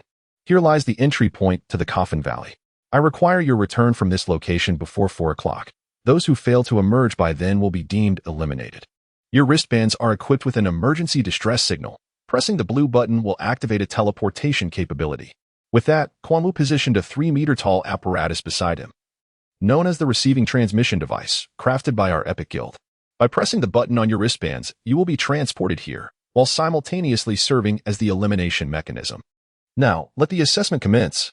With that declaration, the group hastily ventured into the Coffin Valley. Quan Wu and 3 other instructors retrieved their tablets, commencing the evaluation of each participant's scores. For this assessment, Su Yutong had invested a staggering sum exceeding 100 million. Essentially, the most advanced technology had been employed. The concept of teleportation is indeed remarkably ahead of its time. Who do you suppose will emerge victorious? Quan Wu pondered. It must be that scoundrel Qin Fei. Li Taizhu remarked. I believe Ling Yu has a greater probability, Murong Qinglu interjected, for Qin Fei's personality is too ostentatious, which is hardly a virtue. Xiaoshu Xue stood silently to the side, her head bowed, not wishing to engage in such speculation. Her only desire was for Qin Wan's score to rank within the top 100, though she recognized the futility of such hopes. Sister Xiao, why are you so silent today? Murong Qinglu inquired. Nothing at all. Xiao Wu scoffed lightly, choosing not to elaborate further. The first to accrue points was indeed Qin Fei. Qin Fei, current score, 5, 10, 16, 20. Impressive, this Qin Fei. Li Taizhu exclaimed. He has barely been inside for 5 minutes and has already amassed 20 points. He must have slain at least 4 beasts. Ling Yu, current score, 7, 10, 15, 21. Ling Yu had also caught up, and now it was a contest between these two, Murong Qinglu noted. Ling Yu is beginning to overtake Qin Fei. Wait a moment. Who is this Qin Wan? How has he reached 50 points? Chapter 58, Evolution. Soul-devouring demon spider. A cataclysmic transformation of the heavens and earth. Qin Wan, current score, 5, 9, 16, 50. Upon seeing Qin Wan at the top of the leaderboard, Xiao Wu's brow furrowed slightly. Something was amiss. There was an unsettling discrepancy here. How could an A-grade individual surpass those of SS grade? Especially 2 SS grade contenders. Although the assessment had only just begun and scores were not definitive. Qin Wan's score seemed utterly preposterous. Xiao Wu doubted whether he himself could achieve such a rapid score of 50 upon entry. Xiaoshu Xue gently rubbed her beautiful eyes, doubting whether her vision had deceived her. After confirming it 6 or 7 times, she finally accepted this reality. He scored 50 points. How could that be? Xiaoshu Xue pondered. I suspect he merely got lucky, snatching a few kills, Li Taizhu remarked. After all, this score only rewards the final killer. Assists do not contribute a point. It is quite normal to temporarily rank first by casually claiming a few kills. Quan Wu shared the same sentiment as Li Taizhu, as this was the only plausible explanation. Otherwise, could Qin Wan truly score 50 points in 5 minutes? Quan Wu disdainfully chuckled to himself. Just a scoundrel who knows how to steal kills, he thought. At this moment, Qin Wan stood alone in the Coffin Valley, unleashing his 4 beloved beasts upon his foes. As for the 2 newly contracted beasts, due to their level, they were temporarily unable to engage in battle. He deliberately chose a sparsely populated, rugged path, ensuring he would not be disturbed. Moreover, the beasts along this route boasted significantly higher average scores, as their combat prowess was far superior. The landscape was filled with terrifying creatures, tigers with 2 heads, blood-soaked treants, and grotesque monsters beyond description. The sides of the path were lined with writhing, spotted thorns, which seemed to possess a life of their own, stretching and twisting as they attempted to impede Qin Wan's advance. Beast, Deaththorn, Gender, female. Qualification, a grade, level, 30. Type, grass, form, first evolution, skills, stab LV.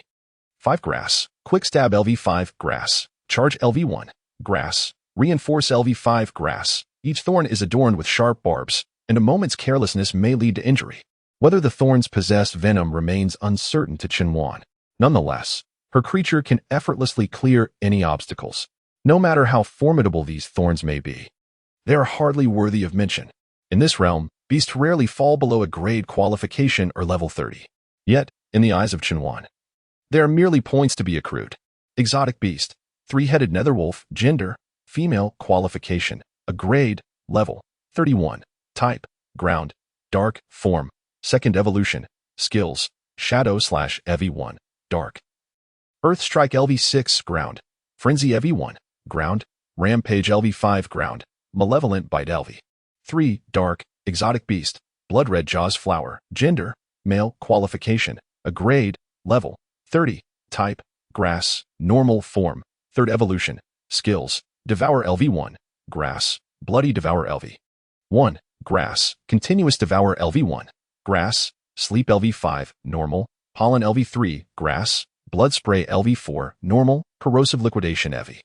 5, grass, exotic beast, shadow striker monkey. Gender, male. Qualification, a grade, level, 30. Type, ground, form, first evolution, skills, swift transit LV1, ground, scream EV1, ground, scratch LV1, ground, glaring LV1, ground, stone throw LV1, ground, slay, slay, slay. Qinyuan strives to have the spider spirit Poison King claim ahead, thereby augmenting its slaughter value and fulfilling the evolution task. Current kill points, 102. Current kill points, 266. Current kill points, 499. Alongside the escalating kill points of the spider spirit Poison King, Qinyuan's score also surged. Qinyuan, current score, 60, 68, 75, 85, 95. What on earth is happening with Qinyuan? Murong Qinglu remarked. The rate of score increase is astonishing. Could it be that the machine is malfunctioning? Li Taizhu responded. It's only been 8 minutes, and his score is nearing 100. Is this something a high school student can achieve? Moreover, I just checked the data, and his innate pet's quality is merely A grade. Quan Wu chuckled coldly, stating, this is nothing significant. When they first enter, the vast majority are clustered at the entrance. A chaotic mix, making it easy to seize a few heads. After half an hour, it will be evident who is who. Initially, Xiao Shushua held some hope. But upon hearing Quan Wu's words, her heart sank once more. Indeed, Li Taizhu remarked, this kid is truly a lucky find. I wonder if such fortune will carry him into the top 100. Humph, can he really make it to the top 100? Quan Wu retorted. If he manages to reach the top 800, I will consider him impressive. It must be said, the exotic beasts in this Coffin Valley are indeed worth kill points. Before long, Qinyuan amassed a total of 1,000 points. The Spider Spirit Poison King has completed the evolution task. Would you like to proceed with the evolution? Evolve. Suddenly, a black-purple light converged from all directions, and the ground began to tremble slightly. This chapter has yet to conclude. Kindly proceed to the next page to continue indulging in the captivating content. A formidable power surged relentlessly into the body of the Spider Spirit Poison King. The 8 arachnid limbs behind it shimmered with a violet aura, enhancing its formidable effects. The armor adorning its form became considerably sharper, with menacing black fangs emerging from the ribbed sections as defensive structures. Its 2 snow-white legs resembled the most exquisite works of art, delicately formed and elegantly proportioned. This evolution profoundly influenced the surrounding environment, causing various beasts to instinctively retreat. Suddenly, the soul-devouring demon spider emitted a powerful roar. A dark purple radiance converged from its entire being, shooting skyward. All the towering vegetation in the vicinity collapsed. The sky was engulfed by this violet wave, reminiscent of an apocalyptic scenario. The entire atmosphere seemed to be overwhelmed by an invisible force. The purple light hung like an oppressive shroud of heavy clouds, completely veiling the world. In an instant, a stifling and terrifying ambience pervaded the realm. Captain, what is happening?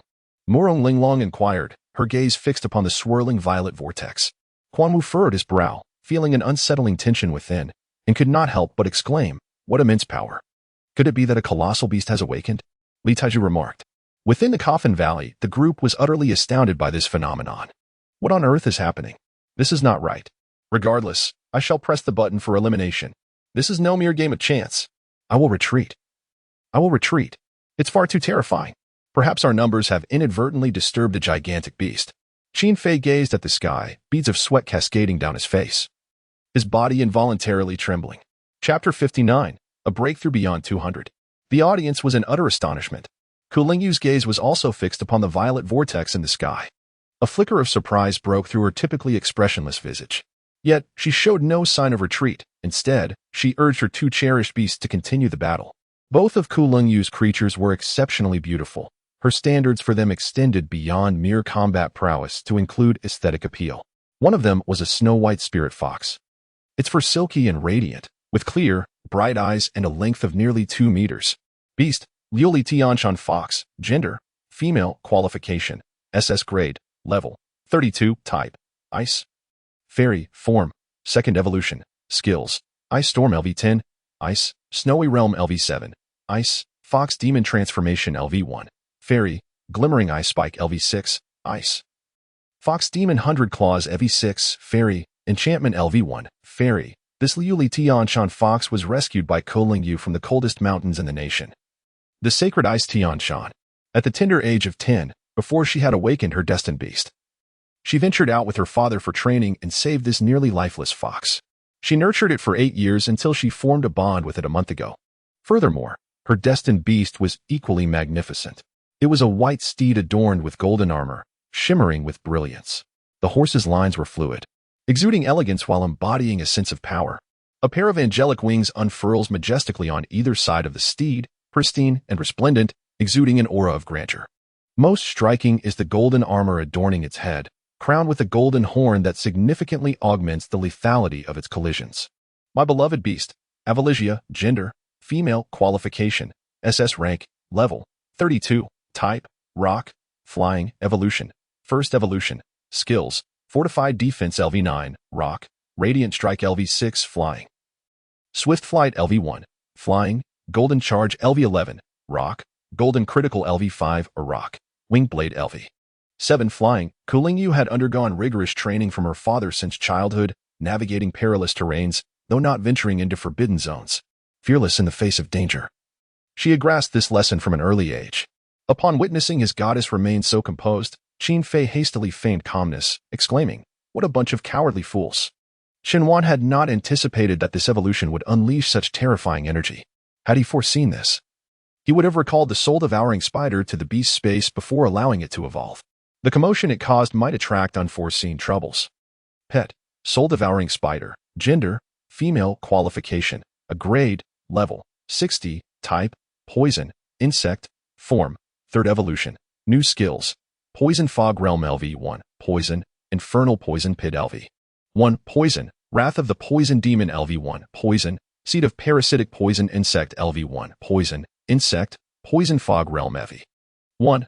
Poison releases a vast quantity of highly toxic, vaporous mist centered around itself, ideal for use when besieged, enabling a swift counter-offensive from a state of encirclement. Infernal Poison Pit LV1. Poison, a skill with terrifyingly potent toxicity, covering a wide area.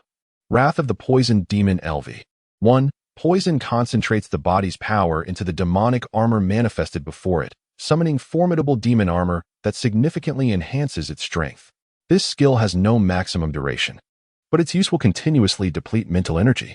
Seed of Parasitic Poison Insect LV1. Poison. Insect deploys larvae eggs that will implant directly within the target's body, hatching within 5 seconds to gnaw at the target's inner organs. Such powerful skills. Shenwan gazed at the soul-devouring spider, filled with pride. During the few minutes Shenwan spent studying the soul-devouring spider, Ku Lingyu's score surged ahead. Ku Lingyu, current score, 86. 93, 116, 121. Qin Fei closely followed behind. As the celestial anomalies in the sky dissipated, the crowd's emotions gradually stabilized. This Ku Lingyu is truly remarkable. Her scores have surged so rapidly, remarked Murong Qinglu. After all, she hails from a prestigious martial arts family. Her father is a doctoral advisor in the combat department at Yanlong University, and her grandfather was one of the nation's foremost combat champions. Li Taizhu commented, "The captain's words are undeniably true. One can discern the truth in mere moments." Within less than 15 minutes, Chunwan's ranking has plummeted, his score stagnating. Humph. I suspect he was utterly frightened by the recent spectacle and will soon be teleported out. What exactly transpired just now? Inquired Li Taiju. It is quite normal. Such anomalies in the wild areas are not uncommon, replied Quan Wudao. That recent occurrence caused 50 to 60 individuals to press the teleportation button and retreat immediately.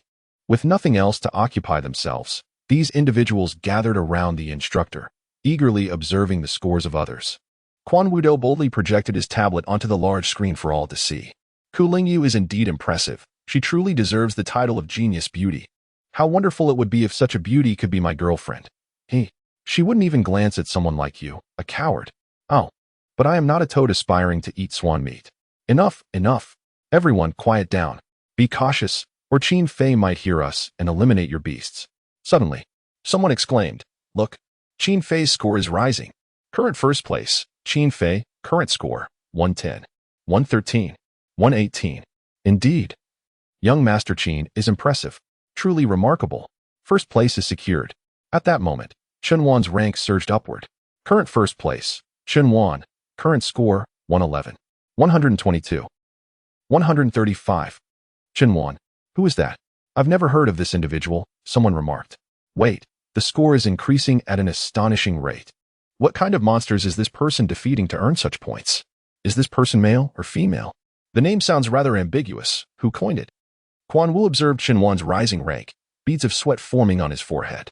After all, he had just mentioned that Chunwan was intimidated and considering withdrawing from the competition. Yet, Chunwan has surged back up, truly impressive. Morong Qinglu remarked. Is this score truly attainable through sheer effort? Li Taiju pondered. Quan Wu fell silent, his brow furrowed. Meanwhile, Xiao Shuxiwei let out a sigh of relief. Although she was unaware of how Chunwan accomplished this feat, it was undeniably a positive development that their ranking had improved. Current first place, Chunwan. Current score, 150, 180, 206. Wow, over 200. Chunwan is extraordinary, exclaimed the onlookers. Isn't that a bit too harsh? Could it be that he possesses SS-level qualifications? Chapter 60, The Mysterious Behemoth. This is simply inconceivable. If he were truly SS level, he would have surely gained notoriety by now. Yet I have never heard that name before. This indicates that he is merely S level, yet has achieved such remarkable results. How terrifying. Suddenly, Chunwan's score stagnated once more, remaining unchanged for a full 5 minutes, showing no sign of improvement. Huh? Why isn't Chunwan's score increasing? I suspected there was something fishy.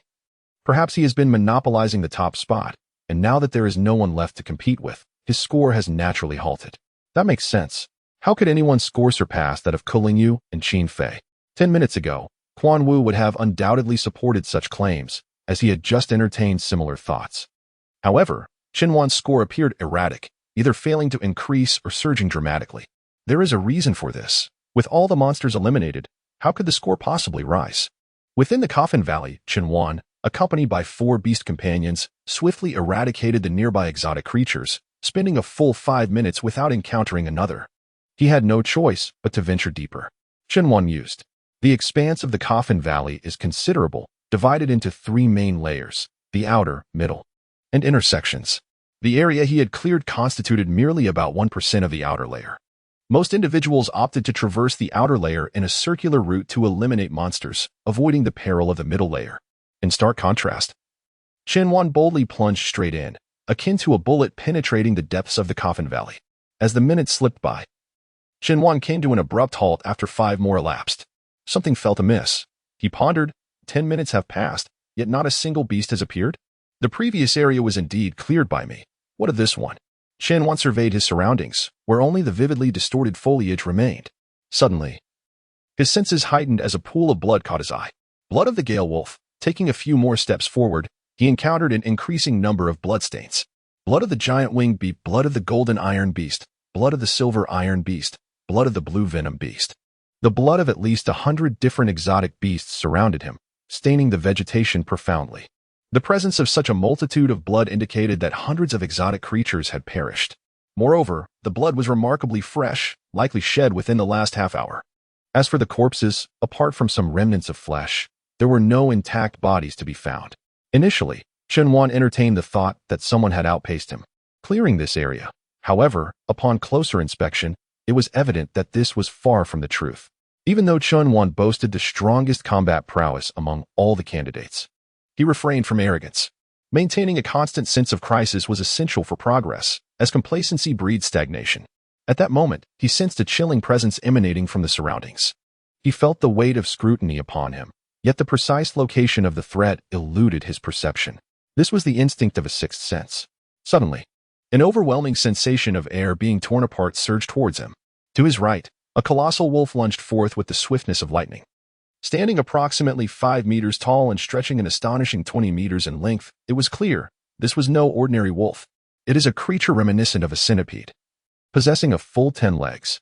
Each limb glistens with a sharp radiance, as if capable of effortlessly tearing through anything.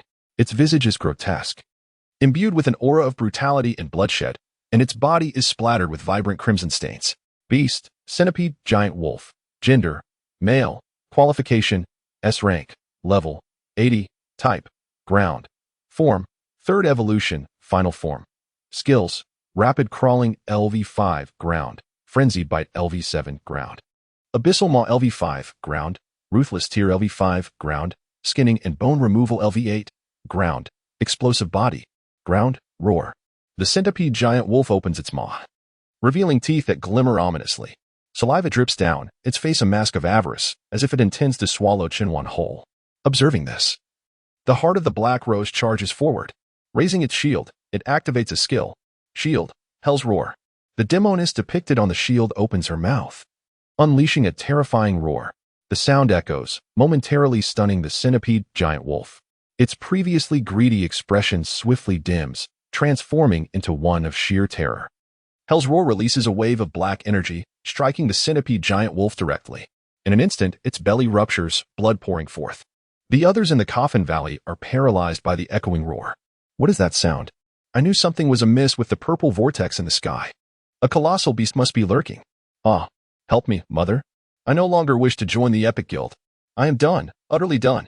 I fear that in a moment my life may be forfeit. I shall take my leave. By heaven, this is akin to playing with death. Chun Wan was already in close proximity to these individuals, and the thunderous roar from the depths of hell was indeed overwhelming, resonating in the ears of nearly all present. Upon hearing this deafening sound, Qin Fei felt his legs weaken, nearly collapsing to the ground. His eyes, filled with terror, darted around, and he swallowed hard. Ku Lingyu's gaze flickered with a hint of anxiety, yet she persisted in the battle. Outside the Coffin Valley, this terrifying cacophony left everyone in a state of heightened tension. What on earth is that noise? Goodness, how utterly frightening. Could there truly be a colossal beast on the loose? This is the first time I've ever encountered such a horrifying sound. Instructor, what is this uproar? One person inquired of Li Taiju. Li Taiju was momentarily at a loss for words, his eyes still wide with fear. He himself was flustered and turned to look at Quan Wu. Quan Wu furrowed his brow, his inner turmoil evident, yet he maintained a facade of composure. He contemplated whether to halt the examination. The outcry was simply too exaggerated. Despite his vast experience and myriad encounters with various creatures, he had never before heard such a chilling sound. It was a roar from the depths of hell, a cry from beyond the three realms. While assessments indeed carry a mortality rate, should that rate prove too excessive, he would not be able to safeguard his own head. Within the Coffin Valley, a giant centipede wolf, its belly torn open and flesh exposed, wailed in agony. Little demon, put an end to it, Chun Wan commanded. Yes. Just as the heart of the Black Rose was poised to strike, a flicker of rage ignited in the gaze of the centipede giant wolf. Explosive body. The skill was activated, causing the centipede giant wolf to swell dramatically, its muscles resembling grotesque tumors. Its eyes transformed into a crimson hue, seemingly impervious to pain, as the wounds upon its belly did not hinder its movements in the least. Oh, can you transform? Chun Wan declared, Xiaozi, you too shall transform. Yes, master. The soul-devouring demon spider unleashed its skill, Wrath of the Poison Demon. Instantly, the demonic visage upon the spider's chest armor awakened, revealing an eerie grin. Simultaneously, violet armor began to spread outward, rapidly enveloping the soul-devouring demon spider entirely. Armor Fusion. Chapter 61. The Infernal Poison Pit. In an instant, a sturdy and razor-sharp dark violet armor adhered to the body of the soul-devouring demon spider, encasing its head as well. A pair of crimson goggles appeared before its eyes, significantly amplifying its combat prowess. Splat. Infernal poison pit. The most formidable area skill to date. In an instant, a vast expanse was submerged beneath an endless tide of venom. It was as if a curse from the abyss of hell had been unleashed. The noxious liquid exuded a repugnant odor, suffocating all who drew near, filling the air with dread. Within this venomous deluge echoed the wails of the damned, sending shivers through the very essence of one's soul. Claw-like appendages emerged from the murky poison, writhing in a twisted, sinister frenzy. These claws were bizarre and grotesque. Seemingly belonging to no known creature, their mere existence was a blasphemy against life itself. Thus, thousands of claws ensnared the colossal centipede wolf, rendering it utterly immobile. In an instant, the terrifying venomous pool began to refine it. This was the third evolution ultimate move of Little Purple, enhanced by various fearsome orbs and super buffs. Such a mere S-rank nuisance was hardly worth mentioning. Current leader, Chinwan. Current score, 521. Suddenly, Chinwan surged forth, amassing nearly 400 additional points, leaving all those outside the Coffin Valley in utter shock. Good heavens, 521 points.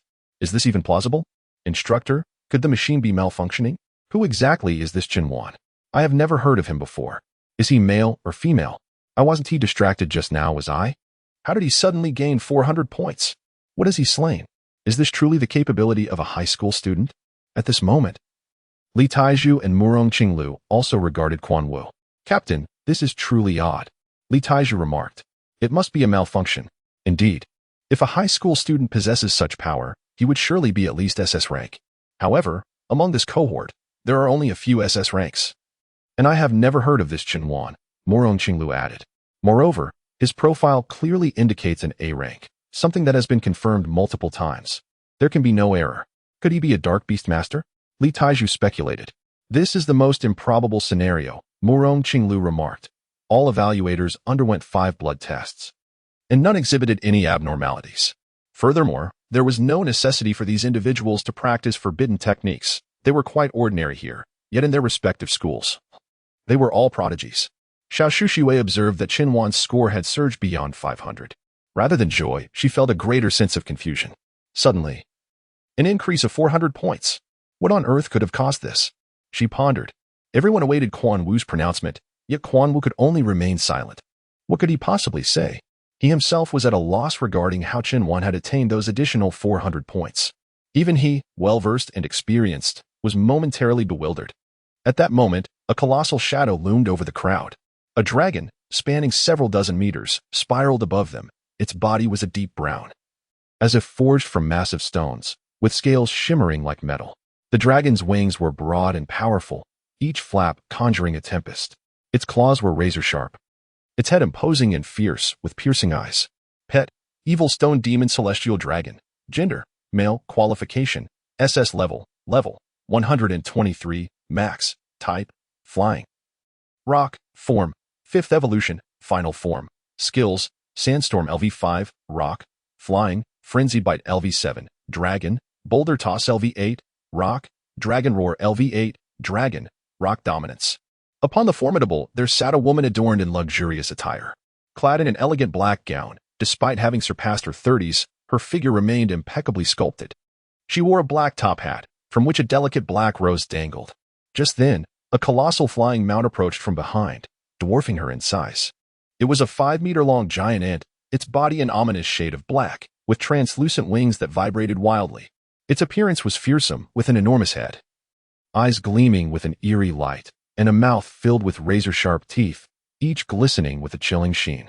Pet, dark giant ant. Gender, male. Potential, SS grade, level 101, max. Type, flying. Insect, morph.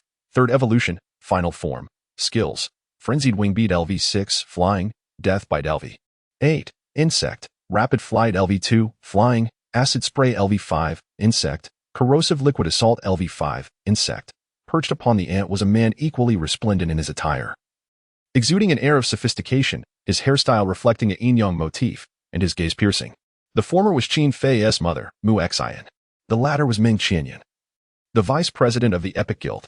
Upon their descent, Ming Qianyan leapt gracefully from the back of the dark giant ant. Upon her arrival, the 4 instructors promptly stood at attention, Greeting in unison. Vice President, greetings. Meng Qianyun squinted slightly, casting her gaze toward the scoreboard, and let out a dismissive snort. Vice President, what troubles you? Quan Wudao. Before Meng Qianyun could respond, Mu Xian interjected. Did you see that, President Meng? I told you there was something amiss. This Chenwan is merely a beneficiary of connections. Upon hearing this, Xiao Shushue's legs momentarily weakened, nearly causing her to collapse. Meng Qianyun nodded. Pointing at the scoreboard, Chenwan, A-grade talent, 521 points, over 300 points higher than Qin Fei, who is classified as SS grade. Quan Wudao, do you care to explain? Me? What does it have to do with me? Quan Wudao furrowed his brow. Meng Qianyun responded with a cold smile, upon reviewing the qualifications. It appears that Chenwan did not undergo facial recognition during registration.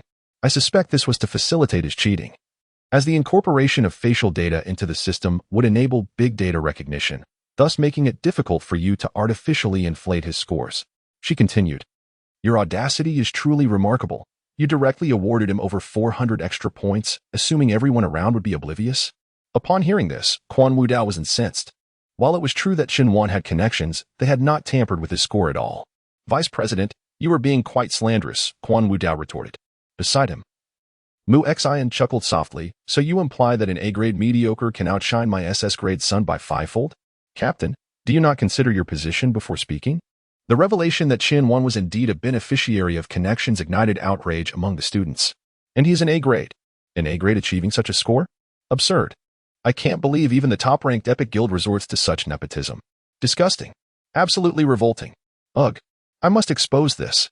Indeed, it is imperative to unveil the truth. Do they truly think we are fools? Chapter 62, claiming I have connections? How ludicrous. I should have realized long ago that Chenwan has connections. The Epic Guild. You are nothing but a band of scoundrels. Quan Wu listened to the insults hurled by these individuals, glancing at Meng Qianyun and then at Mu Xian. Though he was uncertain why these two had appeared simultaneously in this dire situation, the only viable course was to support Chenwan. To betray Xiao Shushue at this juncture would not only ruin her but also himself. Meng Qianyun focused on Chenwan's score rather than the absence of facial recognition during registration. Quan Wu clenched his fists. Very well, Vice President, from this moment forth, all actions of our instructor group shall be under your supervision. Let us observe how the scoring trends unfold. At this moment, Chenwan approached the dismembered carcass of the centipede giant wolf. There, a specimen resembling a centipede was perfectly preserved within its back. Demonic centipede spine, quality, orange, star level, 7 stars, effects, 1, increases the effectiveness of insect-type skills by 80%. 2, enhances base defense by 31%. 3, doubles physical agility. The entire spine was a treasure trove for beast pets, nearly 10 meters in length. The spine was entirely black, with nerves sprawling along both sides. Chenwan extracted this elongated spine from a pile of decaying flesh. He contemplated whether to equip it to the soul-devouring spider or the Moonshadow Assassin. The third effect suited the Moonshadow Assassin, yet the first attribute was more aligned with the soul-devouring spider. In contrast, the initial effect holds greater significance. The elongated and formidable spine seamlessly melds into the back of the soul-eating spider, resembling a colossal insect. Its 8 spider legs have evidently expanded in size, and an additional pair has emerged, bringing the total to 10. Subsequently, the soul-eating spider continues to ascend in levels. The notifications echo. The soul-eating spider has reached level 62, level 63, level 64, level 65, and finally level 71. This marks the upper limit of the 7th contract gem. Observing the now towering and graceful soul-eating spider, Chenwan cannot help but marvel at the rapidity of her own growth. It has been merely a month since the awakening of her destined companion, and she now possesses a pet exceeding level 70. With the acquisition of just one more gem, the soul-eating spider will achieve its ultimate evolution. The soul-eating spider gazes back at Chenwan, noticing her momentary distraction, and its complexion flushes as it inquires, Master, what troubles you? You seem preoccupied. Chenwan offers a gentle smile, reflecting on the swift pace of its development. Hiki, no matter how I grow, my love for you will always remain unwavering. The soul-eating spider softly bends down, planting a tender kiss on Chenwan's cheek. The fragrance is refreshing, the touch invigorating and warm. At this moment, an inspiring thought ignites within Chenwan's heart to procure the 7th gem without delay, inlay it, and elevate the soul-eating spider to level 80, thus completing its final evolution. In the treacherous confines of the Coffin Valley, Peril lurks at every turn, yet treasures abound, making this arduous journey worthwhile for the pursuit of valuable artifacts. Naturally, the primary objective remains the vanquishing of formidable foes to amass points. However, these two pursuits are not mutually exclusive. Slaying dangerous creatures yields not only exquisite items and equipment, but also enhances one's score. Chen glanced at his wristband. Contemplating. 521 points. One wonders what rank that might secure. Surely it should suffice to place him within the top 100? Just as Chen pondered his standing, the clamor outside the Coffin Valley intensified, fueled by his score. Humph, that Chen fellow's score has stagnated, remarked one observer. Another chuckled in response, quite normal, for President Ming has come to oversee matters. How can we, as fair and just instructors, employ any underhanded tactics to inflate scores now? Ha ha ha. By the heavens. You nearly had us fooled. Current second place. Qin Fei, current score, 166. 172. 180. 185. 196. 203. Current third place. Cooling you, current score, 155. 162. 170. 180. 182. 185. Indeed, young Master Qin Fei is impressive. How swiftly he has surpassed 200 points. This is the mark of a true heavyweight. Even the SS-ranked Qin Fei has only just crossed the 200 threshold, while Chen boasts an astonishing 521 points. It's utterly laughable. You instructors are nothing but a bunch of dimwits. The students unabashedly derided the four instructors. Quan Wu refrained from much rebuttal, his gaze fixated solely on Chen score. He fervently wished for Chen scores to make a significant leap, thereby vindicating himself. Unfortunately, Chen scores remained stagnant, ensnared in a state of immobility. This predicament was equally frustrating for Chen. The initial stagnation was due to his clearing of the area, while the second was caused by the centipede giant wolf's clearance. The distribution density of wild beasts was not as formidable as one might envision. Others engaged in a dance of evasion while slaying monsters, while Chen yearned for all the surrounding beasts to concentrate their fire upon him, sparing him the arduous journey of searching. It seemed that my Feier was destined to secure the top spot in this assessment. Mu Xin cast a disdainful glance at the scoreboard, deeming the rest of these inept individuals as mere shoeshiners for my Feier. Undoubtedly, I had previously conducted inquiries about your son. Ming Qianyan remarked. He is undeniably a genius among geniuses, with only Cooling you capable of rivaling him. This chapter is not yet concluded. Please proceed to the next page to continue enjoying the captivating content. Humph. Mu Xin scoffed coldly. How dare she compare herself to my son? I truly cannot fathom what my Feier sees in that emotionless, foul fox. In this regard, Feier has indeed shown a lack of discernment. The line of girls pursuing him seems determined to hang their hopes on this one tree, which happens to be a rotten one. Mu Xin was fully aware that her son, Qin Fei, had long been pursuing Cooling you, who perpetually disregarded him. Thus, her disdain for Cooling you was only natural. At present, the four instructors were perplexed as to why Ming Qianyan was associating with Mu Xin. Moreover, Ming Qianyan, in her capacity as vice president, not only failed to uphold the fairness of the evaluations, but also advocated for Mu Xion's son, confidently asserting that Qin Fei would secure the top position. Quan Wu discerned at once that Ming Qianyan had been blinded by her affections. Qin Fei was without a father, and Mu Xian was without a husband. It seemed that Mu Xian had perhaps conspired with Ming Qianyan for the sake of her son. Quan Wu pondered. Mu Xian had already compromised her integrity. Renowned locally as an esteemed pet physician, she served as the director of the premier pet hospital in Emperor City, where the mere consultation fee exceeded 10,000. Many prominent figures routinely sought her expertise to conduct checkups for their beloved pets. Quan Wu squinted, his mindset having shifted to a complete endorsement of Chen. He now fervently wished for Chen scores to rise further. Yet, he felt a twinge of skepticism, as Chen was merely a modest A-level candidate. The recent addition of 400 points seemed to be a stroke of serendipity, just as Quan Wu grappled with his sense of helplessness. Chen score underwent a remarkable transformation. Current first place, Chen current score, 630, 750, 790, 869, 999, 1050. What is happening? One person exclaimed. How is it that Chen score is suddenly escalating by the hundreds? I can't believe it. Is this machine malfunctioning? Are we being toyed with? 1,000 points in just 10 seconds. Is Chen some sort of deity? In my view, this scoreboard must have preordained Chen score. It seems to increase autonomously. Indeed, Even with Chairman Ming supervising, it is futile. The scoreboard and Chun Wan's wristband were likely preset with scores before the assessment, making it impossible for others to surpass them. Quan Wu, listening to these remarks, felt no sense of injustice, for his thoughts had strayed far from this matter. He merely wished to comprehend how Chun Wan achieved such feats, truly astonishing. Remarkably extraordinary. The score of 100 million seemed entirely implausible. Could it be that this truly reflects Chun Wan's authentic prowess? Quan Wu wiped the sweat from his brow and turned to Xiao Shushiwei. Xiao Shushiwei stared at the scoreboard, utterly dumbfounded. She too was overwhelmed by Chun Wan's superhuman and inconceivable score. Morong Qinglu and Li Taizhu shared the same stupefied expression. At that moment, the entire arena was filled with curses directed at Chun Wan and the four instructors. Yet only the instructors understood the reality of the situation. Chun Wan was undoubtedly extraordinary. Quan Wu approached Xiao Shushiwei and whispered, "What sort of background does your relative possess?" I have no idea," Xiao Shushiwei replied. "She is a good friend from university who asked me to bring him in. I had never met this person before.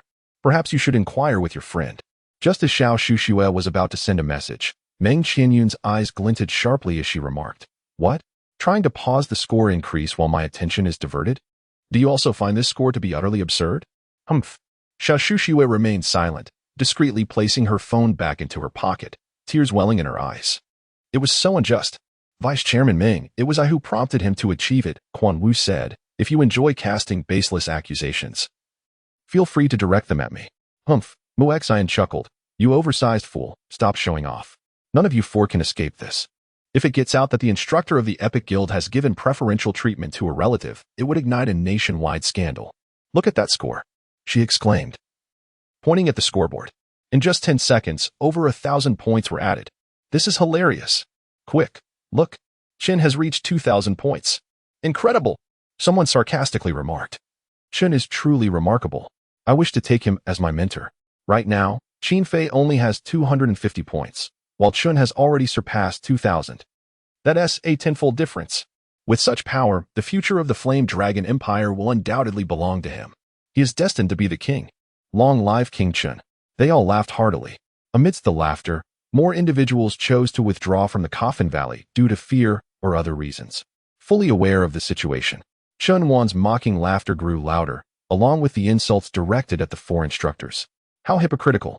You previously acted so upright, yet turned out to be nothing more than a despised rat." Mu Rong Qinglu, looking so innocent, yet utterly ineffective. Li Taizhu, with an ambiguous appearance, possesses a name that suggests simplicity, yet both his demeanor and looks are rather unsavory. Such a name is ill-suited for one like him. Then there's Xiao Shushiwei, who constantly dons silk pants and high heels. Who is she attempting to entice? Could it be Chen Wan? During the day, she slips through the back door to pass assessments. And at night, she sneaks through for other endeavors, does she not? I have long suspected that the relationship between Xiao Shushiwei and Chun Wan is rather peculiar. I noticed during gym class how she fixated on Chun Wan. When distributing wristbands, she was the first to approach Chun Wan, who was standing at the back of the line. Indeed, she maneuvered through the crowd just to reach him. Yes, I witnessed it too. She was whispering something to Chun Wan. I know, a mischievous boy remarked. At that moment, she told Chun Wan they would meet at the hotel that evening. Oh my. Xiao Shushiwei truly knows how to play the game. It is quite unexpected. In a fit of anger, Xiao Shushiwei's tears streamed down her cheeks, 2 lines of sweet sorrow marking her face. She longed to retort against these individuals, but found herself at a loss for words. Had Chen Wan not been so handsome, she would have wept uncontrollably if such rumors were spread about someone less appealing. The other 3 were equally silenced by the insults, unable to counter. With only the 4 of them against a crowd of hundreds, engaging in a battle of words was futile. It would be wiser to conserve their energy and wait for Chun Wan to emerge after the assessments. Within the Coffin Valley, Chen Wan had already descended into a frenzy of violence. He discovered a den of extraordinary beasts and unleashed a relentless slaughter. Exhilarating. The lair was teeming with colossal blood-sucking worms, each one fleeing in disarray as he dispatched them with ease. Beast, colossal blood-sucking worm. Gender, male. Qualification, A-class. Level, 75. Type, insect, ground. Form, second evolution, final form. Skills, frenzied blood-sucking LV12, insect. Rapid crawling LV5, insect. Burrowing LV9, ground. Impact LV5, ground. Large suction cup LV7, insect. Wrath of the blood-sucking worm. LV10, insect. Fusion. LV15, insect. This chapter is not yet complete. Please turn to the next page to continue enjoying the thrilling content. The colossal blood-sucking worms resembled large pythons. Their bodies a deep crimson, with heads akin to silkworm cocoons. They possessed formidable burrowing capabilities, yet Shenwan found himself at a disadvantage underground. None of his summoned beasts could burrow, resulting in the escape of numerous colossal blood-sucking worms, at least 30. I have mastered land, sea, and sky, yet overlooked the depths. As Chunwan watched the colossal blood-sucking worms vanish from his sight, he felt a pang of regret. Gazing around, the lair, once bustling with over 100 colossal blood-sucking worms, now lay eerily silent. Unsurprisingly, he anticipated a plateau in his score in the near future. At that moment, the colossal blood-sucking worms began to flee in a frenzied retreat. As social creatures, they all fled in the same direction, which happened to be where the majority of the other students participating in the assessment were gathered. As Ko Lingyu and Qin Fei were present, many individuals were inclined to follow the strong. A multitude of colossal blood-sucking insects descended upon the crowd, encircling them entirely. These gigantic leeches, having feasted on the turtle at Chunwan's location, were now ready to unleash their fury. How could such a plethora of monstrous creatures appear so suddenly? The crowd was momentarily paralyzed with fear. Sister Ko, Brother Qin, help us. Are we truly destined to perish here? I must retreat. Otherwise, I may lose my life. I shall retreat as well. Perhaps it is best not to enter this epic guild. The massive blood-sucking insects, each approximately 10 meters in length, could indeed be classified as monstrous. Upon witnessing these leeches, Qin Fei was initially startled. Known for his tendency to prey on the weak, he contemplated fleeing. However, to his astonishment, Ko Lingyu immediately engaged in combat. Buzzing filled the air. Chapter 64, The Ice Queen's Admiration for Me. Avalicia charged forward, her robust armor bracing against one direction. The Lioli Tianshan fox employed its ice-based slowing skill to control the colossal leeches. Unleash the skill. Icebound wilderness. In an instant, a mist of frost expanded forward, significantly impeding the movement of the swarm of gigantic leeches. Darling, transform. Ko Lingyu commanded. Activate skill. Fox Demon Transformation. In that fleeting moment, a crystalline blue radiance enveloped the Lioli Tianshan fox. Its form shifted to an upright stance, cloaked in pristine white fur, with a head that possessed an allure reminiscent of a fox. This transformation bridged the gap between humanoid familiars and standard pets, elevating its combat prowess considerably. In a moment, a fierce battle erupted against a horde of colossal blood-sucking insects. In the rear, numerous students had already retreated, with several bodies strewn across the jungle floor. Many of the giant leeches had latched onto humans, slowly devouring them. Gurgle, gurgle, gurgle, gurgle, gurgle. Witnessing this horrifying scene, Qin Fei, who had fought alongside Ko Lingyu, was suddenly engulfed in panic and hurriedly concealed himself behind a cluster of corpses. Once the colossal bloodsuckers had moved away slightly, he swiftly rose and dashed in another direction. In an instant, counting Ko Lingyu, only a handful of individuals remained, while 27 of the giant leeches continued to thrive. After an arduous struggle, they had managed to slay merely 3 of these beasts. Some had even lost their companion beasts, and for those whose creatures had perished entirely, their careers as beast tamers were effectively over. Sister Ko, shall we continue to fight? One person inquired. No sooner had the words left his mouth than the bodies of the more than 20 colossal leeches began to tremble. What is happening? What is wrong with them? Suddenly, the 20-plus giant leeches merged into one, forming an ultra-giant bloodsucker measuring 50 meters in length. This 50-meter-long monstrosity was terrifying. Its body was covered in dark spots, emanating a nauseating stench. On its skin, dozens of enormous suckers thrived, resembling massive black discs that glimmered with a metallic sheen. The head of the ultra-giant leech appeared as a gigantic black sphere, adorned with a pair of enormous eyes that flickered with a menacing red light. When the mouth gaped open, a multitude of teeth glimmered ominously within. Most repulsive of all was the presence of numerous slender tentacles writhing and twisting upon the body of the colossal bloodsucker, seemingly celebrating in its excitement.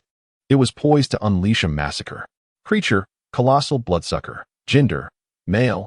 Qualification, S-class. Level, 75. Type, insect, ground. Form, second evolution, final form. In a moment of sheer terror, All the students except for Ku Lingyu chose to retreat. This 50-meter-long behemoth was utterly horrifying, its body covered in dark spots and adorned with dozens of suction cups. Witnessing this scene, even Ku Lingyu, who rarely displayed fear, betrayed a hint of anxiety. However, she was not one to withdraw. Babies, Avrizia, lead it to that open area. Ku Lingyu commanded. The dense foliage around them obscured visibility, rendering them vulnerable in combat. She mounted Avrizia and urged, hurry. Despite the tense situation, her voice remained calm. For she understood that raising one's voice could lead to a loss of composure. She detested foolishness. Right here, counterattack, Ku Lingyu declared. Liu Tianshan Fox. Ice Storm. Avrizia. Golden Armor Charge. Bang. Buzz. Though their skills inflicted damage upon the colossal bloodsucker, it was merely a trivial wound. Before her stood the colossal bloodsucker, which with a swift motion sent two of her beloved pets flying. Ku Lingyu narrowed her eyes, searching for the creature's weaknesses. Unbeknownst to her, no matter how fiercely she struggled, she would never be a match for the giant leech. Though her qualifications were only a tier lower, the level difference loomed over 40. Even with precious gems embedded in her pets, her efforts were in vain. Lacking access to the creature's data, she was forced to rely on instinct and experience in her blind assaults. This was not her fault. After all, she was not the protagonist. The giant leech launched another assault, thirsting for blood. With its gaping maw, it lunged at the Liu Tianshan fox.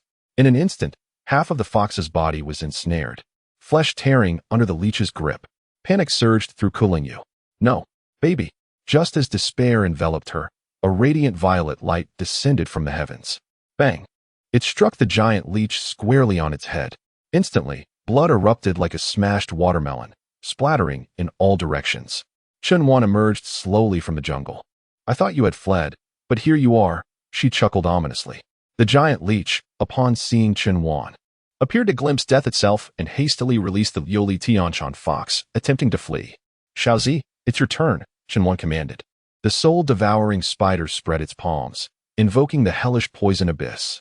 In a heartbeat, it was dissolved. Was it defeated that quickly?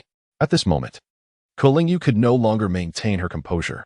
Though she engaged in frenzied battles without arrogance and faced perilous situations without fear, the scene before her truly terrified her.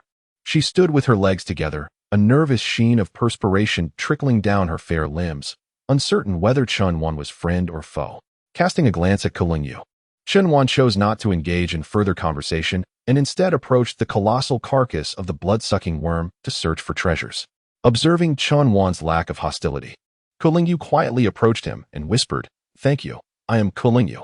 Her voice was tinged with caution and a hint of tenderness, a stark deviation from her usual demeanor. Simultaneously, the admiration and gratitude in her gaze towards Chunwan were utterly unmasked. "You're welcome," Chunwan replied succinctly, continuing to sift through the remains of the gigantic worm. "What are you searching for? Do you need assistance?" Ku Lingyu inquired. As her words lingered, Chunwan extracted a crimson worm egg from the carcass, roughly the size of a palm. Blood-sucking worm egg given the host's current need for a burrowing pet beast.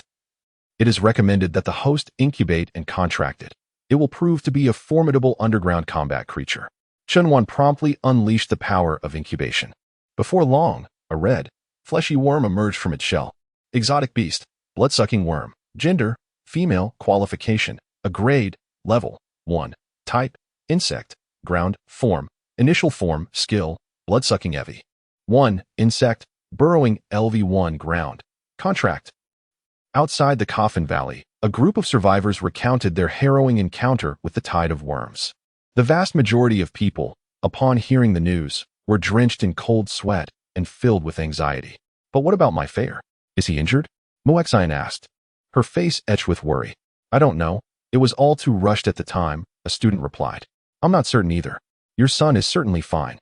Meng Qianyan pointed to the scoreboard, where his score continued to rise.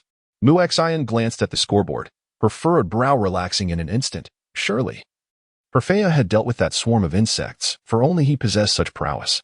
Chapter 65, The Beautiful Girl Trapped by Insects at Present. Ku Lingyu was captivated by Chunwan. She withdrew her two pet beasts and crouched beside him, gazing at the insect in his hand. "Do you wish to keep it?" "Indeed," Chunwan nodded. "I currently lack a pet beast with underground combat capabilities. I just witnessed you effortlessly contract it. Your spatial powers over beasts are astonishing." These wild creatures possess immense ferocity, and contracting them is exponentially more challenging than taming domesticated ones. Yet, your spatial abilities are so formidable that you merely need to exert a little effort to subdue it. Huh, it's nothing special, Shenwan replied, not wanting to engage in lengthy conversation with Kulingyu, as the assessment was underway and scores were paramount. He stood up, intending to leave. Kulingyu looked at him, biting her lip, and softly said, Shenwan, how should I express my gratitude? If you truly wish to thank me, just give me 100,000 yuan after the assessment concludes. Shenwan chuckled. Is that all? Of course. Kulingyu's delicate lips parted slightly, as if she wished to utter something more, yet they quickly sealed shut again. She yearned to advance alongside Shenwan, but was apprehensive about hindering his progress. It is often said that the goddess who dismisses you may very well be yearning for her own idol. Should Qin Fei witness this scene, he would likely be driven to the brink of fury. Shenwan, on the other hand, harbored a simple desire. He sought wealth. With a gentle smile directed at Kulingyu, he ventured deeper into the forest. His aim was to swiftly reach the depths of the Coffin Valley to confront the mightiest of beasts, thereby securing high scores and valuable treasures. After moving farther away, he placed the blood-sucking worm on the ground, contemplating. I wonder what form you shall take as a beast maiden. Activate divine transformation. In an instant, the worm's body began to swell, elongating to nearly 3 meters. Simultaneously, its head transformed into that of a young girl, appearing to be just over 10 years old. With fair cheeks and large, glistening eyes, she exuded an aura of innocence. However, her form remained that of a worm, with numerous tentacles writhing incessantly. Wow, is this the conclusion? Shenwan regarded the creature, a girl-headed worm, with a slight raise of his brow. The little loli was not entirely unacceptable. While the worm wriggled its way to Shenwan, burrowing into his embrace, it seemed that its only means of communication was a series of sounds, rather than spoken words. Pet beast, the beautiful girl ensnared by insects. Gender, female. Qualification, a grade, hidden qualification, SSS grade. Level, 1, maximum, 98. Type, insect. Ground, form, initial form. Skills, blood basin mouth LV1. Insect, underground assault LV. 1, ground. Evolution path, 1. Evolution path 1. Insect demon root. The beautiful girl ensnared by insects, cocooned insect woman, level 15. Ground insect king, level 26. Death destruction king, level 56. Abyssal demon god, level 70. This root will continuously enhance the overall combat strength of the pet beast. Time ticked away as Shenwan delved deeper into the fray, encountering increasingly ferocious monsters and correspondingly accumulating a greater score. A plethora of precious materials had been gathered. She found herself acquiring a quality gem roughly every 10 minutes. You have obtained the venomous gem, you have obtained the death gem, you have obtained the venom dragon gem, you have obtained the ice fire gem. Shenwan stored them all within her spatial ring, intending to categorize them once the assessment concluded.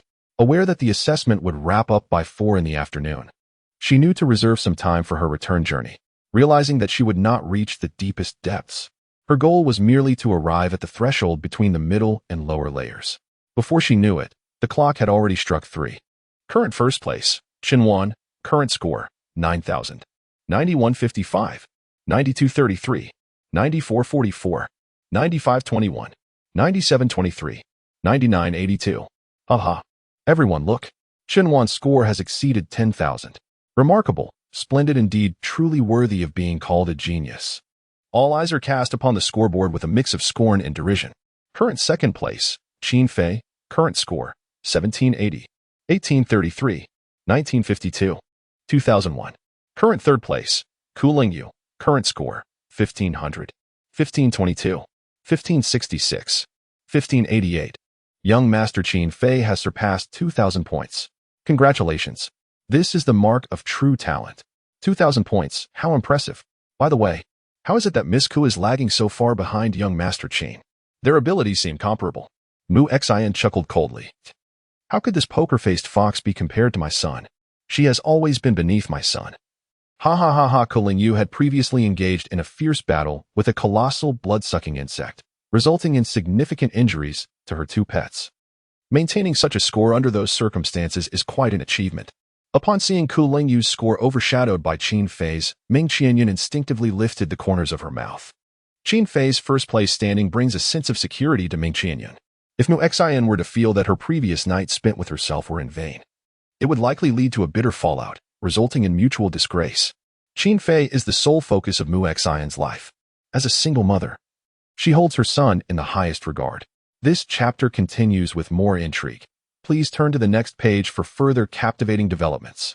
It is entirely plausible that she might go to great lengths for her son. As for Qinhuan, the top scorer, he does not regard him with any seriousness. He undoubtedly suspects that there is some trickery involved in Qinhuan's score. 10,000 points? How could that be possible? Su Yutong had previously estimated that the top score would only reach 5,000, and that was a generous assumption. 10,000 points? Is that a score achievable by a normal human? At this moment, the four instructors were utterly bewildered. Qinhuan's score was simply outrageous. They even entertained the notion that the scoreboard might be malfunctioning. For if Qinhuan truly attained such a score, how could one reconcile that with his A-grade qualification? In other words, what caliber of qualification could possibly yield such points? SSS level? That exists only in the annals of history. As time inexorably ticks away, Qinhuan has reached the junction between the middle and inner layers. The surrounding flora has grown increasingly sinister. It exudes a madness that is almost palpable. All the twisted plants writhe in a frenzied manner, producing an eerie rustling sound, akin to a demon's mocking laughter. Qinhuan glanced at his wristband, pondering. With over 10,000 points amassed, this must be sufficient to secure a position in the top 100. The clock reads 3:10. With only 50 minutes remaining in the assessment, perhaps he should eliminate a few monsters before departing. After all, he has worked hard to arrive at this point. Qinhuan has allocated himself a return time of 40 minutes, and with the heart of the Black Rose, he can surely make a swift return. As Qinhuan prepared to engage in battle, a towering figure, 10 meters high, emerged from the shadows. Its immense stature exuded a palpable sense of dread, with each step it took causing the very earth to tremble violently. Chapter 66. The Final Evolution.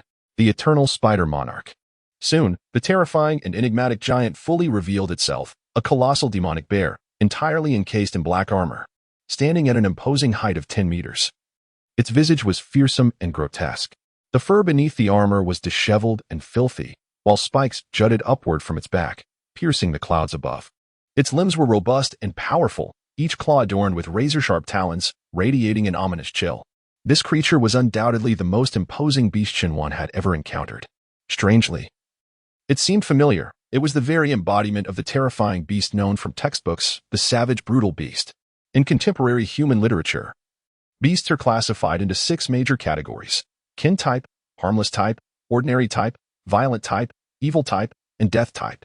The classification ranges from low to high, and the names themselves reveal the basis of their categorization. The death-type beasts are at least of SS rank, with most being of SSS rank. SSS rank beasts are said to exist only within the confines of textbooks. However, they are very much a reality. While the number of SSS rank beasts in the wild is scarce, they are not non-existent. Currently, there are only 30 types of death-type beasts documented in textbooks.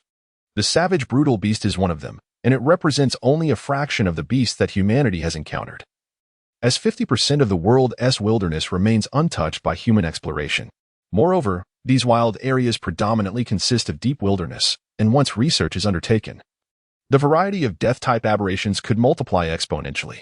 The visage of the savage and brutal beast amalgamates the ferocity of a bear with the insidiousness of a demon, its eyes emitting a sinister crimson glow, embodying an insatiable hunger. With a thunderous roar, it seems as though everything in its vicinity is distorted by its mere presence.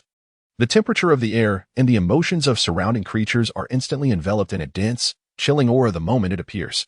In an instant, all other aberrations scatter in panic, leaving only this one savage and brutal beast. Aberration: savage and brutal beast. Gender: male. Qualities: SS grade, level 102, type, ground, form. 4th evolution, final form. Skills: Earthquake LV8, ground. Death Slam LV7, ground. Savage Fury LV9, ground. Earthrending LV9, ground. To encounter a death-type aberration is truly unexpected. My luck is remarkable. Qinhuan smiled gently. How delightful. Others encountering such a creature would likely not have time to utter their last words. Yet, Qinhuan's thoughts were occupied with the potential treasures this creature might yield. The other pets dispersed. Little Purple, you're up. Confronting this aberration may prove challenging for the other pets, given their relatively low levels. However, The soul-devouring spider and the savage and brutal beast are merely 30 levels apart, and with the disparity in qualities and orbs, the advantage is considerable. Boom. The venom struck the savage, brutal beast, initiating the corrosion of its armor. Simultaneously, the savage, brutal beast launched its offensive. The death hammer. It raised its fist, poised to smash down upon the soul-eating spider. Should this fist connect with its full might, the soul-eating spider would undoubtedly suffer severe damage. Yet, how could such a noble beast as the soul-eating spider choose to confront this grotesque and lowly creature head-on? Foolish giant, experience my newfound skill. The soul-eating spider extended its palm, directing it towards the savage, brutal beast. As the latter felt a flicker of confusion, it remained oblivious to the fact that thousands of larvae had already been implanted within its body. These larvae, nestled within its vital organs, began to hatch at an alarming rate, feasting upon its flesh. In a mere 5 seconds, the savage, brutal beast collapsed, on the brink of death. Its nasal passages, oral cavity, mouth, and eye sockets were infested with maggots. After struggling for approximately half a minute, it succumbed completely. What a trivial death-type beast.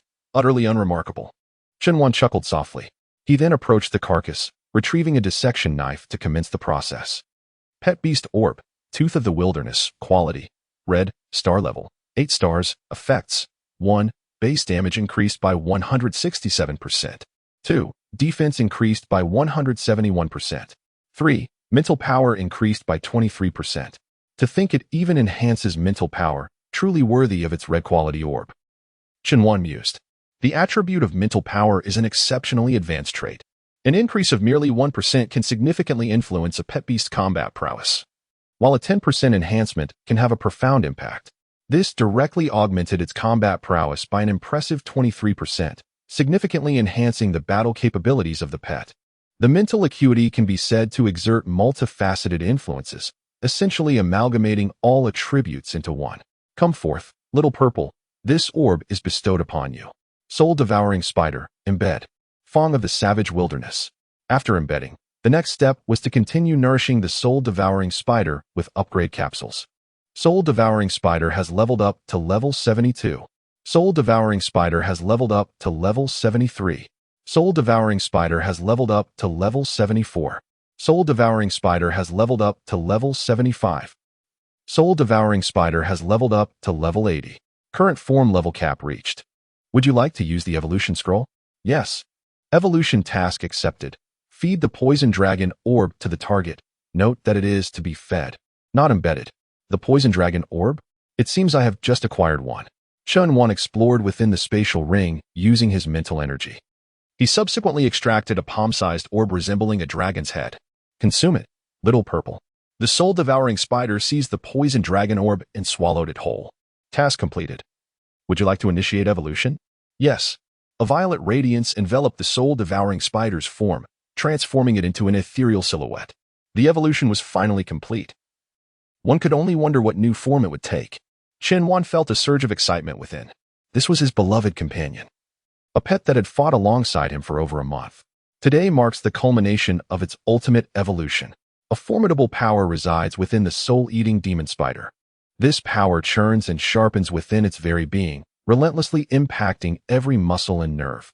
Buzzing, buzzing. The violet radiance intensifies, seemingly poised to engulf everything in its vicinity.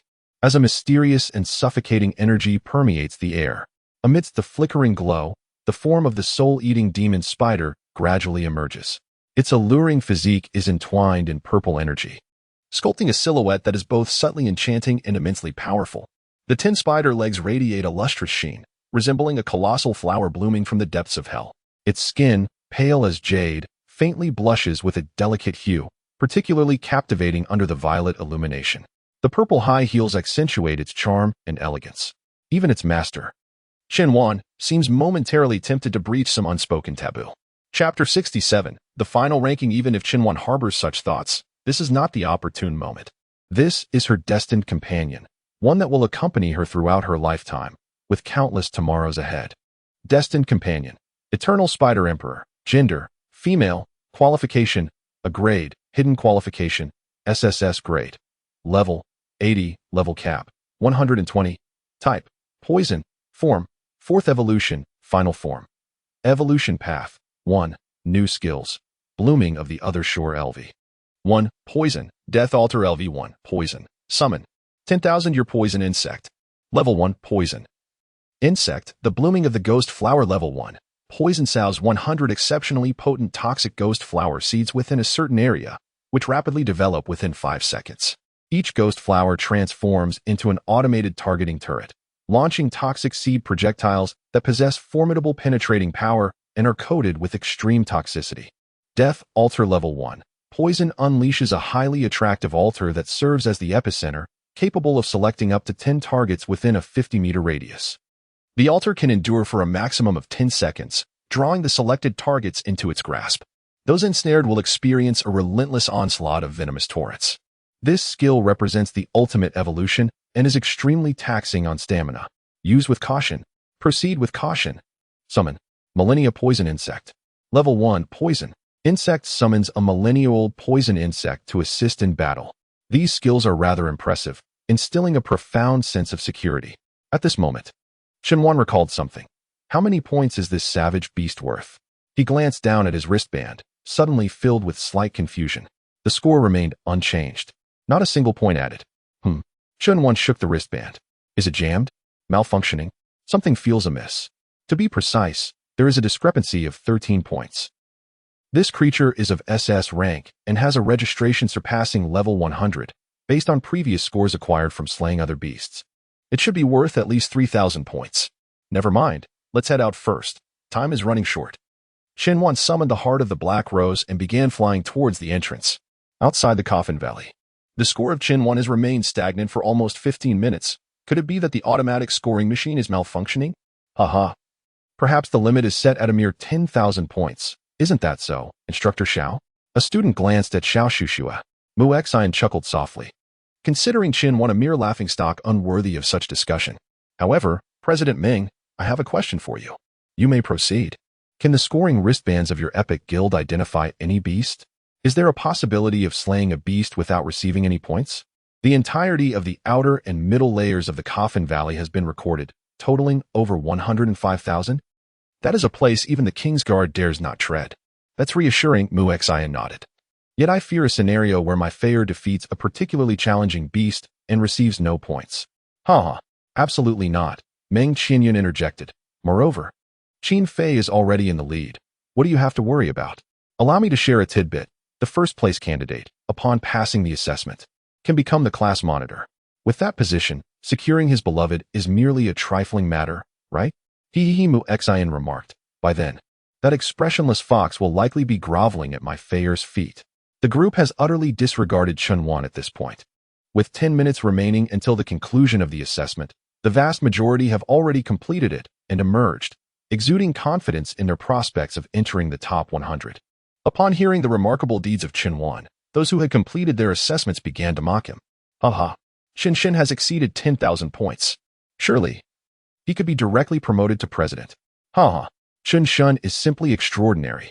I am quite apprehensive. At that moment, the crowd suddenly erupted in cheers. Look, it's young Master Qin Fei. Wow, the esteemed figure has made his appearance. Congratulations, young Master Qin. An array of sycophants began to lavish praise upon Qin Fei. However, when Qin Fei turned his gaze towards the scoreboard, he furrowed his brow at the sight of the top score. Do not pay any heed to that fellow, Mu Xian remarked. He is merely a beneficiary of connections. Subsequently, Mu Xian recounted Shenwan's situation to Qin Fei, prompting him to burst into hearty laughter. Shun is truly formidable. Qin Fei clutched his stomach, laughing uncontrollably. You four instructors are indeed outrageous. One cannot exploit connections to such an extent. Setting a score of 10,000 points for someone. What is this? A celestial being? Truly, Shun lives up to his name. The surrounding crowd joined in the laughter. Look how amused young Master Qin Fei is. This could be considered Shenwan's sole contribution in the assessment. Long live young Master Qin Fei. A portly girl inquired of her close friend. Enough about that inept Shenwan. By the way, what is the score of the 100th ranked goalkeeper? Can I gain entry? You currently possess a score of 780 points, securing your position at the 60th rank, while the individual in the 100th place has a mere score of 521. It is evident that your standing is assured. Even if you were defaulter, it is improbable that you would fall beyond the top 100. At this moment, Someone inquired of Ming Qianyan, President Ming. How many participants remain unaccounted for? Dear Master, there is more to this chapter. Please turn to the next page to continue reading, as the ensuing events are even more thrilling. Meng Qianyun glanced at the records and noted that excluding those who had perished, only 2 individuals remained, Ku Lingyu and Chen Wan. Disregard Chen Wan, which means only Ku Lingyu is left. A girl remarked, this effectively secures the 99th rank. Oh yay, I am in the 97th position. Does that not mean my place is even more secure? Oh yay, I too am assured. How splendid. What a delight. I have passed the assessment. As time ticked away, merely 1 minute remained until the conclusion. Yet, Ku Lingyu and Chen Wan were still absent from the entrance. Why hasn't Chen Wan emerged yet? Xiao Shushiwei muttered anxiously to herself. Is it possible that Chen Wan has met her demise within? Someone exclaimed. Heavens have eyes. This favored individual should not survive. It is a blessing that she has perished. Just as the crowd erupted in vitriol, a dark horse and a white horse simultaneously entered their line of sight. It was Ku Lingyu and Chen Wan, who exchanged knowing smiles before approaching the crowd. Before Chen Wan could ascertain her ranking, a torrent of insults descended upon her. You wretched beneficiary, why don't you just perish? Perhaps you and those 4 canine instructors should simply perish. The crowd's vitriolic insults left Chen Wan momentarily stunned, while Ku Lingyu beside her was equally perplexed. Chen Wan dismounted and approached Quan Wu, asking, Instructor, what is the matter? At that moment, Meng Qianyun interjected, Chen Wan, I am Meng Qianyun, the vice president of the Epic Guild. Pray tell, how do you justify scoring an astonishing 10,000 points as a mere A-grade waste? Do you intend to claim superiority over Qin Fei? Or else what? This statement did not originate from Chen Wan, but rather from Ku Lingyu. Chapter 68. The head of the savage beast upon hearing Chen Wan's A-grade qualification. A flicker of astonishment crossed Ku Lingyu's gaze. She could hardly fathom that someone with such formidable combat prowess could only possess an A-grade qualification. Yet, this was not the crux of the matter. These individuals were disparaging her savior, and standing idly by would be utterly inhumane. Miss Ku, why are you defending a mere connection? One person remarked. Indeed. While we are aware of your disdain for young Master Qin Fei, you cannot take a stand for a stranger merely to provoke him. Especially someone who has benefited from backdoor dealings. Qin Fei was incensed, his nostrils flaring in indignation as he pointed at Ku Lingyu. I know your defense of Chen Wan is merely to irritate me, but you must consider the ramifications. He is a scoundrel deserving of scorn. Aligning yourself with him not only tarnishes your own reputation, but also jeopardizes your father's standing. Mu Xian advised Ku Lingyu, saying, I suggest you, young girl, understand the larger implications of the matter at hand. Even if you wish to provoke me, it is hardly justifiable to defend an A-grade worthless connection, is it? Ha ha ha. She continued, take a good look at Chen Wan's score.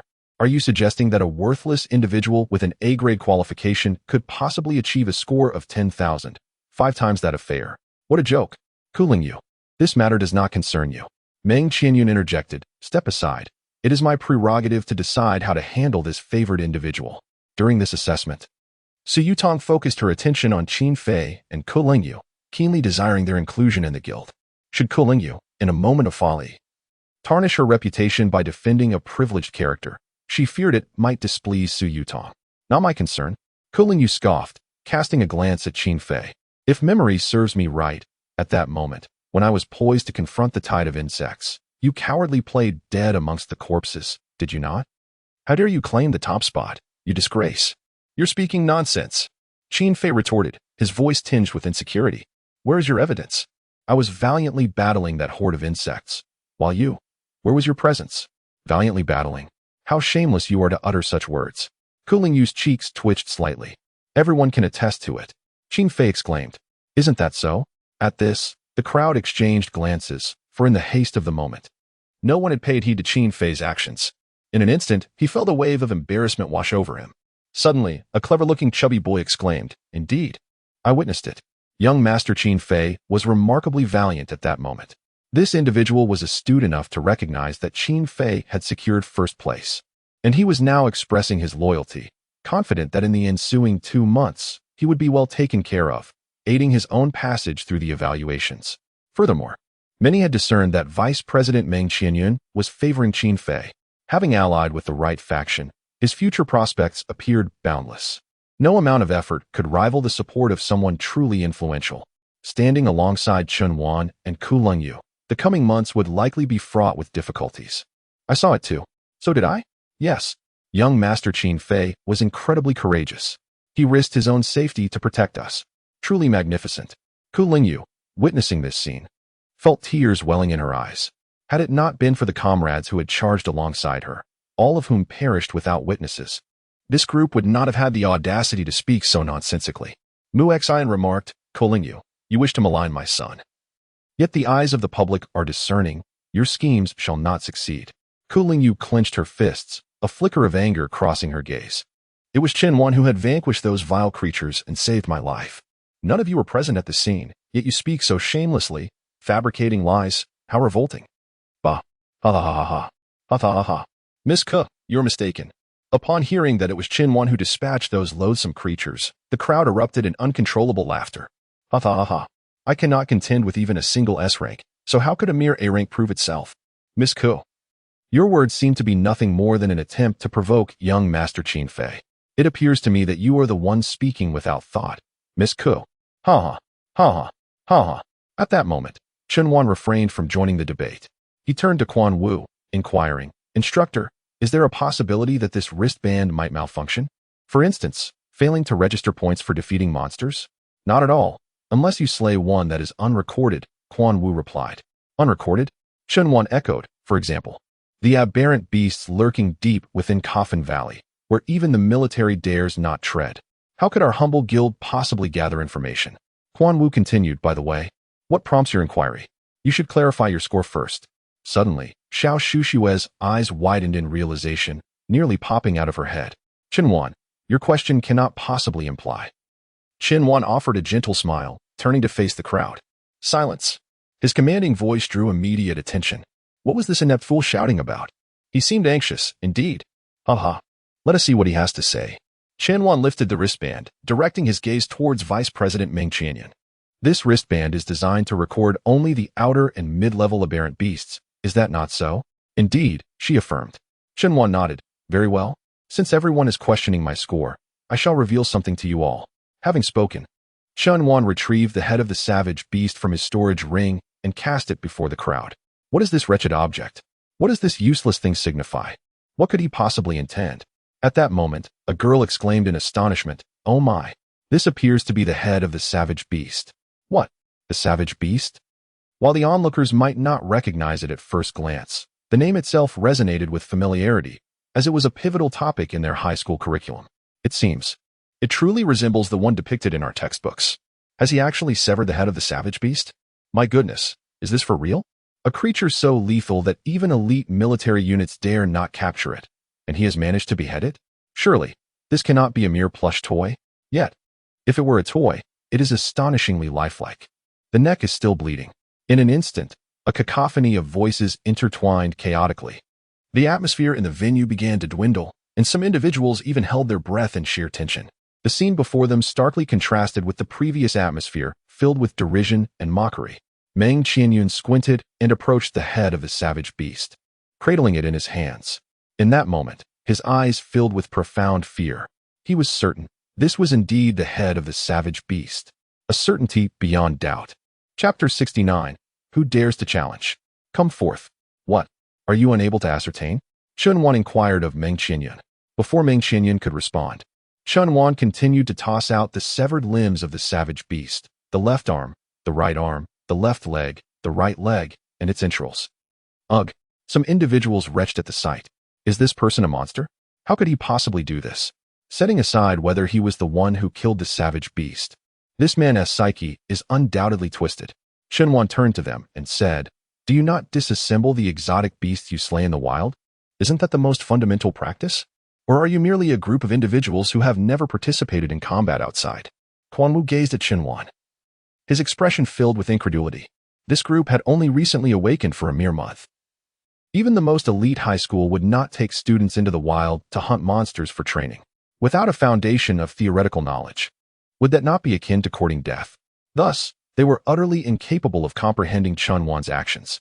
At that moment, Mu Xian and Qin Fei observed the terror-stricken Meng Qianyun and became anxious themselves. Suddenly, Meng Qianyun let out a cold laugh. Trying to deceive me? You are still too inexperienced.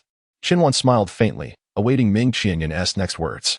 He knew she would surely attempt to argue, perhaps by pointing to the wounds on the savage beast. However, I have just examined it. This savage beast did not perish due to external forces. Although its armor was damaged, the true cause of its death was the presence of parasites within its body, which were the actual agents of its demise. Meng Qianyun lifted the head of the savage beast, its surface marred by countless insect bites. I surmised that these insects had originally infested its innards, and by sheer fortune, Qinhuan had stumbled upon its carcass. Within him, no emotion stirred, for this was well within his expectations. He could not fall into the trap of self-justification. Should Meng Qianyun persist in questioning him, he might as well escalate the matter to the president, thereby familiarizing himself with Su Yutong. But what kind of insects were these? Quan Wudao retorted, Vice President, are you also indulging in baseless slander? Humph, as a seasoned captain of the instructor team, can you truly believe that a mere A-level brat vanquished a savage beast? Meng Qianyun countered, or perhaps you are subtly attempting to shield your connections. It turned out that the savage beast had fallen victim to parasitic insects. By the heavens, Qinhuan nearly deceived me. Haha, how amusing. Surely, no one actually believed that nonsense just now, and you dare criticize others? I saw the beads of sweat forming on your brow. Whoever believes my jest shall be met with laughter. Ha ha ha. As the crowd engaged in conversation, a group of armed individuals approached, clad in military attire and wielding firearms. The leading officer stepped forward and addressed Meng Qianyun. President Meng, the time has come. It is unwise to linger here. Please resolve your internal matters back at the guild. As this was a restricted zone, the outer entrance had been commandeered by the military, barring ordinary citizens from entry. It has come to my attention that the Epic Guild intends to utilize the Coffin Valley as a testing ground, granting them a mere 4 hours to complete their task. Upon the expiration of this time, they must vacate the premises immediately. The truth of your nature shall be revealed when we return to converse with the president. Meng Qianyun declared, addressing everyone, board the aircraft. Qinhuan approached Meng Qianyun, a playful smile gracing her lips. Vice President Meng, are you truly unaware of the identity of the insect? Humph, no matter how you spin it. You cannot escape the fact that you colluded with the 4 examiners in an act of deceit. Meng Qianyun retorted. And what of you? What connection do you share with Qin Fei's mother? At these words, a slight tremor coursed through Meng Qianyun's cheeks, her eyes flashing with a hint of murderous intent. Fear not, soon you shall discover which insect was responsible for slaying this savage beast, as will those who dare to question my integrity. With a chilling smile, Qinhuan boarded the aircraft. To think I, the esteemed vice president of the Epic Guild, could be intimidated by a mere waste of space like you, Meng Qianyun mused. As the aircraft powered up, the group returned to the Epic Guild. At this moment, all the survivors were presented before Su Yutong, seated upon her throne. Clad in a split black gown that accentuated her slender legs, her stunning visage surveyed the assembly. Her gaze lingered on Ku Lingyu and Qin Fei for a brief moment before she proclaimed, the top 100 shall remain, the rest may leave. And you may keep your wristbands as mementos. I refuse to accept this, cried a stout girl with dark skin and a fierce countenance. She was ranked 101st, but if Qinhuan's position were excluded, she would be precisely in the 100th place. The chubby girl continued, surely they won't really allow that connection to infiltrate the guild. A connection? Su Yutong furrowed her brows. What do you mean?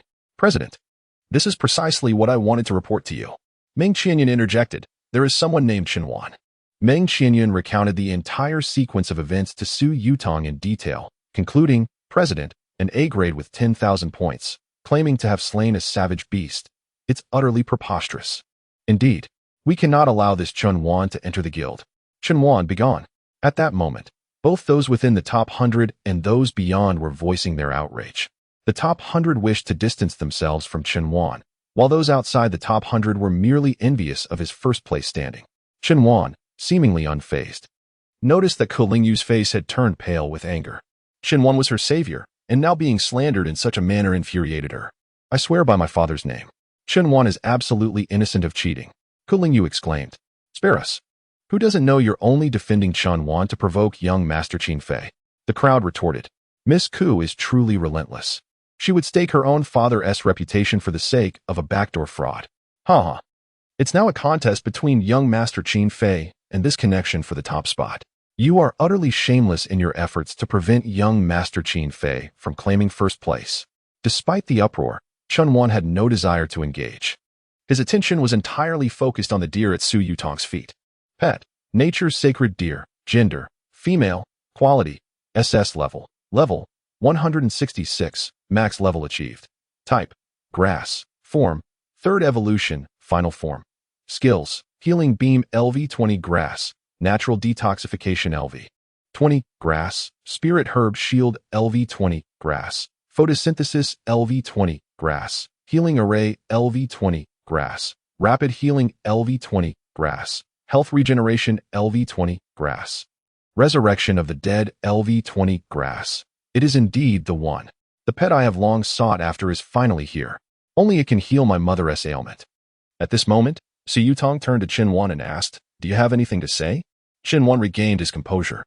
A smile gracing his lips as he confidently replied, "If anyone dares to challenge, I welcome them." Chapter 70. Who can enter the guild? Madness. This fool has truly lost his mind.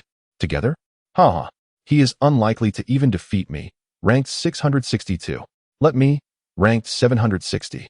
Have a go at him. I shall make this connection-based fool eat dirt. Count me in. This arrogant lad. I truly wish to bring him down. Calm down. Su Yutong smiled. No fighting allowed in my presence. I have no desire to attract the attention of the authorities. Continuing, he proposed, "How about we reassess 2 days from now? For the next couple of days, I shall take responsibility for everyone's needs, food, clothing, accommodation, and transportation in this city. Moreover, I will personally supervise the examination, so no one can accuse me of favoritism. By what right could they? Wouldn't that render our previous assessment null and void? This is utterly unjust. Due to one individual's connections, we are all compelled to compete anew. President, I truly fail to comprehend your reasoning. Do you genuinely believe he could achieve a perfect score of 10,000? Such a notion is simply implausible. Why not exclude him directly and allow the remaining 100 to advance to the next stage of evaluation? Why complicate matters further? I protest. I too protest." Before I could finish speaking, Su Yutong interjected with her world-weary yet commanding voice. "I have a strong aversion to those who leverage connections, but I detest even more those who slander others without cause." She continued, "If Chun Wan does not rank among the top 100 in the next assessment, then all individuals who are in the top 100 of both this evaluation and the next shall be eligible for the subsequent stage of competition. Notably, those who overlap may directly join the guild as formal members, bypassing the remaining 2 months of ongoing evaluation. Goodness, what a remarkable deal. I concur. I wholeheartedly agree. This is simply splendid. I placed 112th this round. I must secure a position in the top 100 next time. In this round, I ranked 77th. If I can maintain a position within the top 100 in the next round, I will officially join the Era Guild. Haha. However, Su Yutong remarked, if Chun Wani remains within the top 100 in the next round, then aside from Chun Wani and Kulung Yu, all others will be immediately eliminated, leaving only Chun Wani and Kulung Yu to enter the guild. Of course, if anyone still wishes to support Chun Wani, you may register. You can stake your chance of entering the guild on Chun Wani's performance. If not, it will be assumed that only Kulung Yu will qualify. Furthermore, those who support Chun Wani are not permitted to participate in the next assessment. Your entrance into the guild hinges entirely on whether Chun Wani can secure a spot in the top 100. I trust that I have made myself abundantly clear. Is there anyone willing to register? Who can support Chun Wani? Surely, not someone devoid of reason. Haha. Indeed, I sense that Miss Ku is already regretting her decisions profoundly.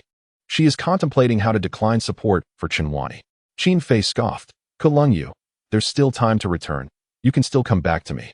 I shall forever support Chun Wani, Kulung Yu declared resolutely. Upon hearing this, a chilling glint flashed in Qin Fei's eyes. He had utterly given up hope. His once-cherished goddess was now prepared to oppose the world in favor of a worthless man. Su Yutong announced, "Very well, the day after tomorrow at 8 in the morning. We shall convene at the usual location. The details of the assessment will remain undisclosed, and I shall personally oversee the examination.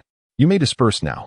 Su Yutong harbored suspicions regarding Chun Wan's scores. However, she deemed it utterly improbable that Quan Wu would shield anyone with connections. Quan Wu had developed alongside the Epic Guild, and his contributions to the guild's current success were undeniably significant. Throughout their journey, she had gained a clear understanding of the type of person Quan Wu was. As for Chun Wan, Her astonishing score of 10,000 was indeed highly questionable, leaving Sue perplexed as to how Chun Wan had achieved it. Outside the Epic Guild, Shin Wan received a sum of 100,000 yuan from Ko Lingyu, who handed her a funding card. Where will you be staying these days? Chun Wan took the card, firmly resolved not to stay in the accommodations provided by the guild. The Epic Guild had recently secured a 5-star hotel for all its members, and there was no way Chun Wan would share lodgings with them. I'll just find an internet CAF to spend the night, she replied. That won't do. Come on. Let us go to my father's place. He has been working overtime at school every day and should still be there now. Is that appropriate? You are my benefactor and alone in this unfamiliar city. I cannot possibly let you spend the night in an internet CAF. That would be troublesome. Situated in the heart of Emperor City, Yanlong University stands as one of the nation's top universities. Ko Lingyu drove into Yanlong University and parked in front of her father Ko Tianqi's laboratory. Father, I'm back, she announced as she exited the vehicle and rushed to open the door for Chun Wan. This is my friend whom I met during the assessment, Chun Wan. Ko Tianqi was a tall man, standing at nearly 2 meters, dressed in a simple white t-shirt, with short hair and chiseled features. He intended to inquire about his daughter's assessment. However, he was momentarily taken aback. He had never witnessed his daughter exhibit such warmth towards a young man. He understood that anyone who could elicit such enthusiasm from his daughter must be extraordinary. Hello, Chun Wan. Ko Tianqi extended his hand. Hello, teacher, Chun Wan replied. Shaking his hand, Ko Lingyu recounted the sequence of events to Ko Tianqi. Upon hearing her account, his expression morphed into one of incredulity. Could the phrase a-level slaying of the savage beast possibly coexist? While Ko Tianqi harbored some doubts, he knew better than to voice them. This individual was his daughter's savior, a distinguished guest who deserved utmost respect.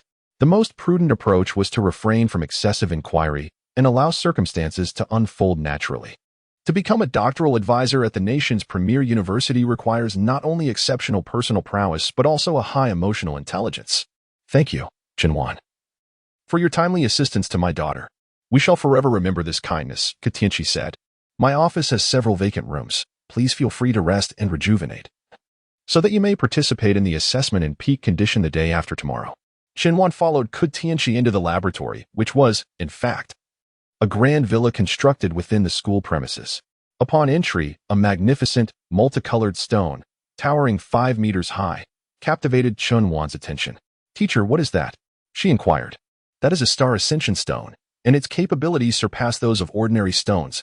This singular stone can elevate a creature's rank up to 6 stars consecutively. In other words, it can facilitate the ascension from 1 star to 2, from 2 to 3, from 3 to 4, from 4 to 5, and from 5 to 6. Indeed, such is the marvel of a great city, and such is the prestige of the nation's foremost university. Chun Wan mused inwardly. This remarkable object had never graced any textbook, had he not come here today.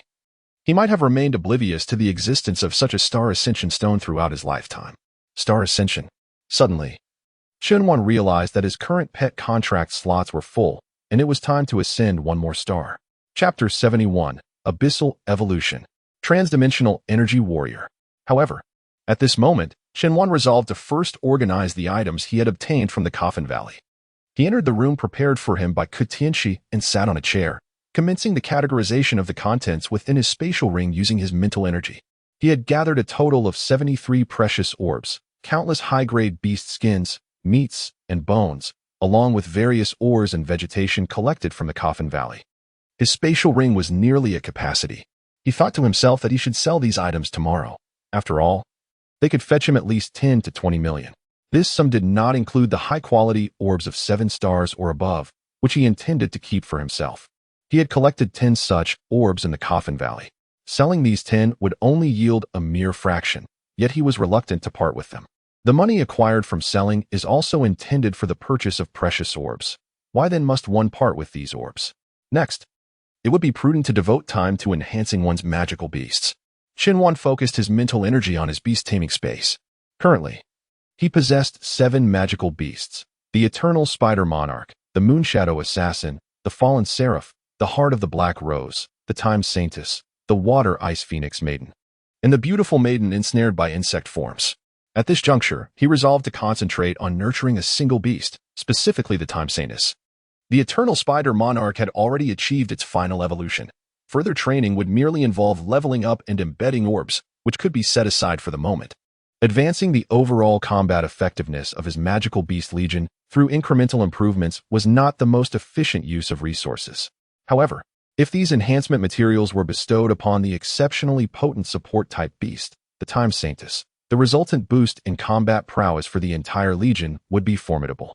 Considering that this was not his home, Chunwan refrained from summoning his beasts. He still had approximately 100 upgrade capsules remaining, sufficient to elevate one magical beast to its ultimate evolution. Naturally, accomplishing this in a single night was unfeasible.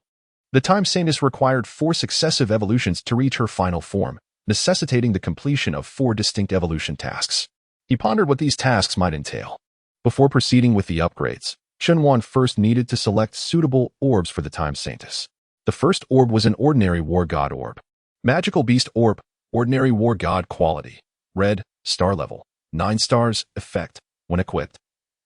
The ordinary skills of this magical beast will have their effects enhanced by 500%.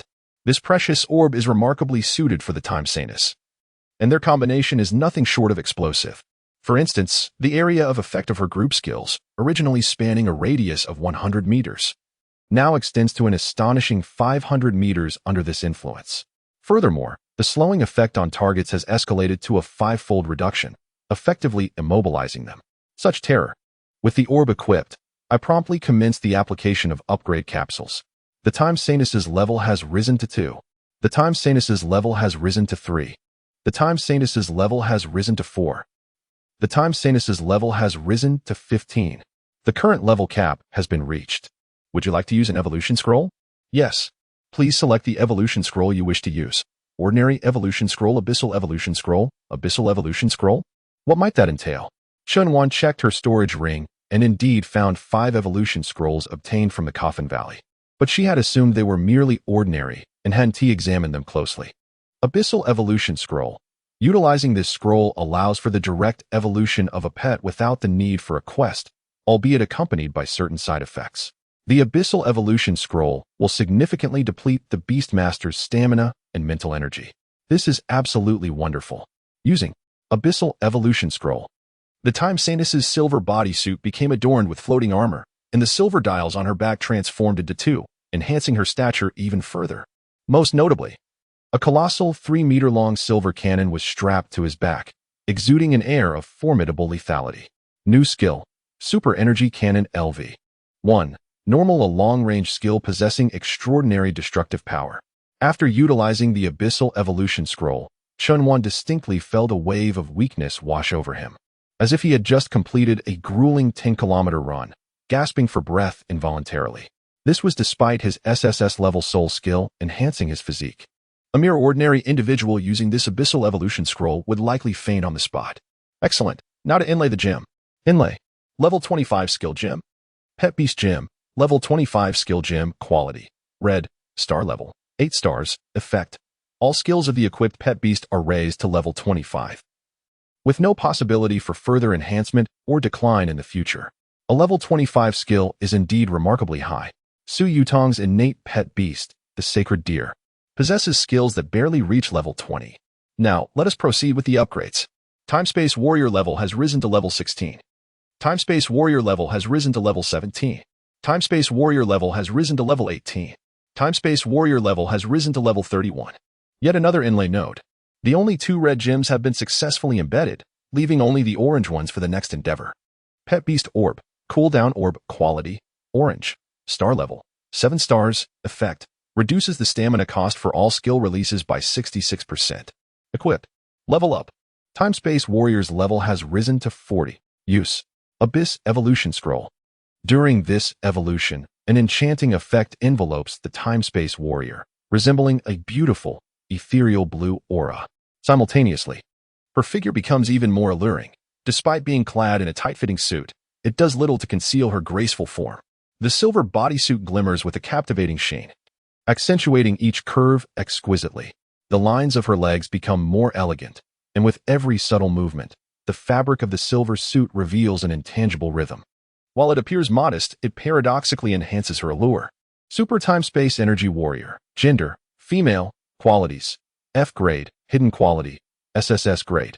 Level 40. Type Ordinary. Form Second Evolution. New Skill 1. Floating Cannon LV. 25. Ordinary summons 5 intelligent floating cannons that automatically fire lasers in combat.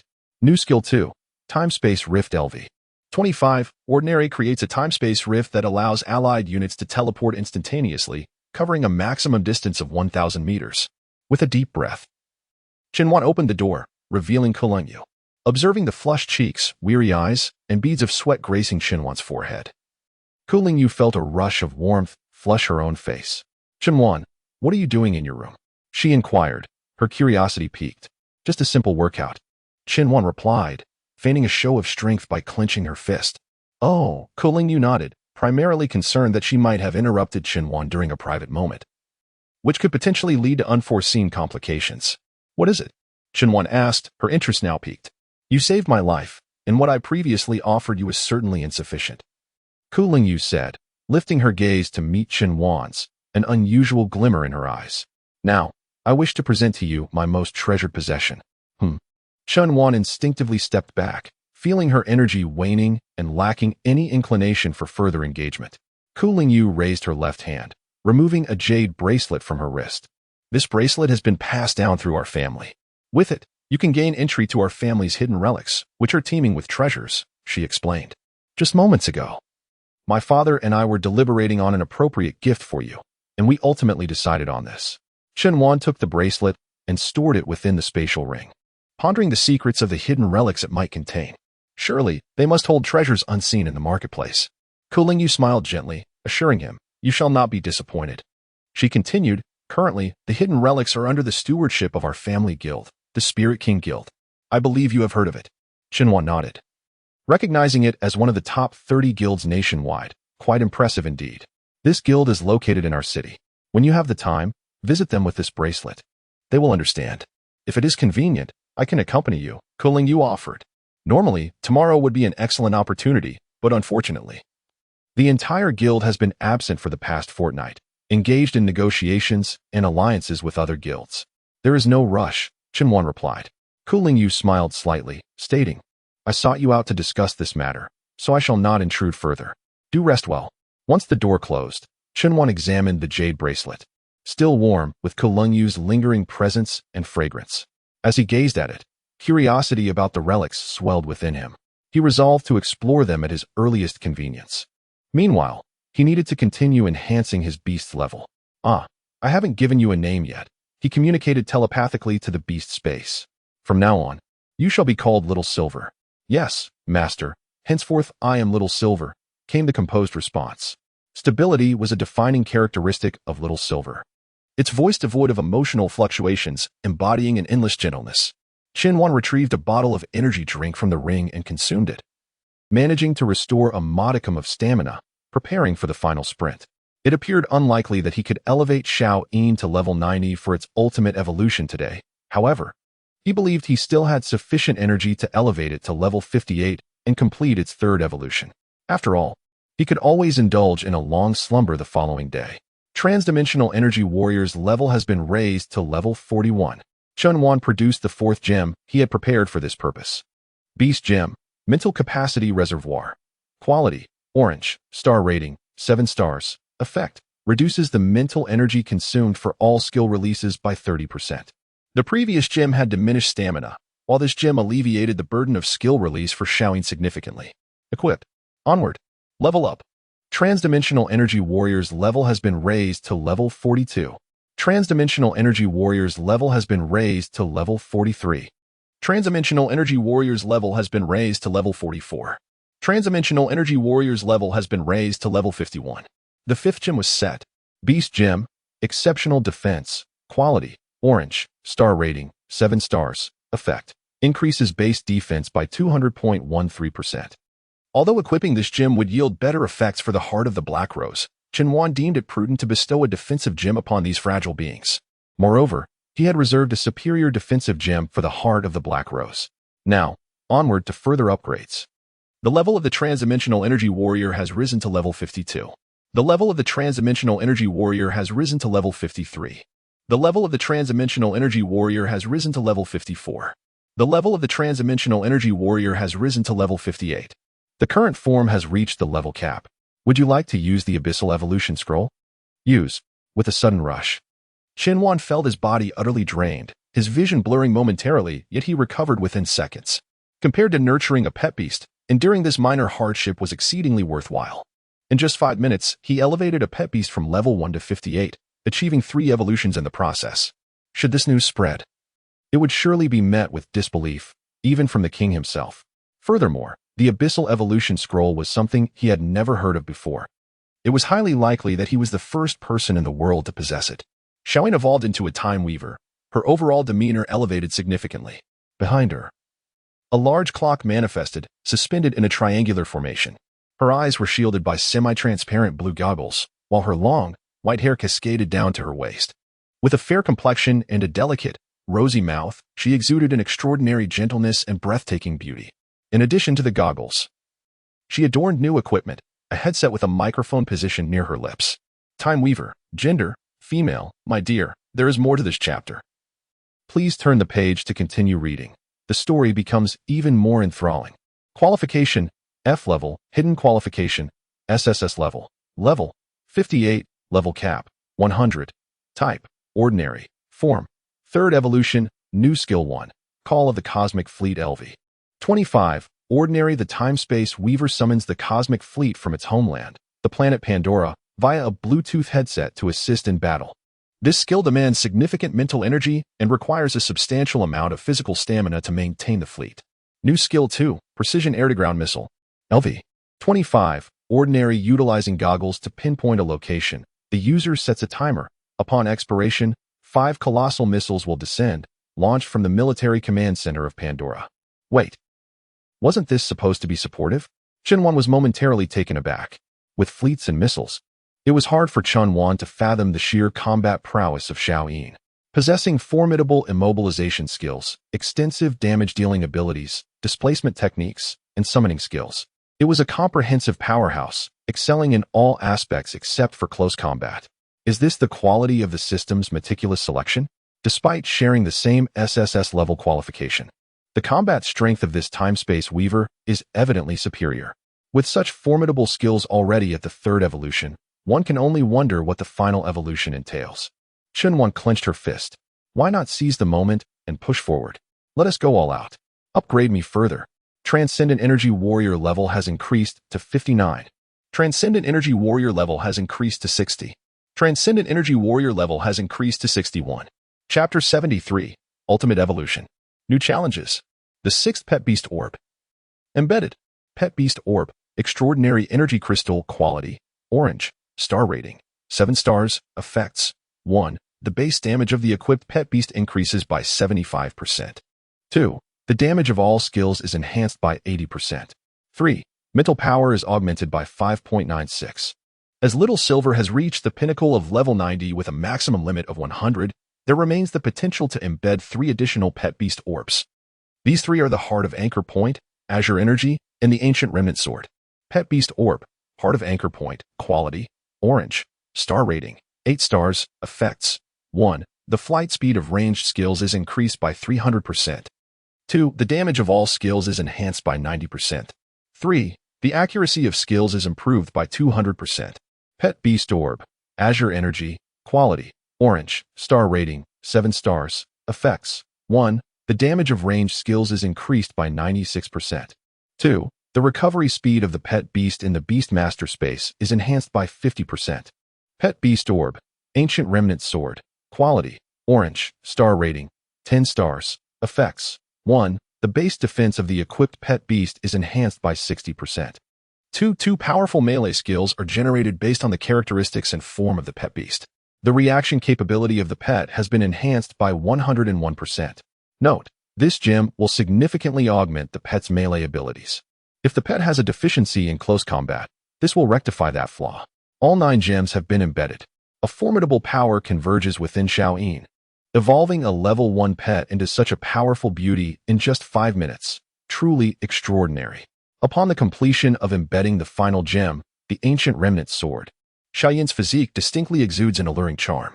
This allure is not one of fragility, but rather a robust enchantment, an aesthetic imbued with strength. Simultaneously, a lightsaber materializes at Xiaoyin's waist. In its dormant state, the hilt gleams silver, and when activated, it unleashes a 2-meter-long blade of light. New Skill 1. Destruction 10/LV25. Normal swing the lightsaber 10 times within 1 second, delivering formidable strikes. New Skill 2. Plasma Sword Array EV. 25. Normal swing the lightsaber, creating a sword array centered on oneself with a radius of 50 meters, inflicting continuous and rapid slashes on all targets within the area. Marvelous.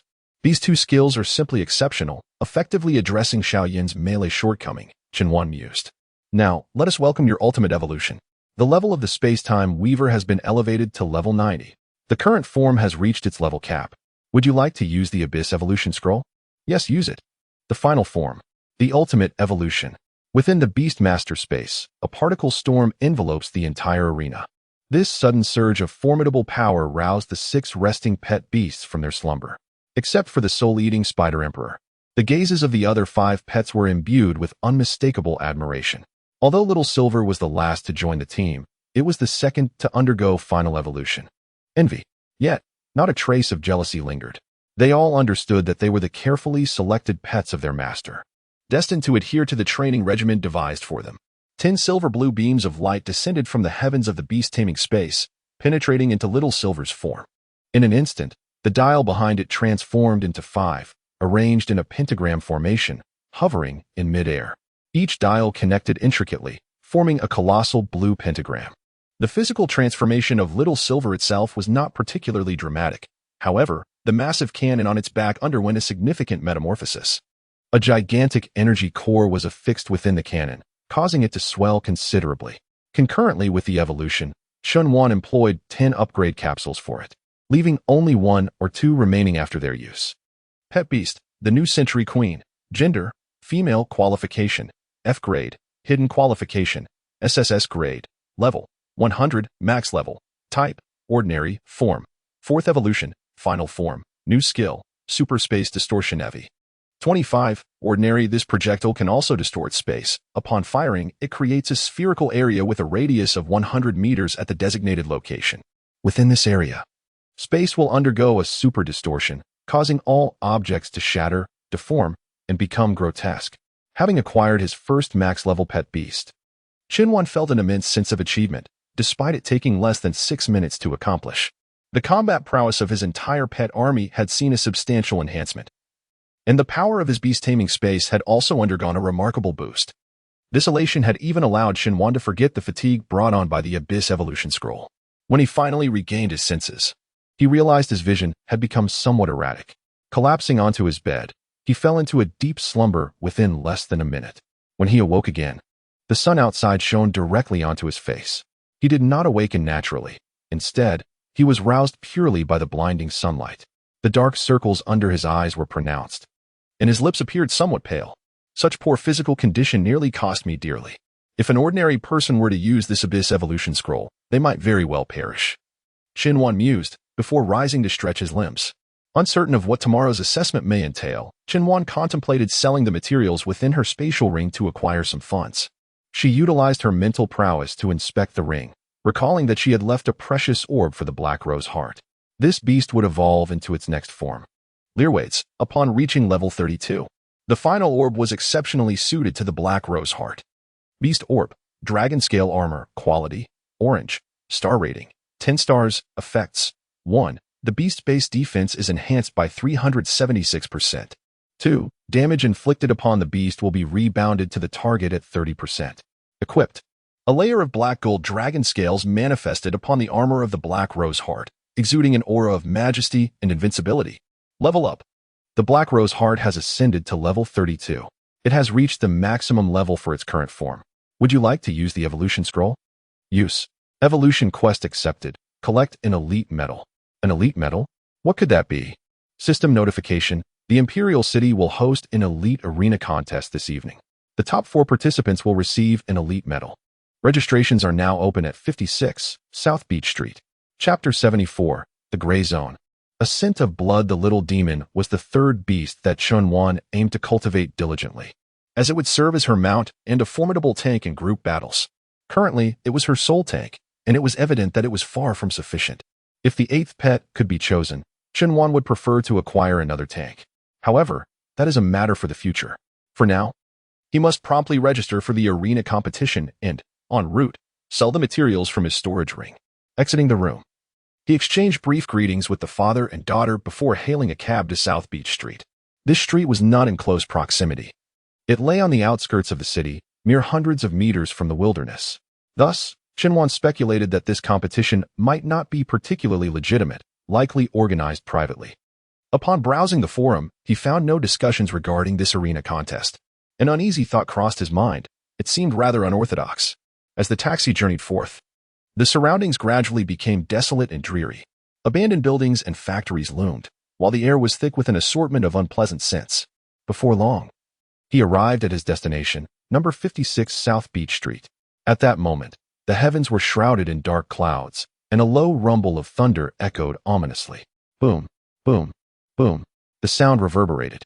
Suddenly, a bolt of lightning cleaved the sky, filling the air with the earthy fragrance that heralds an impending downpour. The dim environment melded strangely with the dilapidated structures surrounding him. Chen pondered, what sort of competition could possibly be held here? Raising his gaze, he spotted the abandoned slaughterhouse, which marked number 56 South Beach Street, just a few dozen meters away. A flicker of caution crossed his eyes as he hastened his steps towards it. Inside, cleavers, butcher knives, and bone saws lay scattered, stained with blood. Some of the blood had dried, while others still appeared fresh, leaving one to wonder whether it belonged to beasts or humans. Upon the various counters lay an array of meat chunks, both large and small, most of which had already begun to rot and were teeming with maggots. Is this where one signs up? Chen furrowed his brow slightly. Just as he pondered this, a voice suddenly pierced through the air. What brings you here? The voice, distinctly feminine, was raspy and low. Chen turned to see a woman, around 30 years of age, leaning against the wall, a cigarette dangling from her lips, regarding him with a look of disdain as she muttered, "Little brat." The woman was clad in a black tank top that hugged her figure, perfectly accentuating her curves. Her skin was pale, her legs long and proportionate, adorned with black stockings and ankle boots, exuding both fashion and individuality. A vibrant flower tattoo grazed her right arm, embodying a wild and untamed spirit. Her hair was styled into a high ponytail, neat and tidy, with a few strands gently cascading over her forehead, highlighting her delicate features. Her voice was so hoarse, likely a consequence of years of smoking. Is this 56 South Beach Street? What else would it be? Is there a competition taking place here? The woman scrutinized Chen from head to toe, her gaze a blend of surprise and mockery. What is this? Are you planning to participate? Upon hearing this, Chen realized he had arrived at the right place. Yes. Humph. Xiaorong scoffed, saying, although I have no idea how you stumbled upon this information, I advise you, kid, not to come here just to stir up trouble. Chen remained silent, merely observing her. The two individuals locked eyes for over 10 seconds. Observing Chen unwavering determination, Xiaorong remarked, the entry requirement is a 5-star beastmaster. You seem to have just reached adulthood. Perhaps you have only recently awakened your innate companion beast? 5-star. Chen pondered for a moment. Indeed, he had yet to attain that level, but he believed that ascending to 5 stars was an uncomplicated endeavor. What other requirements are there? He inquired. Xiaorong was momentarily taken aback. She had anticipated that upon hearing the star-level prerequisites, Chen would simply walk away. To her surprise, he continued to pose such questions. Next, you'll need to pay 50,000 yuan. Can you manage that? I currently don't have the money. Is there a possibility of substituting it with something else? Chen replied. What could you offer? With a swift motion, Chen produced a deep green jewel. Beast jewel, plant core quality, blue, star level. 5 stars, effects. 1. If the equipped beast possesses a grass attribute, its base damage increases by 16%. 2. If the equipped beast possesses a grass attribute, its base defense increases by 13%. This was a relatively common beast jewel, and Xiaorong recognized it at first glance. Her expression softened slightly. The plant core indeed held a value of around 50 to 60,000 yuan. She narrowed her eyes, hesitated for a moment, then said, allow me to introduce myself. My name is Xiaorong, and I am one of the organizers of this competition. If you are determined to register, perhaps I could first take you on a tour of the venue. A young man who could present an item valued at 50 to 60,000 yuan struck her as somewhat of a minor affluent heir. In this world, Two elements elevate a person's status: combat prowess and financial strength. Chun once showcased his wealth, prompting Xiao Rong to regard him with a measure of respect. "Thank you," Chen Wan replied, following Xiao Rong deeper into the slaughterhouse. At the heart of the slaughterhouse lay an underground passage. Descending the steps, they arrived below ground, where the dim light illuminated a gathering of 20 to 30 individuals. Among them were the arena's overseers and those there to register for participation. Without exception, the youngest among them was in their 30s, with others ranging into their 60s and even an octogenarian. The registration requirement stipulated a 5-star Beastmaster status, and typically, the average age for achieving this rank is around 40. The subterranean environment was exceedingly grimy, with bloodstains visible everywhere. At the center stood a dilapidated arena, unmistakably a black market fighting ring. A black market arena refers to a venue established in defiance of city regulations, primarily for profit generation, often yielding exorbitant returns. In this world, Beastmasters wishing to duel within city limits must do so in sanctioned official venues, which are equipped with paramedics, referees, and security personnel, ensuring that the encounters are friendly competitions, prohibiting the use of high-damage skills. However, the black market arena operates in a different realm, representing a challenge to city regulations and embodying an invisible game of power and profit. As Chun Wan surveyed the scene, he observed a diverse array of individuals: affluent merchants clad in opulent attire, grave gamblers, and enigmatic investors, among others. Their gazes were fixated upon him, as if he were a mere trinket. "Sister, why did you bring a child here?" remarked a muscular man with a patch over one eye. "We indeed need an extra person, but you cannot just drag a child into this." Chapter 75. A Reunion with the Vice President. Xiao Rong tossed her cigarette but onto the ground and ground it underfoot. This little brat insisted on entering, and he even came to challenge in the arena. Who knows how he discovered that we were operating an underground fighting ring? He seemed to possess considerable wealth, clutching a plant core in his hand. Upon hearing this, the surrounding crowd began to murmur. "What? This child actually possesses a plant core?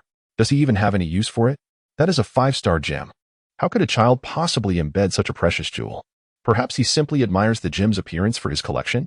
Regardless, this child appeared rather dim-witted. Yet he had a handful of cash. We should certainly exploit him while we can.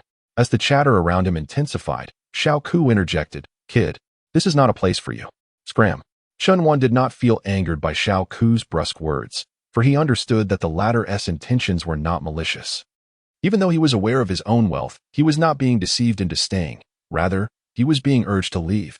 The rules of the underground fighting ring were exceedingly simple, yet they coexisted with brutality. The victor would receive substantial rewards, while the vanquished could lose far more than mere money, even their very lives. Beast tamers, driven by the allure of profit, are compelled to unleash powers that transcend the ordinary. In stark contrast to the regulated official arenas, the underground arenas operate without restraint. These clandestine venues can be broadly categorized into 4 segments. Participants who face the highest risks also stand to gain the most. Bettors, while still exposed to significant risk, only stand to lose their monetary investments, their lives remaining intact. Pure spectators, predominantly affluent individuals seeking diversion, flock to the underground arenas, for traditional matches lack the thrill, the bloodshed, and the exhilarating sensation of life and death stakes. This notion of life and death does not solely pertain to mortality, it also encompasses the wagering of entire fortunes and various treasures, creating a tension that oscillates between disgrace and opulence. Then there are the organizers. These individuals mainly need to establish the venue and await the profits, yet they too bear considerable risk, for should they be apprehended, their culpability would be paramount. To entice participants and spectators alike, some organizers offer prizes, such as elite medals. Furthermore, the personal prowess of the organizers must be formidable, lest they lack the requisite authority. Xiao Ku and Xiao Rong are both S-rank beast tamers. Among these 4 categories of individuals, participants are required to pay an entry fee. Bettors must also contribute, while spectators are charged an admission fee. "Boss Xiao, it's a rare delight to have a child here to entertain us." "Please don't send him away," chuckled a well-dressed man in a suit. This individual is a renowned merchant within the city, clearly unwilling to miss out on the spectacle that Chun Wan presents. Indeed. Look at this child, brimming with defiance and arrogance. "I shall teach him a lesson in the arena," exclaimed a portly woman. Haha. Having witnessed numerous clandestine tournaments across various cities, this was the first occasion I had seen a child participating. The audacity of youth, unafraid of the perils that lie ahead. will surely lead him to understand the treacherous nature of the world after today. At that moment, a figure entered the scene, someone whom Qianwan recognized. It was none other than Meng Qianyun. Upon her arrival, the surrounding crowd fell into a hushed murmur. Isn't that the vice president of the Epic Guild? What brings her here? Surely, they don't intend to meddle in our underground matches, do they? Could it be a threat? Surely not. She is the vice president. And one would expect her to behave with decorum. Xiaorong narrowed her eyes and inquired, President Meng, what brings you here? Of course, I am here to compete. Meng Qianyun replied with a smile, scanning the surroundings. Upon spotting Qianwan, she momentarily froze, then sneered. Well, if it isn't the privileged one. What are you doing here? Watching the match? I too am here to compete, Qianwan retorted. Now that you are here, it presents a perfect opportunity to showcase my skills and demonstrate whether I truly am a favored participant. The onlookers were left bewildered by the verbal sparring between the two. At that juncture, Xiao Ku produced a stone and approached Qianwan. Enough of your chatter, young one. Let us assess your star rating. Only those with 5 or 6 stars are permitted to compete here. Do not tell me you have already reached 5 stars, he said. A look of disdain etched across his face. Qianwan placed his hand upon the star-testing stone, and 2 stars appeared upon its surface. Upon witnessing this, Xiao Ku was momentarily taken aback.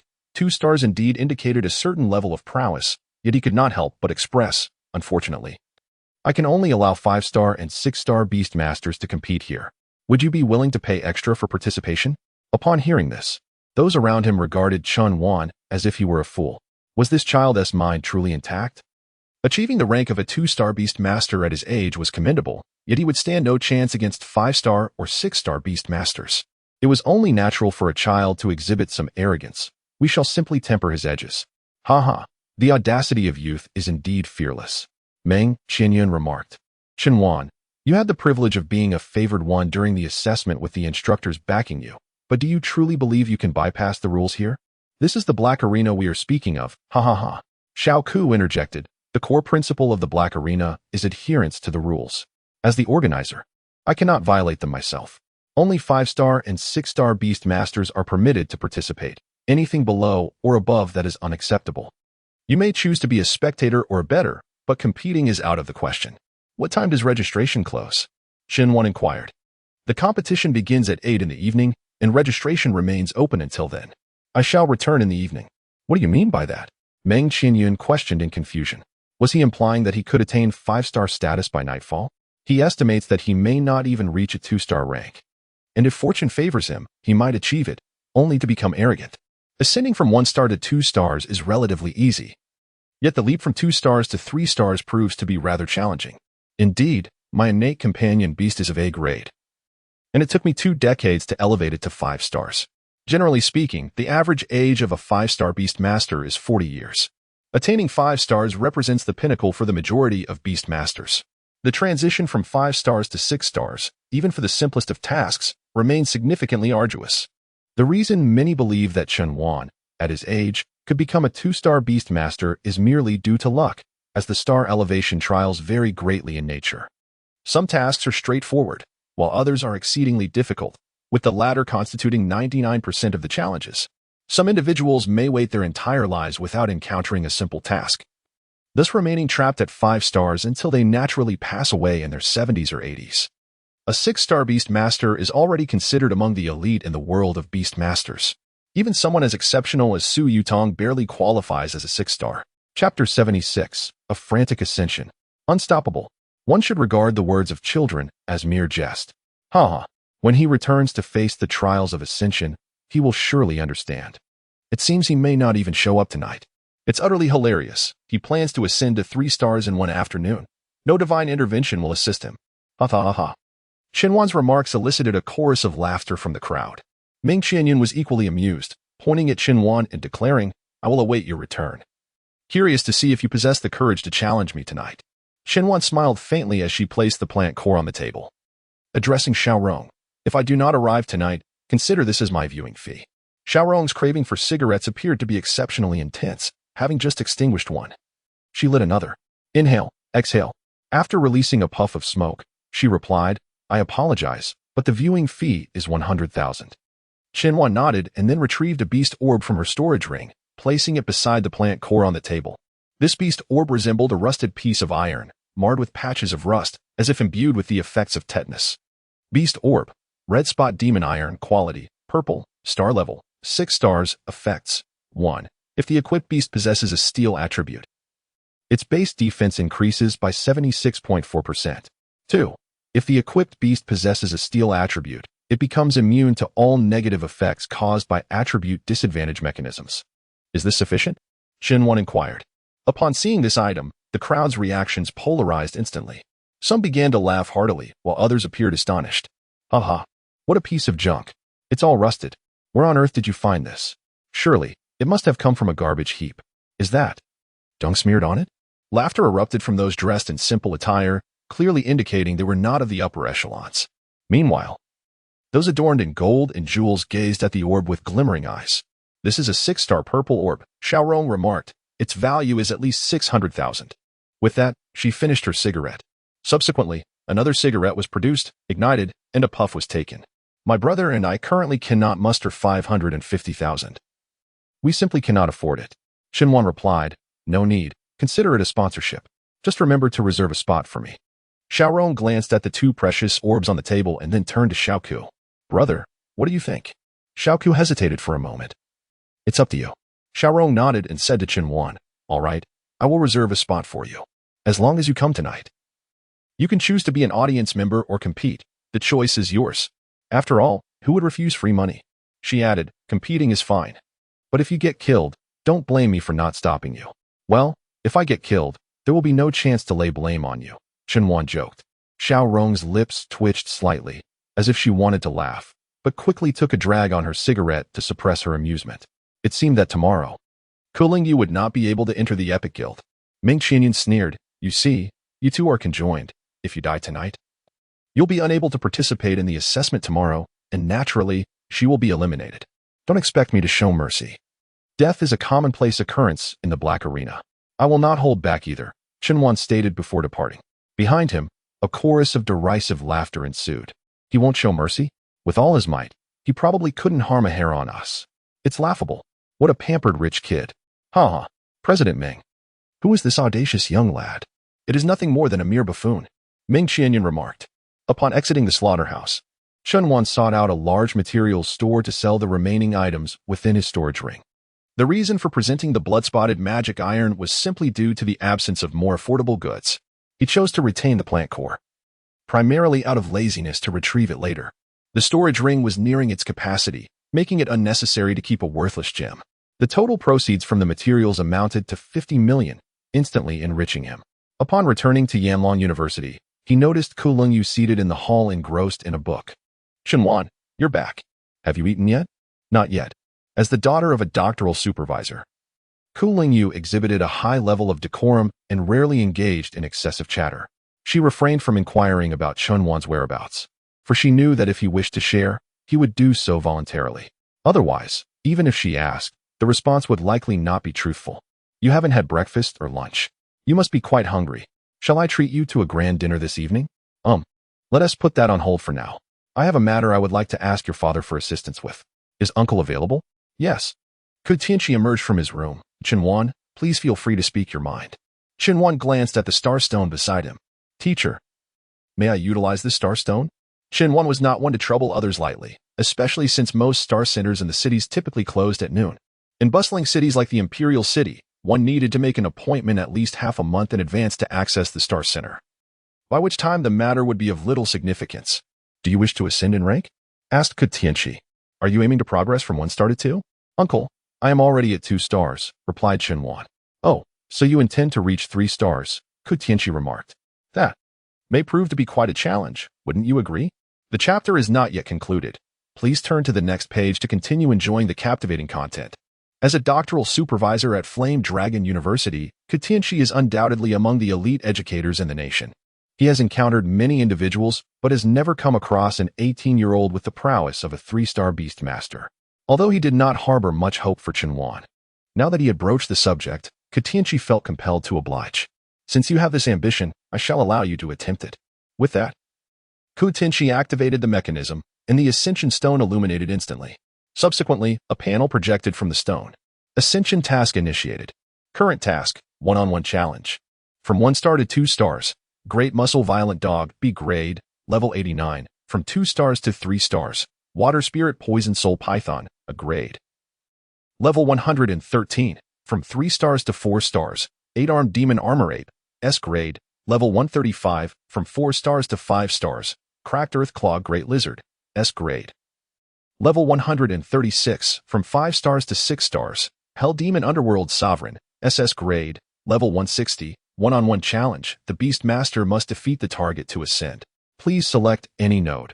Upon completion of ascension, you may directly proceed to the next ascension stage in the trial. The Water Spirit Poison Soul Python. That adversary will not be easy to contend with, Ku Tianxi cautioned. Xinhuan, do your utmost. Ku Tianxi harbored his own thoughts. He remained profoundly skeptical of his daughter's words from yesterday. The notion that a high school student could vanquish a colossal blood-sucking worm seemed nothing short of a myth. However, this presented an opportune moment to assess Xinhuan. Should he ascend from 2 stars to 3, it would indeed validate his considerable prowess. Little did they know that Xinhuan intended to leverage this opportunity to leap to 6 stars. Ascending to 3? Far from sufficient. Chapter 77. The enchanting female principal. Xinhuan nodded and subsequently initiated the assessment. As darkness enveloped him, 5 seconds later, his body was instantaneously transported into the testing realm. Before him stood a grand arena crafted from black magic stones, surrounded by an ethereal void. Xiaoyin, let us hone our skills, he declared. As the saying goes, mere words without action are hollow. Thus, Xinhuan was eager to ascertain Xiao Yin's actual combat capabilities. Summon. New Century Queen, bound in a silver bodysuit. Her form resembled a flawless work of art, with long hair flowing in the breeze and 2 powerful silver legs firmly planted on the ground. Of course, accompanying the New Century Queen was the Water Spirit Venomous Python. Yet, in terms of presence, it was but an insignificant insect. Outside the Star Ascension Stone, Ku Lingyu and Ku Tianxi were wholly absorbed in observing the stone's fluctuations. At that moment, a middle-aged woman appeared outside the villa. Although referred to as middle-aged, she appeared to be just in her early 30s.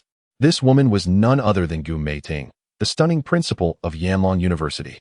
She stands tall at approximately 175 centimeters, her short, wavy purple hair framing her exquisite features, lively cheeks, and alabaster neck, all displayed without reservation.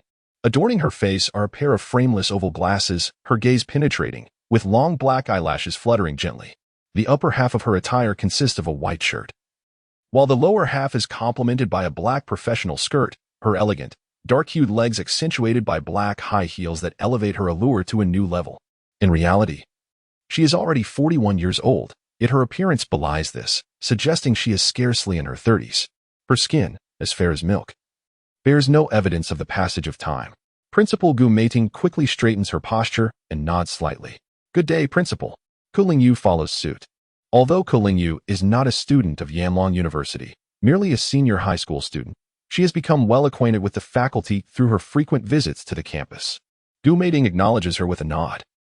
Teacher Ku, may I borrow the Star-Up Stone? I intend to attempt a 6-star upgrade. Principal. The Star-Up Stone is currently in use. I apologize, but would you mind waiting here for a moment? Gu Meiting glances at the Star-Up Stone, inquiring, who is using it? It is a friend of my daughter. Oh, that is acceptable. I shall wait here for a while. Gu Meiting has endeavored for a decade to upgrade from 5 stars to 6. Despite possessing 10 fully leveled S-grade companion beasts, she has never succeeded. Gu Meiting's innate pet is of S-grade potential. As the president of the nation's top-ranking university, it may be said that this potential is somewhat lacking. However, the president's assessment encompasses much more than mere qualifications and combat prowess. Factors such as managerial skills, educational background, and a multitude of other considerations are also pivotal. Within the assessment realm, the Water Spirit Poison Soul Python lurks, its gaze fixated hungrily upon the New Century Queen, the drool at the corners of its mouth threatening to cascade into a river. What an eyesore, utterly disgusting, the New Century Queen scolded gently. Unexpectedly, this rebuke only seemed to invigorate the Water Spirit Poison Soul Python, with its saliva flowing even more profusely, panting heavily. It flicked its tongue in a display of parched desperation, appearing eager for the encounter. Beast, Water Spirit Poison Soul Python, gender, male, potential, A-grade, level, 113, type, poison. Water form, 4th evolution, final form, skills, venomous saliva LV. 7 poison, water, Life-claiming constriction LV. 8. Water, toxic bite LV. 5. Poison, Shaoin, be cautious. Its saliva is toxic. Do not engage it directly, eliminate it swiftly. Understood. Initiating. Floating cannons. Vroom vroom vroom. 5 floating cannons began to rise slowly beside the new Century Queen. Each cannon was roughly the size of 2 adult hands, featuring sharp angles and a striking black and white color scheme that exuded a sense of advanced technology, appearing exceptionally sleek. Zing, zing, zing. Blue beams of light erupted violently from the muzzles of the 5 floating cannons. Zing. With a swift strike against the water spirit poison soul python, it was instantly vanquished. The current assessment has been completed in just 7 seconds. The Beastmaster's star rank has now risen to 3 stars. Outside the testing realm, did they clear it? Tianqi exclaimed in astonishment. However, Kulingyu remained largely unfazed internally, as she was well aware of Qinhuan's capabilities, though her father was oblivious. Why such a reaction from Teacher Ku? Gu Meiting chuckled. Isn't it merely a transition from 2 stars to 3?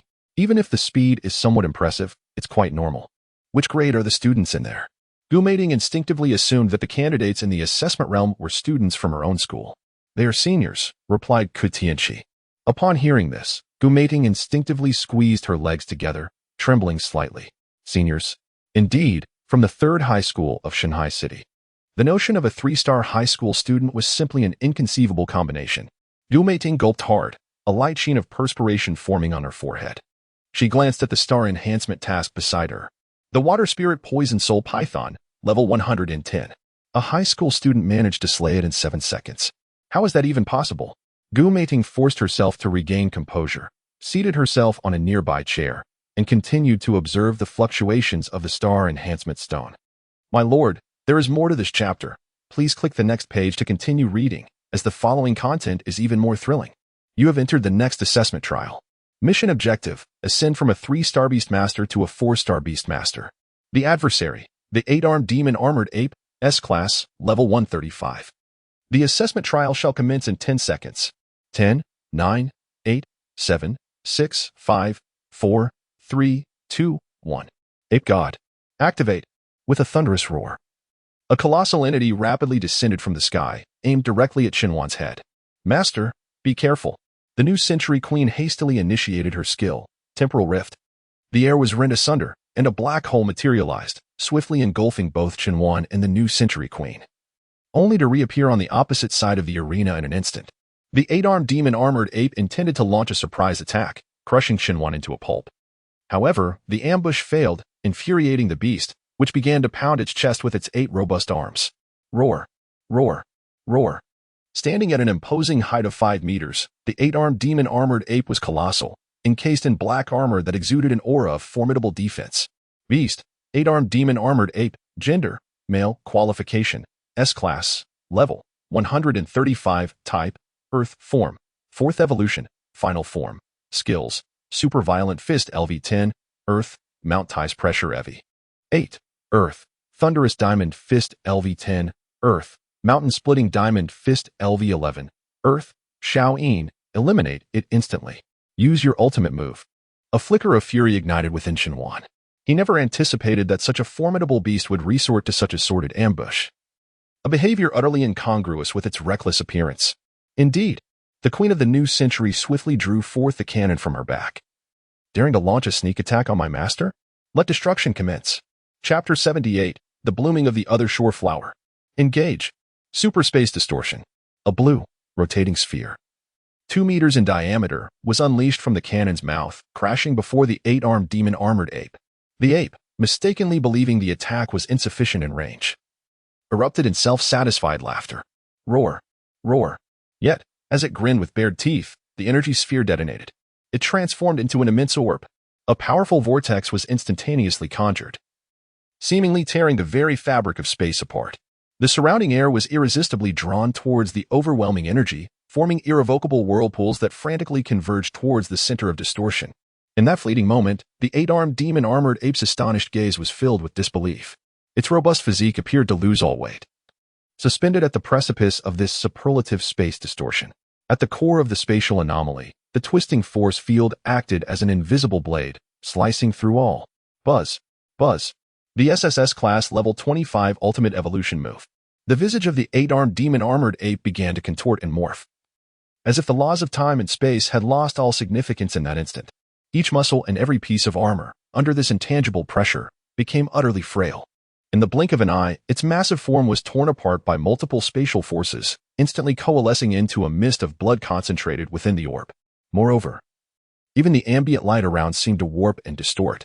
With a faint click, the twisted space gradually closed, and the colossal energy sphere collapsed in an instant, releasing a blinding radiance. The swirling blue energy quietly dissipated within the brilliance, leaving behind only the residual energy fluctuations within the 8-armed demon armor, which slowly transformed into nothingness. Fading into the air, everything felt as though nothing had transpired. Tranquility, serenity, harmony.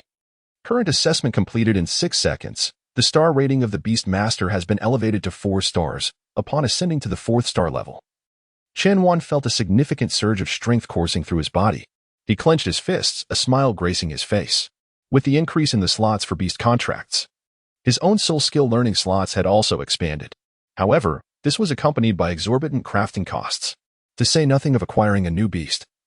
Just learning 2 powerful soul skills would require no less than 80 to 90 million, or even 100 million. Outside the trial's secret realm, another level cleared? Ku Tianqi inquired, why does each level seem more challenging, yet the time decreases? It's perfectly normal, Ku Lingyu replied with a smile. At that moment, Ku Tianqi was genuinely grateful that he had refrained from casting doubt on Qianhuan yesterday. Otherwise, he would have offended an extraordinary talent. No wonder his daughter held him in such high regard. He is not an ordinary person, Ku Tianqi mused. He was well aware of what kind of girl Ku Lingyu was. During her adolescence, suitors had been countless, from affluent handsome men to unparalleled geniuses, none of whom had captured her attention. Before various young men, she perpetually wore a mask of indifference. At this moment, Gu Meiding instinctively rested her delicate hand upon her beautiful leg and inquired, Teacher Ku, are you certain that the students here from the senior year? Indeed. Ku Tianqi replied, his voice quivering with disbelief. He found it hard to accept. This was utterly extraordinary. It defied everything he had come to understand in his 40 years of life. Gu Meiding took a deep breath, slowly exhaling, her thoughts caught in her throat. Astonishment, fear, shock, incredulity, such an illogical situation. She could only gaze, with her serene and radiant eyes, at the rising star stone, remarking, let us observe his subsequent actions. The next level features the earth-devouring claw lizard, a creature far beyond the ordinary, although it is merely 1 tier above the previous level's 8-armed demon-armored ape. The disparity in strength is staggering. Then she turned to Ku Lingyu and asked, by the way, Lingyu, what is the aptitude of this Qianhuan's destined pet? Grade A. Upon hearing this, Gu Meiding's beautiful eyes quivered in disbelief as she echoed, Grade A? Are you jesting? Immediately, she dismissed her own words. After all, she had watched Ku Lingyu grow up. Having spent her childhood at Yanshan University, her understanding of him was as profound as that of his own father, Ku Tianqi. In his 18 years, Ku Lingyu had never uttered a frivolous remark. He loathed meaningless chatter. Forget it, you never joke around. Gu Meiding adjusted her frameless glasses, seizing the opportunity to wipe the virtual sweat from her nose. Within the secret realm, Qianhuan began to prepare for the challenge of the next level. You have entered the next assessment trial. Mission objective: upgrade from a 4-star Beast Master to a 5-star Beast Master. Adversary: Ripping Earth Clawed Giant Lizard, S-Class. Level 136. The assessment trial will commence in 10 seconds. 10, 9, 8, 7, 6, 5, 4, 3, 2, 1. Bang. As the time elapsed, a colossal fissure spread from the center of the arena in all directions. Crack, crack, crack, accompanied by the sound of the fissure's expansion. A gigantic green claw emerged from the epicenter. Subsequently, the ripping earth-clawed giant lizard broke through the stone surface with a roar. Its length was an impressive 10 meters, with a width that was equally formidable. Its back was adorned with thick scales, seemingly honed over centuries, glimmering with a dark green sheen. Each scale appeared as if meticulously carved. Its eyes were a vivid crimson, and its head took the shape of an inverted triangle. The tail was remarkably long, accounting for approximately half of its body length. When including the tail, its total length reached an astounding 15 meters. Beast: Rift-clawed giant lizard. Gender: male. Qualification: S-Class. Level: 136. Type: Earth. Form: Third evolution. Final form. Skills: Giant Lizard Fury LV12. Earth. Red Eye Outbreak LV7. Earth. 100 Claw Frenzy LV5. Earth. Apocalypse Strike LV7. Earth. Giant Lizard Tail Whip LV10. Earth, my lord, shall we proceed? Inquired the new Century Queen. Take a moment to rest. I shall entrust this to Xiaozi. With that, Qinhuan summoned the Eternal Spider Queen. Xiaozi, I have yet to ascertain the potency of your new skill. Let us test it now. Initiate the bloom of the Abyss Flower. Certainly, my lord. Activate. Bloom of the Abyss Flower. In an instant, hundreds of Abyss Flower seeds were sown into the ground, blooming rapidly. Each crimson flower exuded a dark mist. Though diminutive in size and stature, their cores were bristling with sharp thorns, and their stems were speckled with obsidian spots. The bloom transformed the arena into a veritable hellscape. Chapter 79. The affection of the beautiful principal. The Abyss Flowers faced the rift-clawed giant lizard, simultaneously unleashing a barrage of rapid-fire attacks. Bang, bang, bang. The relentless hail of bullets descended like a swarm of locusts. The venomous thorns pierced through the body of the rift-clawed giant lizard, leaving toxic residue within, which swiftly led to its demise. Whether it succumbed to the gunfire or the lingering toxins was a contemplation Qinhuan chose to forego. It has been proven that this is indeed a formidable skill. The current star level of the Beast Master has risen to 5 stars. 5 stars, indeed. Qinhuan mused. Onward. Outside the assessment secret realm. The current assessment has been cleared in 5 seconds. Again, even faster? Ku Tianqi scratched his head. As the difficulty increases, the speed of completion accelerates. Gu Meiting remarked, "This child is so extraordinary. How come I have never heard of him?" Talents are often hidden among the masses, Ku Lingyu interjected. The reason we feel unfamiliar with such individuals is that we have always dwelled in the upper echelons, seldom paying attention to the truly ordinary people. Though we appear to be among the relatively privileged in the country, our perspectives have similarly narrowed. As the saying goes, a word can awaken the dreamer. Both Ku Tianqi and Gu Meiting were momentarily taken aback. As a principal, Gu Meiting was utterly unfazed by being schooled by a young girl, for Ku Lingyu had always spoken her mind without undue deference to so-called elders. The next challenge is the leap from 5 stars to 6. One wonders if he will continue to excel. Ku Tianqi remarked. Gu Meiting turned to Ku Lingyu and inquired, "By the way, Lingyu, how did you come to know Qinhuan? We participated in the Epic Guild's assessment together. His score was so high that Vice President Meng Qianyan suspected cheating and demanded a re-examination." She continued, "Qinhuan saved my life during the assessment, and I am well aware of his capabilities, which is why I support him, though I am perhaps his only supporter. What a hubristic and ignorant guild the Epic Guild is, blind to true talent." Gu Meiting narrowed her eyes. Such a gifted individual. And yet they turn him away. He is mine. Gu Meiting harbored no fondness for the Epic Guild. Her feelings towards it were even negative. The root of her disdain lay in the fact that those proud graduates she cherished sought to join the Epic Guild, only to be rebuffed at the threshold. Normally, as the president of the nation's premier university, her standing should surpass that of Su Yutong, who was a decade her junior and whom she regarded as a mere child.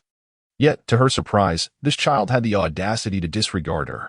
In this world, the guild system and the educational system represent 2 distinct frameworks. The guild functions as a direct entry into the workforce. Various guilds operate under different business models, primarily serving to congregate talent. One might liken a guild to a corporation or enterprise. However, some guilds, such as the Epic Guild, also embody an educational framework, boasting their own lecturers, mentors, and even professors. Conversely, the traditional educational system allows for further academic pursuit after university, leading to admission into elite institutions. Yanlong University, while esteemed, is merely the foremost among ordinary universities. Above it, there are 8 prestigious universities, namely the Dragonhead Academy and the Demon Hunter Academy, along with 7 others: the Starry Academy, the Linglong Academy, the Wuji Academy, the Phantom Academy, the Aurora Academy, the Orange Academy, and the Pineapple Academy. Within these elite universities, students receive a more profound education, even gaining access to the secrets and classified information of the Yanlong Empire. In the current scenario, the starstones that can elevate 1 to 5 stars are as commonplace as mere ornaments in a prestigious university. The selection process of such elite institutions surpasses that of the Epic Guild by a magnitude of hundreds. Statistically, only 1 out of 9 million university students can secure admission to these schools. Gu Meiting, realizing her momentary lapse, adjusted her glasses and remarked, "The 5th level harbors the Hell Demon, the Prince of the Underworld, at level 160, boasting an SS-grade aptitude. I wonder if Qinhuan possesses the audacity to confront it." "The Hell Demon, Prince of the Underworld," Ku Tianqi interjected. "I fear he may truly lack the courage to take on such a challenge." "He is capable," Ku Lingyu asserted. At Ku Lingyu's words, Gu Meiting felt a tremor run through her. Should Chunwan conquer this level, he would ascend to the rank of a 6-star beast master. What does it mean to be an 18-year-old 6-star? An unfathomable concept.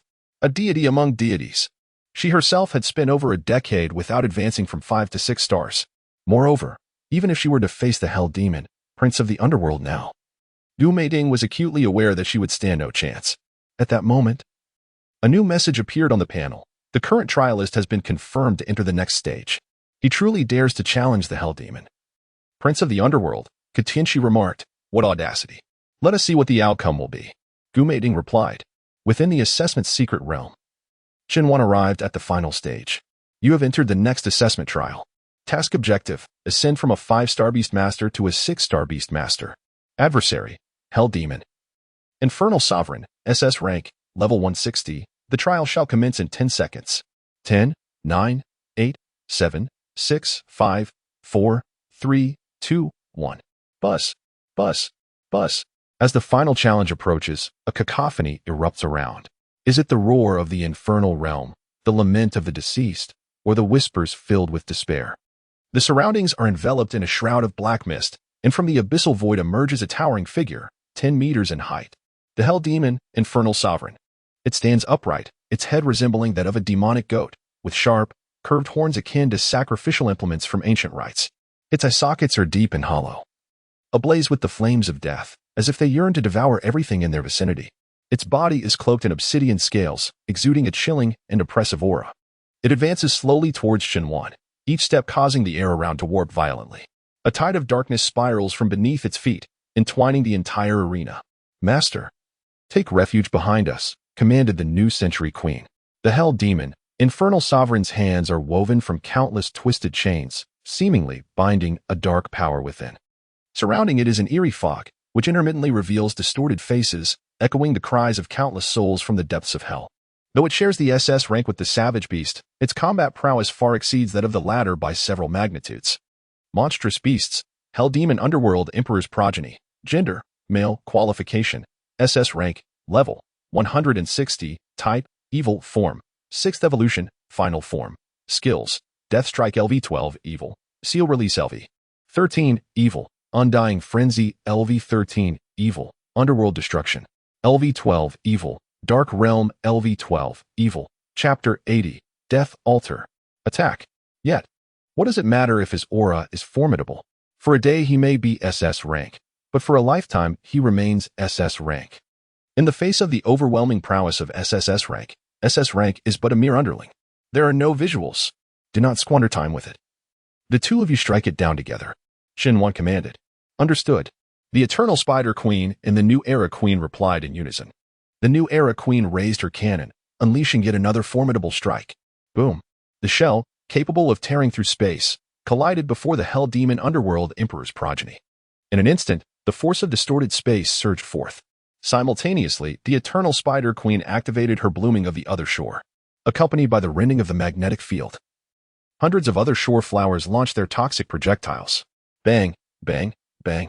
2 grand attacks simultaneously rained down upon the Hell Demon Underworld Emperor's progeny. The frenzied assault.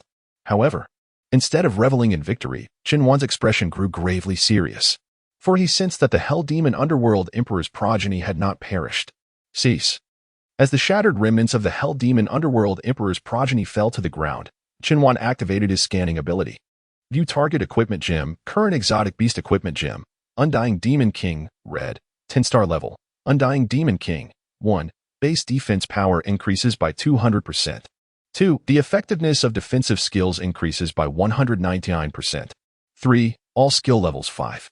4. After equipping, when the unit suffers fatal damage, it will enter a state of suspended animation and rapidly recharge, reviving with a tenfold increase in combat power.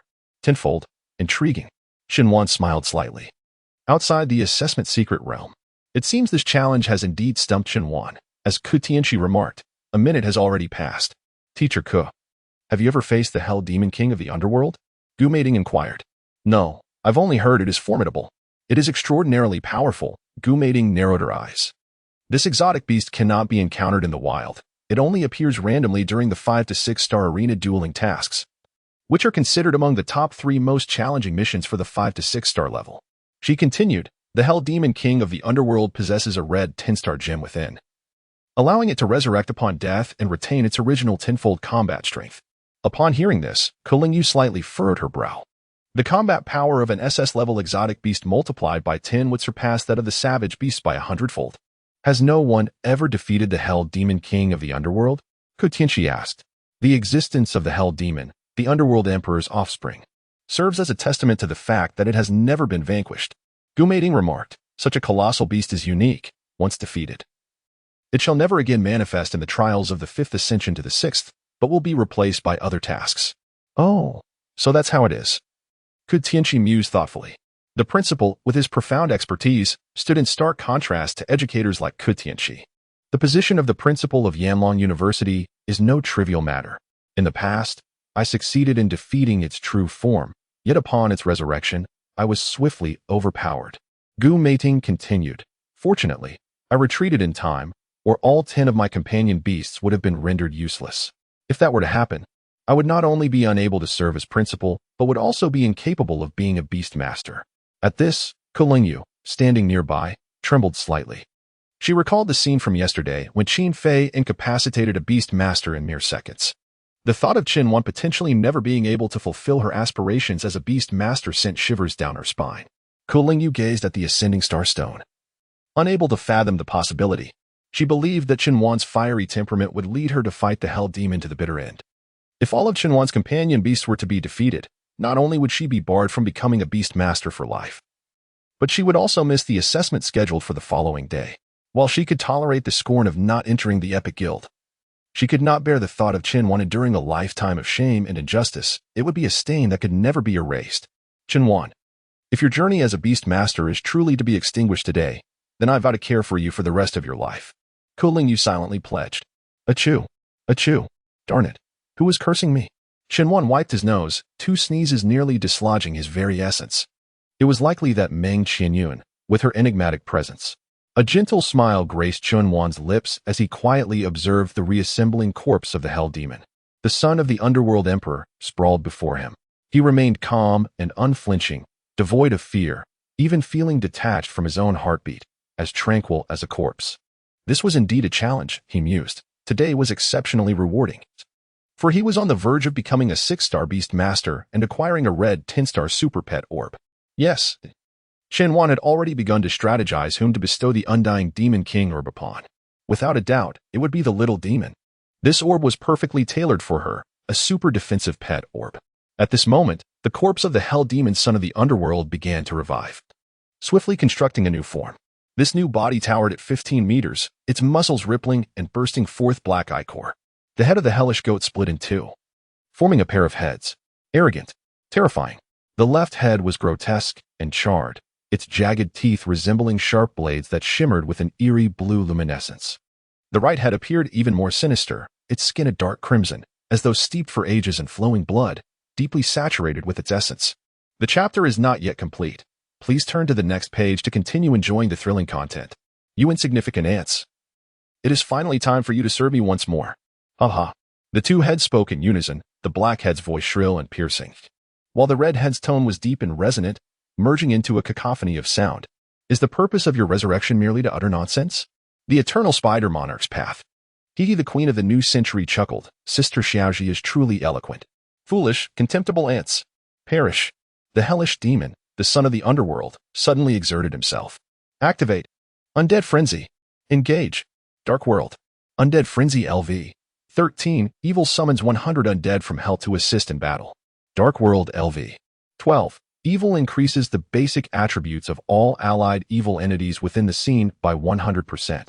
In an instant, hundreds of undead surged forth behind him. The undead were diverse: skeletal hounds, zombified pigs, dark elves, colossal brutes, and the undead king doctor. Roar. Howl. Ah. A cacophony of wails and roars intertwined, rushing madly towards Qin Wan. All these undead were malevolent, empowered by the Dark World. But what of it? Xiaoji, Death Altar. Qin Wan commanded. Activate. Death Altar. Ordinarily, the Death Altar could only absorb 10 targets, but that was its base effect. Under the influence of various buffs, the Death Altar was now capable of selecting 100 targets, perfectly corresponding to the 100 undead. Buzz. A colossal altar settled upon the arena, instantly engulfing 100 clawing and gnashing undead. Chapter 81. Has the beautiful principal taken a liking to me?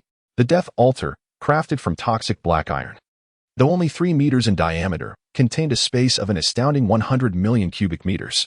Within the confines of space lies a vast ocean composed of venom, where any creature that falls into its depths is eroded by the toxic substance. This formidable skill can currently last for a maximum of 1 minute. To be immersed in such a poisonous sea for even a mere minute is an agony beyond imagination. Of course, powerful abilities often come with their own drawbacks, and in this case, the skill is exceedingly taxing on stamina. After maintaining it for just 5 seconds, fine beads of sweat began to form on the delicate, snow-white skin of the young maiden. Little Silver, I have restrained these undead. You must eliminate that grotesque behemoth, commanded the Eternal Spider Queen. Understood, sister, replied the New Century Queen as she unleashed a cannonade. Boom. A shot was fired towards the Hell Demon, the son of the underworld. You have trapped my undead. Do not blame me for unleashing my fury. At that moment, the Hell Demon, the son of the underworld, released his ultimate skill. Seal released. In an instant, the chains binding him shattered. His form expanded once more, towering at a formidable height of 20 meters, a colossal entity. Astonishingly, this cannonade was directly blocked by the physical body of the Hell Demon, the son of the underworld. Although his skin was rent and torn, suffering significant damage, he was not vanquished, an outcome the New Century Queen had not anticipated. Do not panic. You have been overly eager to eliminate foes and have forgotten that normal combat requires a back-and-forth exchange. Shinwan remarked with a slight smile, excitement evident in her voice. Summon the fleet. Yes. The New Century Queen pressed the button on her headset.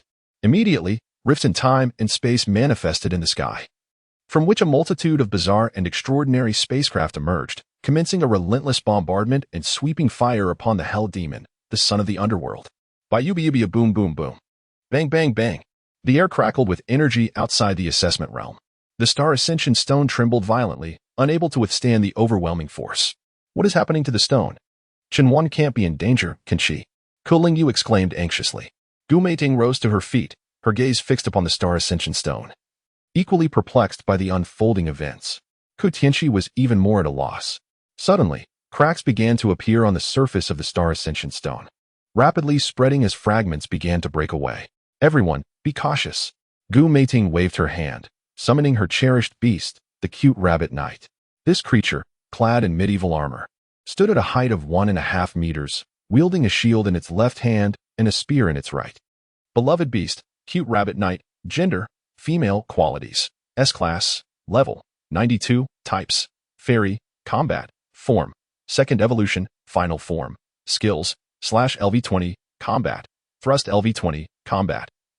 Cute rabbit defense, LV20, fairy, summon rabbits, LV20, fairy, frenzied rabbit form, LV20, fairy, rabbit charge, LV20, combat, giant form, LV20, fairy, activate. Cute rabbit defense.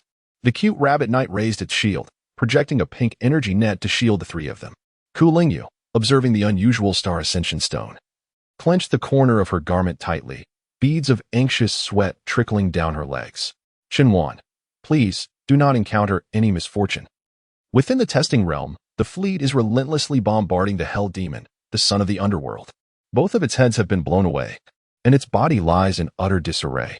The New Century Queen's fleet requires immense power to maintain. Before long, perspiration permeates through the tight-fitting attire, exuding an alluring fragrance. As the spirits within the altar perish, the trial is finally completed. You have successfully passed the current trial. Your Beastmaster rank has been elevated to 6 stars. You may depart at your discretion within 5 minutes. After 5 minutes, the system will forcibly expel you. Is this the treatment reserved for a 6-star Beastmaster? Chenwan muses. They used to refer to me as you, and now they address me as you. A gentle smile graces Chenwan's lips as he approaches the corpse of the Hell Demon, the son of the underworld, and begins to search for treasures. Among the finds is a skeletal head. Beast Orb. Undying Demon King. Excellent. Equip your 4th orb. Leerwades has equipped the Undying Demon King. Upon the Undying Demon King's equipping, an unprecedented aura of terror emanates from Leerwades. The howls of the underworld resonate. Now, Chenwan is eager to obtain the elite medal. He longs to swiftly forge his 3rd beast, one that has achieved its final evolution, and moreover, This beast shall serve as a steed. He retracts his beast and exits the realm, stepping out from the fractured star upgrading stone. He finds 3 individuals staring at him in astonishment. Suddenly, Kulungyu rushed over and embraced him tightly, sobbing softly before exclaiming, "Woo-woo, that's wonderful, you're safe." At that moment, the person holding him and shedding tears was the daughter of a doctoral supervisor at Yanlong University, a celebrated star in the eyes of thousands, and a poised beauty who rarely displayed her emotions. Yet, at this instant, her exhilaration could not be contained. In the final challenge, Qinwan completed it in 2 minutes. But for Kulingyu, it felt as though she had endured 2.5 years of struggle. This chapter is not yet finished. Please turn to the next page to continue enjoying the captivating content. How could I possibly be in trouble? Qinwan remarked. No wonder I sneezed twice in the secret realm. It turns out you were cursing me. Kulingyu gently lifted her head, her sparkling eyes gazing at Qinwan, playfully striking his shoulder in mock indignation. I was too busy worrying about you to curse you. I understand, Qinwan chuckled. I was merely jesting. Kulingyu smiled in return. I know. I was joking too. With that, she released her embrace and stood beside Qinwan. He lifted his gaze towards Ku Tianqi and Gu Meiding, his eyes finally resting on Ku Tianqi. Uncle, who is this sister? Upon hearing Qinwan refer to her as sister, Gu Meiding's cheeks flushed slightly, and she lowered her head, suppressing a smile. Ku Tianqi was only 3 years her senior. One was an uncle, while the other was a sister. Nevertheless, Ku Tianqi was not concerned about such titles and replied, "This is the president of Yanlong University." President Gu Meiding. Good day, principal. Gu Meiding stepped forward, extending her hand. Hello, Qinwan. Congratulations on your promotion to a 6-star beast master. Our Yanlong Empire has gained yet another talent. Gu Meiding's delicate hand was flawless, her rosy nails smooth and refined, devoid of any blemish. Reminiscent of the petite hands of a youthful girl in her early teens, Qinwan gently grasped her hand, saying, Thank you, principal. As he felt the warmth of Qinwan's palm, a jolt surged through Gu Meiding's heart. Could this be the flutter of infatuation? She herself was uncertain. Having lived for 40 years without ever having been in a relationship, let alone having any interaction with the opposite sex, she had devoted her life to the study of beast mastery, immersed in her career, willingly sacrificing her personal life for her passion. Yet, the excellence of the young man before her was shattering her composure. Chapter 82. The Black Arena. The competition begins. Gu Meiding released Qinwan's hand and remarked, Teacher Ku has already informed me about your situation. What do you think of Yanlong University?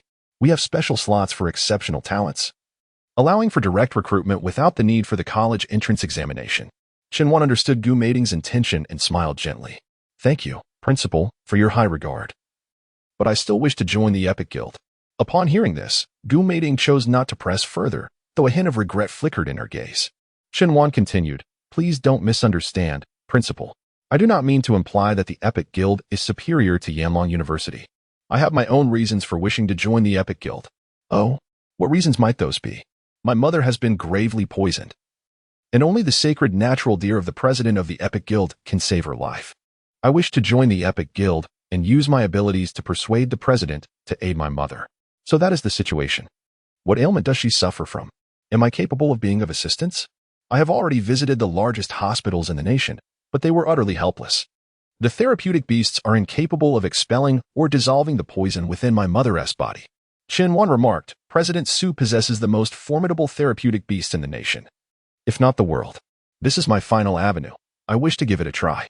Indeed, Gu Meiding added, his sacred natural deer has remarkably potent healing abilities. However, it is said that he seldom agrees to others' requests for treatment, even for a fee. One must hold a certain status within the guild for him to consent to provide assistance.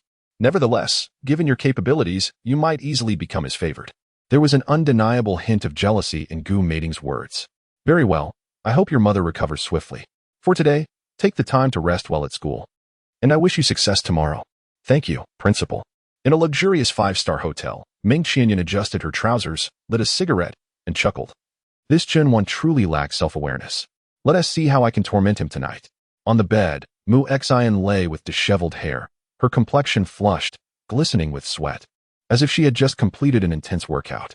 Your treatment of that wretch is beyond my knowledge, yet you have just subjected me to unspeakable torment, akin to a stubborn donkey. Ming Qianyan continued.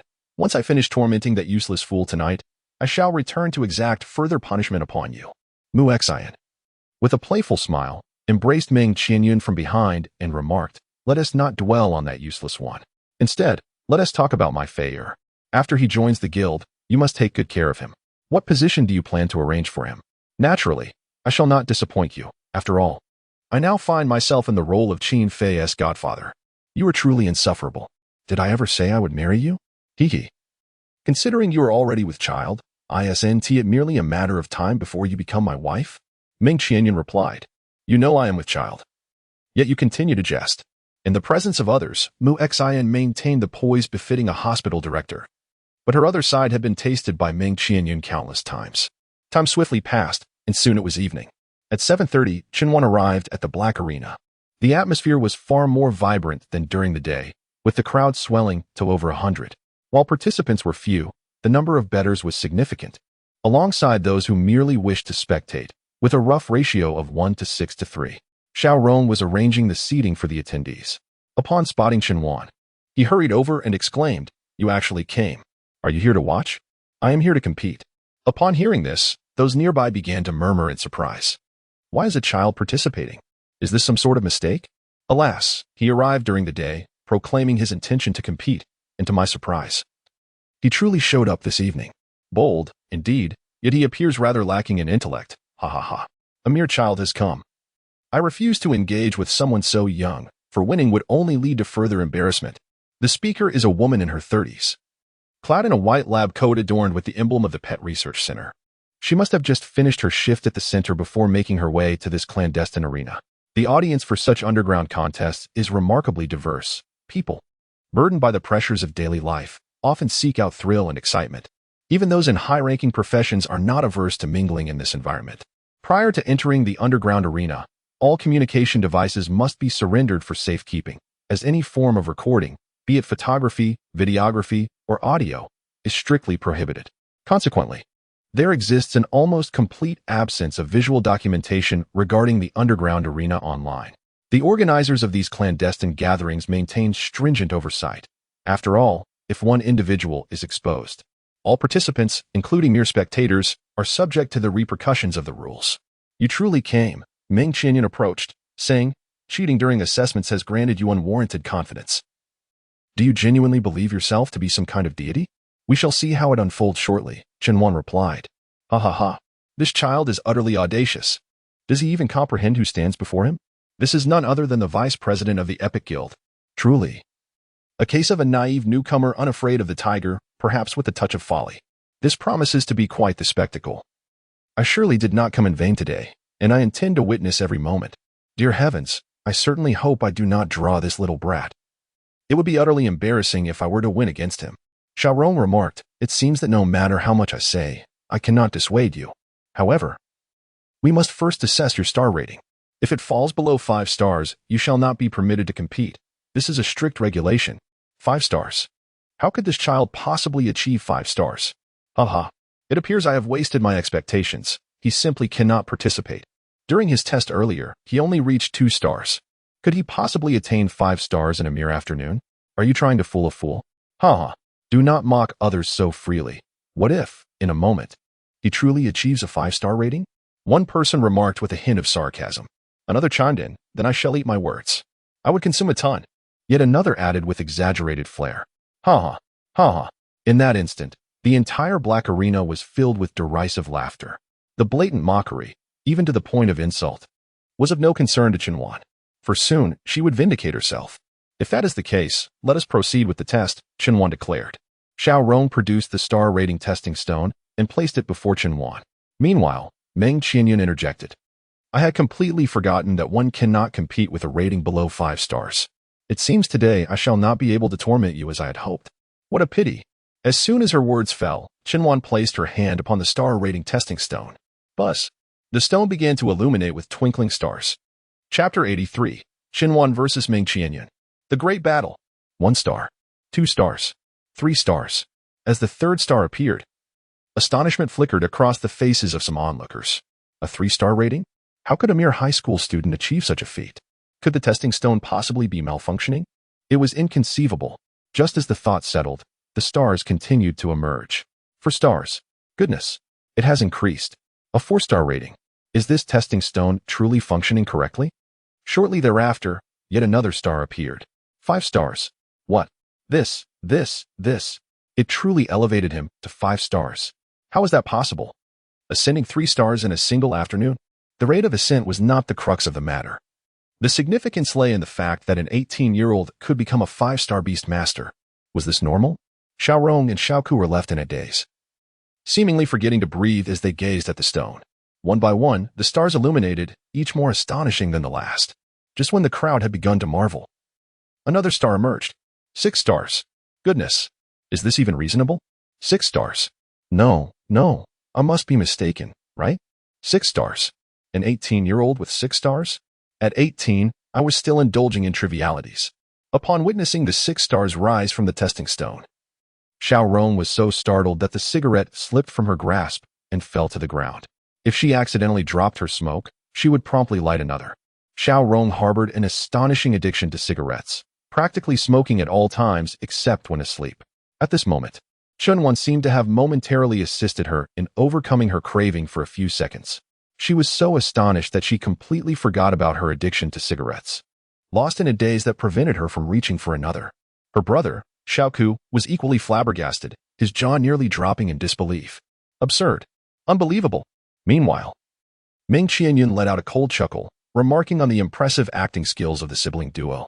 Upon hearing Ming Qianyun's snide comment, Chunwan realized he was about to indulge in his usual self-importance. President Ming, do you have any insightful observations? Chunwan inquired. Ming Qianyun, with a smug expression, lifted his chin, stating the obvious. You are already acquainted with this pair of siblings. You are all in cahoots to stage a performance. He continued, currently, I am the only 6-star beast master competing. According to the rules of the Black Arena, if a 5-star beast master defeats a 6-star beast master, the former will receive 5 times the wager. As the managers, you two will also reap substantial rewards. However, the notion of any 5-star beast master triumphing over me is utterly preposterous. Thus, you are compelled to fabricate a fictitious 6-star beast master, allowing him to be defeated and thereby secure multiplied wealth from the bettors. Unfortunately for you, I am already well acquainted with this Chunwan. He is nothing but a professional swindler. During yesterday's assessment, he bribed the instructor in a bid to cheat his way into the Epic Guild, only to inadvertently score 4 times higher than Qin Fei. Qin Fei? Is he the son of Director Mu? Upon hearing this, one person remarked, a few days ago, he participated in the guild assessment, which stirred quite a commotion online. I wondered why there had been no further news. It turns out he did not secure first place. What about Yu? How did she perform? Ming Qianyun coldly laughed. Naturally, her results could not surpass our genius, Chunwan. Qin Fei and Yu are both terrifying talents of SS rank. Could Chunwan possibly triumph over these two? Exclaimed another. Damn it. I almost let these 3 fools deceive me. By the way, what qualifications does this Chunwan possess? Merely a rank, Ming Qianyun replied. A rank. At 18. A 6-star beast master. Damn it. Do they think we are fools? Xiaorong and Xiaoku were momentarily taken aback, unable to fathom the sudden shift in discourse. Xiaorong's face flushed with anger as she retorted, such baseless accusations. The Black Arena stands for fairness and justice. How could we possibly engage in such conduct? Then explain this. An 18-year-old A-rank 6-star beast master. Someone shouted. How could Xiaorong possibly know the truth of this matter? She herself was engulfed in astonishment. If such a talent truly existed, wouldn't they be a sensational figure in the country? How could we be surprised here? Exactly. Not just in our country, this would cause a stir worldwide. What are you implying? That this young upstart possesses the same strength as the vice president? Refund my money. I'm withdrawing. I want a refund too. At this moment, Xiaorong and Xiaoku wished to clarify, yet they found themselves utterly unable to do so. At the tender age of 18, possessing an A-grade qualification, achieving a 6-star rating is nothing short of miraculous. Just as Xiaorong seemed poised to speak, Chunwan stepped forward and addressed Ming Qianyun, stating, I believe there is no need for a draw to determine our teams. Let us engage in a one-on-one duel. We are both 6-star rated, ensuring fairness and equity. Haha. Do you truly consider yourself a 6-star? Have you lost your senses? Ming Qianyun replied with a laugh. She continued, While I may indulge you in this challenge, it is only courteous to ascertain whether others are amenable. Willing. Vice President. Defeat him. Fight. Chunwan smiled gently. Vice President Ming, since this is a clandestine arena, let us wager something of consequence. Very well. What shall we wager? Our lives. At this proclamation, an eerie silence enveloped the crowd, soon followed by uproarious laughter. Ha ha ha ha. Wagering lives. How audacious. Truly unaware of the vastness of the heavens and the earth. My dear. There's more to this chapter. Please turn the page to continue reading, for the excitement only grows. It was the first time anyone had witnessed such a reckless pursuit of demise. Ha ha ha ha. Between us, only one shall survive to leave this arena today, Shinwan declared. Ha ha ha ha. You are both foolish and mad. Watch as I claim your life within 10 seconds. To ensure I do not overwhelm you, I shall employ only a single beast. Arise. Shatterer. In that moment, a towering stone golem materialized beside Meng Qianyan. Standing at a towering height of 2 meters, the figure is composed entirely of obsidian-like stones. Wielding a colossal hammer in its hands, the visage of the Shatterer lacks distinct facial features, with only 2 profound grooves signifying its eyes, emanating an eerie chill. Pet. Shatterer. Gender. Male. Qualification. SS level. Level. 100. Max level. Type. Rock. Form. 4th evolution. Final form. Skills. Hammer Strike LV. 20. Rock. Stone Array LV. 20. Rock. Mudslide LV. 20. Rock. Stone King's Impact LV. 20. Rock. Tenacious Defense. LV. 20. Rock. What a formidable creature. Is this the might of SS level? It is simply overwhelming. The crowd gasped in admiration for Meng Qianyan's Shatterer. President Meng, give it your all. Hammer him down. Crush him into a pulp. Defeat him. Those who came to participate in the Black Arena were often seeking an escape from the mundanity of life, and thus, they revealed their inherent ferocity within these confines. It was a matter of either your demise or his. President Meng, are you not curious about what creature felled the savage, brutal beast? Shinwan chuckled. Now, let me enlighten you. Hee Chapter 84. Behold, it is these very insects. Are you trying to put on a show? Meng Qianyan retorted. Under the absolute brutality of my Shatterer, any insignificant creature shall be obliterated. Athe. President Meng is too magnificent. Defeat him. Defeat him. President Meng, do your utmost. Today's entry fee has proven to be exceptionally worthwhile, as we are treated to such a splendid spectacle. President Meng, may you vanquish that insufferable little brat. At this moment, nearly 100 spectators present are rallying in support of Meng Qianyan. Shenwan turned to her companions, Xiao Rong and Xiao Ku, behind her. Sister, lend me your encouragement as well. Xiao Ku raised an eyebrow, snapping out of her stupor, and softly murmured, Cheer, cheer on. Her voice was so faint that it nearly concealed her raspy tone. The reason was simple. She lacked conviction. She cast a glance at the star-grade testing stone in her hand, which resembled a piece of worthless wood. This was the most rudimentary testing stone. Hence there existed a certain probability of malfunction. For instance, the star grade indicated might deviate from the actual grade, either higher or lower. However, such occurrences were infrequent. Out of 1,000 tests, perhaps only 1 or 2 might yield errors, and the margin of error would typically not exceed 2 stars. Yet, in comparison to the possibility of the testing stone failing, she found Shinwan's 6-star grade to be far more astonishing and incredulous. Brother, what is your opinion? Xiaorong inquired of Xiaoku. After a moment of silence, Xiaoku replied, I can only hope that Meng Qianyan shows mercy and does not stoop to contend with a mere child. On the arena, Shinwan continued. Let us not rush into the competition, President Meng. Our wager is a matter of life and death, and the stakes of the bettors have yet to be placed. I wager 10 million. I bet on President Meng's victory. I wager 20 million. I too wager 20 million. I stake 100 million. President Meng triumphs. Not a single soul in the crowd wagered on Shinwan's victory. As various bills and funds were placed upon the betting table, Shinwan smiled gently.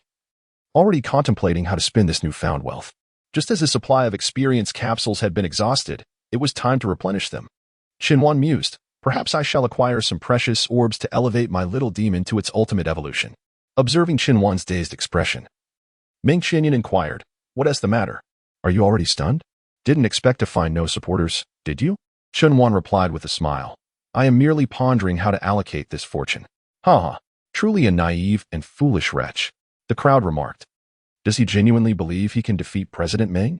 To say nothing of triumphing over him, if he could withstand even a single strike from President Meng, it would be a feat. After all, President Meng's pet beast is an SS-level breaker, possessing formidable defense and strength. One blow could reduce Shinwan to a mere pulp. By the way, why has this fool summoned his beast yet? Is he too embarrassed? He must be utterly petrified by the breaker. Ha. Come forth, wretch. Summon your beast. Are you too afraid? Ha. Surrender. Do not waste everyone's time. Surrender? On the stage, Ming Qianyan smirked coldly, stating that the gamble of life was serious. Today, I will ensure you leave the arena lifeless. I, too, am resolute. Qin Wan snapped his fingers. With a crisp sound, a stunning beauty appeared before him. The crowd gasped in awe at the sight of the eternal spider monarch, their eyes gleaming with astonishment. What the heck? How astonishing it is to encounter such a breathtaking humanoid pet. Its beauty is utterly mesmerizing. Those legs, that waist, surely, Qin Wan must be suffering from severe malnutrition. At this moment, both men and women alike are profoundly captivated by the eternal spider empress's appearance. She is 1,000,000 times, 1,000,000,000 times, 100,000,000,000 times, 1,000,000,000,000 times more beautiful than the most exquisite woman among humans. Suddenly, a voice shattered the enchanting atmosphere. What a pity. Such a stunning beauty of a pet is about to be reduced to mere pulp by President Ming's annihilator. At that moment, a woman clad in a white lab coat produced a portable pet qualification detector. She directed it at the eternal spider empress, and the device revealed an A rank. Only A rank. How amusing, beautiful yet useless. Those nearby gazed at the screen, remarking, what a worthless creature. An SS rank crushing an A rank is akin to squashing an ant. Is it not? Moreover, President Ming's annihilator must have been crafted at great expense, adorned with precious jewels. What can a mere A rank do against it? Hey, Spider Beauty. Hurry and terminate your contract with your master. I will lavishly support you. A corpulent man with a grotesque grin shouted, as long as you serve me well. You may select from all manner of heavenly treasures. I wonder what it feels like to play with a spider. Upon hearing this, the eternal spider empress turned sharply, fixing the man with a piercing gaze. Disgusting fat pig. Alas, the enchanting maiden was enraged. Before the man could utter another word, the eternal spider monarch swiftly brandished its spider claws, instantly tearing away the man's jaw. Ack! The man screamed in sheer terror, yet could only produce incoherent sounds. Words eluded him. Witnessing this scene, the onlookers were filled with trepidation, collectively gasping in shock. This beautiful spider possessed a rather volatile temperament. Fortunately, the earlier foolishness had been avoided. It may flaunt its prowess for now, but soon it shall be crushed by President Ming's brute. Alas! What a pity it would be for such a stunning beauty to be obliterated. How gruesome that spectacle would be. My dear reader, there are more thrilling developments in the next chapter. Please turn to the next page to continue your reading. Qin Wan, your demise is at hand. Ming Xianyan declared, enough with the idle chatter. In that moment, the brute swung its mighty hammer towards the eternal spider monarch. Stone King's impact. A heavy blow. Both skills were unleashed simultaneously. Ming Xianyan had no intention of sparing the eternal spider monarch belonging to Qin Wan. He reveled in carnage. He thrived on bloodshed. Within the confines of the city, his desires remained restrained. But here, in this lawless land, he yearned for slaughter. Simultaneously, the eternal spider monarch unleashed its skill, seed of parasitic venom. Instantly, a multitude of insect larvae burgeoned within the brute's body. Though composed of stone, it could not thwart the relentless onslaught of these venomous creatures. Mid-charge, the brute suddenly came to a halt. Its colossal form trembled as it stood unsteadily in the arena, the massive hammer in its grasp seemingly becoming too burdensome to hold. Wait, why has it ceased to move? What is happening? Is the breaker truly averse to striking women? How remarkably gallant. Hey, why are you standing there in a daze? Ming Qianyan urged, attack. Crush them. The breaker quivered increasingly upon the stage until at last it could no longer endure. With a resounding crash, it fell heavily to the ground. Simultaneously, a series of unsettling cracking sounds emanated from within its body. An alarming scene unfolded as tiny holes began to appear across its form, multiplying rapidly and covering it entirely. From these orifices, a swarm of maggots began to emerge. Chapter 85. Summoning. 10,000-year poisonous insect. What on earth are those wriggling masses? How revolting. My scalp is crawling. Ugh. They are maggots. Why are there maggots everywhere in this stone? Upon witnessing this grotesque sight, both Xiao Rong and Xiao Ku furrowed their brows in confusion. Aside from Qin Wan, only Ming Qianyan comprehended the situation, and he was instantly engulfed in panic. The sound of munching echoed as the maggots voraciously gnawed at the breaker's flesh. And those bite marks were eerily familiar to Ming Qianyan, similar to those found on the savage beast of the wilderness. Beads of sweat the size of peas trickled down his forehead, laden with tension, anxiety, and unease. Could it be that the savage beast was indeed slain by him? I cannot believe it. Ming Qianyan silently screamed within, yet how could he possibly explain the scene before him? With a final blow, the ruiner was utterly vanquished. Reduced to mere fragments of stone, each littered with marks of gnawing. What could have transpired? Why were there so many insects within the ruiner's body? The creature's demise signified that the young boy had emerged victorious? Yet, how could such a victory be deemed legitimate? The crowd clamored in protest. Indeed, it cannot be considered a triumph. The ruiner succumbed due to its own afflictions, having no connection to Qin whatsoever. A rematch. A rematch.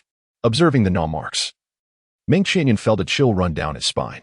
His eyelids twitched with intensity, his gaze a tempest of fear and rage. The cacophony of the crowd only served to heighten his agitation, amplifying his fury. Yes, President Ming, Qin remarked, I have not earned this victory. Your ruiner fell ill and collapsed. Such a triumph is one I cannot accept. Qin words jolted Ming Qianyan from his wrathful stupor, causing him to glance at Qin with trepidation that made him shudder. Ha ha ha. He cannot accept it? Does he even comprehend his own capabilities? The spectators jeered. It was the first time witnessing someone so recklessly courting disaster. President Ming, summon a new beast. Destroy him. Crush him. Eliminate him. It infuriates me. I long to see this worthless fool shattered. The crowd roared. President Ming, go forth. Yet, Ming Qianyan found himself in a precarious position. He yearned to advance. But Qin prowess was unfathomable. Desiring to retreat, he was acutely aware of the multitude of spectators before him. The dignity of his position as the vice president of the Epic Guild would be irrevocably tarnished. At that moment, a glimmer of hope flickered within him. A belief that perhaps the parasitic entities within his shattered body were unrelated to Qin. He dismissed her as nothing more than an A-grade failure. How could she possibly possess such formidable beasts? It was utterly inconceivable. A mere charlatan. Perish, he commanded, summoning forth the remaining 11 of his formidable beasts. Each creature boasted a maximum SS-grade aptitude, their overwhelming presence suffusing the entire black arena with an oppressive aura. Among these 11 beasts were a muscular wild boar, a towering 3-meter-tall tree, and a colossal bat hanging in the air, its wings unfurling to nearly obscure the entire ceiling, its eyes glowing ominously red, casting endless shadows and a chill into the atmosphere.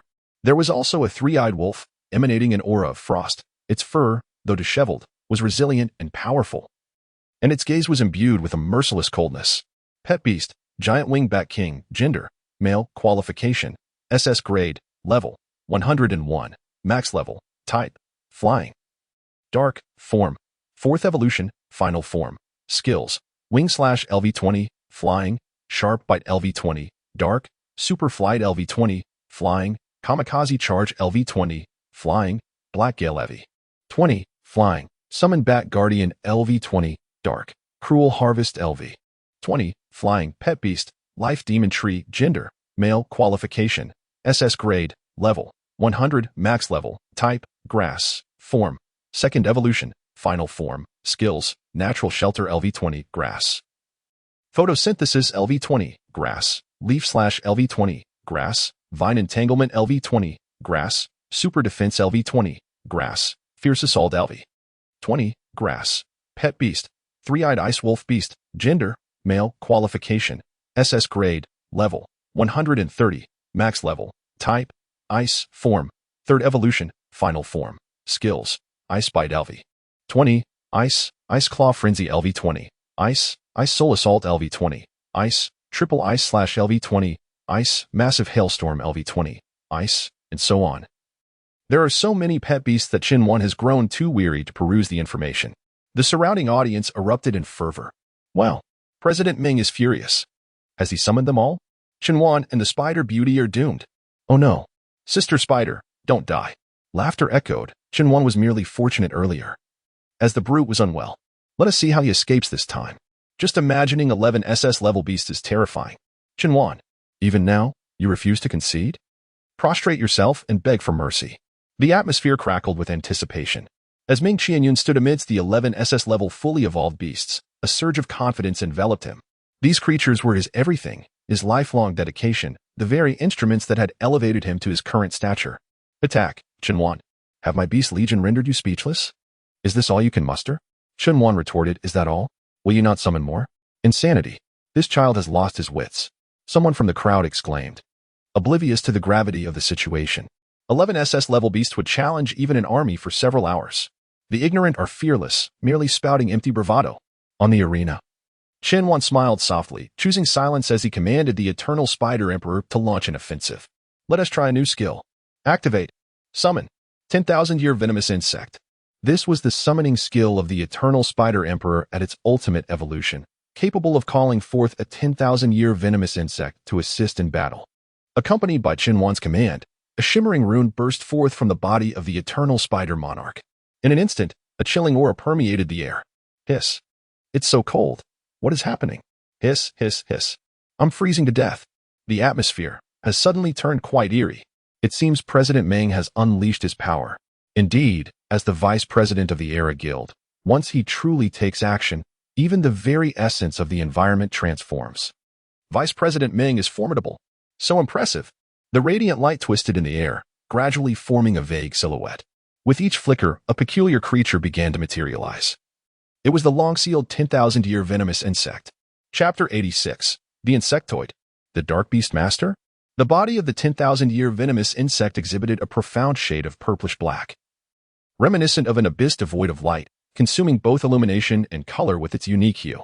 Its length extended to 20 meters, slender and flexible, resembling a serpentine curve. The head of the venomous insect bore an exceedingly cunning appearance, featuring a pair of sharp antennae at its forefront, with deep, dark eyes surveying its surroundings, emanating a chilling ferocity. The midsection of its body was adorned with densely packed scales, slick and repulsive in appearance. A strange azure liquid surged from the sharp stinger at its tail, a potent venom. The strength of this venom will soon be revealed. In the center of the arena, the ancient venomous insect spiraled slowly, emanating a faint, ominous aura that evoked a chilling sensation akin to the slumbering spirits of antiquity, sending shivers coursing through the audience's hearts. Could this be the creature summoned by Vice President Meng? It is both terrifying and repulsive. Is it a snake or an insect? How peculiar. My information detection device fails to ascertain its qualifications and level, remarked the woman in the white coat. Regardless, any creature capable of vanquishing Qinhuan is certainly a formidable beast. Beast, ancient venomous insect, skill, summoning, gender, female, qualification, SSS level. Information on summoning type beasts cannot be detected. Level, 100. Type, poison, insect. Skills, ancient virus awakening LV30, poison.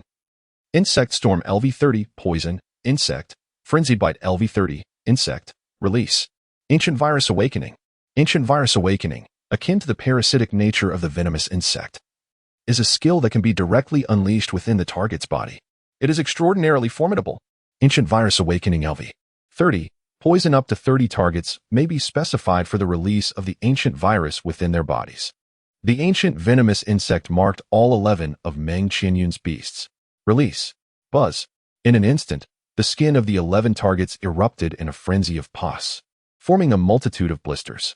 The afflicted beasts, in their agonizing struggle, emitted heart-wrenching cries. Howl. Ah, damn it. Oh no. Their bodies were ravaged by the virus, spiraling beyond control as they frantically clawed at their own skin in a desperate attempt to escape this horrifying torment. Yet, alas, it was futile. A dying struggle, terminally afflicted. Beyond remedy, flesh began to peel away from their forms. The flying beasts plummeted to the ground, while the remaining creatures howled in agony, their bodies slowly becoming disjointed. Witnessing this scene, the crowd recoiled in terror. This monster is Qinhuan's. What on earth is this? Such extraordinary combat prowess. Could it possibly be a Dark Beast Master? In an instant, 11 SS-grade fully leveled beasts were obliterated. Unbelievable. Great one. I just released a considerable amount of gas. I beg for your forgiveness. Meng Qianyun, witnessing the swift demise of his 11 beasts, fell to his knees in sheer fright. As the last beast perished, he felt his beast mastery space completely seal off, and he realized he could no longer be a beast master. I can never be a beast master again. Never again. Meng Qianyun cried out in despair. All his past, all his glory, evaporated in that moment. Qinhuan approached him, stating, "What you should consider is not whether you can continue being a beast master, but whether you can continue to live." Coming back to his senses, he looked up at Qinhuan, his face contorted with anguish. "Brother Qin, spare my life. Surely our grievances do not require a life to resolve. It has long been stated that between us, life is at stake." Qinhuan remarked, "Moreover, you were just about to strike me down, were you not?" I would never. How could I possibly intend to harm you? Enough of your nonsense. Youth, come forth." Qinhuan retreated beside the eternal spider monarch, who cast a frigid gaze upon Meng Qianyun. compelling her to kneel and plead. Please, spare me, dear aunt. Shingu, show mercy. Wu. I do not wish to die. Wu. Ming Qianyan wept in utter despair. The onlookers felt their hearts lurch. They had not held back in mocking Qianwan. And the thought that he might slay them all in a fit of rage was not merely a possibility, but a likelihood. Amidst Ming Qianyan's sobs, the eternal spider monarch unleashed a skill. Activate. Seed of the parasitic venomous insect. In an instant, Ming Qianyan felt his body burdened by multiple weights. A swarm of venomous insects infested his being, and he could sense their relentless gnawing. Has my life begun its countdown? He knelt, his eyes filled with terror. I do not wish to die. I do not wish to die, he murmured, summoning the last vestiges of his strength. He retrieved a white pill from his bosom and swiftly consumed it.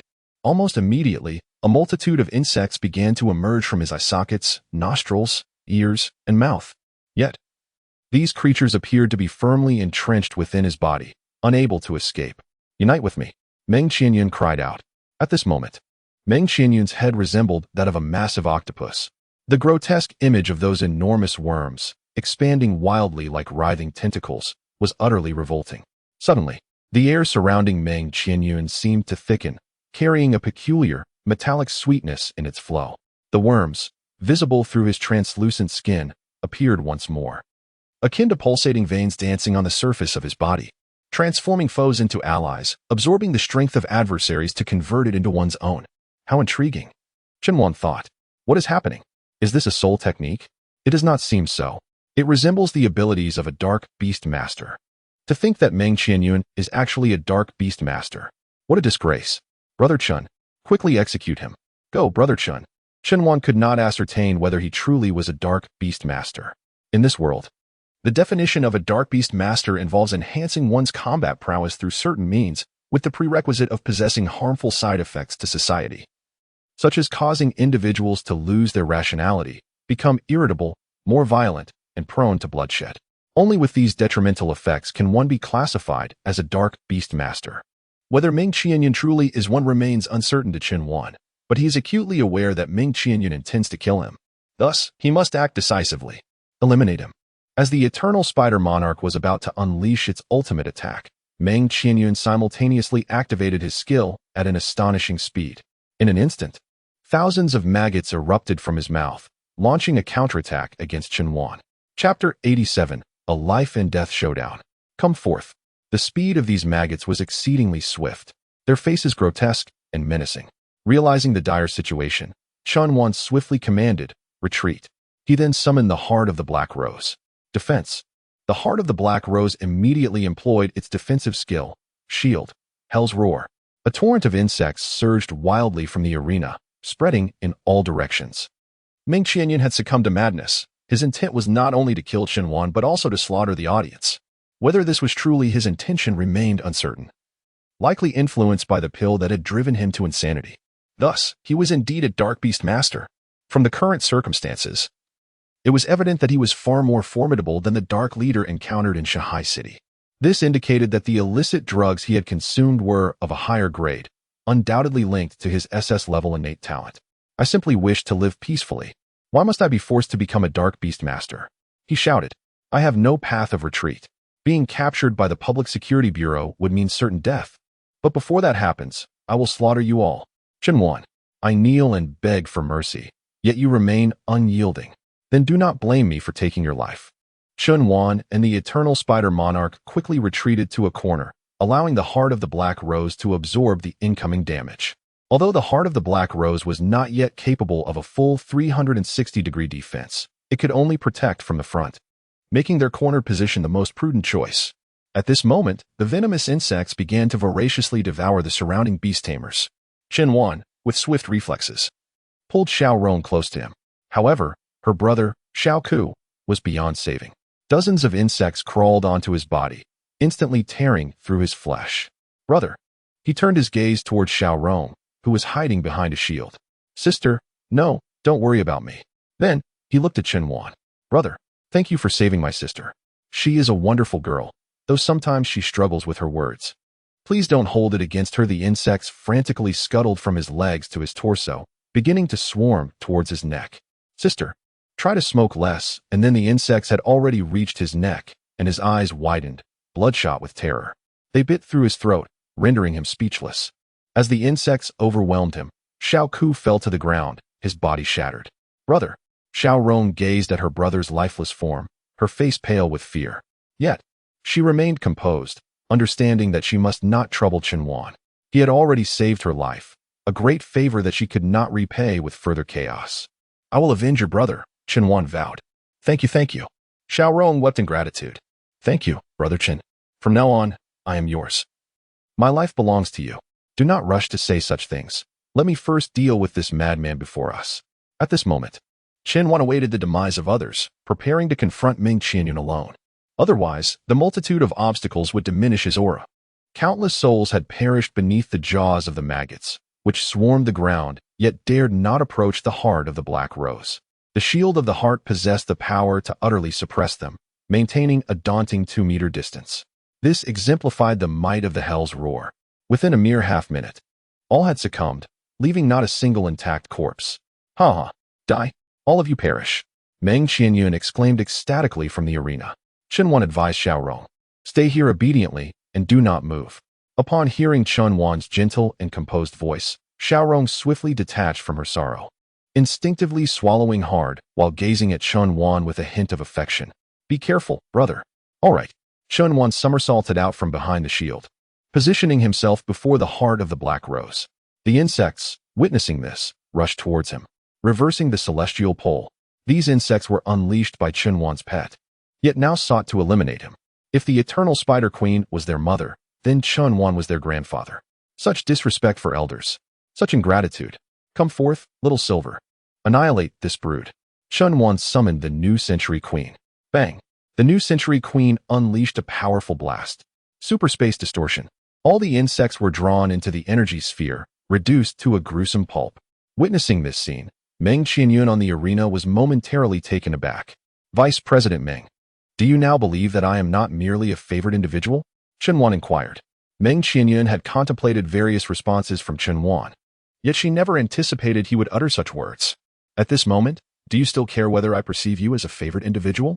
Meng Qianyun felt an amalgamation of helplessness and rage. I could not care less about your status. I simply wish to annihilate you. Meng Qianyun proclaimed, revive, my beloved pet. Before her eyes, her soul beast, the dark giant ant, began to resurrect. Under the influence of the forbidden technique, it returned to life, emerging even more formidable. Its lower limbs were robust and powerful, exuding an overwhelming strength, with claws as sharp as blades. Merely a struggle for survival. Qianwan scoffed, Xiaozi. Confine them both within your coffin. Understood. Leave it to me. Activate. Death altar. In an instant, Meng Qianyun and her soul beast were ensnared within the altar, submerged in a sea of venom. Within 10 seconds, both were reduced to nothingness. Has he perished? Xiao Rong, peering from behind the shield, inquired. Indeed, Qianwan replied, surveying the surrounding carnage, which lay in disarray. The commotion had been too loud. The Public Security Bureau would arrive shortly. We must depart. The two distanced themselves from the slaughterhouse. Qianwan asked, do you have a place to stay?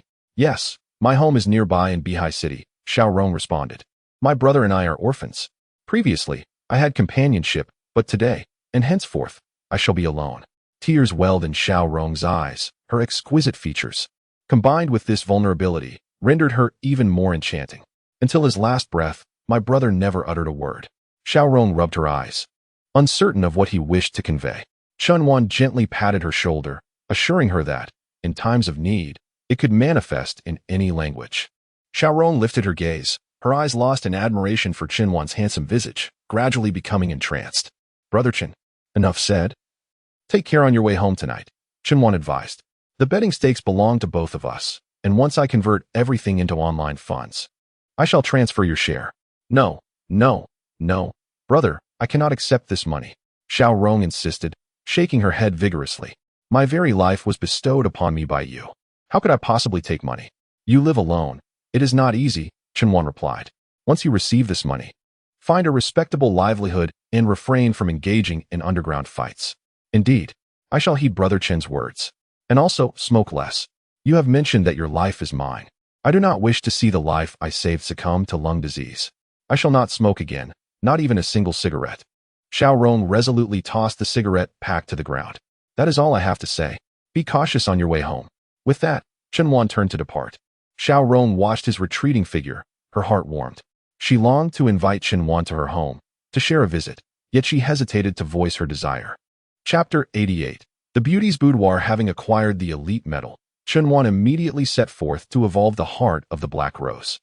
The heart of the Black Rose has met the evolution criteria. Shall it evolve? Evolve. Within the Beastmaster's domain, a dense black mist enveloped the atmosphere, while a purplish hue cast an ethereal glow. Black currents coursed restlessly over the body of the Black Rose heart, which bore an expression of anguish. It propped itself up with a spear, beads of sweat cascading down its exquisite visage. "What troubles you, my little demon?" Chen Wan inquired through telepathy. "I am fine, my master. The force of evolution is overwhelming. I require a moment to assimilate it," replied the Black Rose heart. With that, it tilted its head back and let out a fierce roar. Ha! In an instant, newfound energy infused the Black Rose heart's form. Its armor transformed, shedding its previous obsidian hue for a gradient of deep purple and crimson, elevating its once dull appearance to one of elegance and sophistication. Simultaneously, its upper body matured, featuring a resolute and strikingly beautiful countenance. The physical transformation was but a minor aspect. The upgrades to the spear and shield were particularly conspicuous. As the primary sources of the Black Rose heart's combat prowess, these weapons were central to each evolution. The demons affixed to the shield and spear grew more ferocious, merging seamlessly with the weaponry yet retaining their own consciousness. They were fierce, enraged, and brutal. Pet, Lil Vides, gender, female. Qualification, a grade, hidden qualification, SSS grade, level 32, level cap 123, type, dark, flying form, third evolution, new skill, Hellish Shield Reflective Force LV 1, dark, spear and shield combined. Level 1, Evil Hell Shield, reflection. Level 1, evil centered around oneself.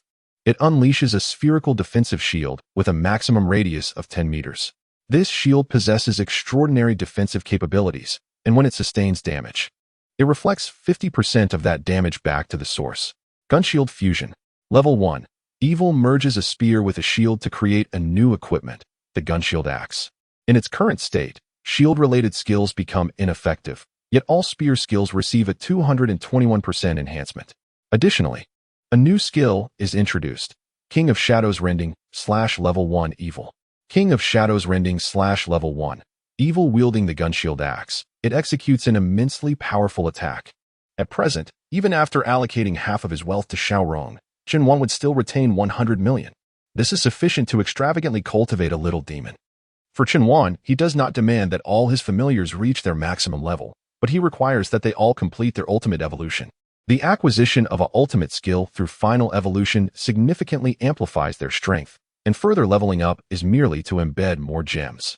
However, with the multitude of familiars Chen Wan possesses, fully embedding gems into each one would require an impractical sum of several billion to achieve his desired outcome. Lilith will evolve to level 51 next, allowing for the embedding of one more gem. As his life-saving familiar, the gem must provide unparalleled defense. During today's insect tide, without the little demon, he would have likely suffered severe injuries or even faced the possibility of losing his life. Truly, the system selections are impeccable. The recommended familiars are indeed exceptional, Chen Wan mused. On his way back to Yanlong University, Chen Wan stopped to purchase 1,000 upgrade capsules, along with an exquisite orange 9-star gem. After this expenditure, his fortune of 100 million had dwindled to a mere 100. The total cost for the 1,000 capsules amounted to 50 million, each priced at 50,000. As for the gem he acquired, Chen Wan had meticulously selected it. Beast Gem, Armor Master. Quality, Orange, Star Level, 9 stars. Effects. 1. Increases beast defense by 113%. 2. Enhances the effectiveness of defensive skills by 200%. Chen Wan proceeded to upgrade Li Erwei Desi. Li Erwei Desi's level has been raised to level 33. Li Erwei Desi's level has been raised to level 34. Li Erwei Desi's level has been raised to level 35. Li Erwei Desi's level has been raised to level 36. Li Erwei Desi's level has been raised to level 51. Equipping Gem. Armor Master. The armor of Li Erwei Desi became considerably more resplendent, and its overall defense was further enhanced. Current form has reached level cap. Would you like to use an evolution scroll? Yes. Accepting task. Deposit 50 million funds. Another monetary task. Qianwan felt a sense of helplessness wash over him. At this moment, what he lacked most was money. Perhaps he could borrow some from Ku Lingyu? Qianwan was well aware that Ku Lingyu was certainly not short on funds, but 50 million was no trifling sum. It was worth a try. Upon returning to Yanlong University, Qianwan found Ku Lingyu still seated in the hall, engrossed in her reading. He had noted that she was perusing the ultimate compendium of exotic beasts. The narrative encompasses a myriad of extraordinary creatures. Upon seeing Qianwan return, Ku Lingyu hastily rose to greet him. At present, Qianwan appeared disheveled, his face dirted and streaked with traces of blood. His arms and legs bore numerous scars. Yet he remained oblivious to them. "Qianwan, how did you get hurt?" inquired Ku Lingyu.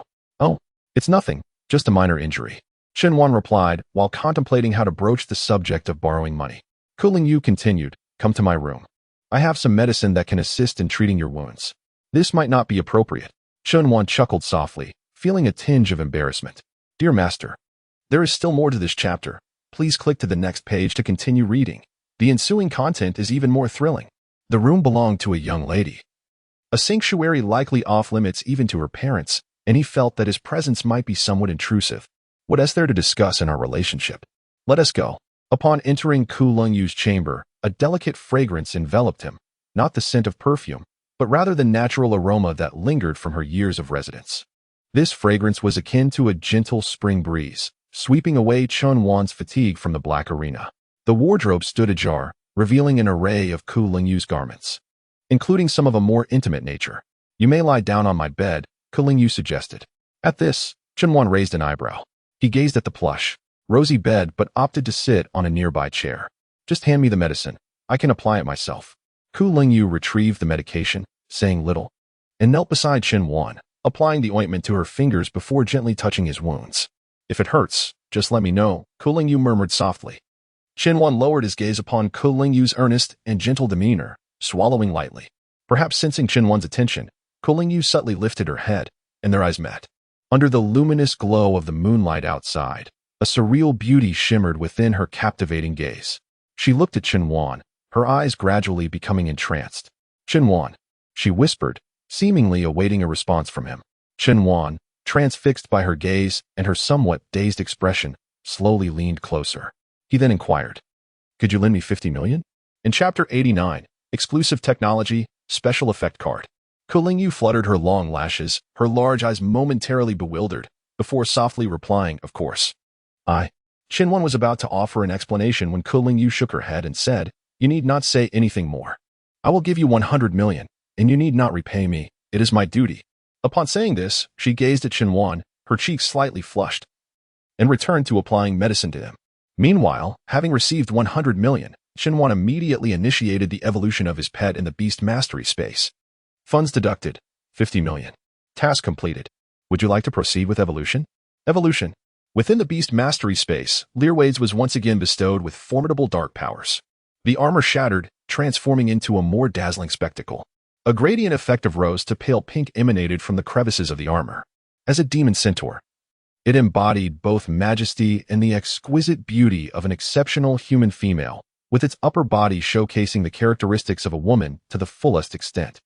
The armor upon her body was enveloped in ethereal effects, a stunning interplay of soft pink and deep crimson hues, exuding an air of nobility and elegance. Simultaneously, the long spear and shield were adorned with 18K rose gold trim, the inner layer of which was inlaid with a ring of hellish rubies. This was none other than the Grieving Knight of Tears. Pet. Grieving Knight of Tears. Gender. Female. Qualification. A grade. Hidden qualification. SSS grade. Level. 51. Maximum level. 123. Type. Evil. Flying. Form. 4th evolution. New skills. Hellish Howl Evi.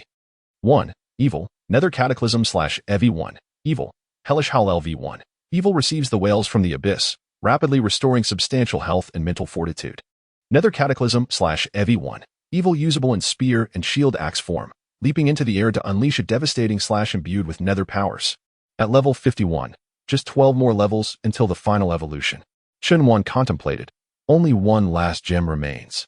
Ku Lingyu, tending to Qianwan's wounds, occasionally glanced up at her, observing her lost in thought, wondering what occupied her mind. Perhaps it was Ku Lingyu's deliberate slowness that extended the treatment to an entire hour. "All right, Let me support you back to rest. Or perhaps it would be better for you to lie down here and recuperate, Yu suggested. The assessment is tomorrow. You must tend to your injuries properly tonight. Thank you. This issue is trivial. Merely superficial wounds, Chen remarked. I can return by myself. Yu assisted Chen in applying ointment to her injuries. And then Chen made her way back to her own room. Lying on her bed, she gazed at the ceiling, contemplating the upcoming assessment while reflecting on her experiences over the past few days. Indeed, she possessed considerable strength, yet in the grand scheme of the world, she would only be regarded as moderately competent. If she were to challenge the transition from 6 stars to 7, Chen felt it would likely end in failure. After all, ascending from 5 stars to 6 was already quite a formidable task. Furthermore, the current array of dark beast masters was exceedingly diverse, indicating that this world was far from simplistic. In addition, Chen planned to confront several death-level beasts to acquire more abyssal evolution scrolls. The standard evolution scrolls were excessively cumbersome and time-consuming. However, death-level beasts predominantly resided within forbidden zones, heavily guarded by military forces. Yet, given her abilities, evading these troops would be a trivial endeavor. In a 5-star hotel, Xian lay alone in bed, occupying an empty room. Unbeknownst to her, her partner had already met his demise, and she awaited Meng Qianyun's return to torment her. What could possibly be taking so long? Where has that insufferable man disappeared to? Xian retrieved her phone and dialed repeatedly, but no one answered. Surely, he hasn't fled, abandoning both me and Fei. Frustrated, Xian struck the table with a forceful blow. It was already 11 o'clock at night. She had to return home. Waiting for Meng Qianyun was no longer an option. Upon arriving home, she found Qin Fei engrossed in his mobile phone. What has happened, mother? Qin Fei inquired. What position can President Ming arrange for me in the guild? I do not know. I have not seen anyone, Xian replied. I am also uncertain what tricks that old woman Su Yutong will pull tomorrow. Even now, the specific assessment process remains unclear. Regardless of the process, I can secure first place against this bunch of useless individuals. To be on the safe side, you should take these 2 items. Xian produced 2 cards from her bosom. One card was red, and the other was gold, both adorned with the emblem of the Phantom Academy, depicting an assassin's cloak. What are these? Qin Fei asked. The red one is a burst card, and the gold one is a troop card. Both were developed by one of the prestigious universities, the Phantom Academy, and they are referred to as special effect cards. I managed to acquire them through connections, Xian explained. The burst card allows you to select one of your beasts, and upon activation, it enhances all attributes by 200%. The troop card also requires you to select one beast. Once activated, it will summon 4 identical beasts to assist in battle, lasting for a maximum of 1 minute. Unlike soul techniques, special effect cards do not consume the beast master's mental or physical energy, nor do they deplete the beast's mental or physical energy. However, each card can only be used once, after which it becomes scrap metal. Wow, such a powerful item. And I have never heard of it before. Qin Fei exclaimed joyfully as he took the 2 cards. This effect is simply terrifying. Mother, how did you manage to get these? This chapter is not yet complete. Please click the next page to continue reading the captivating content. Qin Fei was acutely aware that, given his family's capabilities, it was insufficient to establish any connection with a prestigious university. Xian momentarily found herself at a loss for words, unsure of how to respond to her son. The child she was currently carrying was not Meng Qianyun's, but rather that of the principal of the Phantom Academy, Qin Yuanxiu. How else could it have come about? Of course, it was by relying on the stark contrast of my own grace. Xian seemed quite proud of her ability to allure men. She could effortlessly transcend social strata using her charms. It is important to note that this special effects card was a product of the technology from Phantom Academy, circulating solely within elite circles, and each card was valued at an astronomical sum of 90 trillion. Qin Fei was already aware of his mother's affair with Meng Qianyun and had internally regarded Meng Qianyun as his godfather. However, what he was unaware of was that Xian maintained a high-frequency communication with Qin Yuanxiu daily, truly embodying the essence of a master in time management. Achieving excellent results tomorrow will earn you the favor of that old fox Su Yutong. It will pave the way for a smoother journey within the guild in the future, Xian advised. In the eyes of ordinary individuals, people like Xian and Su Yutong were already considered upper class. In reality, however, there existed at least 3 to 4 tiers of even more elite individuals above them. Mu Xian understood that the best path for her son's development was to make a name for himself within the Epic Guild. Although she was involved with the principal of the Phantom Academy, he could not arrange for her son to enter the institution. That was a super university, the pinnacle of academic achievement in the nation. Acquiring these 2 special effects cards was already a remarkable feat, I understand, Mother, Qin Fei scoffed. Those inept individuals are hardly worth the use of my special effect cards. Chapter 90. The Assessment. Within the realm of the Yanlong Empire, each prestigious academy stands as a formidable entity. For instance, the portable biological information detector originates from the Star Academy. The current special effect cards are products of the Phantom Academy. Other academies possess unique technologies that have yet to be disclosed to the public. Only those who gain admission to these institutions are privy to such knowledge, while the lower echelons remain uninformed, reserved exclusively for the elite. Each technology possesses the potential to accelerate the evolution of human civilization. As for the most esteemed Demon Hunter Academy, it is known that the antidote for the dark sorcery afflicting beast tamers was developed by them, thus securing their position as the premier super university. Yet, as the most powerful of super universities, the true pinnacle of learning in the Yanlong Empire undoubtedly encompasses far more than this singular innovation. Qinhuan. Qinhuan, awaken. The following morning, with gentle whispers gracing his ears, Qinhuan gradually opened his eyes. Before him stood Kolingyu, smiling sweetly as she waved her small hand. Come on, wake up. It's time for breakfast, and then we must prepare for the assessment. In that moment, Qinhuan felt as though his body might melt away, overwhelmed by a sense of warmth. The very beauty rousing him from slumber was, unbeknownst to her, the epitome of perfection in the eyes of countless talented young men and affluent heirs. And here she was, tenderly coaxing him to rise. Kolingyu had felt a pang of sympathy upon witnessing Qinhuan return home in disarray the previous day, especially since she had borrowed 50 million from herself. It was evident that she was encountering difficulties. However, she would not inquire further from Qinhuan. If Qinhuan wished to share, she would undoubtedly do so. Qinhuan smiled gently and sat up from the bed. Are you feeling better? Kolingyu asked. I'm fine now. That's good to hear. Today my father is not home. He has gone to communicate with other schools, Kolingyu added, so I shall prepare breakfast.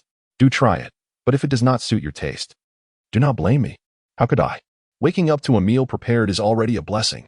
Qinhuan stretched languidly. Upon reflection, she realized that she had not genuinely enjoyed breakfast in years.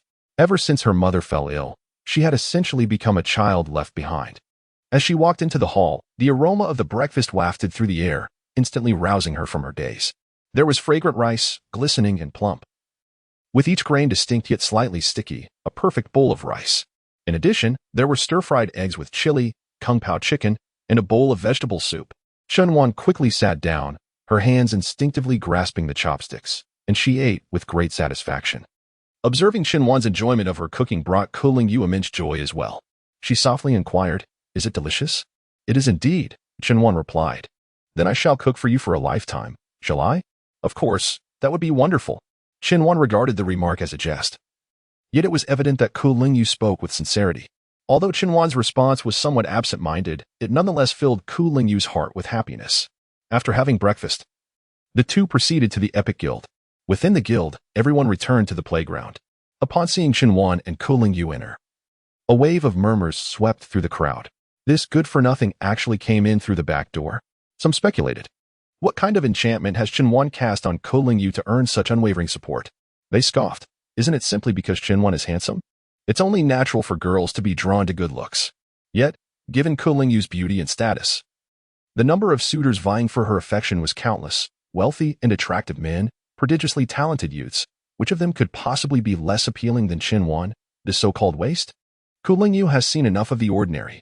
She simply craves something different. Is that a problem? The crowd erupted in laughter at this remark. Indeed, Qinhuan is nothing but a joke. I pray I do not encounter this fool during the assessment. Otherwise, I shall crush him to pieces.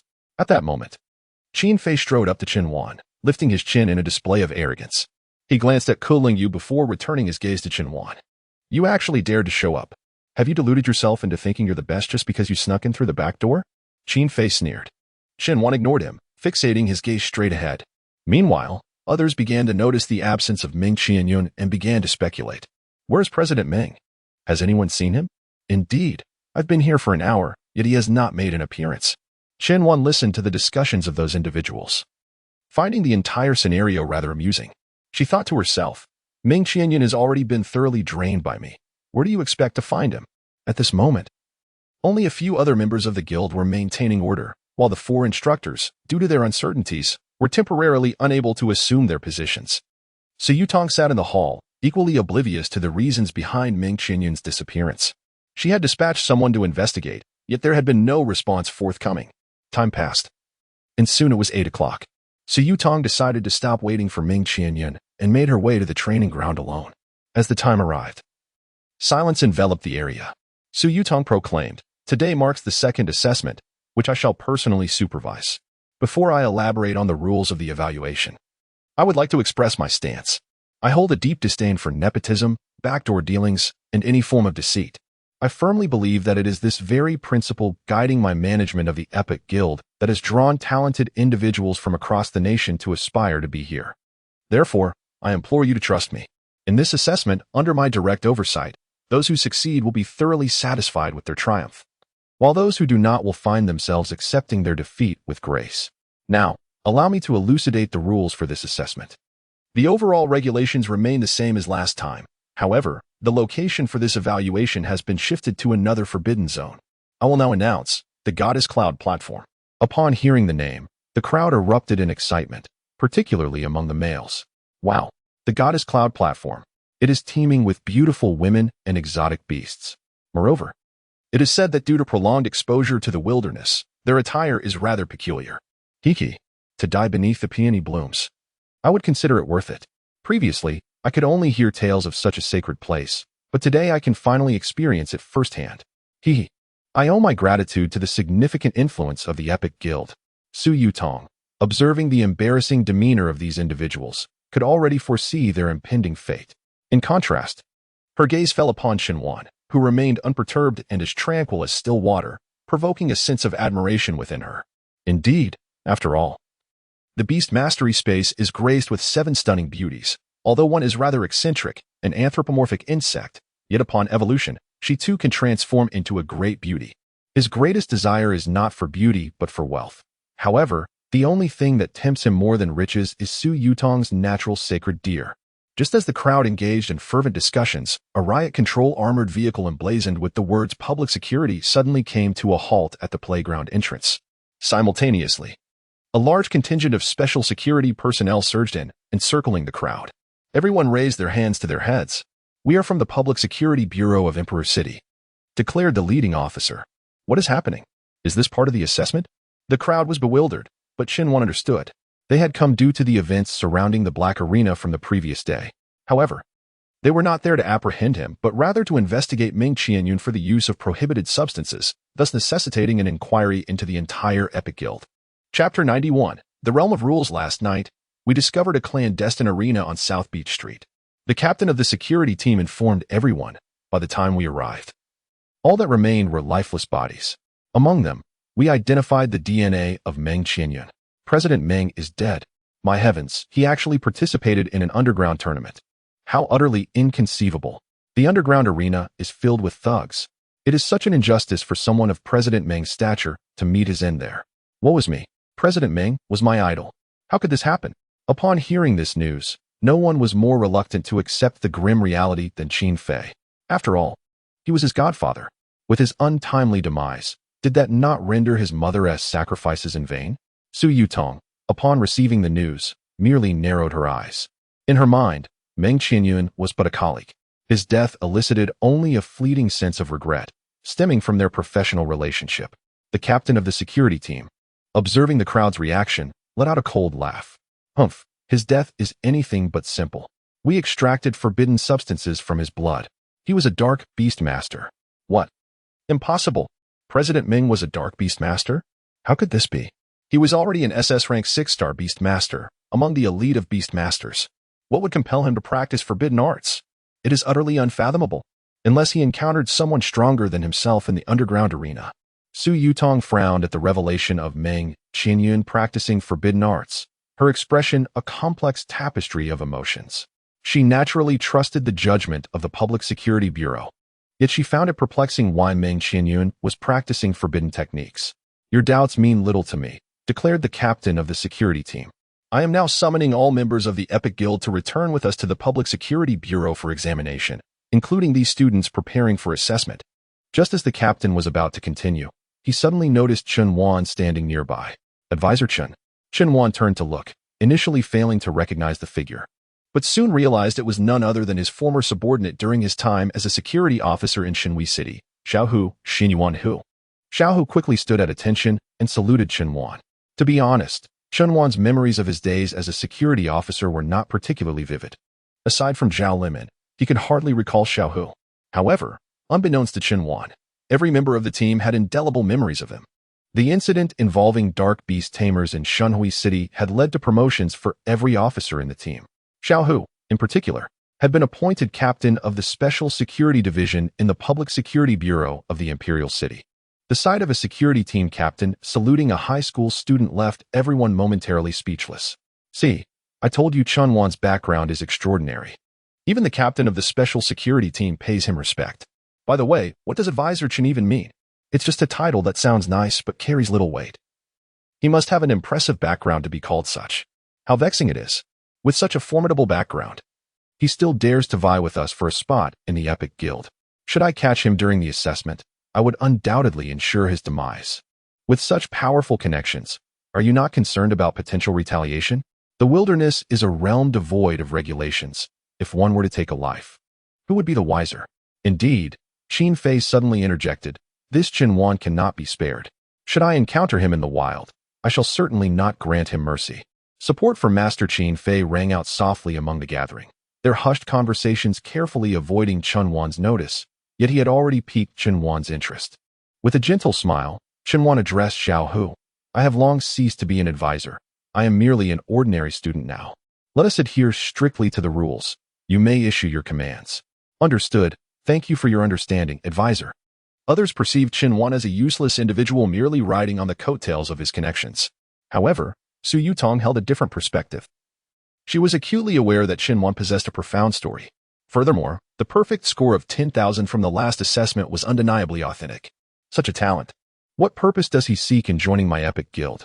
She pondered. Possessing the ability to vanquish death-level beasts surely qualifies one for a prestigious university. Once the crowd had undergone inspection at the Public Security Bureau, confirming the absence of dark beast tamers, they were led by Xianyuan Hu to an open area. I sincerely apologize for the interruption, Xianyuan Hu announced. You are all still under observation. Leaving the city is prohibited for 1 week. What? Can the assessment even continue like this? I simply wish to join the Epic Guild. Why must it be so complicated? Ming Qianyun, that foolish dog, has forsaken the noble path of a beast master to delve into the darkness. He has caused us all to falter. He even entertained thoughts of tormenting the influential. Yet fate has denied him that opportunity. Su Yutong proclaimed, I possess an abundance of methods for assessment. Today's evaluation shall proceed as planned, albeit within the confines of the city. Now, return with me to the guild. Upon their return to the Epic Guild, the members reconvened in the training ground. Su Yutong announced, we shall adopt a new assessment format, a man-made secret realm. This realm encompasses an island spanning 200 square kilometers, surrounded by the sea. You are to reside on this island for 7 days. Upon entry, you will be marked within a circular area measuring 90 square meters. This area will be subject to reduction after 12 hours, with both the duration and distance of each contraction being random. Those who remain outside the circle at the end of the countdown will be eliminated. Xinwan mused to herself. This is remarkably similar to the games I played on Blue Star. Meanwhile, the others seemed to be encountering such a competition format for the first time, expressing their astonishment. How thrilling. This is incredibly engaging. I had expected merely an ordinary man-made secret realm, but this is exceedingly intense. 200 square kilometers. Su Yutong continued. As this is a man-made secret realm, the safety mechanisms are substantial. Should a beast master find themselves on the brink of fatal danger, they will be forcibly ejected, along with their elimination. This is vastly different from the outdoor assessments, thus resulting in a mortality rate of 0. Furthermore, should you wish to withdraw midway, you are free to exit the secret realm. Given that this is an assessment conducted within the city, to ensure fairness and peace of mind for all participants, I will invite various organizations from both within and outside the city to oversee the proceedings. I reiterate, my aim is to ensure that the defeated concede with conviction. From this declaration, Chunwan could sense that she was advocating for herself. She glanced at Su Yutong, only to find Su Yutong's gaze inadvertently sweeping across her. I have yet to elaborate on the assessment format. The forthcoming artificial secret realm is provided by one of the prestigious universities, Pineapple Academy, featuring proprietary technology with rule-based constraints.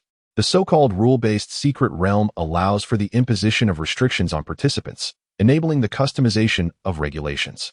The rule I have established mandates that you are not permitted to utilize your existing pets. Upon hearing this, the crowd was momentarily bewildered. What? Are we not allowed to use our own pets? What does that mean? Are we forbidden from battling with our pets? This is absurd. Chapter 92. The New Tank Pet. Having lived this long, it is my first time encountering such nonsense as a rule-based secret realm. Qin Fei mused. What tricks is this old woman up to? Qin exchanged a glance with Ku Lingyu. Have you heard of this? Qin inquired. Not at all. Ku Lingyu shook her head. But for you, regardless of how the rules fluctuate, I am confident you will manage with ease. Manage with ease? As Qin Fei approached with a mocking expression, he chuckled.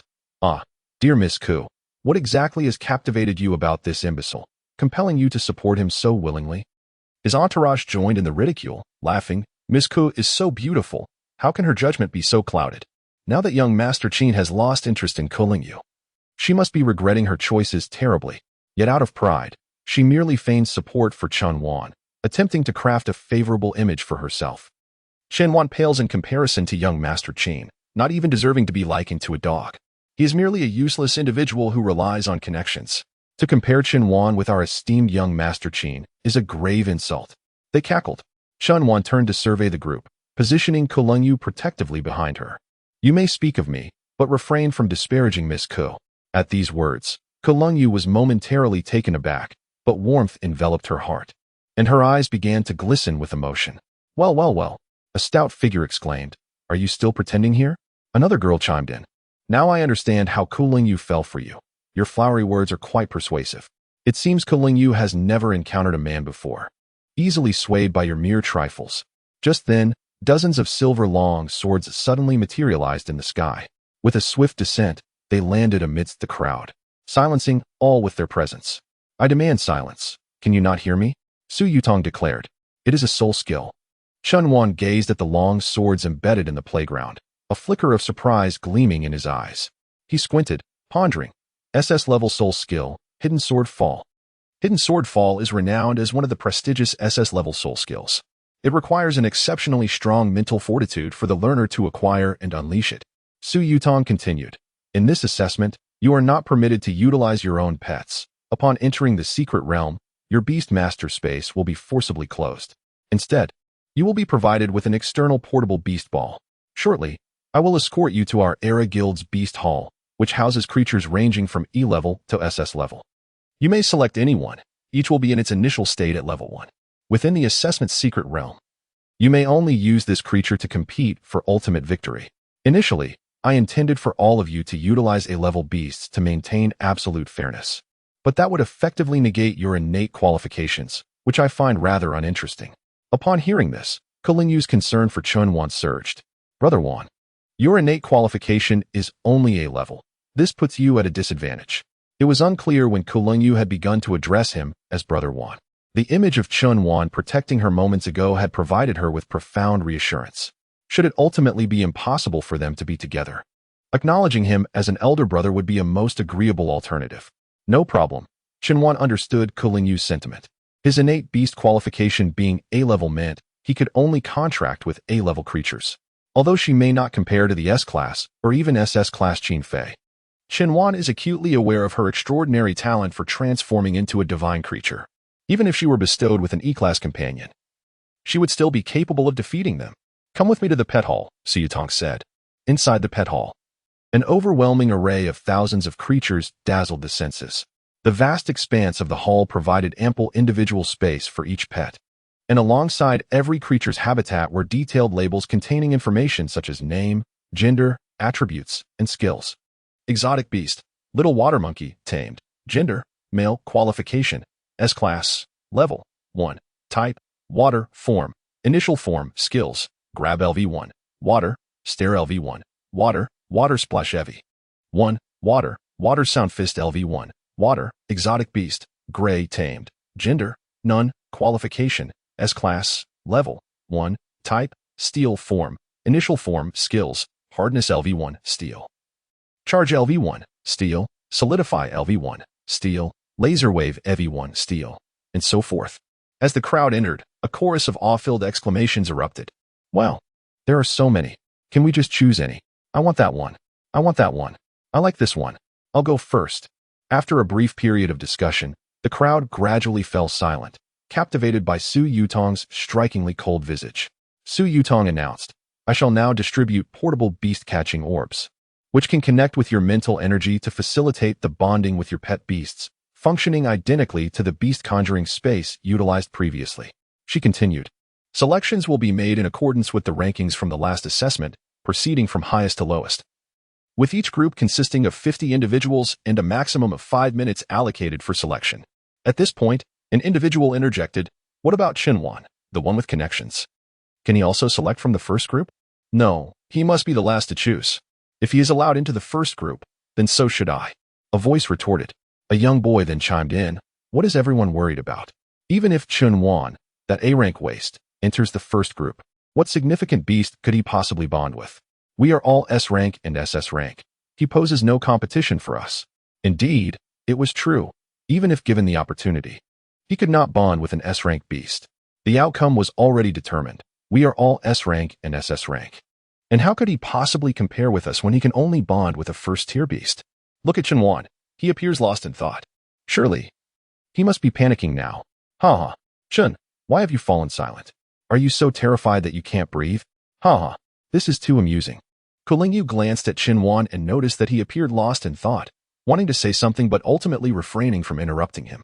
In truth, at that moment, Chinwan was examining the information that had just emerged from the system, detected that the host requires a second tank-type pet, and a creature has been identified that perfectly aligns with your needs. Following the system's indication, Chinwan looked over. Creature, sunflower, domesticated, gender, female, qualification, E-grade, level, 1, type, grass, skill, photosynthesis LV, 1, grass, form, initial form, this pet, having undergone divine transformation, will possess formidable defensive capabilities, becoming your reliable tank. It also has a certain degree of melee offensive ability. E-grade. Is that truly feasible? Chinwan pondered. If the host trusts the system, there is nothing to worry about. System's careful selection. It is undoubtedly a fine product. It was a petite pink flower, no larger than a fingernail, appearing fragile enough to be crushed underfoot. The little sunflower seemed to have sensed Chinwan's gaze and turned to look at him. Although it lacked discernible features, Chinwan could still perceive the emotions it conveyed, an undeniable sense of being acknowledged. As the weakest E-grade pet in the vicinity, its usual role was merely to serve as a decorative element in the hall or to complement the more powerful, high qualification, and rare pets. Yet now, it had captured attention. Chinwan smiled gently to herself, returning to reality as she said, I can take the final selection. Su Yutong, upon hearing Chinwan's words, felt a sense of relief. Otherwise, she truly would have been at a loss on how to handle the situation. This further enhanced her fondness for Chinwan. Oh, how it seems as though she is bestowing a great mercy. What can you possibly choose as the first selection? Even selecting an S rank is a challenge for you. How can you manage with the first group? Chinwan refrained from engaging in banter with this unruly crowd, merely displaying a cryptic smile. It was now time for the first group to make their choices based on the rankings. Su Yutong added, I must remind you, should the portable beast ball contract fail, it will be rendered useless and you will be directly eliminated. The crowd began eagerly attempting to contract their desired beasts into the portable beast balls. Qin Fei successfully contracted a 2-meter-long dragon enveloped in crackling electricity. Its initial form was already quite formidable at 2 meters. Moreover, it possessed a pair of dragon wings, which, when spread, made it appear even more colossal. The dragon's visage was sharp, its skeletal structure robust, and its body adorned with shimmering blue and purple scales. Each scale was as sharp as a blade. Goodness! The dragon that young Master Qin Fei contracted is astonishingly powerful. It seems the first place has already been secured, leaving no room for competition. Indeed, young Master Qin Fei has obtained an SS rank beast, showing no consideration for our chances. How enviable! When will I ever be able to live like young Master Qin Fei? Not to mention, the information indicated that it possesses 3 attributes. How rare indeed. Exotic beast, yellow electric Tyrannosaurus, tamed, gender, male, qualification, SS grade, level, 1, type, electric, dragon, flying, skills, Tyrannosaurus claw, LV1, dragon, electric frenzy claw, LV1, electric, super flight LV1, flying, lightning dragon armor LV1, dragon, electric, lightning judgment LV1, electric, form, initial form, such strength in its initial form. How shall we engage with this? Young Master Qin Fei, please show us mercy. The crowd began to express their vulnerabilities to Qin Fei, yearning for leniency during the assessments. Chen Wan regarded the creature chosen by Qin Fei and pondered. This beast possesses flight capabilities, while the sunflower lacks such abilities. Being confined to close combat with only robust defense, it seems rather passive. At that moment, the system panel reappeared. Detecting the host's concerns, this system can reveal a hint. The sunflower has an evolutionary path that can incorporate both flight and defense. Moreover, this evolution requires merely reaching level 2 for the first transformation. It will possess the ability to fly. So that is the case. Another flying beast. Splendid. A slight smile graced Chen Wan's lips. Subsequently, each group member began to select their respective beasts one by one.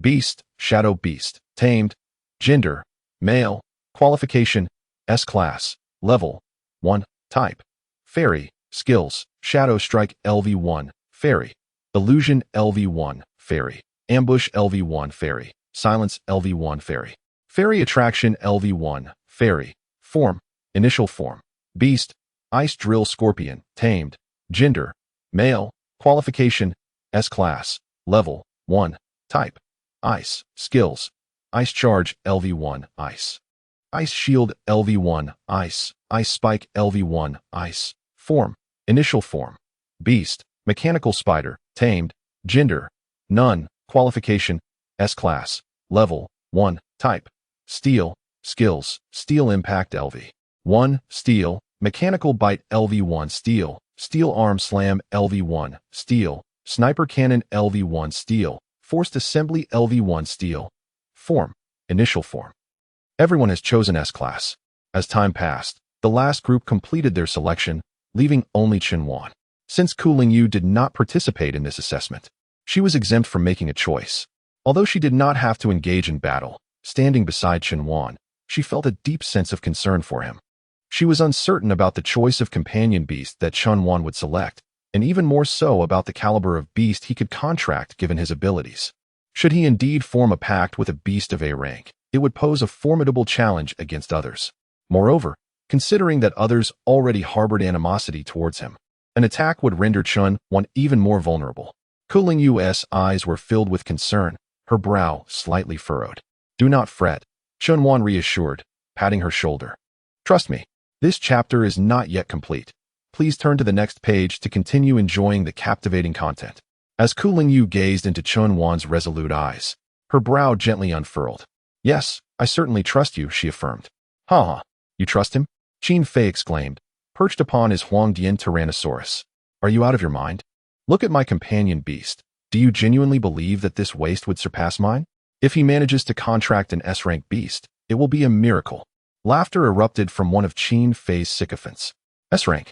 With his A-level innate qualifications, what right does he have to contract an S-rank? He should humbly settle for an A-rank. Qin Fei mocked. Ku Lingyu, if you have any regrets, kneel now and apologize to me. I might still show you some leniency based on our past. Qin Fei laughed. I could take you as my concubine. Ha! Miss Ku is truly unfortunate. She could have rightfully become young Master Qin Fei's girlfriend, yet now, out of pride, she is bound to a worthless individual. Miss Ku, being a concubine to young Master Qin Fei would surely be preferable to being this waste girlfriend. Upon hearing such vulgar remarks, Ku Lingyu felt a surge of anger coursing through her body, causing it to tremble faintly, with a glimmer of murderous intent flickering in her gaze. Rest assured, I shall ensure they silence themselves, Chen Wan assured Ku Lingyu. For reasons unknown. Each time she heard Chen Wan's voice, a profound sense of tranquility enveloped her, dissolving any negative emotions. While Chen Wan's striking appearance and melodious voice contributed to this sense of comfort, it was ultimately her admiration and adoration for him that cast a radiant filter over her perception. At that moment, Su Yutong interjected, Chen Wan, you are the last to choose. Please proceed. Very well, President. Chunwan replied with a nod as he stepped forward. The arrangement of the beasts was categorized by their aptitude. The lower the aptitude, the closer they were positioned to the center. The E-grade creatures were relegated to the innermost area. Chunwan advanced, first entering the SS-grade zone. His gaze did not waver towards the beasts flanking him. He strode purposefully ahead. This fool possesses some self-awareness. Realizing he cannot form a contract with an SS-grade beast, someone remarked. Indeed, who wishes to humiliate themselves before their woman? Came the laughter in response. I suspect he will attempt to contract an S-grade beast. An S-grade? That good-for-nothing who relies on backdoor dealings doesn't deserve it. Another scoffed. He will surely aim for an A-grade. The success rate for an S-grade contract is virtually zero for him. Should he fail, he will be eliminated, losing even the qualification to enter the secret realm. Su Yutong's gaze remained fixed on Chunwan, her eyes brimming with anticipation, though she had never outwardly expressed it. Her curiosity about Chunwan was exceedingly intense. What kind of beast would he ultimately choose? Su Yutong pondered. Would he truly dare to attempt a contract with an S-level beast? If he were to fail, it would mean immediate elimination. Chunwan proceeded into the S-level zone, showing no signs of hesitation as he strode forward. Ha ha ha. This coward has indeed opted for caution. He actually chose an A-level beast? What could he possibly use to contend with us? I have no desire to prey upon the weak. Chunwan, you shall forever remain an A-level failure. Ha ha ha. Just when everyone assumed that Chunwan would linger in the A-level area, he continued his unwavering advance. Not even glancing back. What is happening? Could it be? Is he really this timid? Not even opting for A-level, could he possibly be selecting a B-level? Chapter 94. The assessment begins. The divine transformation. No way. If he chooses B-level, what will he have to fight us with? Just a moment ago, he seemed so confident. And now he has gone for B-level? How amusing. Ha ha ha. B-level. This is hilarious. Everyone, look at Kulingyu. Her complexion has turned pale. At this moment, Kulingyu clenched her small hands tightly, her lips pressed in anxiety, the tension emanating from her being. Upon witnessing Chunwan enter the zone for B-level beasts, Su Yutong was equally stunned. She had believed that Chunwan would at least contract with an A-level beast, never anticipating he could choose something even lower. What is happening? Su Yutong instinctively lowered her raised leg, straightening her posture in the process. If she were to choose B-grade, what would she select? While Su Yutong pondered, Chunwan continued his stride unabated, making his way directly to the C-grade companion beast area. Not choosing B-grade. C-grade. Is he really opting for C-grade? A waste is indeed a waste. Miss Ku, how could you possibly find any merit in such a waste? Yet, Chunwan remained undeterred, venturing into the D-grade companion beast area. Is he merely strolling about? Not selecting even C-grade. What on earth is he up to? How ridiculous. Ignoring the murmurs around him, Chunwan boldly stepped into the final E-grade companion beast area, standing before a small sunflower. The tiny sunflower twisted its body to gaze at him. Chunwan offered a gentle smile and retrieved a companion beast ball. Contract.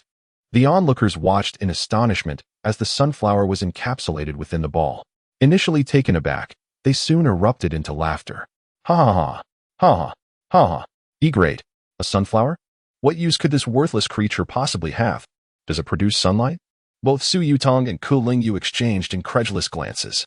Kulingyu's expression was one of concern. She could not fathom what had come over Chunwan, even fearing he had been subjected to some sort of shock. Su Yutong, on the other hand, was filled with confusion. As Chunwan returned to the crowd, he felt the derision surrounding him, yet his heart remained as tranquil as still water. Observing Chunwan's nonchalant demeanor, Kulingyu chose not to comment further.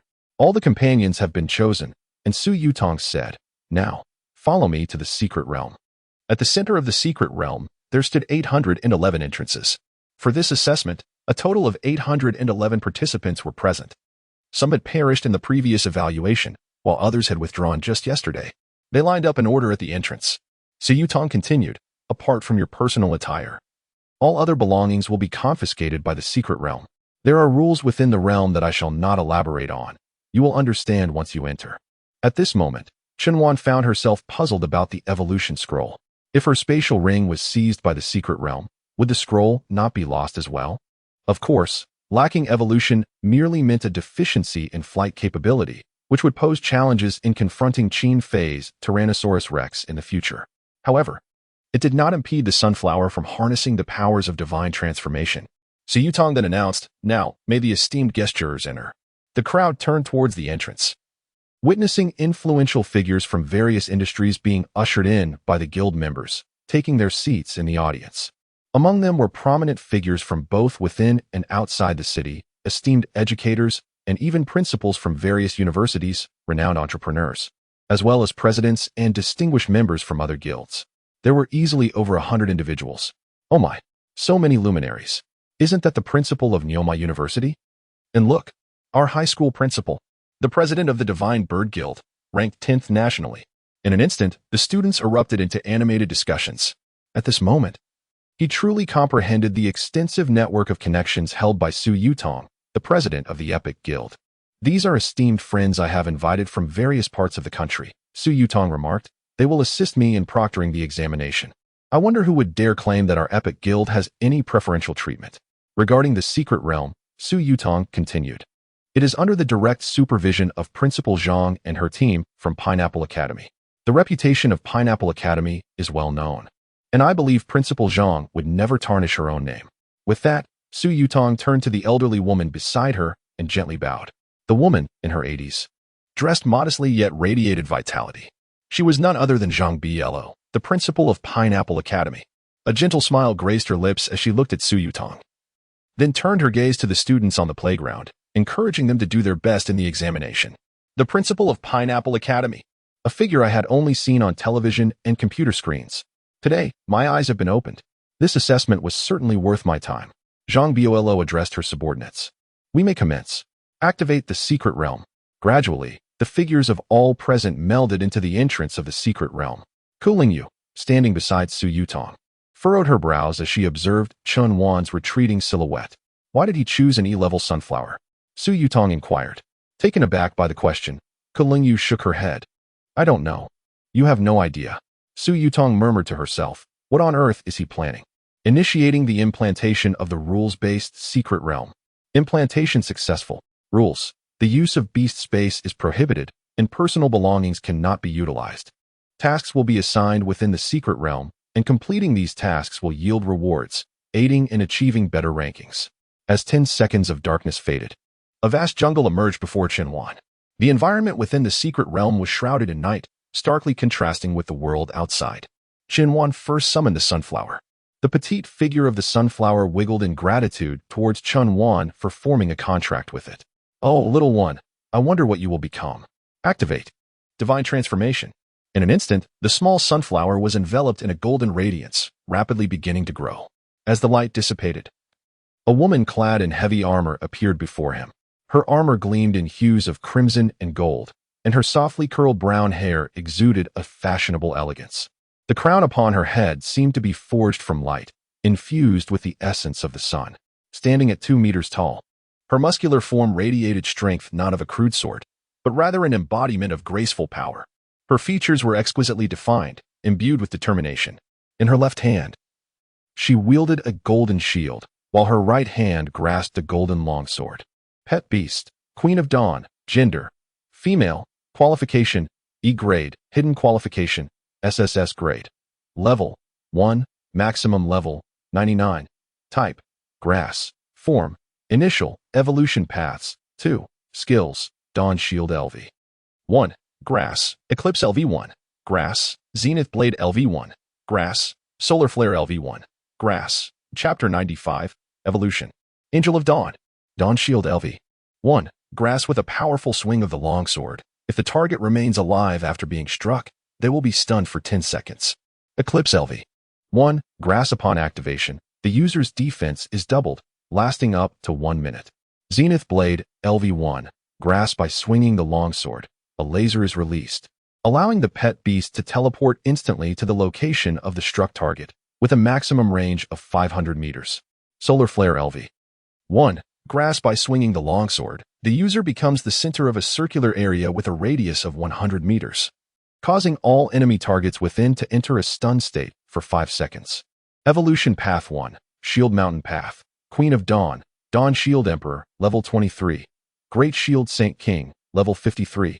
Shield Mountain Goddess, level 77. This path significantly enhances defense while amplifying shield effects. though it may somewhat compromise offensive capabilities. Evolution Path 2, Angel Route. Dawn Queen, Dawn Angel, Level 2. Armored Seraph, Level 23. Wings of the Sun God, Level 56. Holy Maiden of the Sun God, Level 68. Sun Goddess Lwyn, Level 88. This path will bestow upon the summoned beast the attribute of flight, while simultaneously enhancing its overall attributes. I possess a tenfold speed enhancement for leveling up, allowing me to reach Level 2 after defeating just a couple of monsters. However, how does one acquire this evolution scroll? At that moment, the Secret Realm panel continued to display new text. Current task available. Achieve 50 points in slaughter.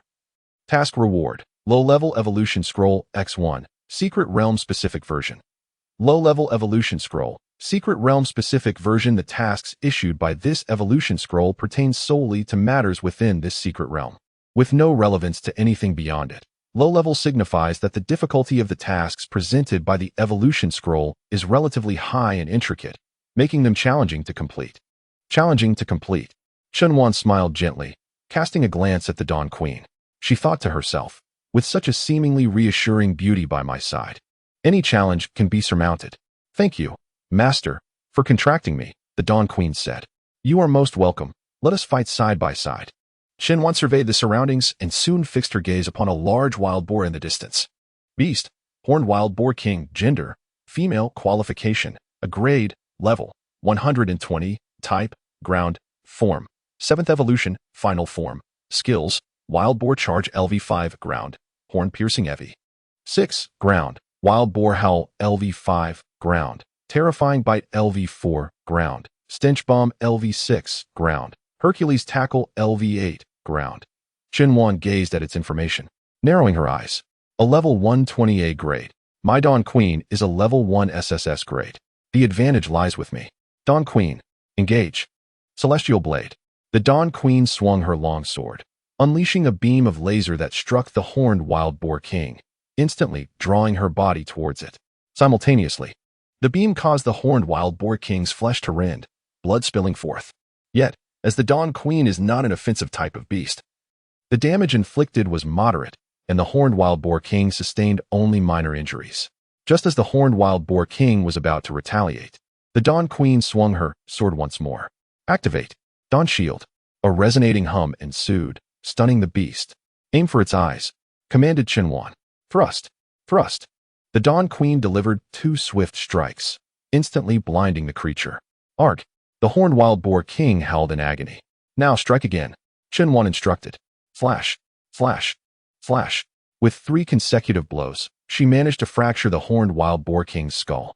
Meanwhile, the horned wild boar king began to recover from its stupor. It did not retaliate against the Dawn Queen. Instead, it directly unleashed its skill. The Wild Boar's Howl. Wild Boar's Howl LV. 5. Ground unleashes a howl, summoning all boar-like creatures within a radius of 100 meters to converge at the location with utmost speed. At this moment, Shenwan couldn't help but ponder. Had it been Xiao Zi, even in a level 1 state, it could have obliterated this wild boar effortlessly. How could it be left here barking like a dog? Yet, every strength has its weakness. The Dawn Queen possesses control and high defense. If its attack power were also formidable, it would be a dire situation. There exists no perfect beast in the world, not even those of SSS rank. With a howl, the earth trembled as a multitude of boars rushed towards them. Master, what should we do? The Dawn Queen inquired anxiously. Do not panic. Continue the assault, Shenwan replied calmly. You only need to overcome it. I will handle the rest. With that, Shenwan waved his arms, channeling his mental energy, as ripples began to form around his body. Buzzing, buzzing. The water ripples gradually flowed, gaining speed until 8 water dragons manifested instantaneously. At that moment, the grotesque wild boars surged from all directions. Shenwan suddenly thrust his arms outward. Water Dragon Emperor, Annihilation. The 8 water dragons surged forth, ruthlessly slaughtering the boars. In an instant, flesh and blood were scattered everywhere. Though he could achieve instant kills, the sheer number of boars was overwhelming. It took Shenwan over 20 seconds to eliminate them all. This was an SSS-level soul skill. Maintaining such a powerful skill with his mortal form for over 20 seconds was already beyond his limits. Yet, he was relieved to have vanquished the horde of wild boars. This chapter is not yet complete.